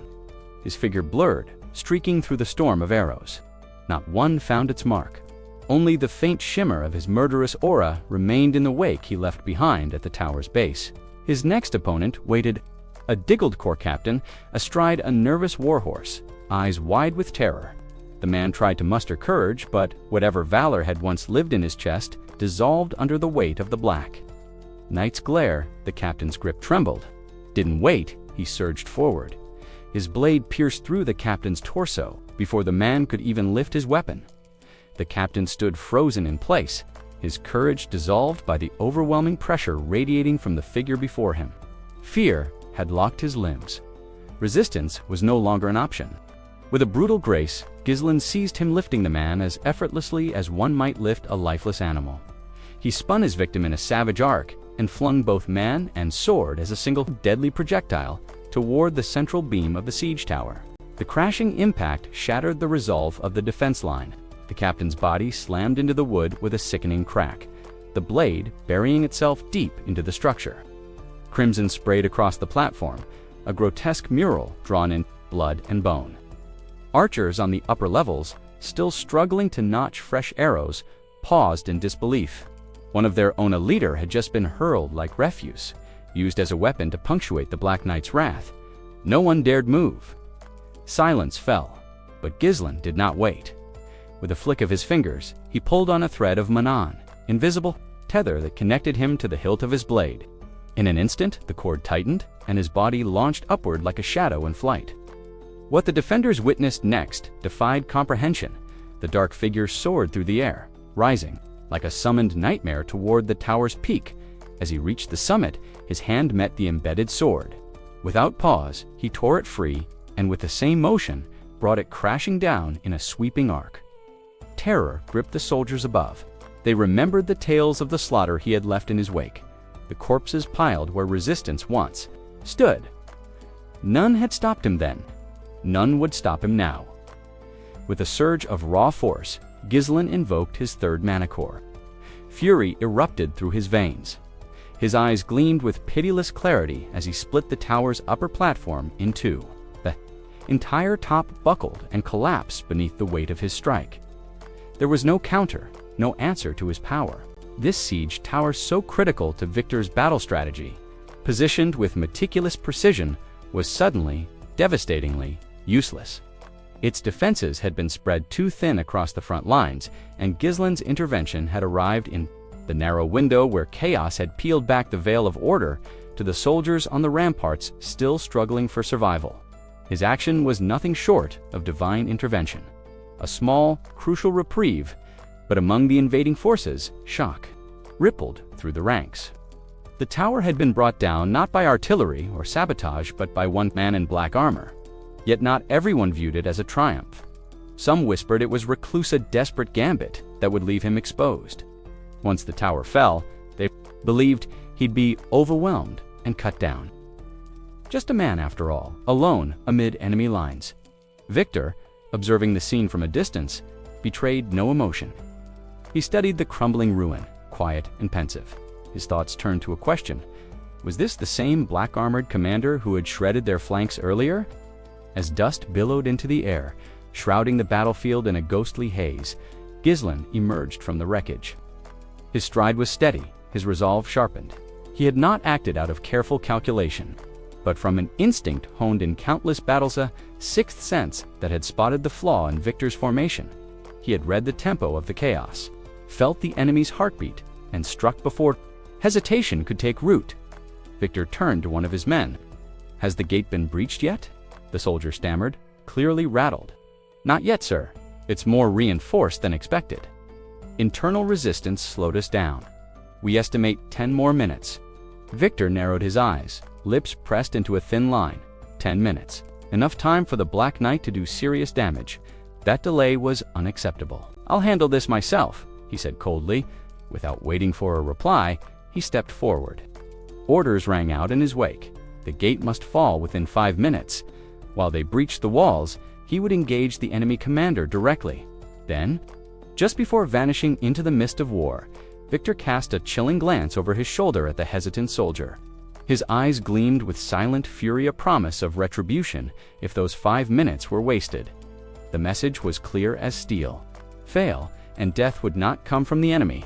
His voice trembled as he stammered out his confirmation of the grim command, eyes wide with fear. Just then, a figure broke through the haze of war. A lone rider emerged from the thick swirl of dust. Grime streaked across his armor, ash clinging to his cloak. He sneered as he approached, shouting taunts toward Victor and mockingly referring to him as a winged tin can. The mounted warrior made his presence known with theatrical flair, clearly in no hurry to back down. His horse stamped the scorched earth as he leveled his sword at Victor, issuing a challenge with unmistakable confidence. Victor's eyes narrowed. Slightly, he didn't flinch, but his gaze sharpened as he spoke. "Who are you?" The man grinned wider, his voice carrying through the chaos. "Name's Cain," he said, "commander of the Cerberus mercenaries." He pointed his blade directly at Victor. A rush of battlelust coursed through him. Cain had stormed through the crumbling front lines of Diold's forces to reach the Koran now. Standing face to face with the most formidable warrior on the field, he could no longer hold back the thrill of confrontation. He had found the strongest, and now he wanted nothing more than to test his strength against him. With a fiery gleam in his eye, Kor urged his horse into a full gallop, charging straight at Victor like a force of nature, though he knew his foe held the upper hand in power. There was not a trace of hesitation in Korra's expression, only the wild thrill of battle. Victor, unshaken and watchful, met the redhead's approach with quiet confidence, his sword already in hand, his stance unflinching. He nudged his mount subtly to the side, a smirk curling on his lips at the sight of the charging mercenary. As a knight of Yahello lineage, Victor was a master of mounted combat. His every movement was smooth, honed by years of disciplined training. His horse responded with uncanny precision, gliding effortlessly beneath him. As Kor closed in, Victor's steed lashed out with a sudden, powerful kick that connected with Kor's horse, throwing its balance into chaos. Kor, driven more by reflex than thought, missed his initial swing. The kick and Victor's fluid repositioning had disrupted his timing. Even with years of battlefield experience, Kor found himself struggling to adjust. Still, he wasn't one to fall, so easily he righted himself quickly. But Victor was already upon him with a vicious counterstrike, his blade aiming straight for Kor's exposed neck. There was no time to block. Thinking fast, Kor hurled himself from his saddle, allowing Victor's strike to cleave through his horse's neck instead. The beast went down hard, but Kor hit the ground on his feet, rolling to a stop and immediately refocusing on his opponent. Though clearly disadvantaged in mounted combat, the fire in his spirit hadn't dimmed. He tightened his grip on his weapon. As he rose, then launched into a flurry of attacks. With a powerful shout, he brought his blade down twice in rapid succession, both swings charged with pulsing mana. Victor remained unmoved. He met each strike with almost lazy precision, his sword barely needing to shift to nullify the force behind Kor's blows. His ease made Kor grind his teeth, snarling with frustration. Kor unleashed a third, heavier swing, this one powered by raw strength and desperation. He poured every ounce of momentum and mana into it. But Victor, calm as ever, simply raised his blade and met the strike without a hint of strain. His confidence never wavered, as though he considered the mercenary nothing more than a bothersome fly.ca. You are cursed inwardly. He had assumed a knight fighting from horseback would be limited in movement, but Victor defied those expectations. Every one of Kor's blows was turned aside without effort. His rhythm began to falter. Victor read him with uncanny accuracy. He knew the type-brash sells words who relied on instinct and brute force, believing they could overcome technique. With aggression, they never lasted long. With a sharp twist of his wrist, Victor spun his blade and batted Kor's sword aside, killing its momentum entirely. Then, with almost surgical grace, he readied a final blow. He had no intention of dragging the fight out any longer. Kor, still mid-air from his last strike, barely managed to lift his sword to defend. He had been warned about Victor's prowess. Ghislain had spoken of a Yahello knight hidden among Duel's ranks. A man named Victor, said to be Desmond's hidden ace butt words, had done little to prepare him for the reality. Their blades collided, and the clash of mana between them exploded with force. Kor's entire body shook under the weight of Victor's strength. His feet had yet to fully land when Victor's strike carved clean through his defenses, slicing into his shoulder with precise force. Pain bloomed instantly, searing and deep. Kor staggered, his earlier bravado now reduced to a grim effort to remain standing. The ferocity that had once lit his every move was now a flickering shadow. Victor, still seated atop his horse, looked down at him with condescension, a smug glint in his eye. To him, Kor was just another reckless warrior who mistook recklessness for strength. Sprawled on the ground, Kor gritted his teeth against the pain and humiliation. Victor said nothing, but the way he held himself with regal composure and calm superiority made his silence more cutting than any words. Struggling to breathe, Kor clenched his fists in frustration. He understood now more clearly than ever what Ghislain had meant. Victor was not just another knight, he was a weapon, a monster, hidden behind noble bearing. And now, Kor realized with growing despair, he had charged straight into that monster's blade. Desmond County, one of many shadowy regions surrounding the war, quietly orchestrated a scheme to topple Persium. To ensure their victory, they dispatched their most lethal weapon, Victor. When Cain asked whether Victor surpassed Persium's young lord in strength, Ghislain offered only a blunt reply. Victor was the fiercest opponent Seer would ever face, except for Ghislain himself, who once left Victor battered and broken during the Marana trials. No one had ever matched Victor's sheer might. Ghislain explained that Victor was using Daigel's overwhelming forces, not just to batter the walls, but to fix Persium's focus. It was a misdirection while they defended the gates. Victor would carve a path straight through them. Knowing This Ghislain had deployed Vanessa inside the castle to prepare a devastating surprise. Yet he warned that if Victor breached the gate prematurely, their strategy would collapse. Ghislain left Kor with a critical task: hold Victor back until Vanessa was ready to unleash their hidden weapon. Now, blood oozing from a wound, Seer gripped the hilt of a shattered sword, using his other hand to stem the bleeding. He had accepted this role, knowing he stood no chance of winning. A mercenary with no promise of survival, Kor's resolve burned all the brighter. Victor towered above him, a dark, looming figure in steel's his presence alone, enough to make the earth seem unsteady beneath Seer's knees. For a fleeting moment, nothing seemed more lethal than the night before him. Yet Seer braced himself. Mana flickered along the broken blade, and he chuckled bitterly. "At least, try to be beatable," he muttered, with defiant laughter. Wiping blood from his lip, elsewhere, chaos ruled the battlefield. On the walls, Digold's forces held strong, even with the young Lord of Persium and his mercenary horde pressing hard. At the rear of Digold's camp, Gillian clashed with a mysterious and unyielding opponent. Blow after blow, Gillian's axe smashed toward the knight, but nothing got through Adon the knight, parried with a towering shield, striking only when the timing was perfect. From behind, Count Diggle called out to Adon in admiration, but one of his attendants quickly urged him to retreat before the fighting swallowed him too. The mercenaries were relentless. Carving into Diggle's reinforcements, they fought not just for coin, but for Ghislain, their loyalty forged in fire. Steel met steel in a cacophony of battle cries and desperate clashes, but Gillian's problem remained. No matter how ferociously he struck, Adon's defense held firm. It was as if he were trying to crack stone with a stick. Frustration built within Gillian. He questioned whether he was worthy of serving the noble-blooded heir of Persium, but his doubts didn't weaken him. He roared and brought his axe crashing down against Adon's shield again. "I don't have time to waste on you," he bellowed. Still, Adon didn't budge.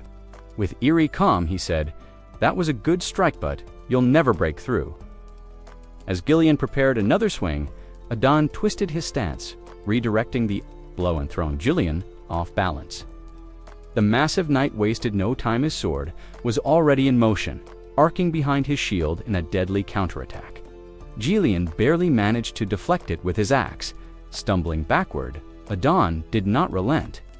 From the side, his sword cut in a wide arcand found the neck of Gillian's horse.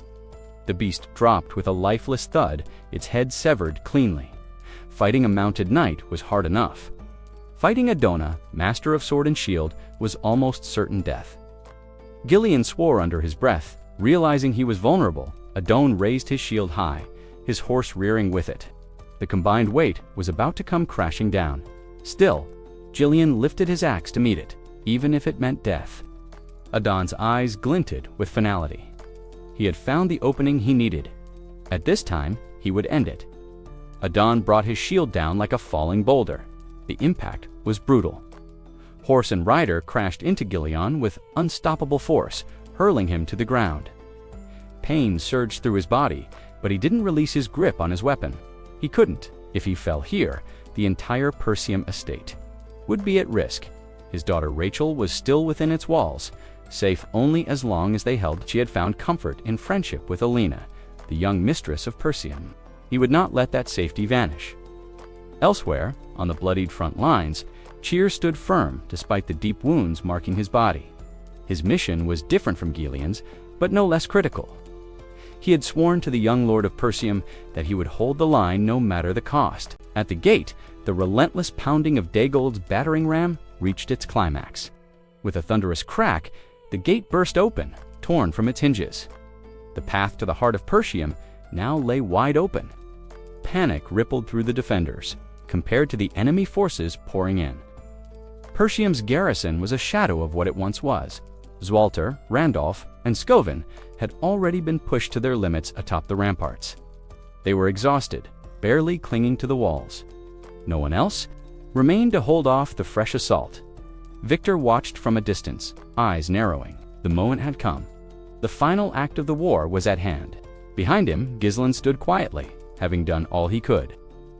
Cheer battled Victor directly, while Gillian struck from behind enemy lines, turning Diald's rear into chaos.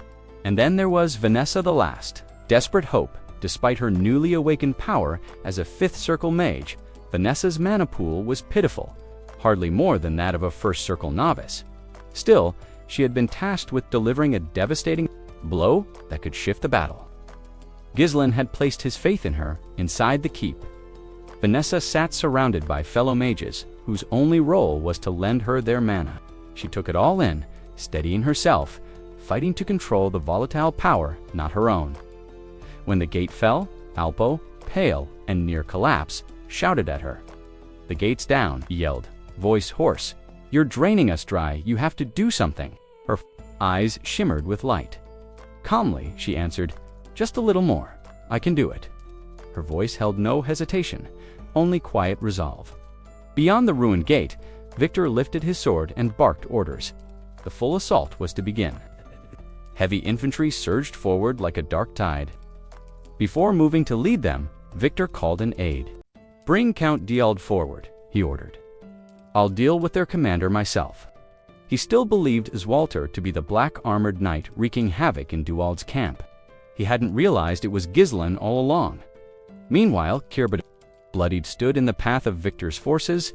His sword was cracked, his limbs trembling, but his eyes burned with defiance. Channeling the last of his mana into his blade, he raised it once more. Victor approached, unimpressed. "Cain, isn't it?" he said. "At your level, you should know better. This isn't where you die. Why keep charging into battles you can't?" When, in the rear, Adon echoed Victor's sentiments. "While engaging Gillian, the gate's down, your side has lost. You chose poorly." Victor glanced toward Cheer, speaking of Kor's daring surprise attack.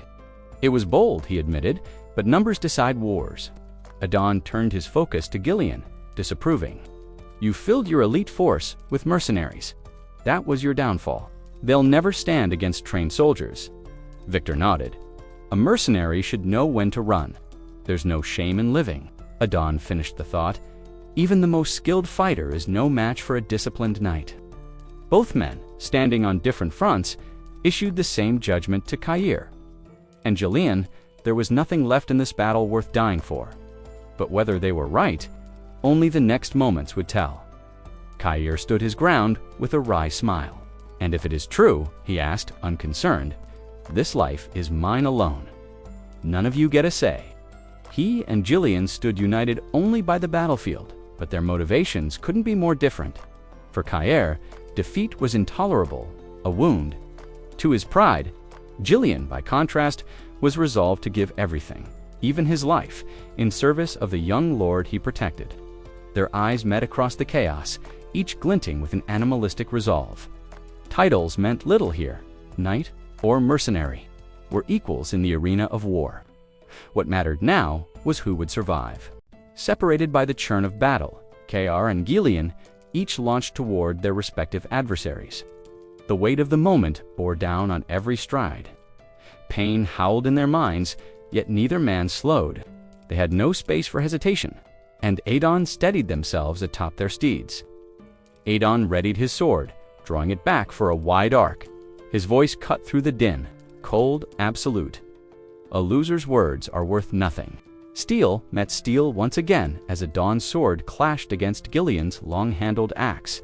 But this time, Gillian subtly shifted the angle. Only the shafts connected. He ducked beneath the incoming blade, his movement fluid and calculated. Using the torque from his axis spin, he redirected Adon's sword downward. Forcing his opponent off balance, Adon realized too late Gillian had used the inner curve of his axe to pull the sword toward the ground. Before he could recover, Gillian's axe surged upward in a roaring arc. Their weapons howled as they scraped past each other. Adon dropped his sword, instinctively raising his shield. But it wasn't enough. The axe didn't stop, it cleaved. Through the neck of Adon's horse, with a sickening crunch, the beast collapsed, sending Adon crashing to the earth in a mass of limbs and armor. His voice rang out, furious and disbelieving. "You wretched dog of a mercenary." He had always been the executioner, never the condemned, now flat on his back. He looked up to see Gillian's figure looming, axe raised high for a killing blow. Gillian's eyes blazed with relentless purpose, a fury reserved for those who dared threaten the young lord he'd sworn to protect. The axe slammed into Adon's shield, a thunderous impact that would have shattered a lesser man's defense. Even in disgrace, Adon's form held strong proof of his status as a Hyel knight. But Gillian knew how to break even the mightiest. Even the strongest wall has its cracks, he said evenly. He reached back and drew a sword from the sheath slung across his back. I've surrendered everything for the young lord of Persium. I exist to carve his path to victory. He raised the blade and thrust forward with deadly precision, pinned to the ground. Adon saw through the slit in his helmet, saw the terrifying clarity in Gillian's eyes. This wasn't just a man. This was a weapon given purpose, attacking deep within Duald's stronghold with no care for survival. The sword found its mark.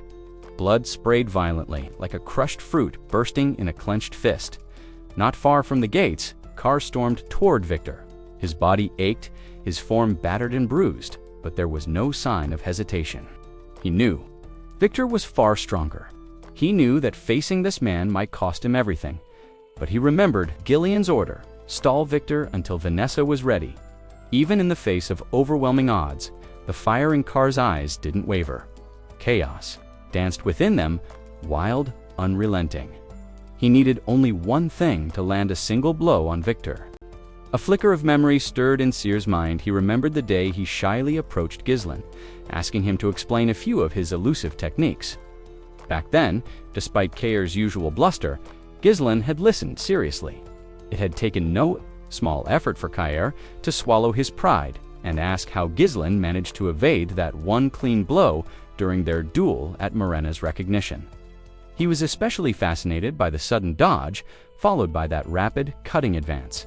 Despite the awkwardness written all over his face, Cain had gotten his point across, and Ghislain noticed. A faint smile touched his lips as he looked over his shoulder, acknowledging how much Cain had matured. Once, the younger man would have barked out challenges, not requests, but now, humbled, he sought guidance.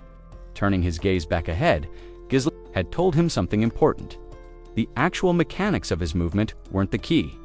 It was the illusion he created. Most people, upon seeing him for the first time, assumed he was all brute strength, a wild brawler who charged head-on, and because of that false belief, they underestimated him. Now, on the battlefield, those words echoed in Cain's heart. He surged forward toward Victor, despite the blood on his body and the shattered remains of his sword. He knew full well he couldn't win, but he was determined to make his mark. Just one hit? That was all he wanted. Victor, just as Ghislain had described, sneered. He muttered something dismissive about Cain being nothing more than a charging red-headed beast. Raising his sword, Victor struck with practiced ease. But Cain was already in motion. He closed the distance and unleashed a relentless barrage of sword strikes. Victor responded effortlessly, parrying each blow and retaliating with precision. The pattern continued, Cain attacking desperately, Victor coolly neutralizing every move. Then, in a last-ditch maneuver, Seer spun back and, with a burst of force, flung his broken sword like a spear. The man-infused weapon whistled through the air, aimed at Victor's throat. But Victor simply scoffed.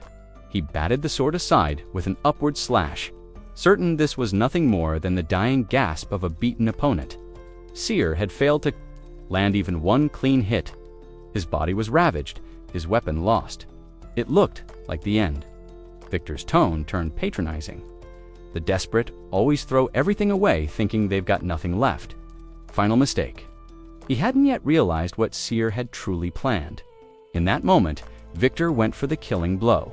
His blade spun and lunged toward Cain's head, meant to finish the fight for good.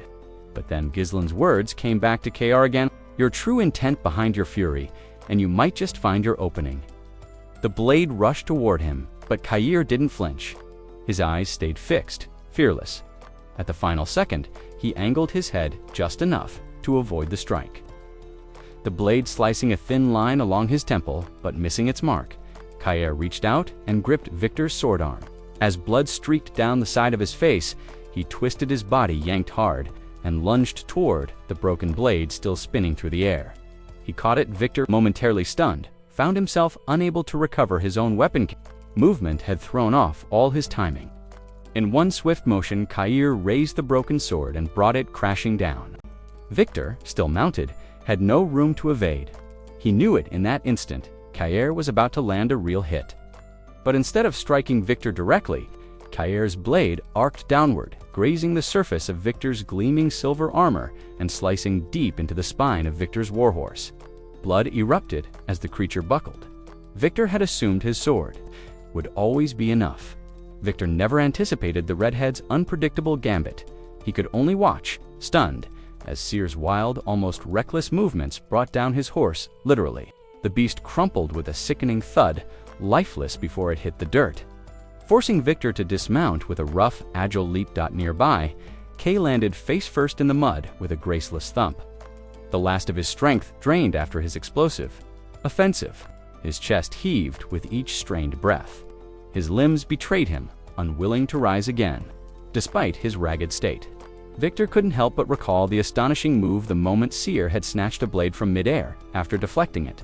It had been more than desperation. It was strategy born of someone willing to die for even a sliver of hope instead of ending it. Victor hesitated. He approached slowly, sword raised, but voice almost curious. "You're not just a mindless brute after all," he said, almost impressed.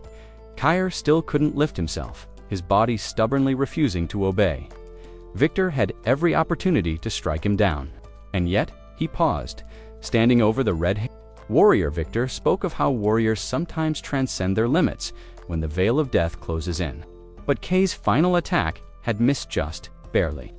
His sword, now broken, remained clean of Victor's blood, except for when it pierced the horse. In contrast, Victor's own blade gleamed red, baptized by Seer's blood. The grounded man, asking if he had any last words, Seer whispered something under his breath. Barely audible, but Victor flinched. Even through his heavy iron helm, the twitch in his body betrayed him, and Seer caught it. A triumphant, almost gleeful smile spread across the redhead's bruised face. "Got you." Despite everything, he had landed a solid blow. Had Victor not been clad in full armor, that shattered sword could have been buried deep in his chest. Then came the knives. They sang through the air, sharp, precise, deadly. Victor's instincts kicked in, and he pivoted just in time, dodging them with minimal effort. The blades embedded themselves into the earth a breath away from Seer's skull. Belinda appeared as if from nowhere, a specter in a maid's garb, swinging effortlessly above the battlefield with a hooked line. It was a bizarre sight. Attire in the chaos of blood and steel, but every step she took was honed and lethal. With a snap of her wrist, the hook latched onto Seer's torn clothing, and she gave Victor a scoffing glance. Given the chance, she would have gladly taken on Desmond County's shadowy killers. But today, she had another mission. Belinda landed expertly on her horse, then surged forward, dragging the wounded Seer along with her. Despite his weight, she moved with ease thanks to a deadly mix of assassin training and potent mana cultivation. In moments, she vanished from the battlefield, leaving Victor standing alone amid the smoke and ruin. Victor's thoughts circled around Seer's final words. What had it meant? That last strike, from a tactical standpoint, it was reckless, not worth his life. But for the redhead, the blow was everything. A message. A victory carved out of certain defeat. Victor lifted his gaze, surveying the war-torn landscape. Flames climbed the stone of Persium's outer walls. Daegel's forces poured in, overwhelming the defenders with sheer numbers.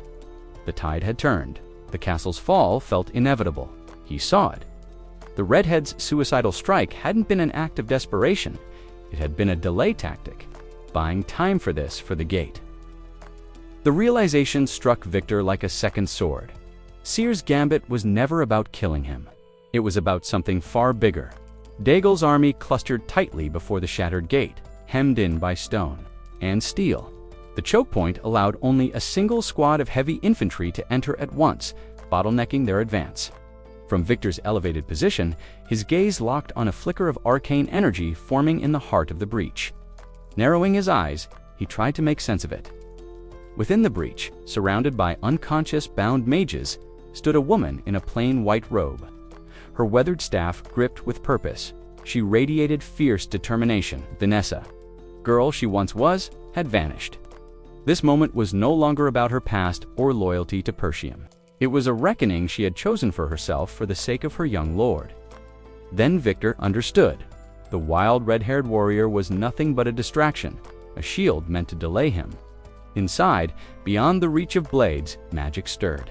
It had all been a trap painstakingly constructed to bring Dagel's assault to ruin. A flicker of brilliance lit Vanessa's eyes as Gislin's voice echoed in her memory. He had told her that if the enemy reached the threshold, she held the key to changing everything.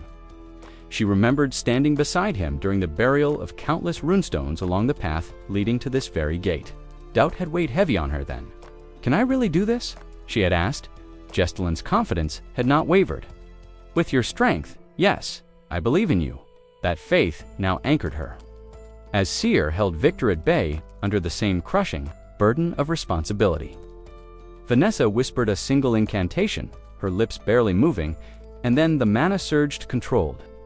Immense and utterly focused, the energy ignited with breathtaking precision. Glowing runic symbols began spinning around her, forming an intricate halo of power. Time seemed to halt. Everyone's soldier and sorcerer, friend and foe stood still as a vision unfolded before their eyes. From the ground beneath Vanessa, where the buried runestones waited in silence, a crimson veil rose like a living tide. It shimmered with the last rays of the setting sun. The barrier pulsed once, then erupted. A wave of flame burst forth, roaring with untamed fury. The gate, now open, became a furnace. The spell Gislin's final gambit had only ever been possible through Vanessa's unique talent. A spell, born of the Eighth Circle, far beyond the reach of most mages. Flames consumed Dagel's vanguard instantly. The earth trembled beneath the unrelenting blaze. But the inferno did not strike blindly. Every measure had been precisely tuned. Persium's defenders remained untouched as the torrent of fire crashed outward, swallowing siege engines, ladders, and the unlucky souls caught between retreat and advance. It wasn't a single explosive detonation. Instead, the magic built steadily, emanating power like a living entity. A pillar of fire stretched skyward, growing taller with each heartbeat. Walter said nothing. Randolph could only gape, struck. Dumb by awe, Belinda gripped the reins of her mount, keeping herself from being thrown off by the heat blast. Kair had to steel his body just to keep watching, as the smoke and light danced skyward. Gillian stepped toward the gate, calm and curious, studying the aftermath. Nearby, Gistlin watched quietly, as if this was always the outcome he expected. Vanessa had shattered her limits, channeling the magic of a mage who had reached the outer edge of what humans could become in a single breath. Dagel's offensive crumbled. The soldiers at the front were pinned, unable to advance, yet unable to flee, and those behind. They ran, panicked, driven mad by the screams and searing heat. What had begun as a breach now burned as a monument to Vanessa's power and Gislin's faith in her. From the side of the battlefield, a storm of black thunder surged. Cavalry. His riders burst through the haze of smoke and flame, crashing into Dagel's fractured ranks with unrelenting fury. The enemy's morale shattered. Soldiers bolted in all directions, discarding weapons and comrades alike in a mad dash. To escape, Gistlin carved through the panicked crowd like a scythe through dry grass. Those who hadn't already been consumed by the fire were swiftly claimed by his blade. Without hesitation, Gistlin called out crisp, brutal orders to his mercenaries. He directed them like a conductor leading an orchestra of death, circling withdrawing units like wolves, hemming in weakened prey. The battle's rhythm had changed, the outcome now unmistakably tilting toward Persium's favor. But Gistlin didn't let up. His eyes held the cold finality of a man who believed mercy was for fools. From here on out, only a cat and its master had any hope of walking past him unscathed. The scattered remnants of Diggle's forces staggered from the inferno, only to be met by the iron tide of the black cavalry bearing down on them. Each man had entered the fray hoping to earn honor or acclaim. Now they were fleeing for their lives, faces twisted in terror. Victor, one of their few remaining high knights, gasped for breath. The heat pressed in on him like a wall of molten iron, though his knightly armor gave some protection. It wasn't enough to halt the creeping panic. He scanned the battlefield with grim calculation. If they moved quickly, perhaps a retreat through The outskirts might save what was left of his force. Just then, a soldier stumbled toward him, eyes wild, his breathing ragged. "Sir," the man rasped, barely able to stand. "They're all gone." The fire? It took nearly everyone. He dropped to one knee, pleading, "We must fall back now. There's nothing left to fight with." Victor clenched his jaw, muttering a curse under his breath. Everything had gone wrong. His once mighty army of 6,000 had been reduced to a pitiful 1,000, and even those were barely holding together. The battle must have appeared the culmination of years of careful planning. Chess pieces moved slowly, deliberately into place. Victor had spent so long cutting off Persium's paths, ensuring their destruction. Yet here they stood, still defiant, as if some unseen hand had rewritten the script entirely. And then there were the wildcards, Persium's black cavalry, the ruthless mercenary commander known as the Mad Dog of Cerberus, and the Mage Victor still saw the image of his spell, a single blast incinerating thousands in one stroke. He exhaled. Slowly, this wasn't mere misfortune. It was as though the gods themselves had turned against him. Wiping ash from his face, Victor steadied himself on his blade. The battlefield had betrayed him, but he was not yet broken. He issued a sharp command for a full withdrawal, ordering his remaining troops to regroup beyond the scorched plain, there near the base and away from the burning forest. They could breathe plan anew. He wasn't done. Not yet. "Send word to Aden," he said, voice sharp with restrained fury. Before his messenger could move, a figure appeared emerging from the smoke like a specter. Victor turned. Through the narrow visor of his helm, his eyes widened in disbelief. The figure approached, slowly, deliberately. Blood dripped from the massive axe resting on his shoulder. In his other hand, he carried the unmistakable remnants of something horrifying. Adon's severed head and hand, still clad in armor and soaked in crimson. The helmet was smashed and glistening, as though mocking what it had once protected. It was Jillian. He didn't speak. He didn't need to. Every step he took was a sentence. Every drop of blood, a declaration. Diggle was finished. Jillian stood, unwavering before the imposing Heil Knight, his voice steady as he asked the question that made the battlefield hold its breath. "Are you the commander of Diggett's army?"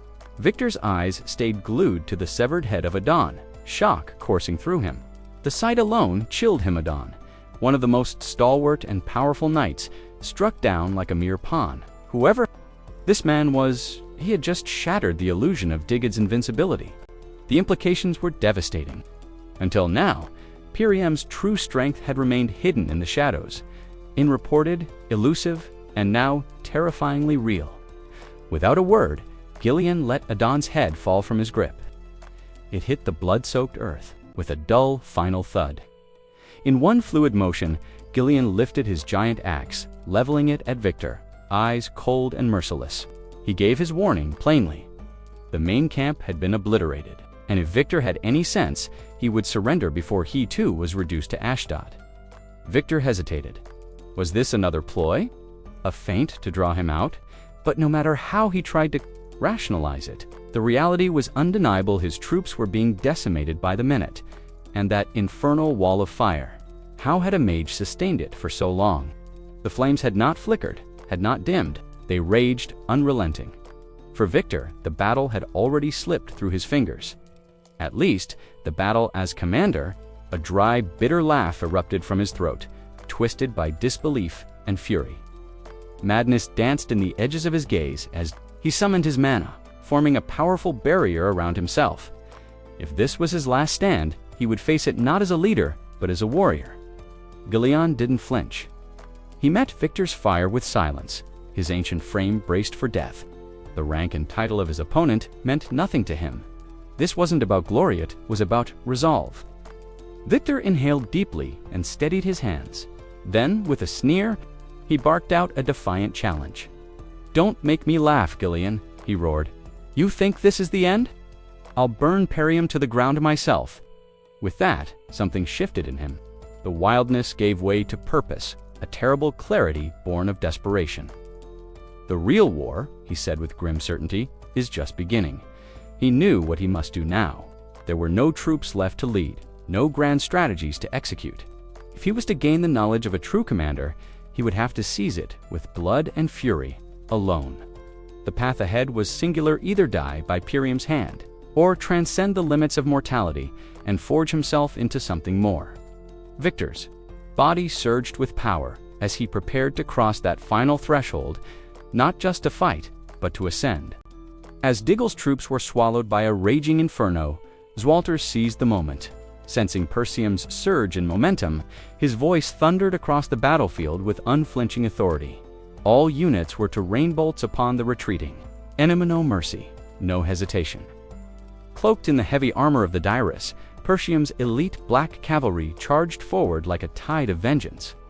Their advance was relentless, sweeping through the ranks of Diggle's soldiers with deadly precision. Any who dared resist were swiftly struck down, their efforts crumbling against Persium's iron resolve from the heart of the battlefield. Gislen echoed the same merciless order. His voice, cold and resolute, rang over the chaos. No, the old warrior was to be spared. The command was not one of anger, but of absolute certainty.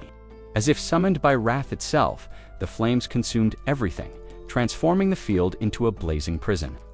The inferno offered no escape and no hope of regrouping. Diggle's forces faltered, trapped within the blazing perimeter and powerless against the ferocious onslaught of the black cavalry. Their movements were disciplined and precise, their bodies shielded from the searing heat by the thick hides of the Dirus through the smoke and ruin. Belinda emerged, half carrying Kay. His body hung limp, bloody and broken, as though barely clinging to life. She called out to Gislen as she approached, prompting him to rein in his steed and take a breath. He was surprised when her words brought no news of tactical developments or impending threats. She had simply come to check on him.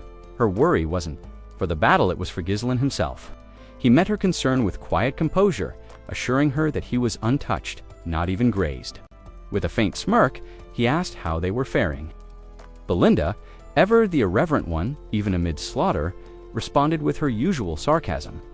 She cast a look at Kay, silently prompting him to say something. Kay, drenched in blood and barely conscious, managed to lift a trembling thumb, his silent confirmation that he was, somehow, still alive. Gislen let out a low chuckle. The fire in his gaze remained, but his expression softened briefly.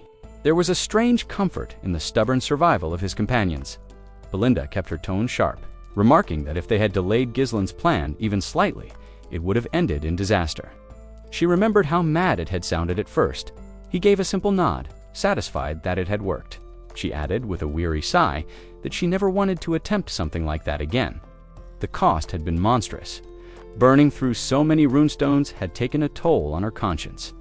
Still, she admitted, it had changed the course of the battle. With a crooked grin, she told Gislen he should give Vanessa some credit for coming up with the idea. Gislen had no objection. He had already planned to, but his mind was elsewhere. He asked about Gillian, puzzled by his absence. Gillian had been tasked with assaulting Diggle's main camp, and there had been no sign of failure. Gislen reasoned that he had probably found another enemy force too. Engage. Belinda's face tightened with concern. She had no answers, but she too reached the same assumption. Without wasting another second, Gislen turned his mount sharply, lowered his visor, and took off toward the gate. Kay was in good hands. With Belinda, and with no word from Victor, it was clear who remained on the battlefield. At the gate, Victor surged forward like a force of nature. His eyes burned with a cold fury, and his oath was clear: he would cut down every last enemy himself.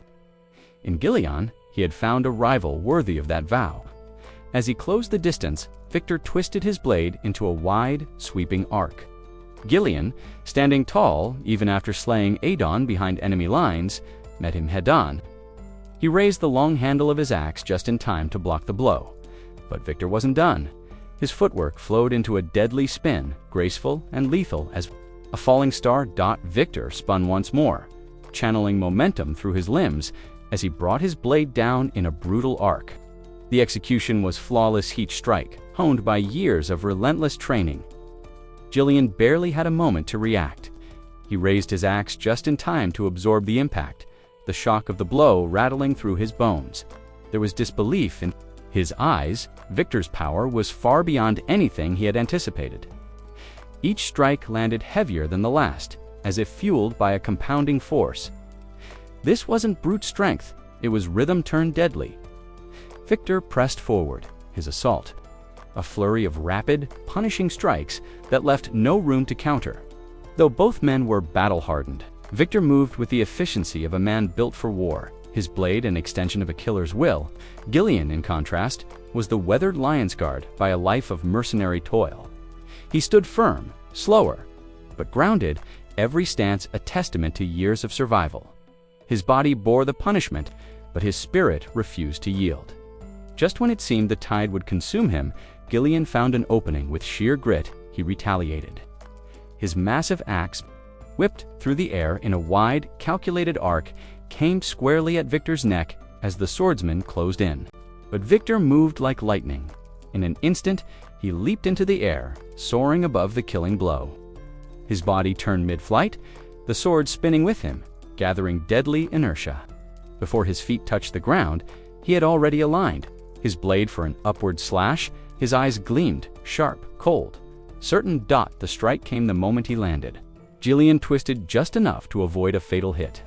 But the blade ripped across his shoulder, blood spraying as the force tore away the iron guard from his arm. He let out a guttural growl, a mix of pain and defiance. Even as his body screamed, his mind raced. Victor, this so-called hidden blade of Desmond County, was a monster cloaked in speed and precision. There were no openings, no pauses, no rest. Victor surged forward once more, blade already in motion, forcing Gillian to raise his defenses again. At their level, a single misstep was death. There was no room for hesitation. Each strike from Victor came faster, harder. Once disgraced, as a commander, he now fought like a knight reborn in the crucible of blood. Every forward step drove Gillian backward, step by punishing step. Though battered, Gillian held the line, but Victor's patience began to unravel. He had thought to break the old warrior easily. Now, frustration crept into his thoughts, tainting them with contempt. Inwardly, he cursed Gillian, called him a filthy rat, a pest clinging to life. But Gillian ignored the venom. He knew the battlefield, knew pain, and swung his axe again steady and fierce. The weapons clashed. Victor's sword angled upward, deflecting the crushing force. In a flash, he twisted his blade into the notch of the axe, seizing control. Too late, Gillian realized what was happening. His grip faltered. The axe wrenched free from his hands, spinning away and crashing onto the ground out of reach. Behind them, firelight flickered, casting monstrous shadows over the duel.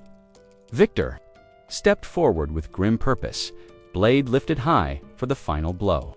His thoughts brimmed with disdain. This would be the end. Yet Gillian's eyes didn't waver. He tracked every muscle in Victor's frame, calculating the next move, grasping for any chance. Then it came. The thrust. Victor drove his blade forward, straight into Gillian's midsection. Blood burst from the exit wound. But Gillian hadn't stood idle. His instincts, forged in 100 close calls, had screamed just in time. He twisted mid-strike, guiding the blade away from his vital organs. The pain was searing. Blood poured from his mouth, but he lived, and Victor saw it too.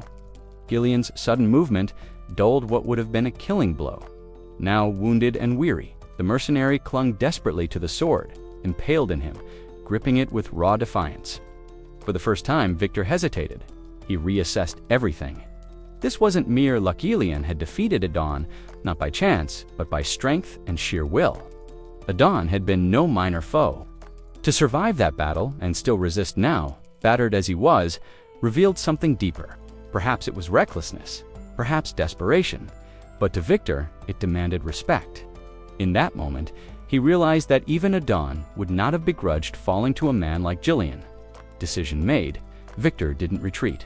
He pressed forward, driving the blade deeper into the mercenary's chest, pouring mana into the steel to finish the job with finality. He would not leave this to fate. The old lion would die here. But instinct flared a flash of danger. Without warning, a blade laced with mana cut through the air with terrifying speed, heading straight for Victor's skull. Abandoning the finishing blow, he acted on reflex.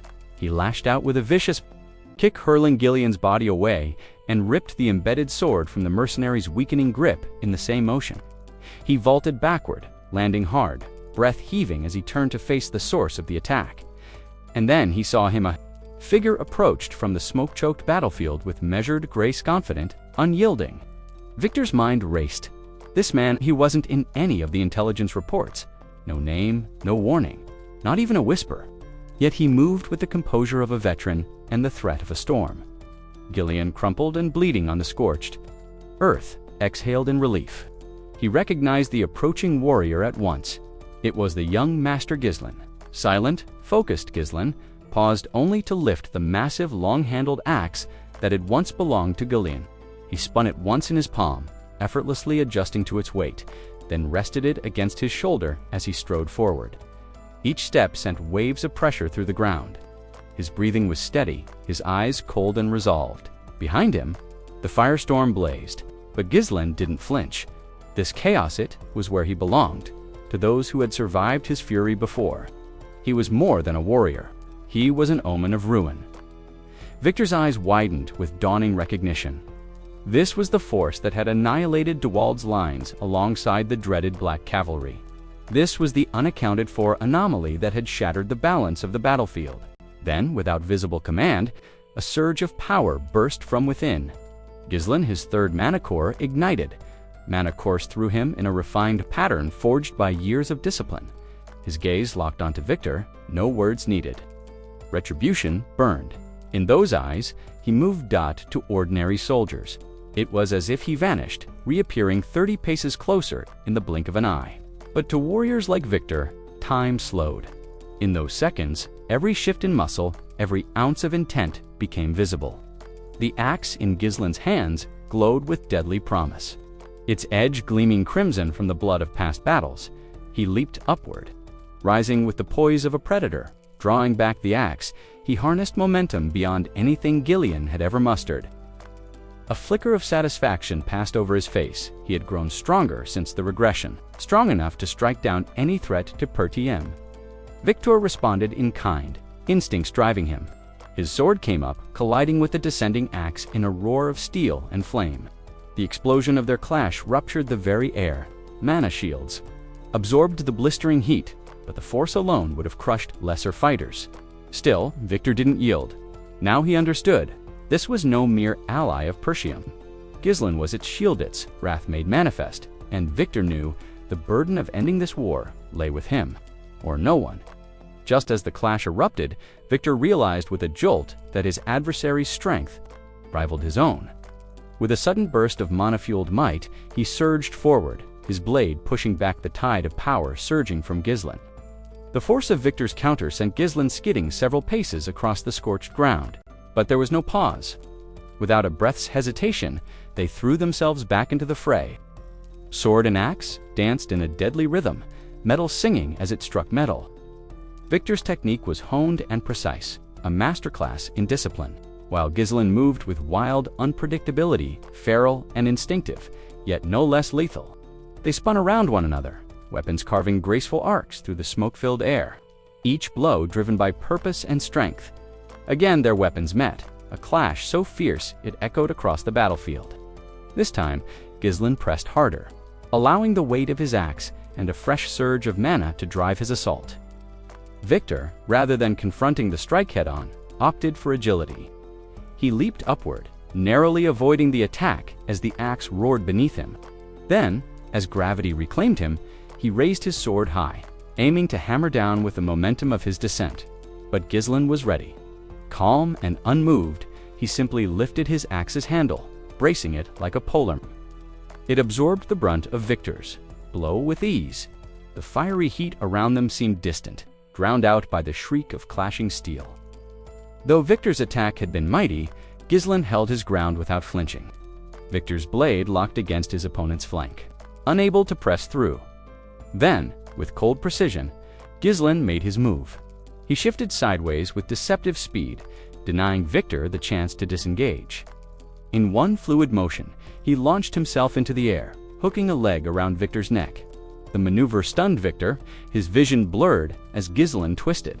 Mid-air, locking Victor's head between his legs. In a vicious spiral, they plummeted downward. The impact shook the earth. Victor cried out as he hit the ground, pain shooting through his limbs. There was no evading it. He had taken the full brunt. Struggling to his feet, he stumbled back several steps, his sword hand trembling. Across from him stood the black warrior axe, now stained with blood. Victor's mind raced. Who was this man? Since when had Persium harbored a warrior of this caliber? As he tried to decipher Gislin's erratic yet devastating technique, a chilling realization set in one wrong move could mean death. Then, for the first time, Gislin spoke. His voice was level, his gaze unwavering. He revealed that he knew exactly who Victor was. He spoke of the Diggle forces of their plans, even hinting at Desmond County's covert influence behind the military curtain. Gislin wasn't just a brute. He was informed, strategic, dangerous. He declared his intent. Plainly, Victor would not leave the battlefield alive. The word struck Victor like a blade. Gislin knew of the hidden sword of Desmond, knew of Victor's role in it all. Had Persium truly unraveled such a deeply embedded secret? Doubt gnawed at him, but there was no time for hesitation. Steeling himself, Victor tightened his grip on his sword. He dismissed Gislin's claims as absurd lies. There was no way their mission had been compromised. With a defiant cry, he charged. Once more, steel met steel again, and the duel raged on. The clash reignited with renewed ferocity, and Victor's mind churned with disbelief. He was never meant to be sonorly whispered about in Desmond County's deepest circles, a phantom in steel. Yet here he was, locked in open combat. Across from him, Gislin remained stoic, drawing his axe back in a wide arc before pivoting and bringing it down like a falling mountain. Victor reacted on instinct, sword rising just in time to parry. The collision birthed a shockwave that scattered embers through the scorched air. Victor tried to dismiss the idea that Gislin actually recognized him. Surely, it was just a bluff battlefield. Mind games meant to unnerve. Steeling himself, he refused to be baited. They pressed in close, blades and bodies in constant motion, trading strikes with deadly precision. The firestorm around them faded into the periphery. Victor slashed wide and bellowed his defiance, his blade cutting a gleaming crescent through the chaos. Simultaneously, Gislin vaulted upward, twisting midair. His axe became a bar, his body a lever, spinning in perfect control. The counterstrike came from above, powered by momentum and raw intent. Victor rolled aside at the last second, narrowly avoiding the axe's bite as it smashed into the earth. Seeing his chance, Victor lunged, sword descending in a powerful overhead slash. But Gislin adapted instantly. Using the buried axe as an anchor, he twisted around the handle, fluid as a dancer. The motion propelled him just beyond Victor's reach, and as he spun, he gathered mana into his leg. The kick landed like a hammer, crashing into Victor's helm and launching him backwards. The force turned the world into a blur of sound and pain. Metal shrieked. His helmet caved under the blow, the ringing in his ears deafening. But Gislin didn't relent. Harnessing his remaining momentum, he whipped his axe free and swept it sideways in one fluid motion, drawing a brutal arc aimed straight at Victor's center. The blow was more than a technique, it was destruction incarnate, honed through fury and discipline. Victor barely got his sword up in time. The weapons met with a deafening clang that sent vibrations through the battlefield. Victor dropped to one knee under the pressure, every tendon straining. But the assault continued. It felt as though the axe had a will of its own, bearing down with relentless purpose. His defense finally shattered. Steel groaned. Then came the final. Earth-shaking strike mana exploded outward in a flash as the axe slammed onto Victor's helm. The helmet split. Blood sprayed the ash-covered ground. Gasping, Victor clung to his sword, still kneeling, his armor fractured and soaked. This war had devoured entire battalions. 10,000 lives lost in the blaze of 1,000 warriors. And now, in single combat. He was faltering before an enemy he didn't even recognize. Gislin strode forward with eerie calm, moving toward the greatsword he had cast aside earlier, his weapon of protection for Gillian. Smoke and flame licked at the edges of the field, but the knight walked through it undisturbed. His black armor shimmered ominously, a harsh counterpoint to Victor's silver. The sword and gave it a smooth spin, refamiliarizing himself with its weight. Though the axe had served him well, this was his true weapon. Crimson light danced along its edge, and in that moment, he ceased to be a knight. He became executioner. Even Victor Desmond's phantom blade had failed to shake him. Breathing shallowly, Victor finally asked the question that lingered heavy. "In the air, who are you?" Ghislain already knew Victor's thoughts. He planned to retreat, to salvage what he could of his shattered army, but no such retreat would be allowed. The trap was already sprung, the end inevitable. So Ghislain answered. He removed his helmet and cast it aside. Revealed beneath was the face of a young noble serene, untouched by war. Not a drop of blood, not a flicker of weariness. His gaze cut through the smoke like a blade of its own. "And the young lord of Persium," he said quietly. "The scoundrel of the north." Victor stood motionless, the weight of the revelation crashing down on him like a collapsing fortress. Ghislain the rogue, long whispered about in tavern tales and soldiers gossiped, now radiated the terrifying presence of a Hyal knight. In another world, in another moment, Victor would have claimed that title for himself. He had always believed he was the North's pinnacle of strength, the sword all others measured against. Yet here stood Ghislain, his hidden strength undeniable, his reputation till now utterly absent from any intelligence Victor had ever reviewed. A dry, breathless laugh tore from Victor's throat. He had masked his true self for years, yet it seemed Ghislain had done the same, far more effectively. The absurdity of it burned in his chest. How had this ghost, this shadow of the North, managed to bring him so low? His breath quickened as disbelief turned to fury. Ghislain had never even registered as a threat, and now he stood victorious. It was humiliating. Dizziness washed over Victor, his footing faltering before he snapped back into stance, whispering bitterly to himself, the great northern knight, bested by a man once written off as a mere scoundrel. Ghislain's eyes glowed with intense, silent, deadly, resolute. Without a word, he declared the end of this duel, this rivalry. He wasn't just here to win.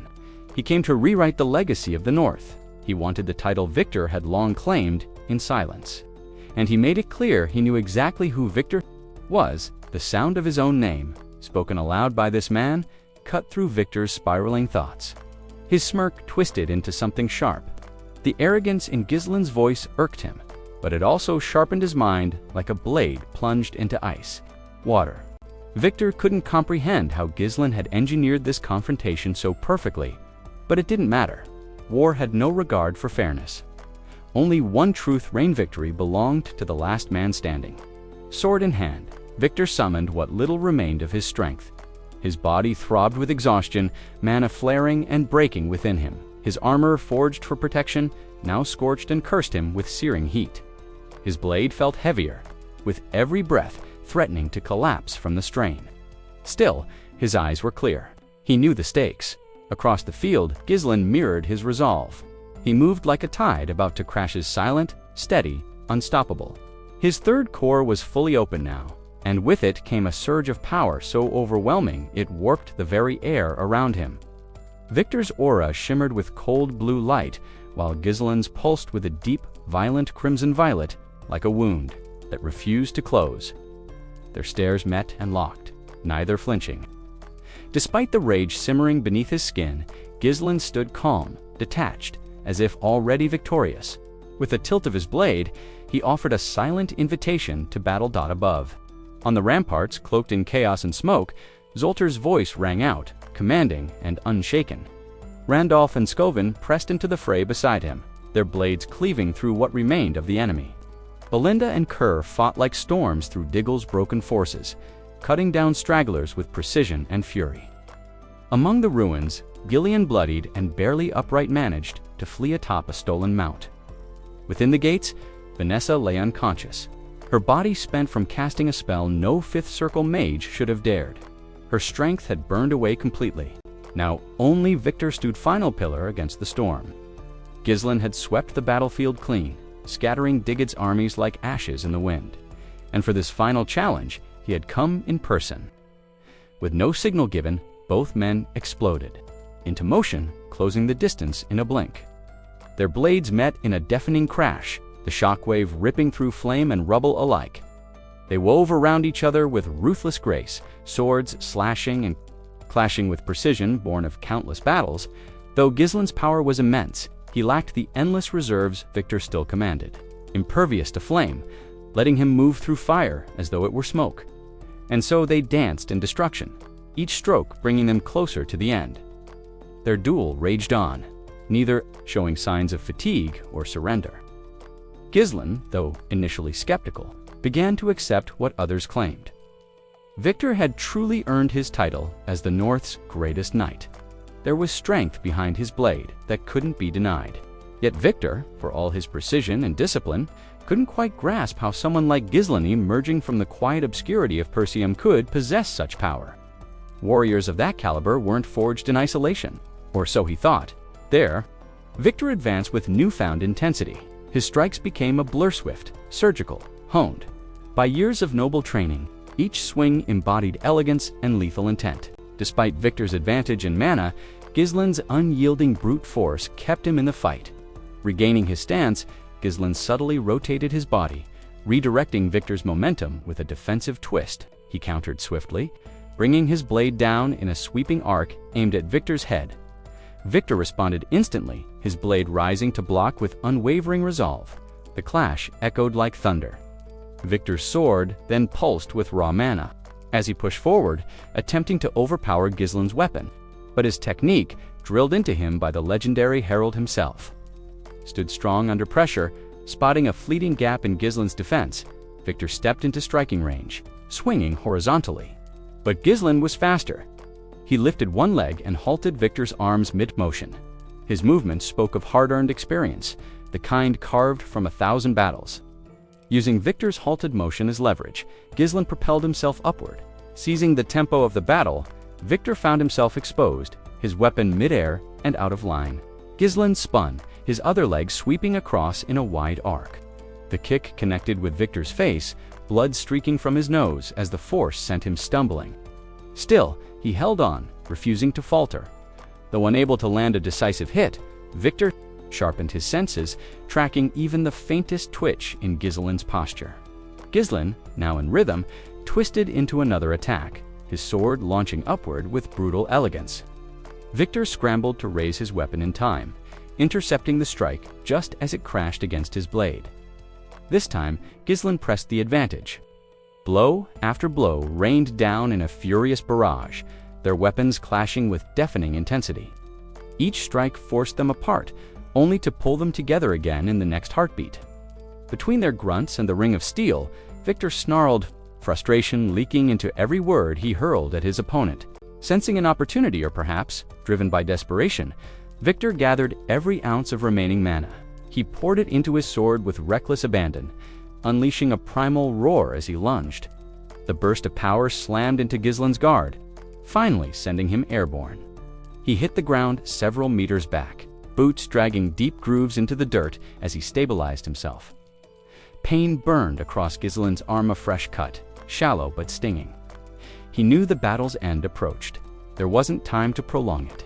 Calm and control would decide the victor now. Victor, meanwhile, felt the thrill of finally drawing blood. But even with that small victory, he still couldn't comprehend how Gislen reached such a peak, especially from such an obscure place. Nonetheless, his respect had been earned, as if by silent agreement. Both fighters paused, chests heaving, blades lowered for a brief moment. Amidst the shimmering heat and smoke curling around them, their gazes locked. No words were exchanged, but the truth was clear in their eyes. They acknowledged one another as equals, warriors standing alone at the pinnacle of their craft. The clash demanded everything they had. Without hesitation, Victor sprang into action. In a burst of speed, he closed the gap, his figure a blur as he raised his sword for a powerful upward strike. A surge of mana deepened the glow around him to a vibrant, electric blue. He swung upward from behind, meeting the force charging at him with unshakable intent. Gislen didn't yield. His blade came crashing down, matching Victor's power, but Gislen wasn't done. Pivoting mid-motion, he twisted his grip and brought his weapon down a second time. Victor barely had time to adjust, raising his sword again to block. In that brief breath of space, Victor spun sideways, letting his cloak flare out to veil the angle of his next move. It was meant to distract Gislen's gaze just long enough for an edge. Gislen wasn't fooled. He launched himself into the air, dodging Victor's sweeping slash by inches. His blade carved through nothing but air. From above, Ghislain funneled raw mana into his weapon, its aura darkened, tinged with crimson. With a vicious spin, he hurled a devastating downward strike. Victor, already shifting from his previous motion, brought his sword upward to meet the blow.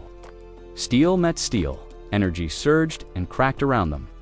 Ghislain landed lightly, already winding, up for another punishing slash. Victor intercepted it again, the impact resonating like a thunderclap. Their blades sparked and flared, no longer ringing like metal but pulsing with the essence of their mana. Victor's technique was polished, precise, refined in discipline and training. Ghislain's style, though wild and brutal, was carved from real survival, every move steeped in lethal experience. Victor lunged forward, his blade aimed at Ghislain's head, but Ghislain deflected the strike with a sidelong counter. Their blades locked. For a moment, both men pushed with raw force, muscles taut, unmoved by fatigue or pain. It was a battle of willpower now. Ghislain's gaze gleamed with a strange violet hue, his mana intensifying. Victor's eyes, glowing, fiercely blue, stared back with unwavering focus. With a surge of strength, Victor overpowered the lock, driving Ghislain's weapon downward. Taking the opening, Victor slid his sword along the trapped blade, aiming it for Ghislain's throat. But Ghislain didn't resist the pressure. He bent low, slipping under the strike with uncanny precision. Victor's blade passed harmlessly overhead, leaving him overextended. Ghislain took full advantage. He caught Victor by the collar and used a swift leg sweep to slam him into the ground. Without delay, Ghislain sprang into the air, sword raised, poised to finish it. Though Victor's raw power outclassed his opponent, Ghislain's ruthless finesse, sharpened through life-or-death battles, made him deadly. Just in time, Victor rolled aside, escaping the strike by a breath. The blade plunged into stone where he'd just lain close, but not enough. Any lingering curiosity Victor once held about Ghislain's past had long since dissolved. Now, only one thing remained in his mind: destruction. He landed hard on one foot, dragging his sword upward through the dirt in a sweeping arc. Soil and grit surged forward in a wave, aimed squarely at Ghislain's crude attempt to shroud his vision. The tactic was far from conventional, but Victor was desperate. Even so, it was not enough to fool a warrior like Gizll. In a heartbeat, Victor's blade flared with mana, his energy violently surging into the weapon as he lunged in a direct, brutal stab at Ghislain's head. But the move, while forceful, lacked subtlety. Ghislain, hardened by countless battles, read it instantly and moved to counter. That kind of reckless charge was far too transparent. Yet in that breath of time, Ghislain recognized the power Victor wielded. The gap between them had nearly vanished. It was uncanny, an echo of the past replayed in a twisted reflection, spurred on by the full awakening of Ghislain's third mana gate. The memory came rushing back, the early days of the war. When Ghislain had launched his siege on Desmond's county, and Victor had stood in defiance. Barring his way back then, Victor was already revered across the north as its most formidable swordsman, his reputation respected by nobles and soldiers alike.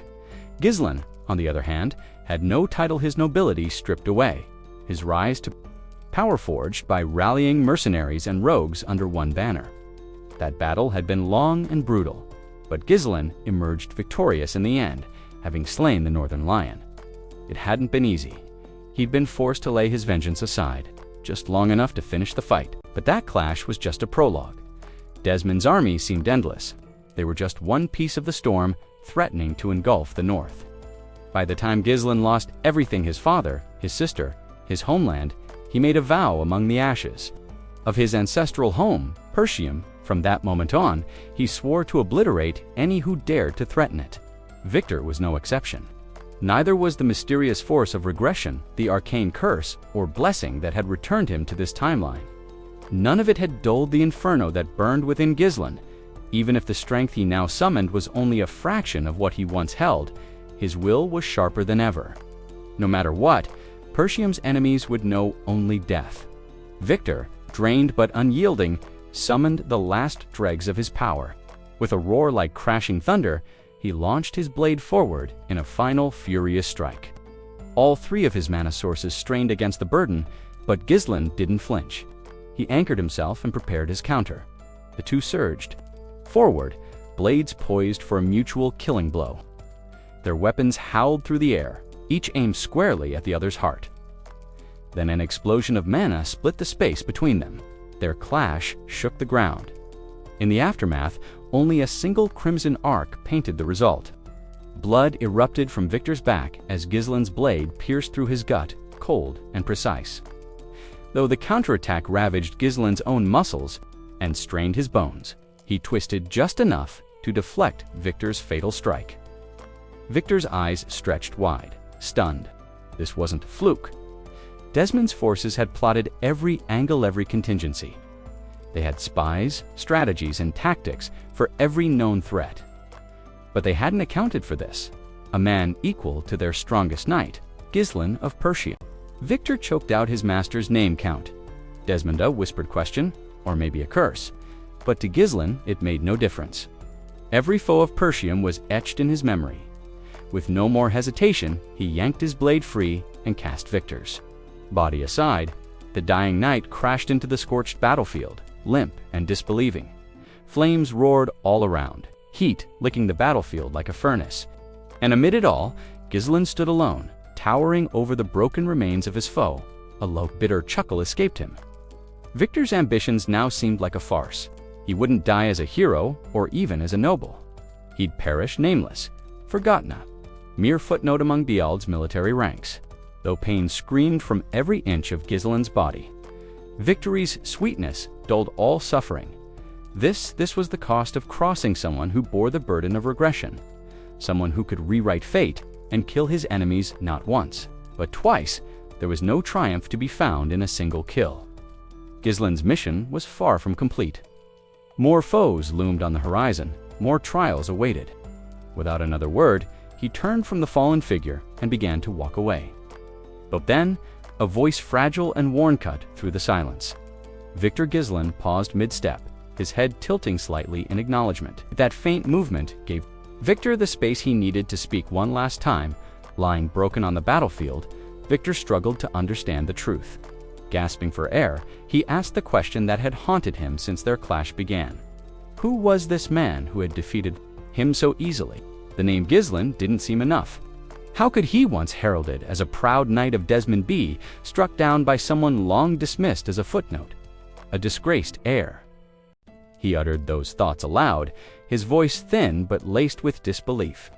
Gislen offered no reply, no correction, no satisfaction. He merely let Victor say his piece, leaving him to wrestle with the truth. A faint, almost wistful smile played across Victor's lips. "It doesn't matter anymore," he breathed. There was even a hint of amusement in his voice. It was a good fight. His final words settled like dust, and with them came a kind of peace. He looked up, eyes dimming, and saw not a myth, but a man. Gislen per Tium, as the sun crept above the jagged peaks beyond the field. Light spilled across the smoking remains of Desmond County's failed invasion. The flames had withered. The battle was over. Victor's body lay motionless amidst the ruin. Gislen turned, sliding his sword into the strap across his back. There would be no peace for him, not yet. Ahead lay more enemies like Victor, more darkness. His path pressed onward, and the war within him was still far from its end. As dawn broke across the war-torn expanse, the first rays of light revealed the grim conclusion of battle. The land was soaked in blood and strewn with the fallen soldiers of Diald, their bodies silent witnesses to a devastating defeat. Despite the horrors of the field, the Black Cavalry mercenaries held firm to their commander's orders. Not a single corpse was touched. The silence was heavy. Reverent Dot, through the haze of smoke and dust, Gislen approached the gates of Persium Castle. He moved slowly, burdened by the weight of Gillian. The old warrior slumped against him, barely conscious. Gillian had taken a vicious blow from Victor Desmond's most fearsome secret weapon and now clung to life by sheer will. As they neared the stronghold, the gates burst open and Persium's soldiers flooded out to meet them. Their young lord had returned. Against all odds, the defenders of Persium had triumphed. Their army, though outnumbered, had held its formation and suffered remarkably few casualties. Yet every face bore the weariness of men and women who had glimpsed death and stood firm. Gislen, though visibly drained, carried himself with pride. The victory had been earned not by luck, but through meticulous planning, the courage of his allies, and the unshakable foundation of Persium itself. His gaze drifted across the battlefield to the familiar faces of his father, uncle, and the veteran. Warriors who had stood sentinel at the walls, their bodies were battered, armor rent and bloodied, but they stood tall. The disbelief of survival, etched into their expressions, matched Gislen's own. The mocking nickname, Northern Scoundrel, no longer held weight. That title had died with the enemy. To his right, Belinda remained upright, her armor scratched, but her spirit undimmed. Keir, once leaning on others, now stood tall, ignoring the pain in his wounds. Behind them, the mercenaries stared, caught between awe and relief. Many had feared, the worst when Gislen charged alone into the heart of Duel's army. Now seeing him bloodied but breathing, their silence broke. Gislen offered a crooked smile, the kind only exhaustion could craft, and muttered a question to the wind. Did we all make it? Before the quiet could return, cheers erupted. Belinda, Keir, and the mercenary band surged toward him, voices raised in joyous uproar. They shouted his name, laughing, clapping him on the back, their disbelief turning to celebration. They had seen him become a storm in human form, tearing through the enemy like a legend born in fire and steel. One grizzled veteran called it the fiercest battle he'd ever witnessed. Another whispered about the inferno magic flames that had devoured thousands of Duel's men in moments. That memory would be carved into their souls forever. Amid their cries, Gislen took a moment to speak, thanking them truly, them for their courage and loyalty. Without them, there would have been no victory. Of course, the teasing wasn't far behind. Kay couldn't resist throwing a barb at Gillian for getting himself cut by Victor. The old warrior waved off the concern with a grunt, wearing a lopsided grin as though he'd merely stumbled during training. Belinda scolded him, frustrated by his cavalier attitude toward wounds that still bled. She demanded he stop pretending, to be invincible, and let her treat him properly. Shifting his focus, Gislen asked about Vanessa and the rest of the mages. He remembered the immense toll their spellcasting had taken, and concern crept into his voice. Belinda explained that Vanessa had collapsed from pure exhaustion, her strength drained. But old Fergus had acted quickly, getting her and the others into the castle where they were now safe and recovering. Just then, a booming voice pierced the moment of voice, thick with emotion. Randolph Gislen's uncle called out. His tone carried the weight of pride, joy, and sheer relief. His nephew had not only survived the impossible, he had led them to victory. Overwhelmed with emotion, he didn't hesitate. Stepping forward, he wrapped Gislen in a firm embrace. His voice, laced with pride, rang with unfiltered praise for Gislen's accomplishments in the war. In his eyes, the young man had surpassed every expectation ever placed upon an heir to Persium. Gislen, momentarily stunned by the sudden affection, chuckled awkwardly. Still, he responded warmly, deflecting the praise to acknowledge the relentless efforts of the captain of the knights, who had stood alongside him with equal courage, defending the front lines. As he turned his gaze, he motioned toward a figure slowly approaching through the crowd. Zalter paused, locking eyes with his son from a distance. In that brief silence, memories from long ago stirred within him. His heart ached with the wish that his late wife could witness this moment, could see the man their son had become. With a deep breath, Zalter began to move forward. Now face to face, he studied Gislen up close. It was difficult to align this hardened, resolute warrior with the impulsive, noble-hearted youth he once raised.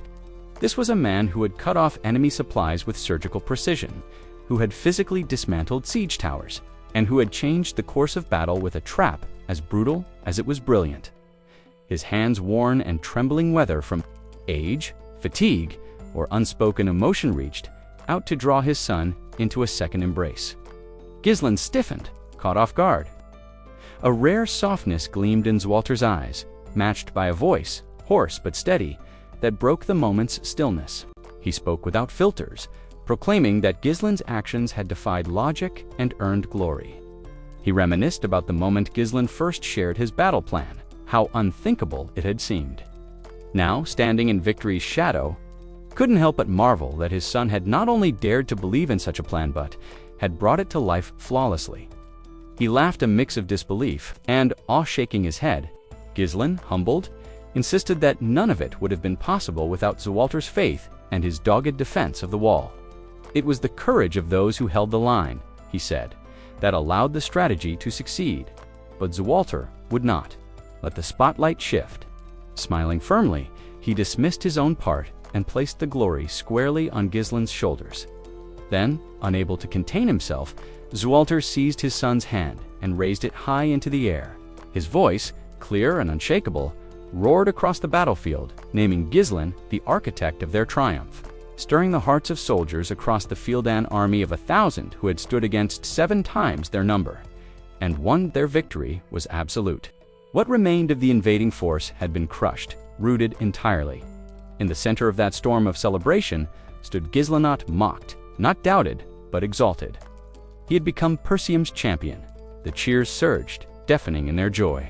The battlefield transformed into a celebration of laughter, disbelief, and unfiltered relief.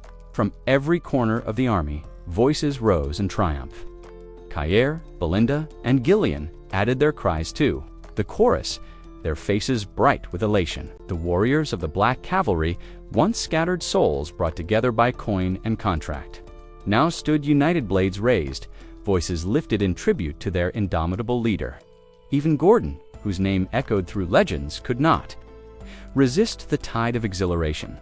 A roar escaped his lips as the elation swept over him. Gislen stood amidst them, silently absorbing the scene. The joy, the relief, the sheer disbelief that they had survived.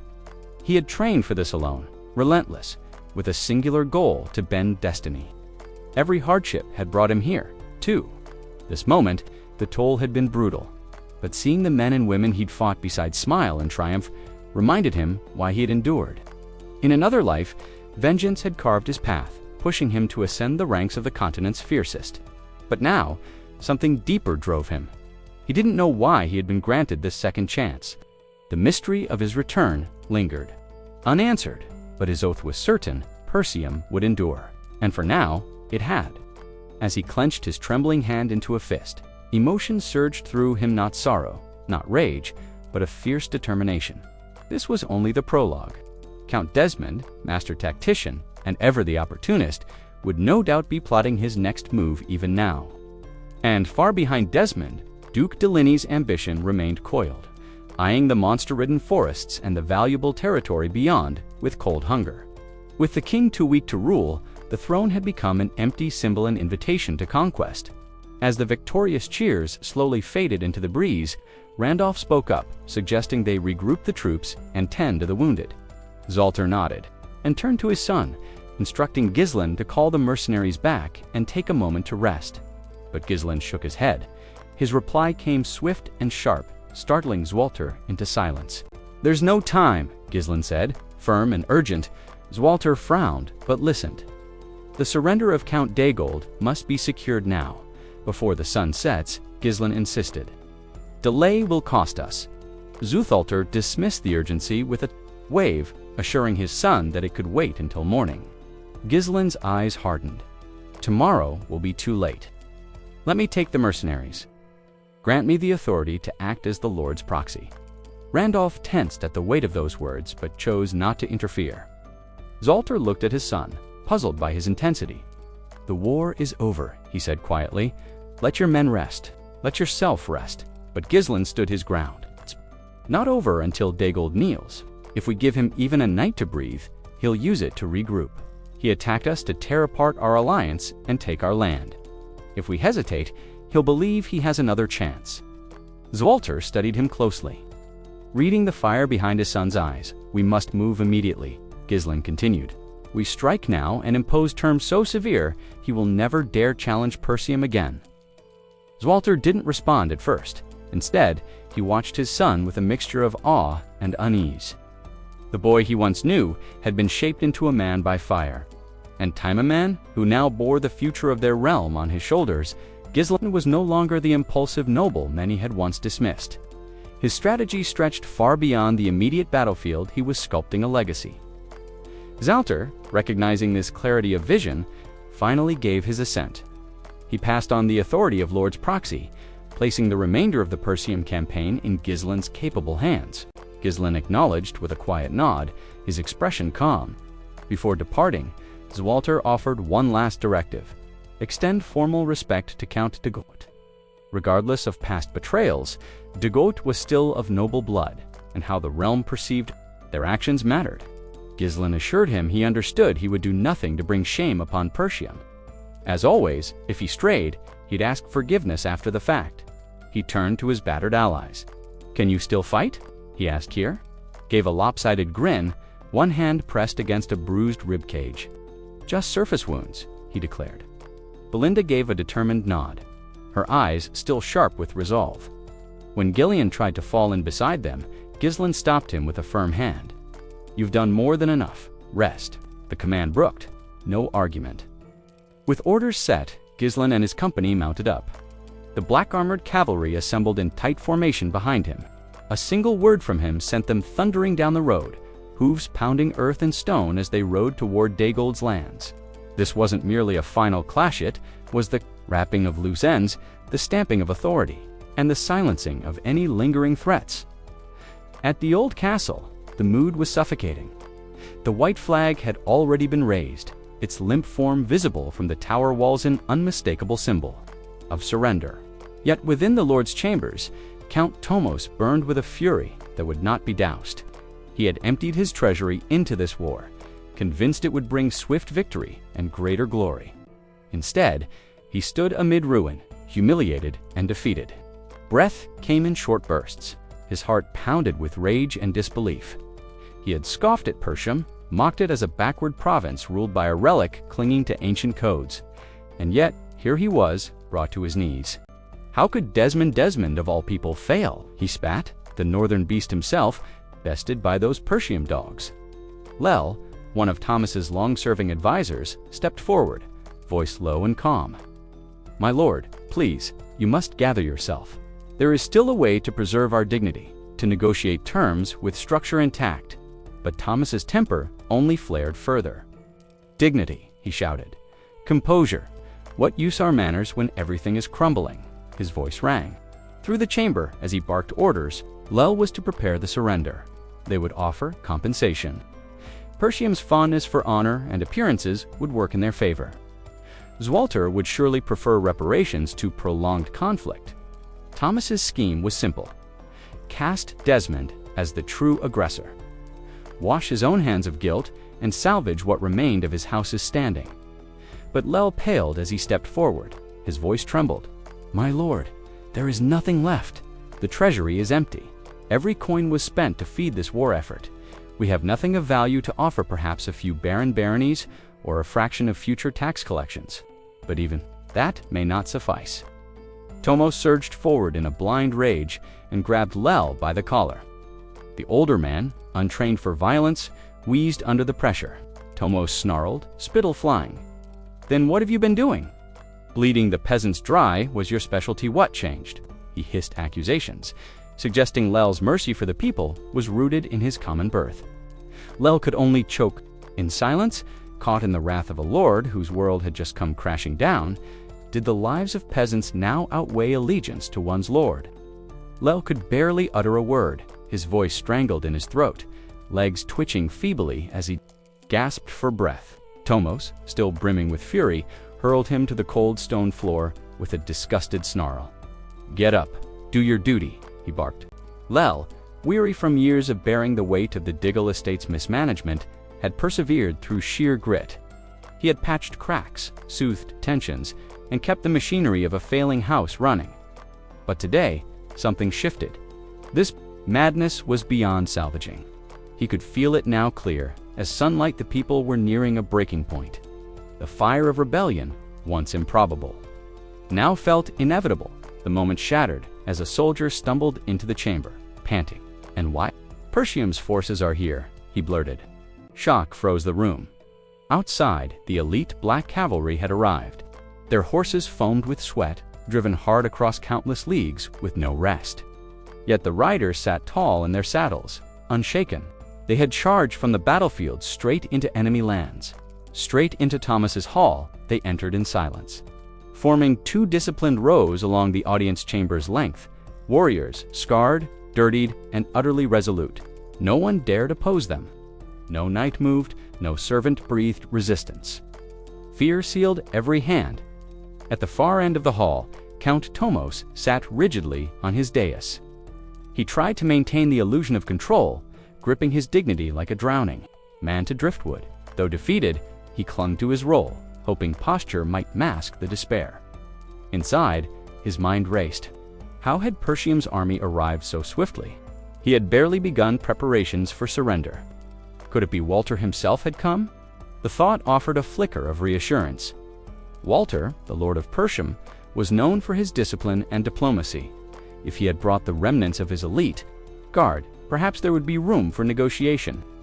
The presence of the Black Cavalry might be explained. The situation might still be navigated. That fragile hope crumbled as the true leader stepped into view. It wasn't Walter. It was Gislen draped in blackened armor, face streaked with dried blood. Only his helmet was absent, revealing eyes sharp with cold resolve. Beside him strode Kerr and Belinda, their footsteps as unwavering as his own. Gislen's presence dominated the chamber. He didn't falter, didn't pause.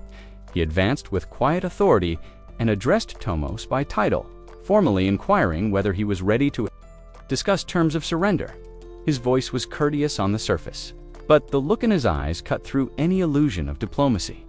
There was no warmth, no mercy, only contempt.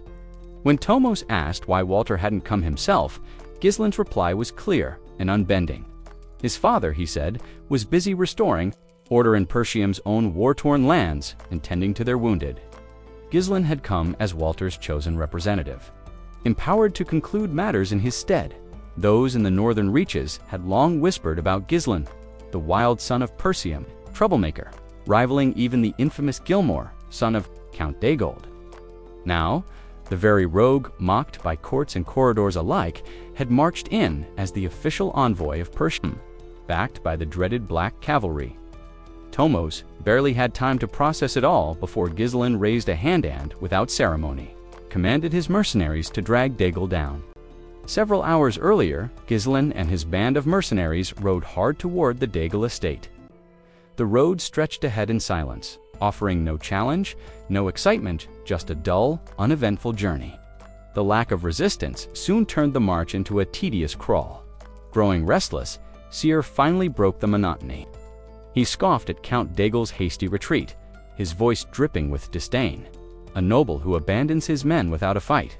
Pathetic, he muttered, questioning aloud how such a coward ever earned the title of Lord Gordon. Guilt edging his tone, offered an apology for failing to intercept the fleeing count. But Seer waved it off with a grin, shifting the blame toward Gillian instead. Everyone else did their part. Seer teased, his words biting yet playful. The exchange drew laughter from a few riders, even easing the ache in Seer's muscles. Gislen, watching quietly, wondered if it was time to drag Gillian into their next wager. The humor faded when Seer turned to Gislen, his voice laced with concern. If we're just here to negotiate surrender, does that mean Daigle gets to live? The thought seemed to disgust him. The idea of sparing a man like Tomos felt wrong. Gislen didn't answer immediately. His expression hardened as he considered the question. Everyone knew what kind of man Count Daigle was, a schemer who tried to seize Persium, hiding his ambition behind the guise of vengeance for his son. Negotiating too aggressively now could backfire. After a pause, Gislen finally spoke calm and measured. Tomos will likely settle for reparations. That will be enough, Seer scowled, muttering his frustrations. To him, noble diplomacy was a farce, blood and betrayal, neatly swept under the rug. He would rather storm the gates and end this charade. Belinda, riding nearby, broke her silence with a question. You really think disputes between nobles can be solved so simply? Seer gave a bitter laugh. In the end, they're just people like us. But they act like gods, free to do as they please, even after starting a war. Enough, Gislen's voice cut through their debate, his gaze fixed ahead, unyielding. This is the path my father would have chosen. The words silenced further argument, but Belinda's eyes lingered on him, troubled. His father might have shown mercy, but would Gislen? Her unease deepened as she caught the faintest hint of a smile on his lips, one that spoke of intent. Gislen was not his father. Not even a warning from Zwalter himself would sway him. That was why he had secured authority to act in his father's name, yet with his own purpose. As the estate loomed before them, his resolve sharpened. He would claim it, and he would do so without drawing complications for Persium Tomos. Never expected Gislen. He had braced for Zwalter's arrival and looked visibly unsettled when confronted. By the sun, instead, Gislen entered without the pomp of a victorious noble. No arrogance, only a cold, unwavering determination. Unlike his father, he wasted no time. After a curt exchange of formalities, his command rang clear. Bring him to his knees. Seer and another mercenary moved instantly, seizing Tomos and yanking him from his ornate chair. The grand hall fell deathly still. Not a servant, not a retainer dared to intervene. Furor, perhaps disillusionment, held them frozen as Gislen prevailed. Not one soul rose in defense of their disgraced lord. Tomos erupted in fury, his voice echoing through the hall as he demanded to know what insolence this was.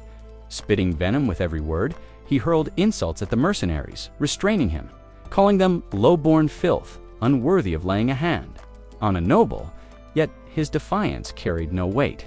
The mercenaries paid him no heed, forcing the count to his knees before Gislen. His desperate protests were swallowed by the heavy silence that gripped the chamber. As Persium's young heir, Gislen had no need to stoop to theatrics, yet he chose this approach deliberately, savoring the spectacle. Not everyone shared his unspoken approval. From the side, Belindo leaned in with a hushed whisper, her voice tinged with unease.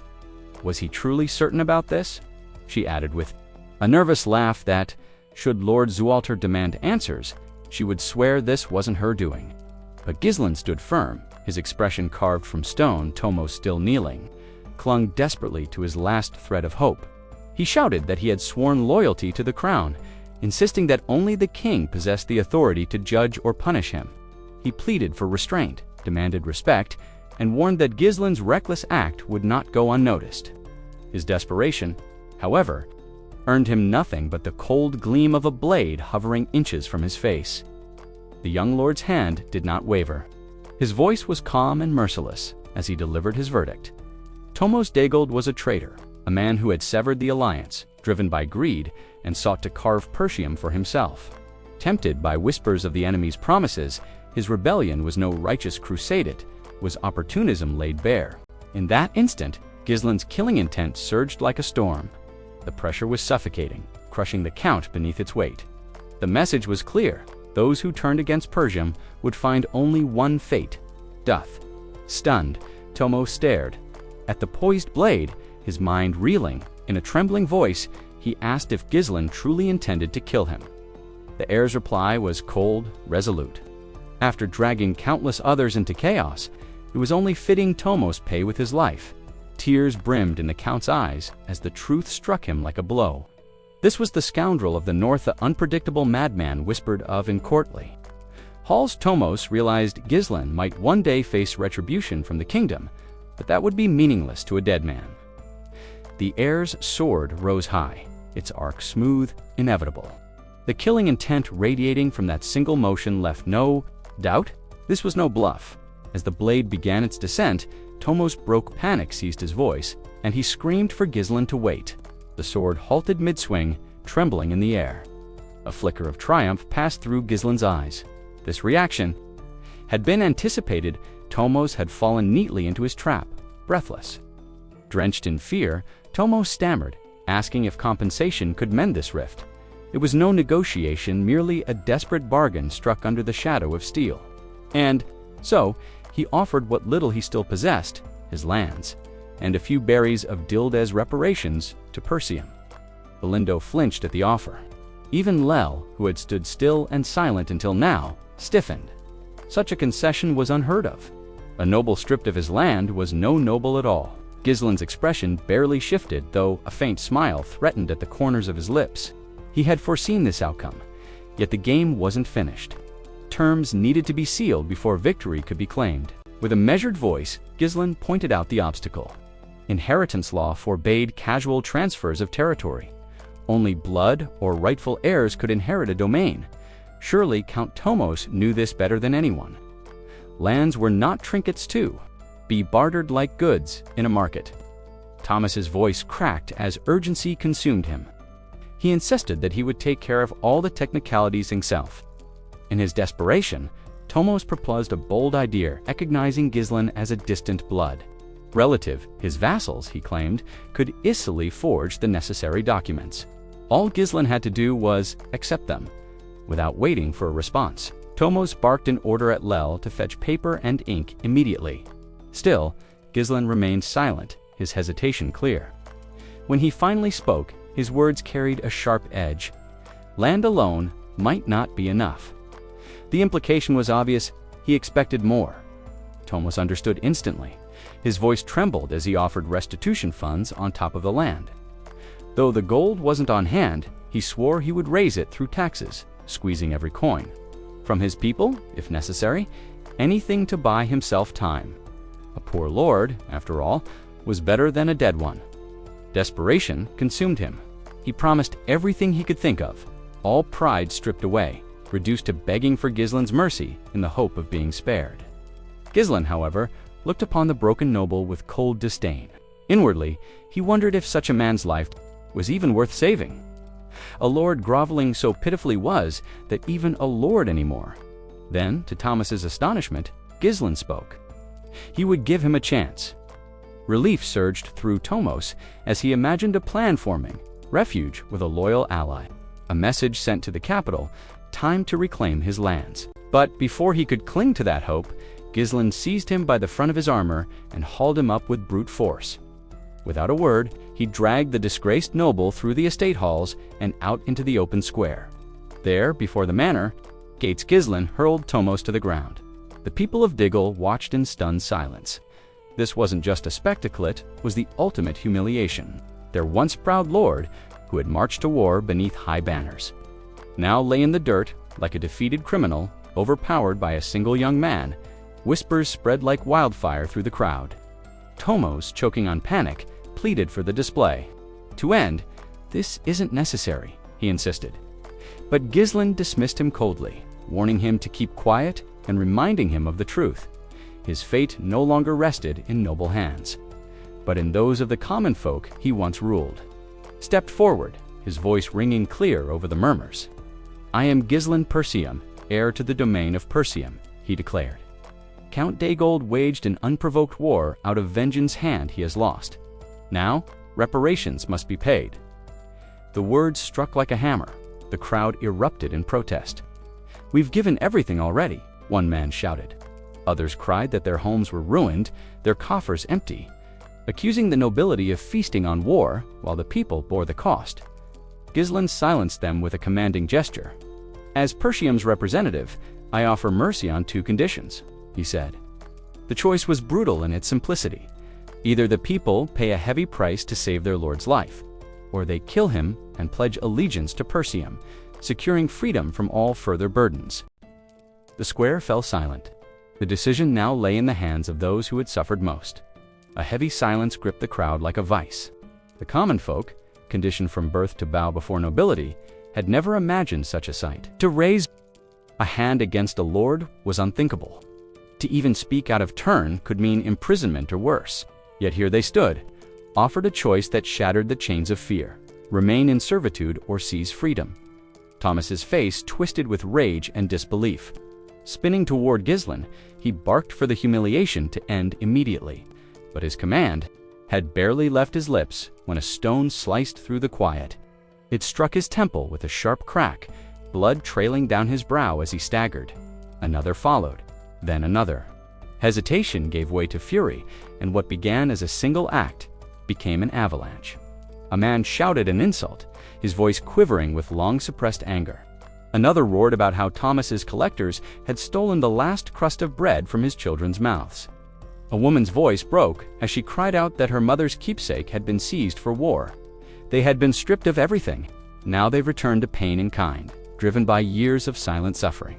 They descended upon him with a purpose far beyond mere rage. Fists, boots, and crude weapons rained down. The man once elevated by blood and title now lay broken before those he had oppressed. Tomos writhed under the weight of their judgment, a feeble arm raised in a desperate, useless defense. But no scream escaped him. Mercy had no place here. At a distance, Ghislain turned away, his cloak stirring in the wind. He walked toward his waiting mercenaries without so much as a backward glance, granting the mob the right to finish what they had begun. This was his design and execution delivered. By the hands of the people, freeing Persium from any official stain. It wasn't that he lacked the strength to end Tomos himself. He simply chose not to. A calm, almost serene smile played upon his lips as he reached his men. "Our work here is done," Ghislain said softly, finality in his tone. "The war with Daigle is truly over." Turning to Belinda, he remarked with quiet amusement about his father's earlier warning. Belinda, caught between unease and resignation, forced a nervous smile. "I suppose I was never worried," she admitted, though her voice betrayed her. "You've always had your own way." Before long, they returned to Persium. When Ghislain relayed the outcome of the campaign, the great hall fell into stunned silence. A chill swept through the gathered vassals. Even Lord Zwalter wore a look of unease. Ghislain spared no detail. He laid bare every fact how he had mocked the kingdom's laws and driven Count Tomos to his brutal end. There were no omissions, no gentle phrasing. He ended with a simple, cold truth. Count Daigold was dead. Lord Zwalter's expression darkened. He reminded his son of the counsel he had given to treat fellow nobles with respect. But before he could press the point, Ghislain cut in. He assured his father he had not forgotten those words. But what he had witnessed on the battlefield demanded a different judgment. Had Tomos been offered peaceful surrender, he would have seized the time to strike again. These were the reasons he spoke aloud. Others, more private, remained locked behind his calm gaze. Still, the explanation held weight. Albert struggled to comprehend the necessity of such ruthlessness. With Daigle's army shattered, the thought of another uprising seemed absurd. Homer echoed the sentiment. Neither understood the deeper currents at play, the unseen hands behind the war. Ghislain then laid the truth bare. Daigle had marched on Persium with 7,000 soldiers of force, far beyond its means. That alone proved the involvement of a greater power. Finally, he revealed the name that confirmed their fears. Desmond County had stood behind Daigle, feeding the rebellion with men and resources. The situation grew darker with the revelation of Rayfold's secret hand in the conflict. Its nobles had worked tirelessly behind the curtain, intercepting and eliminating every envoy Persium had dispatched for aid. The silence they left in their wake was deafening. These were not minor players. They were among the most influential territories in the northern region. Desmond, for all appearances, had always maintained a stance of neutrality. Yet Ghislain alone had seen through that facade. In truth, Desmond was little more than a loyal vassal to the duchy, its supposed impartiality nothing but a crafted illusion. Mind sharpened as he pieced it together. Someone within Rayfold had acted independently of their house. That someone was Amelia. The blockade bore her mark: cold, efficient, absolute. He even suspected she had executed the envoys herself. It was her style. Isolate the prey, cut every lifeline, and let them suffocate. Now, with Daigle firmly in his grip, the balance of power had shifted dramatically. The region's geography worked in Ghislain's favor. Daigle shared borders with both Desmond and Rayfold. Any future aggression toward Persium could now be met swiftly and decisively. Still, the gravity of the situation was just settling over Zwalter when another obstacle emerged: the question of rightful ownership, with Lord Tomos of Daigle dead. The land could not simply be seized by force. Kingdom law dictated that such estates pass only to blood relatives or officially named heirs. Zwalter voiced the concern bluntly. Even with Tomos gone, Persium held no legitimate claim. Without one, the land remained beyond their grasp. That was when Ghislain calmly reached inside his coat and withdrew a scroll, sealed with authority. He laid it before his father with deliberate care. Zwalter's eyes scanned the parchment, and his expression shifted in quiet astonishment. The document declared Ghislain as a distant relative of Tomos Daigle, more importantly, the first in line to inherit the estate. Unflinching, Ghislain explained that this was no fabrication of convenience. The declaration had come from Tomos himself. With that, Ghislain asserted, any disputes over succession were effectively resolved. The chamber fell into weighted silence. The implications were staggering. Whether forged or not, a document carrying Thomas's own seal bore undeniable legitimacy. In such matters, perception often carried as much weight as law, and the lands in question were the prize Gislen claimed for ending a war no one else dared. Concludes so decisively, breaking the stillness, Zwalter offered a word of caution. Ruling a territory, he reminded his son, was no simple feat. It demanded infrastructure, loyal officials, and relentless oversight. Did Gislen truly have the manpower to govern such vast lands? Gislen's response was a measured smile. He assured his father that he already had someone in mind, perfectly suited for the role. The narrative shifted, far from Persium to a corner of the Siren Kingdom, a place known not for nobility, but for luck and risk, the city of Austin. Within its lively streets stood a tavern steeped in smoke and noise, a sanctuary for gamblers and dreamers. Laughter and curses tangled in the air as fortunes turned at every table. Tonight, however, all attention centered on a single game. At its heart sat Claude, a man whose reputation stretched beyond the city's borders. Across from him loomed a bald brute, leader of a local gang, flanked by grim-faced enforcers. The tension was thick, but Claude appeared untouched by it, his posture loose, his grin unwavering. He wasn't just a gambler, he was the embodiment of the game itself. With a casual elegance, Claude gathered for dice, dropped them into a cup, and gave it a deft spin. The cup soared briefly before slamming down upside down, trapping the dice beneath. The gang leader's warning was low and edged with threat sheet, and you die. But Claude only smiled wider. To him, this wasn't risk, it was art. With a flick, he lifted the cup. Gasps rippled through the room. The dice stood perfectly stacked, one atop the other, in an impossible column. In Austin, they called him the dumb genius of the gambling dens. But to those who knew the truth, he was far more a sworn brother to the Mercenary King, a brilliant strategist, and the man Gislen now intended to bring into his service. At last, the matter was settled. Gislen would officially assume control of a territory. With this step, he ascended as the young lord of Persium, and, more impressively, was formally acknowledged as the ruling baron of Fenrr. It was a monumental resonance, even by noble standards. For someone his age to claim not just one, but 3 baronies, and do so with what seemed like effortless certainty, was virtually unheard of.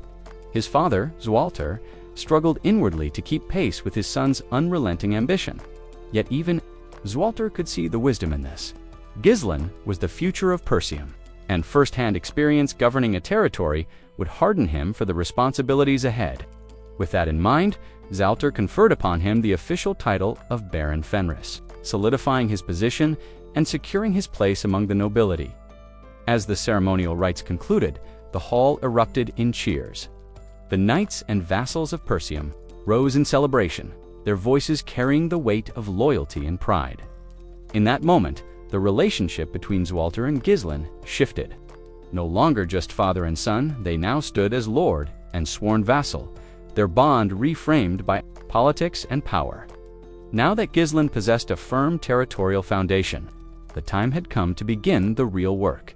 Fortifying his forces, he knew too well that the threat ahead wasn't just limited to internal strife or petty rivalries. Something larger, darker, loomed. A calamity was rising. Before the formal investiture, Gislen had gathered in council with Zwalter and the vassals of Persium. The agenda, a strategy to seize Dagold's divided lands. Gislen believed firmly that Emilia would soon gain control over Rayfold, and though the others lacked all the specifics, none could bring themselves to question his insight. With steady hands, Gislen pointed to Fenris on the mappa. Centrally located barony among the 5 once belonging to Dagold, he made his case. Fenris offered the most advantageous position, both militarily and logistically. It would serve as the ideal command center. After carefully outlining his plan and explaining each decision with precision, he turned to the council. "Are there any concerns?" he asked. He knew that approval would only come if his reasoning was airtight. Randolph, usually quick to challenge, was silent, realizing there was nothing to contest. Gislen had earned this. Even the reserved and cautious Homern, after some quiet deliberation, gave a small nod. Gislin's logic was simply irrefutable. Meanwhile, Albert leaned close to Zualter, whispering in hushed tones. The words didn't carry, but the topic was clear enough: the financial strain on Persium after the war. Zualter eventually stood, his voice heavy with contemplation. Regardless of everything, someone must step up and govern Dagold's territory. It must be done. His tone, while cautious, conveyed agreement. Gislin bowed with formality and respect. "I accept, as a vassal of Persium." Yet despite the celebratory air, one matter remained unresolved. Zualter coughed lightly, then sighed. Reluctant to speak, "There's another issue. One we can't ignore," he admitted, his tone turned awkward, almost apologetic. The war had bled Persium dry. Resources were gone, and the treasury stood nearly empty. Gislin, already anticipating his father's tendency to soften hard truths, raised a brow. "Just say it, father," relieved Zualter confessed. "They might need to sell the runestone's valuable magical relics to rebuild their coffers." But Gislin shook his head. "There are no runny stones left." The room froze. Zualter repeated the words slowly, almost unable to believe them. "No, runestones."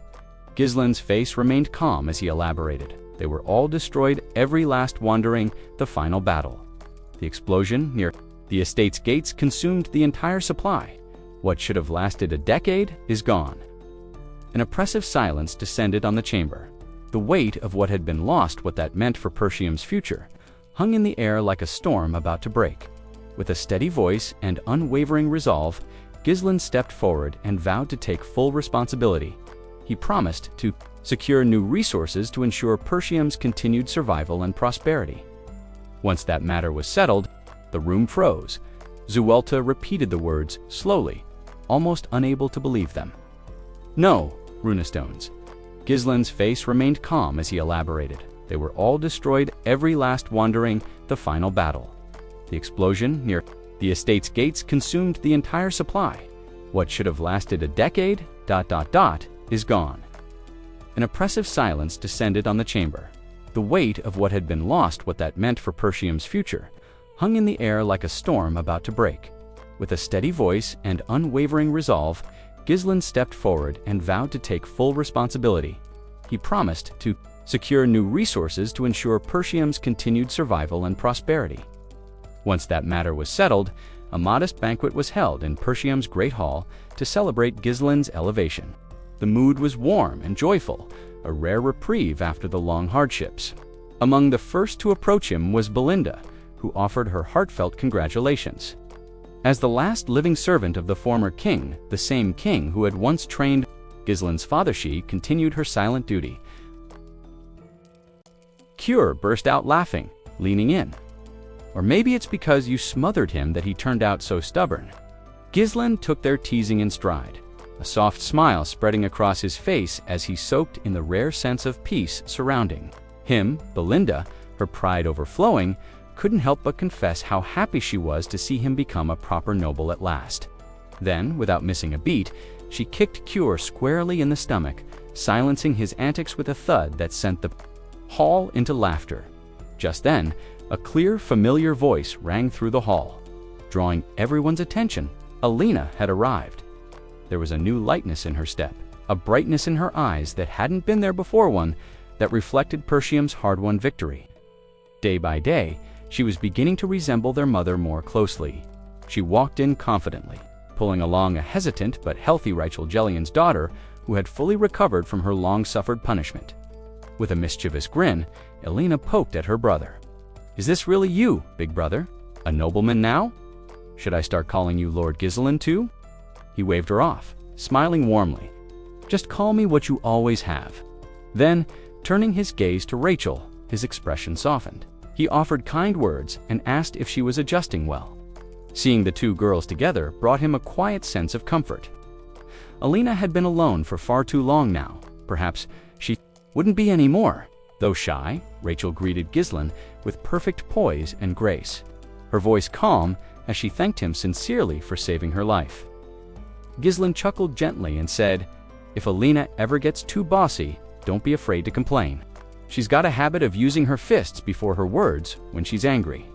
Rachel's mouth fell open in stunned silence. Alina turned crimson and, in a flash of mock outrage, lunged at her brother, smacking him in the chest to protest the accusation. Ghislain only laughed harder. He then turned to Gillian, remarking, "How well Rachel seemed to be recovering." Gillian responded with a grateful bow. "It's all thanks to you, Lord Ghislain." At that, Ghislain rose from his seat and clapped his hands sharply. The hall fell quiet as all eyes turned to him. Standing tall, he addressed the crowd, his mercenaries, vassals, and companions with the calm confidence of a true leader. He spoke of their bravery, of the victories they had won together, and of how none of it would have been possible without their loyalty. Then came a bold announcement. As the newly recognized Lord of Fenris, he would be relocating his command from Persium to Fenris's central territory. But more than that, he would no longer treat them as mercenaries. He would raise a standing army. A ripple of shock moved through the room. The men exchanged puzzled glances, some frowning in disbelief. Soldiers them, before doubt could take root. Ghislain pressed on. "You heard me right," he said firmly. "No longer mercenaries. You'll be trained as proper soldiers. Knights even, with access to true mana cultivation techniques." The room erupted into hushed murmurs. For these hardened, wandering fighters, the dream of becoming knights had always felt unreachable, like a tale meant for nobles, not men like them. And yet Ghislain's voice rang with conviction. "You've earned this. On the battlefield, you proved yourselves. Now, it's time the world sees it too." A new chapter had begun, not just for Ghislain, but for all who followed him. Belinda leaned in close to Ghislain's side, her voice low with concern. "Transforming this many men into knights. It'll cost a fortune." Ghislain didn't flinch. A calm smile played on his lips. "Then I'll just have to earn that fortune, whatever it takes." Without missing a beat, his gaze shifted to Gillian. "Are your wounds fully healed?" Gillian stood tall, answering with quiet confidence. "There's nothing left to worry about." Satisfied, Ghislain issued a new command. "Then lead our people to Fenris." Gillian hesitated, visibly taken aback. "You're not coming with us. There's one more place I must go first. The war may be over, but Fenris is likely in disarray. It needs a firm hand until I arrive." He placed a hand on Gillian's shoulder. "Hold the city. Keep it steady for me." Gillian looked uneasy. He had lived his entire life as a hardened mercenary, someone who followed commands, not gave. Them, the thought of leading soldiers, of maintaining order in a barony, seemed far beyond anything he believed himself capable of. But Ghislain's voice cut through his uncertainty. "I'm entrusting you with this because I believe in you, Gillian. Of all people, I trust you the most." Then he turned to leave, letting his words linger behind him like a command written in stone. Faced with such trust, Gillian had no room left to doubt. He bowed deeply, his voice firm and steady. "As you will, my lord, I will see it done." With that settled, Ghislain called over Seer and Belinda. "You too, with me?" Belinda asked. "To the Siren Kingdom," Ghislain replied, "specifically, the city of Austin." Belinda's eyes widened. "Across the border?" Seer let out a knowing chuckle. "That place is infamous for its gambling houses and games of chance." Their expressions lightened, intended to reward them with a well-earned vacation after the brutality of war. But while the estate of Persium basked in newfound quiet, not everyone was at ease. In a hallway not far, her expression fierce with determination. "You've lost your mind. There's nothing left in me to drain." But Vanessa remained firm. "If I can draw just a little more mana from you, I'll be able to unleash everything I have, every spell I can think of." Albo threw up his hands in exasperation. "Why does it have to be me?" "She. You're my personal mana reserve, remember." He knew better than to provoke her now. Just then, the door to the chamber creaked open. "You two seem lively," Ghislain commented dryly.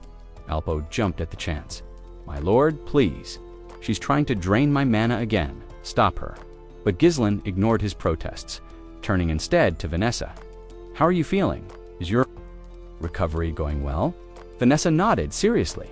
"I'm ready." Ghislain gave her a small, approving smile. He gently rested his hand on her head, a quiet gesture of warmth and reassurance. "You've shown great strength, Vanessa. I'm proud of you." Her cheeks flushed with emotion. and she bowed her head. "Thank you, my lord, for believing in me." Alpoi's voice cracked with scorn, his sarcasm cutting through the air like a blade. He belittled his own role in the war, downplaying his contributions with bitter irony. Gisling glanced at him, offering a dry, half-meant compliment. Though he spoke plainly, there was a thread of sincerity in his voice. He admitted that watching Alpoi carry out his responsibilities with such consistency stirred a quiet sense of pride. But Alpoi wasn't ready to soften. His temper flared. He snapped back, promising with venom that one day, when he returned to the magic tower, he'd repay every ounce of humiliation he'd suffered tenfold. The words hung in the air, heavy with threat.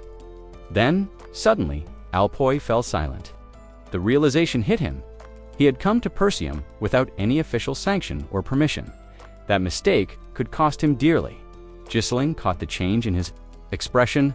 He knew exactly what Alpoi was thinking, and he also knew he couldn't let the mage return to the tower just yet. So, with a measured tone, he proposed a detour. They'd take a trip, he said. To the magic tower, of course. But that wasn't the real destination. Their journey took several days, winding through open plains and forested hills until they reached the city of Austin, nestled deep in the Siren Kingdom. From a distance, the brilliant gleam of lighting, enchantments bathed the streets in gold, a dazzling testament to the wealth pouring into this gambler's paradise every single day. Once inside the city, Gisling wasted no time and led the group straight into Kraken Casino, a sprawling palace of noise and chance. The air pulsed with excitement. Dice clattered against polished wood, cards were slapped down with force, and coin-heavy purses changed hands faster than anyone could blink. Cain exhaled deeply, inhaling the mingled sense of sweat and wealth. "Ah," he said with a wistful grin. "I've missed this chaos." Alpoi, meanwhile, stood stiffly at the entrance, staring around in bafflement. "Why are we here?" he muttered. "This isn't the tower." He had been tricked poorly at that. In response, Gisling casually tossed a pouch filled with gold toward Cain. "Take him somewhere to wait," he said. Almost bored, K caught the sack midair and grinned like a predator. The gleam in his eye betrayed exactly where those coins were headed. He began counting them with glee, lips curling in anticipation. Alpoi narrowed his eyes, already suspecting the worst. Cain noticed the wary glance and chuckled. He clapped a meaty hand onto Alpoi's shoulder. "You've never seen real life, have you? Always in that tower with your dusty scrolls. Today's your lucky day, mage boy. Consider this an educational outing." Alpoi didn't answer, only scowled. Deeper, unsure what exactly he was being taught or whether he wanted to learn it. Back inside the casino, Belinda stayed close to Gisling, eyeing the crowd. She'd assumed, naturally, that her young lord intended to indulge in a bit of reckless fun. A few bets, perhaps, maybe a drink or two. After all, with his title, no one would dare criticize him. But Gisling had something else in mind. "I didn't come here to gamble," he told her calmly. "I'm looking for someone. I need a competent administrator to manage the new territory." Belinda blinked. "And you expect to find this person here?" "He practically lives here," Gisling replied.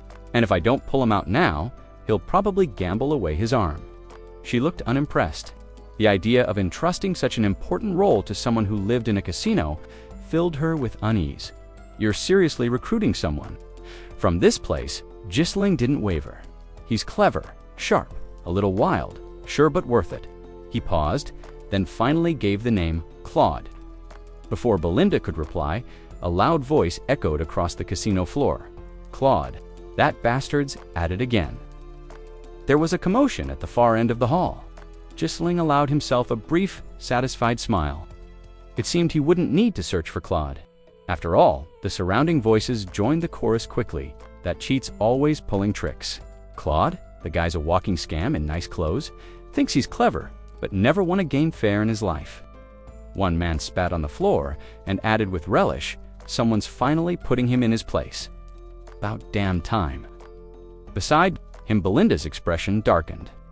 If this was the genius Gisling intended to hire, she feared what chaos would follow next. Claude's arm was slammed down across a grimy table, the splintered edge biting into his wrist as one thug held him in place. Another stood nearby, looming like a shadow with a crooked knife in hand, nonchalantly wiping the blade on his own tattered sleeve, leaving behind a dark smear from across the smoke-choked room. Someone hollered, "Caught him red-handed, boss! Tried to pull another trick!" The call stirred a round of murmurs and curses from the gamblers circling the table. Like vultures, the boss stepped forward, a thick-necked brute with a bald dome that glistened under the hanging oil lamp. This was Crank, a name muttered in half fear and half reverence throughout the slums. His mouth curled into a sneer as he rolled a pair of battered dice across his palm. Crank said lazily, his voice low and taunting, "No sleight of hand in my den." He gave the dice a final spin, then suddenly clenched his fist. The wooden cubes cracked audibly under the force, splinters falling like dust to the floor. Swapping. Dice, mid-game, sloppy. Even for a sewer rat like you. Gasps and laughter rippled through the crowd. Claude, already bloodied from the beating he'd taken before the accusation, raised his head. His eye was swollen shut, lips split, but rage burned undimmed in his one good eye. "I didn't switch anything," he shouted through clenched teeth. "You think I'd cheat here? This was a setup from the start, Non. Have you ever meant to let me walk out of here with my winnings?"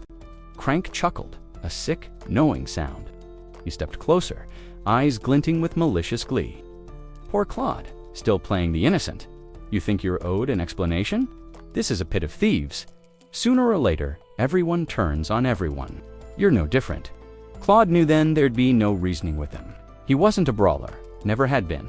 In this place, he was prey. His hand was stretched out helplessly, the knife raised overhead, ready to come down like judgment. He shut his eyes tight. Jaw clenched in anticipation, the roar of blood in his ears drowned out the crowd. His heart pounded violently against his chest. He prepared for agony. Steel hissed through the air, but no pain followed.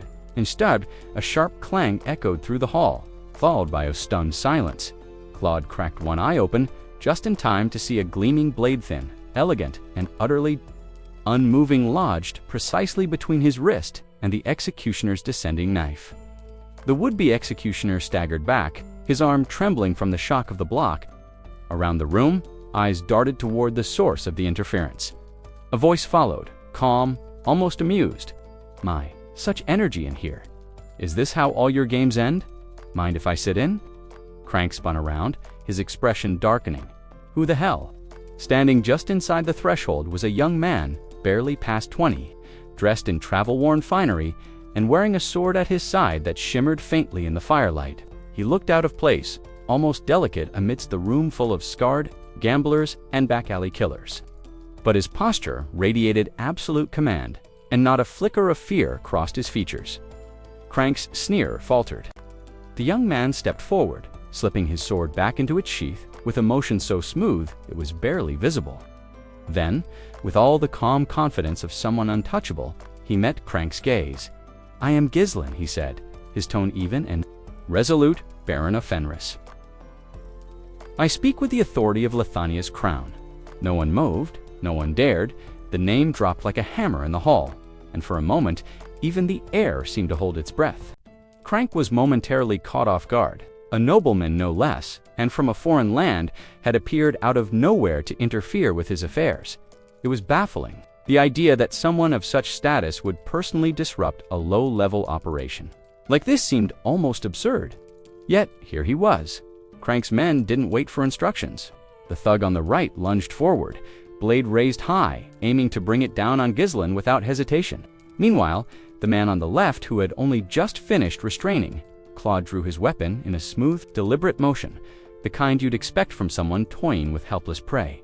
But Ghislain responded with lightning speed. His sword flashed upward in a blur of silver, slicing cleanly toward the attacker's neck. At the same moment, Belinda drew her dagger from her hip and hurled it without hesitation at the thug beside Claude. Then Crank's voice cut through the air like a whip. "Enough." Despite the chaos, his tone was calm, calculated, composed. As ever, Crank turned toward the intruder and gave a courteous nod. "Baron Ghislain Fenris," he said smoothly. "A pleasure." Though the greeting sounded polite, his eyes betrayed his irritation. The underlying message was clear. A nobleman from another kingdom. Ought to think twice before stirring up trouble in a place like this. With a wave of his hand, Crank ordered his men to lower their weapons. They obeyed immediately. Their blades vanished into their sheaths with practiced ease, and they stepped back under the cold, watchful gaze of their bald-headed leader. Seeing the shift in tone, Ghislain mirrored the gesture. He slid his sword back into its scabbard, turning to Belinda with a nod. She hesitated for only a moment before complying, though her lips curled with disdain. The insult of being challenged by such lowlifes in front of her master had clearly not gone unnoticed. With tensions eased, Crank finally asked the question on everyone's mind. "What brings a Baron of Fenris to this den of smoke and dice?" Ghislain answered plainly, "I'm here for someone." His gaze swept the room before falling upon Claude, who still sat on the floor in stunned silence. "I've come to retrieve him." His tone left no room for interpretation. This wasn't a coincidence or idle curiosity, it was a mission. He had come here for Claude, and no one else. Claude sat frozen. Just moments ago, he had been seconds from mutilation, and now, out of nowhere, a noble had arrived and spoken as though claiming him like lost property. His mind reeled as the confrontation died down. The tavern slowly returned to its usual rhythm. In the far corner, gamblers resumed their play, the brief disturbance fading into the background hum of dice and muttered wagers. It was Alpoy's turn. He sat at the table, his fingers lightly brushing the 3 dice as he contemplated the next. Roll the game was deceptively simple. Roll the lowest total possible. Yet behind its simplicity lay layers of superstition, bluffing, and subtle tells an art form in itself. He rolled, the dice tumbled across the table, skittering and bouncing, drawing the attention of nearby onlookers. One by one, they settled. Alpoy leaned forward, stacking them slowly and dramatically, then revealed the result. A hush fell over the crowd, followed by a burst of excited chatter. He had won. The final pot, rich with coin and glowing with the soft sheen of gold, now belonged to him. Seasoned gamblers stared in disbelief, their expressions a mix of admiration and quiet dismay. Alpoy himself could hardly believe it. His eyes locked on the glittering pile as if it were a mirage. The room erupted into cheers. A newcomer had toppled a veteran, and the crowd reveled in the upset. It was a rare, electrifying moment, the kind that would be remembered for weeks. Seated nearby, Ka burst into laughter. "Who knew our little mage had such a talent for gambling?" he joked, clapping his hands. "If this streak keeps up, we might never have to work again." His tone was playful, but the awe in his voice was genuine. Alpoy, on the other hand, said nothing. He wore the calm of a seasoned player, but inside, a storm of emotion stirred. He was exhilarated more than he cared to admit. For a brief moment, he compared this life to the one he had left behind at the Magic Tower. The dusty scrolls, the hours spent enchanting meaningless objects. None of it felt real anymore. This was real. This was living. The pulse of adrenaline, the cheers of strangers, the weight of gold in his hands, it all came together in a vivid, almost surreal clarity. And then, beneath the laughter and disbelief, a single truth settled in his heart. In just one lucky roll, he had earned more than an entire circle of mages might scrape together after a full day of labor. And seated at the edge of the room, calm and composed, was the one who had come for Claude Ghislain, Baron of Fenris, proudly bearing the banner of Lithania. Once, the title of mage was synonymous with awe and authority. But now, in the glow of glittering gold, even that revered name seemed hollow. Alpo sat still, overwhelmed by the enormity of his own realization. Then, as if awakened from a trance, he placed a hand to his chest. His heart thudded powerfully beneath his pommelive, vibrant, surging with excitement. Not anger, not fear, but something far more exhilarating. For the first time, Alpo's face burned with the heat of triumph, not fury. His heartbeat echoed with purpose. That was the spark the moment a legend was born. The first step on the path of Alpo, the Dragon Killer, a name that would one day rival even Claude, the Gambler, cursed and praised in equal measure. Alpo remained seated, a slight tremor in his hands betraying the emotional storm within him. He was still reeling from what had just transpired. Across the room, a sharp voice rang out clear and loud enough to pierce the din. Cor turned his head instinctively, drawn to Belinda's unmistakable tone. Her words cut through the air like a whip, indignant, confused, and accusatory. She stared daggers at Ghislain. Is that really who you came looking for? She demanded, pointing at the slumped figure barely conscious at the table. Claude disheveled, broken, and lost in a haze of failure, was the very image of ruin. Ghislain couldn't meet her eyes. He scratched the back of his neck sheepishly, his voice awkward. Yes, that's him. Before the moment could hang too heavily, Crank stepped in, voice calm but firm. I'm sorry, he said, but your request can't be fulfilled. Claude cheated, Mashided Usin, a game that isn't just entertainment, it's sacred, it has rules, and he broke them. Ghislain didn't argue. He already knew this story. He had heard Claude recount it in another lifetime, with tears and fury, cursing Crank's name through clenched teeth. But this time, instead of leaning into that past, Ghislain played the fool. Oh, he said, tilting his head. What happened? I'd like to hear it from you. It was a calculated move. As Crank prepared to explain, Ghislain's eyes gleamed with something dangerous. He straightened just slightly, his face relaxing. A grin crept across his lips, subtle but telling. A plan had already begun to form. And then, to everyone's surprise, Claude moved. He fell to one knee before Ghislain, trembling. The bravado was gone. What remained was desperation and regret. With a voice laced in shame, he addressed him formally. Baron Fen, please forgive me, the room-tense Claude continued. His head bowed. The funds you entrusted to me, they're gone. I was scammed, fooled by something I didn't see coming. He paused, then pressed on, explaining that Crank himself oversaw every die in the building. No cheating tools slipped past the staff, yet somehow, the dice used during Claude's biggest bet had been tampered with. He didn't know how, only that it had cost him everything. Belinda's disbelief was immediate. She spun toward. Claude's eyes narrowed. What kind of nonsense are you spewing now? She snapped. You don't even know my young lord. Don't pretend there's some grand history here. Claude had no answer, at least not one he could say. The truth lay buried in a life already lived, but Ghislain did not flinch. Silently, he raised a hand. The gesture was gentle, yet unmistakably commanding. Belinda fell quiet. Ghislain looked down at Claude, then turned his gaze to Crank. Everything he said is true. It didn't matter whether he believed it. What mattered was protecting Claude in that moment. Ghislain wouldn't let him lose more, not tonight. Crank didn't argue. Instead, he stared quietly at Claude, clearly trying to piece together. Where someone like him could have gotten such a large sum to begin with, he didn't voice the question, but it lingered heavily. Lighting his pipe with practiced ease, Crank took a long drag before murmuring, I don't know how you two met, but I do know one thing.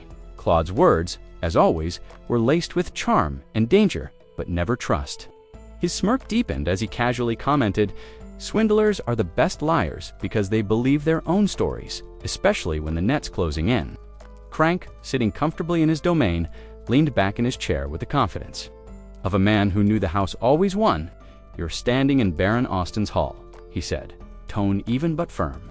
This place isn't just protected, it's sacred. Even the noble class knows better than to stir trouble here. Push this too far, and you won't just spark a fight tool trigger an international incident.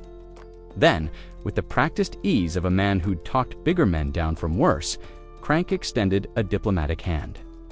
Let's all pretend this never happened. No blood, no scandal.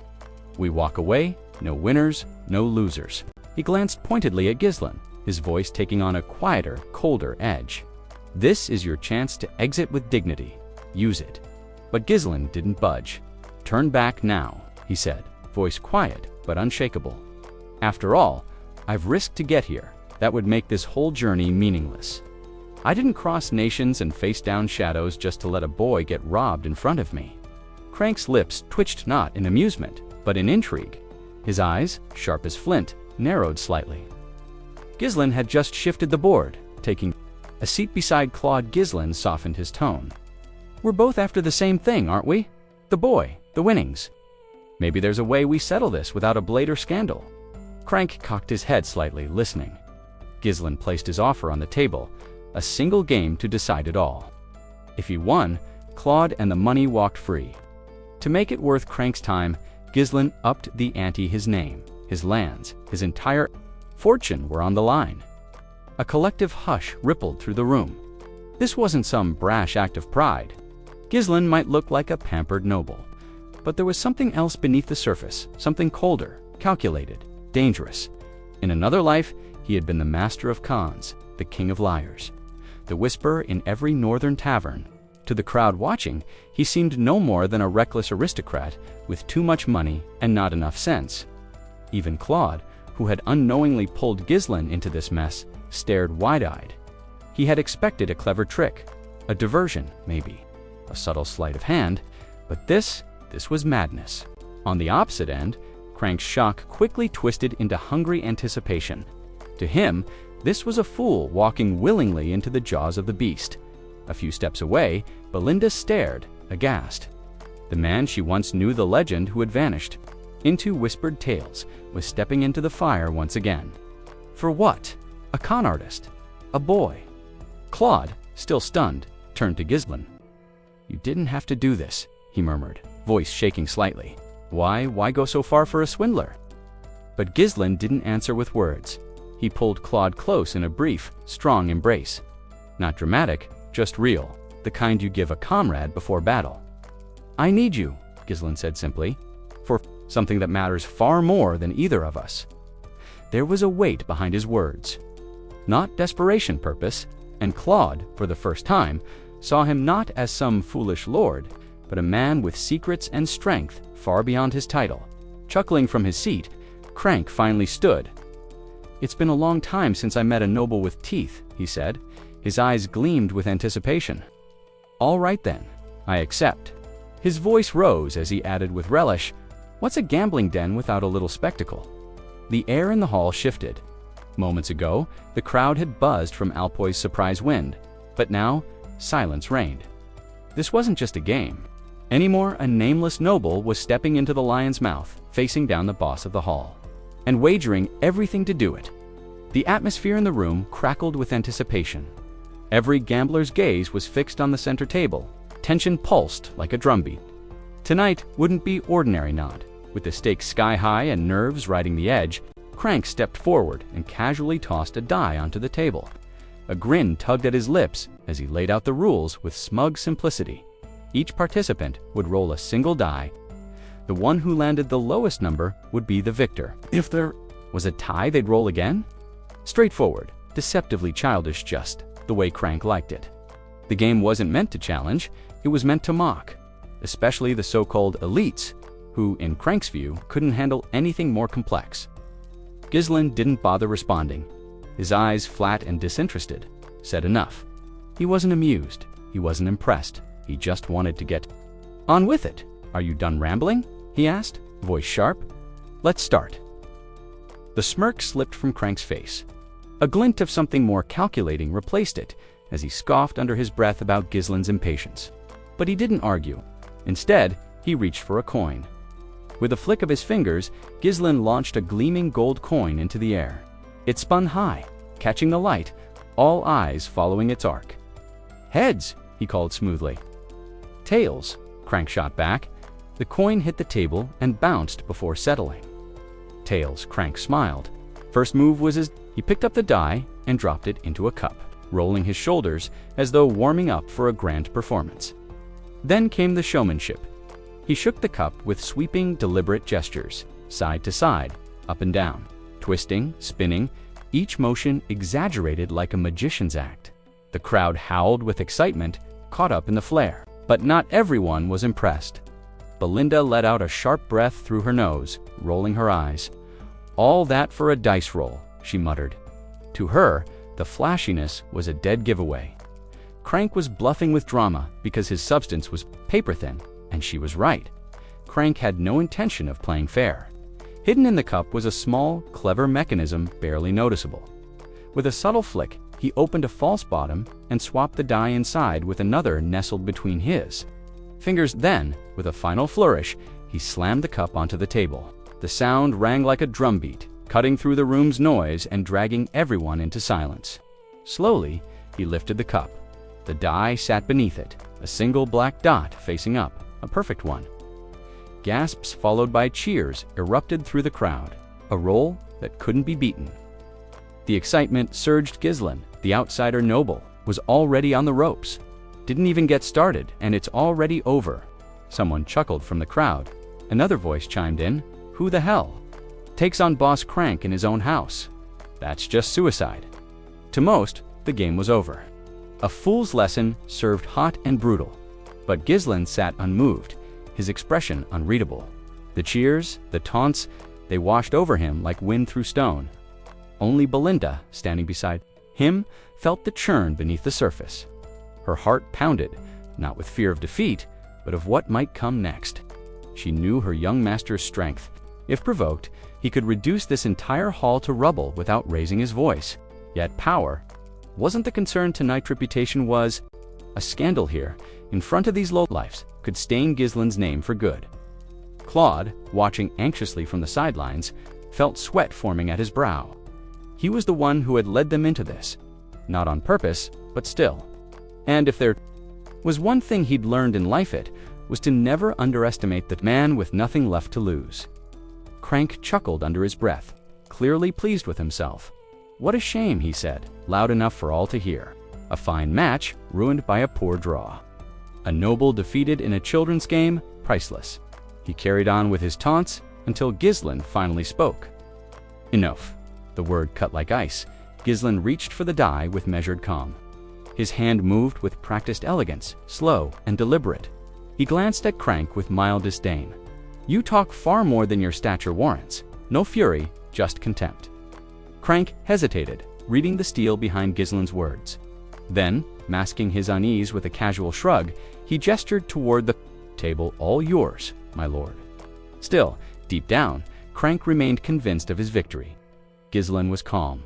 Sure, but Crank saw that as nothing more than a noble's attempt to save face. A bluff, a front. He believed the game was already decided.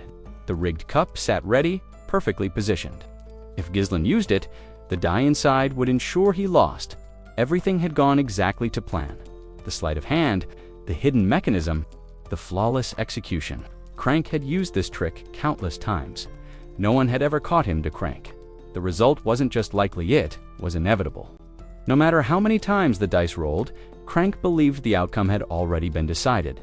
Victory was his. Ghislain, in his mind, didn't stand a chance. But Crank's confidence came from ignorance. Ignorance of who Ghislain truly was. With an almost meditative calm, Ghislain began his turn. He slipped the die into the cup with the ease of someone who had done this countless times. Quietly, he rested his left hand along the rim and channeled a steady current of mana into the cup. A soft bluish glow shimmered beneath its surface, a warding seal of sorts.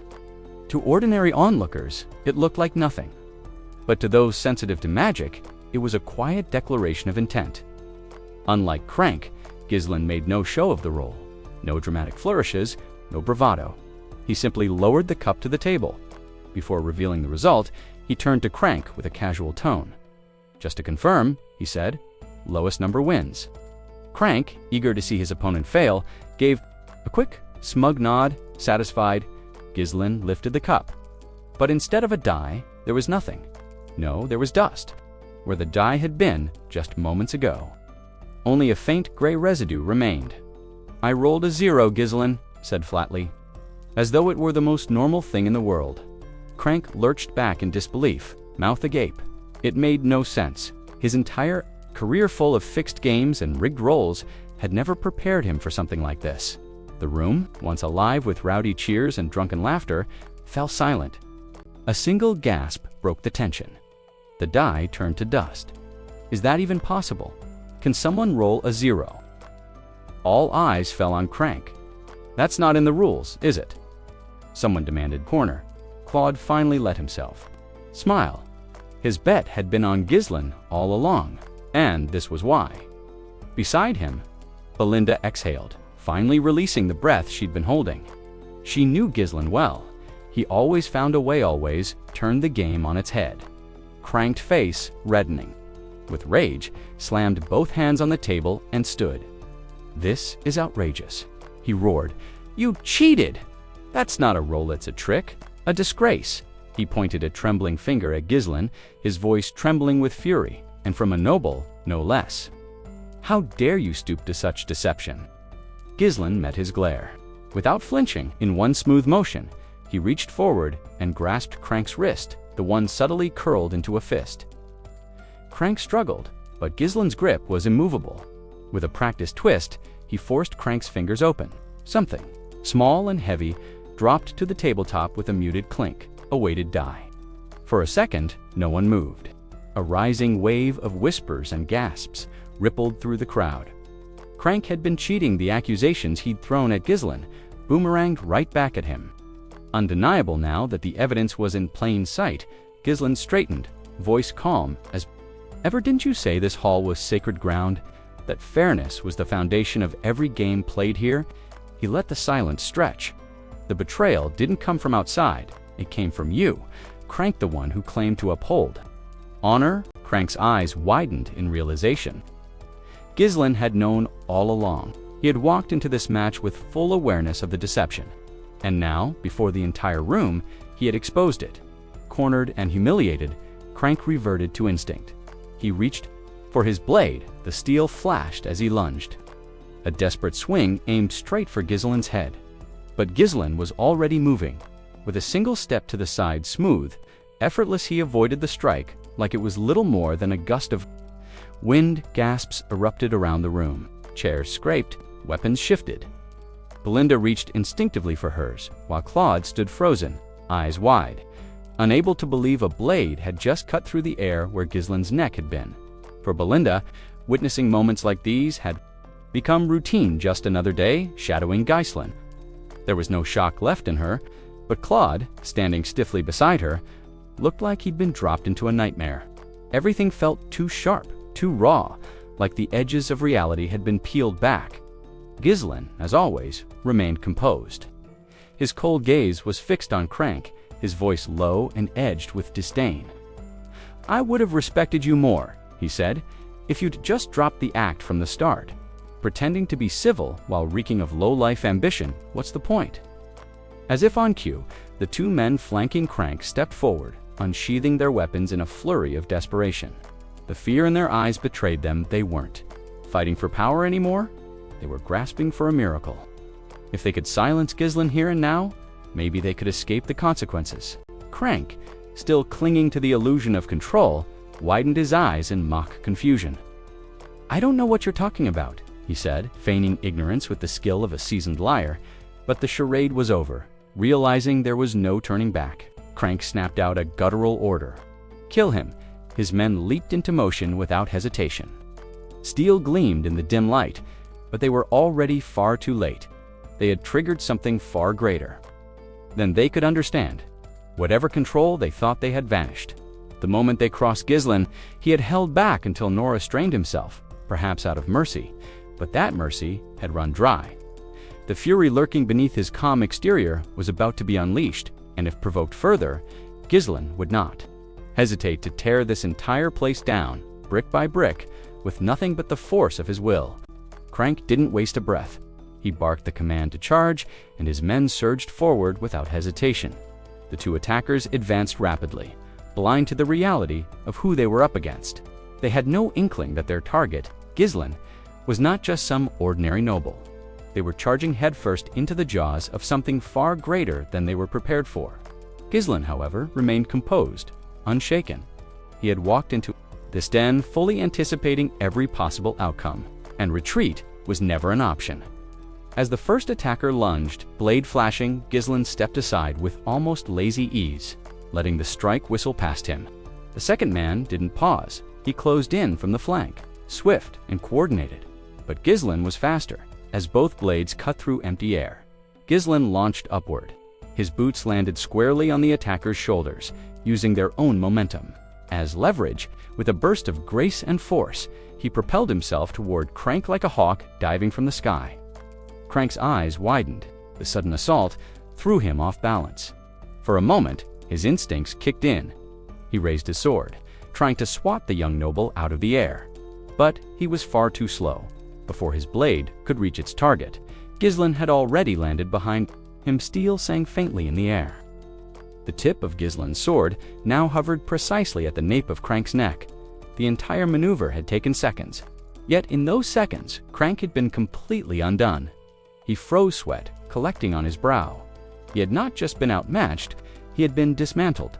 There had been no chance to block, no opportunity to strike back. Only silence and cold steel against his skin. Behind them, his two men turned, stunned. The fight, their so-called ambush, was already over. Their commander, the backbone of their operation, had been brought to heel in less time than it took to shuffle a deck of cards, and their fate was no different. One of them felt a dagger pressed to his throat. The other, a blade pointed directly at his chest. Kerr and Belinda had moved in with deadly precision. Their timing was perfect, their tactics flawless. Against opponents like these, mere thugs, like Crank's crew, never stood a chance. Out a dry chuckle, his tone laced with amusement. Really now? They should have picked a better target. The ease of their victory was almost comical. Belinda, by contrast, was calm and focused. She turned toward Ghislain. "What's next, my lord?" Ghislain didn't even glance away from Crank. His voice was measured, cold. "As agreed, we're taking Claude." And every coin he won, the message was clear. There would be no compromise, even with a blade pressed to his neck. Crank clung to the last shreds of pride. His lips tightened, his body tensed in refusal. But Ghislain's resolve didn't waver. "You," Ghislain said, "low and lethal, run Baron Austin's most profitable operation. And tonight, you tried to cheat a foreign noble." The accusation was damning and true. This wasn't just a scandal, it was suicide, as he spoke. Ghislain's blade slid slightly, leaving a shallow cut on Crank's neck. A bead of blood welled up and trickled down. The threat was no longer hidden, it had become real. "If you cross me again," Ghislain warned, "there won't be a conversation, just consequences." Crank stood rigid. He couldn't even lift a hand. The pain was minimal, but the presence behind it was unbearable. Ghislain's calm was more terrifying than any shout.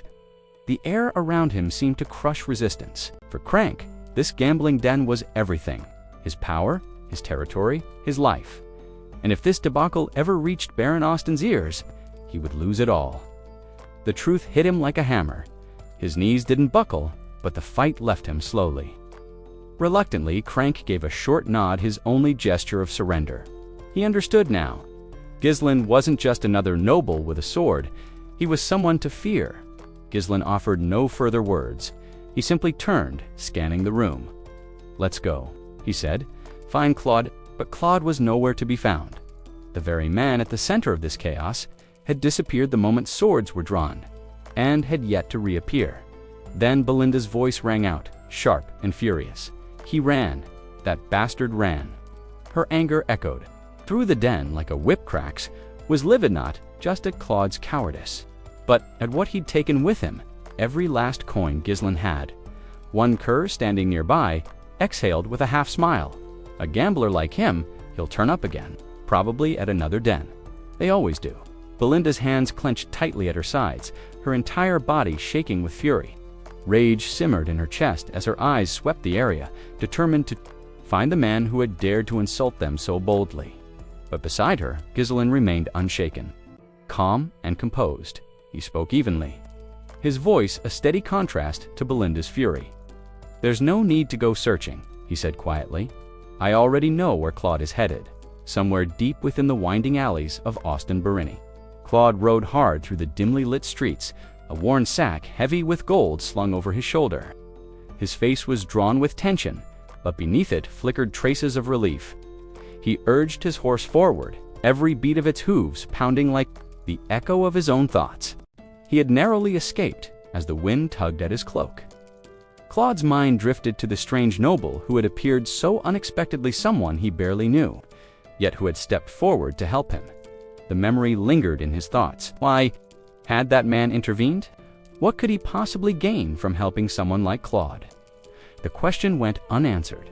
Still, with the weight of gold in his grasp and the dangers of the gambling hall behind him, Claude felt for the moment he had accomplished what he set out to do. The sting of guilt crept into his chest, and he whispered an apology under his breath. It was a silent offering to the young noble he had left behind. He hadn't meant to lie to Ghislain, but he needed the money far too badly to be honest. Earlier, far from the city, a rundown cabin nestled in the heart of the Austin forest sheltered a quiet figure. Anna sat silently on the cold, hard floor pale, veiled and solemn. She was Claude's lover and the only daughter of his late mentor. From her, Claude placed a modest stack of gold coins between them, his voice laced with pride. He told her how he'd won them through gambling, boasting that luck played no part in it. To him, gambling wasn't chance, it was numbers, observation, strategy. A system he believed he had finally cracked. With each win, his belief grew stronger. "We can leave all this behind," he had said with a hopeful glimmer in his eye. "No more hiding, no more fear. We can live like real people." But before he could finish, Anna spoke only, yet firmly. Her voice trembled with emotion as she begged him to stop. She understood why he did what he did, but it hurt to watch him consumed by it. She knew Claude hadn't chosen this path. Lightly, life had pushed him into it. But still, it broke her heart to see him walking deeper into the abyss. Reaching out, her hand found his and held it gently. Tears rolled silently down her cheeks. "That's enough," she whispered. "You don't have to carry it all." She reminded him that she didn't blame him for her father's death. In her heart, she had always known Claude meant no harm. But even so, the pain lingered fresh, deep, and unhealed. Claude sat across from her, battered and bruised, both in body and spirit. Her words struck something within him. The guilt, long buried, surged back. He had been used. The kingdom's elite, threatened by the teachings of his master, had twisted events to make Claude the scapegoat.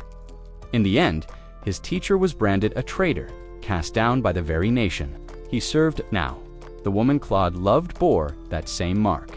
Hidden away in a forgotten cabin, buried in the wilderness, their lives had become a slow, shared descent into sorrow. Anna never blamed him, not truly, but Claude couldn't forgive himself, and he couldn't leave her, not after everything she had lost, not when the world had turned so cold. Their fragile peace shattered the day Baron Austin caught wind of Anna's existence. Her connection to the Revolutionary Army through her father's legacy at Syrian Royal Academy was enough to draw suspicion. That bloodline alone sealed her fate. The Baron moved swiftly. With Crank and his soldiers in tow, he descended upon the cabin. Claude could only watch in horror as Anna was bound and dragged away before his eyes. His mind raced, but his body failed him. Brilliance meant nothing in the face of brute force. He was helpless. He already bore the guilt of his mentor's demise. Now, as Anna was taken from him, another weight pressed down, heavier, sharper, and more unbearable than before. His heart sank under the crushing truth. Once again, he had failed to protect the one person who mattered most. Baron Austin fixed Claude with a frigid stare, his voice devoid of warmth as he confirmed the young man's name. With Anna now in his custody, the Baron issued a chilling ultimatum: was to bring him 2,000 gold coins within 1 year. Though his words were calm, there was an undercurrent of cruel amusement, as if the Baron found satisfaction in dangling hope. He hinted at the possibility of mercy, rare pardon for the daughter of a known traitor if the sum was paid in full. Without the gold, Anna's fate was certain. Girls like her, he said, were usually executed without question.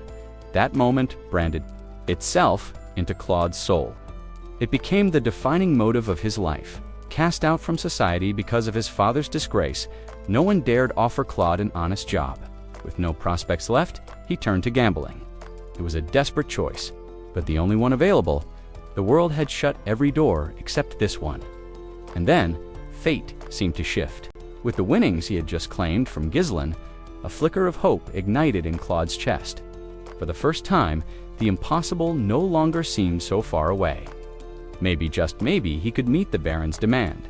Gripping that hope like a lifeline, Claude set off toward Baron Austin's estate. His goal clear: pay the ransom and reclaim Anna's freedom. Meanwhile, deep within the lavish halls of the Austin estate, the Baron remained unaware that his gambling den, a key source of his revenue, had been compromised. His mind, instead, was on another concern. New reports had arrived from the prison camp, where hostages languished while their families were extorted for ransom. With open disdain, the Baron scoffed at their existence.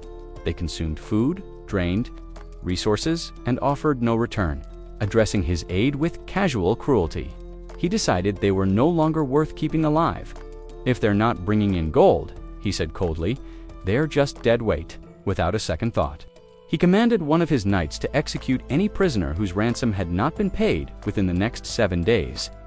The knight received the order silently, ready to carry it out without hesitation. Almost offhandedly, the knight remarked, "It's been nearly a year since that one case." Austin paused, lifting his gaze in faint curiosity. "A year?" he repeated. The realization struck him. Ah, the traitor's daughter, Anna. He asked for updates on the man he disdainfully referred to as Mirat-Claude. The knight's report was brief. According to the latest rumors, Claude had repeatedly failed to win enough at the gambling hall. Every attempt had fallen short. Austin gave a satisfied nod. Crank, it seemed, had done well in sabotaging the boy's efforts. Briefly, Austin considered whether Anna might be useful as a maid, perhaps, but the thought soured quickly. Her bloodline made her a liability. "Have her executed," he ordered flatly, and to ensure no trouble followed, he added, "Claude must not know, not a word." The knight nodded but asked one final question. What if Claude did manage to show up with the ransom? A slow, wicked smile crept across Austin's face. "Then we take the money and dispose of him quietly. Who's going to miss a gambler?" The Baron chuckled to himself, already savoring the scheme. At that very moment, the heavy wooden doors to his office creaked open. Another knight entered, looking uneasy. "What is it?" the Baron asked sharply. The knight bowed. "My apologies." "My lord." "But Claude has arrived. He's at the front gate, shouting that he's here to pay the ransom." Baron Austin's expression didn't change. "Let him in," he said coolly. Moments later, Claude stood before him, placing a hefty leather sack onto the polished desk. His voice was steady, but his eyes betrayed the hardship of the past year. 2,000 gold coins, he said. "As you demanded, I've come to Friana." He had no idea of the cruel irony playing out around him, that the very man now, eyeing his gold, had orchestrated every failure he'd endured. Every lost bet, every setback, every rigged game had all been Austin's design. And still, Claude stood there, unaware. Clinging to hope, Austin took his time opening the bag. He examined each coin methodically, as if this were a genuine transaction. But in truth, the decision had already been made. Somehow, Claude had done the impossible. Despite Crank's sabotage, despite the stacked odds, he had returned with the full amount. The Baron's eyes narrowed. Something didn't add up. "How did you come by this money?" he asked, his tone sharpening. Claude, still oblivious to the trap, answered truthfully, "I won it on a bet." There was no tremble in Claude's voice, no flicker of falsehood. Yet Baron Austin was not. A man so easily swayed. He understood the game too well. Claude had never truly been allowed to win only thrown crumbs. Every time he placed a small bet, he was permitted a modest gain, just enough to kindle hope. But whenever he dared wager something larger, Crank ensured the odds turned suddenly, cruelly, against him. There had never been a path to victory, and now, hearing Claude's words, Austin's distrust only deepened. Without hesitation, the Baron gave a curt signal to one of his knights. "Arrest him." The order rang out like a death sentence. Claude was seized. Austin, cold and calculating, had already decided Claude and Anna would be executed. The ransom had been paid, and so they no longer served a purpose. Claude's face crumpled in shock, confusion tightening his features. It made no sense. The gold had been delivered. Every coin accounted for. The deal had been fulfilled. Why was this happening? He barely had time to process it before armored hands closed around his arms. 2 soldiers advanced and grabbed him. Claude struggled, but his resistance was pitiful. He had never trained with a sword. His life had been built around learning, surviving, not combat. They overwhelmed him easily. "Why are you doing this?" he shouted, straining against the guards. "You have the ransom, the deal is done." But Baron Austin only watched, face unreadable, his tone dismissive. "The source of the funds is questionable. I will speak with Crank before deciding anything further." Cold, methodical, heartless. "If you wish to avoid the blade," Austin added, "go quietly. There will be no second chances." Claude's blood boiled. His fury pulsed in his veins like fire. He cursed the world that gave so much power to corrupt nobles, a world where the poor had no voice and no shield. In the end, he was just another tool used, discarded, forgotten. As the soldiers dragged him away, the Baron muttered aloud, mostly to himself. Hard to believe a man like Claude managed to gather so much wealth, even with the odds stacked against him. There was unease in his voice now. Crank had rigged everything. There should have been no way Claude could succeed. In the guards' grip and roared, his voice sharp with pain and truth. Baron Austin, you and Crank stole everything from me. You cheated me out of my life. His cry thundered through the chamber. And then, without warning, the world shifted. 2 sharp cracks split the air. In the blink of an eye, the guards holding Claude crumpled to the floor. They hadn't even seen the blows coming. One moment, they had Claude bound. The next, they were unconscious on the marble floor, struck with such speed and precision, seemed supernatural. The chamber fell into stunned silence. Baron Austin recoiled. Even his personal knight stepped back, eyes darting around in confusion. How had someone infiltrated his estate? His home was a fortress. This should have been impossible. Claude stood motionless, stunned. His fury dissolved into disbelief. Then, a hand rested gently on his shoulders, steady, reassuring. It was him, the same nobleman who had appeared at the gambling den like a phantom, and now, again, like fate itself, he moved forward with quiet poise, passing Claude without a word of explanation, offering only a brief nod of approval. You did well. Then he walked on, straight toward Baron Austin. With a graceful bow and perfect calm, he greeted the Baron.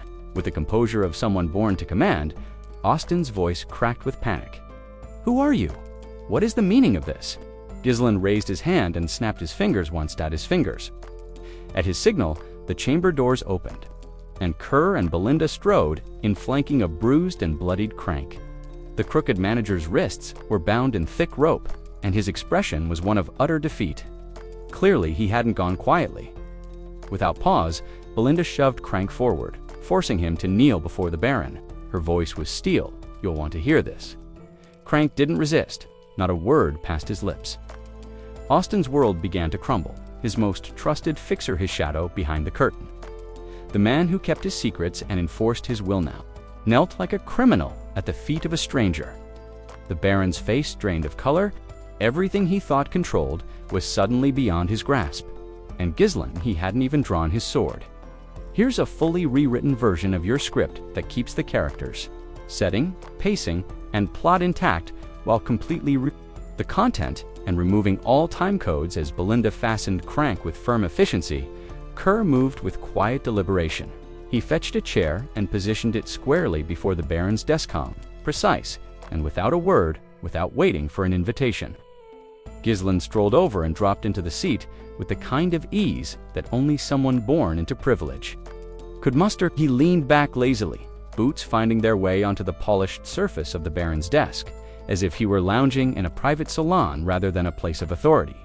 From this insolent pose, he gave a lopsided grin and said dryly, "We might as well have tea while we talk this through." Every element of his demeanor, the slouched posture, the cavalier tone, the complete disregard for decorum, was a calculated performance.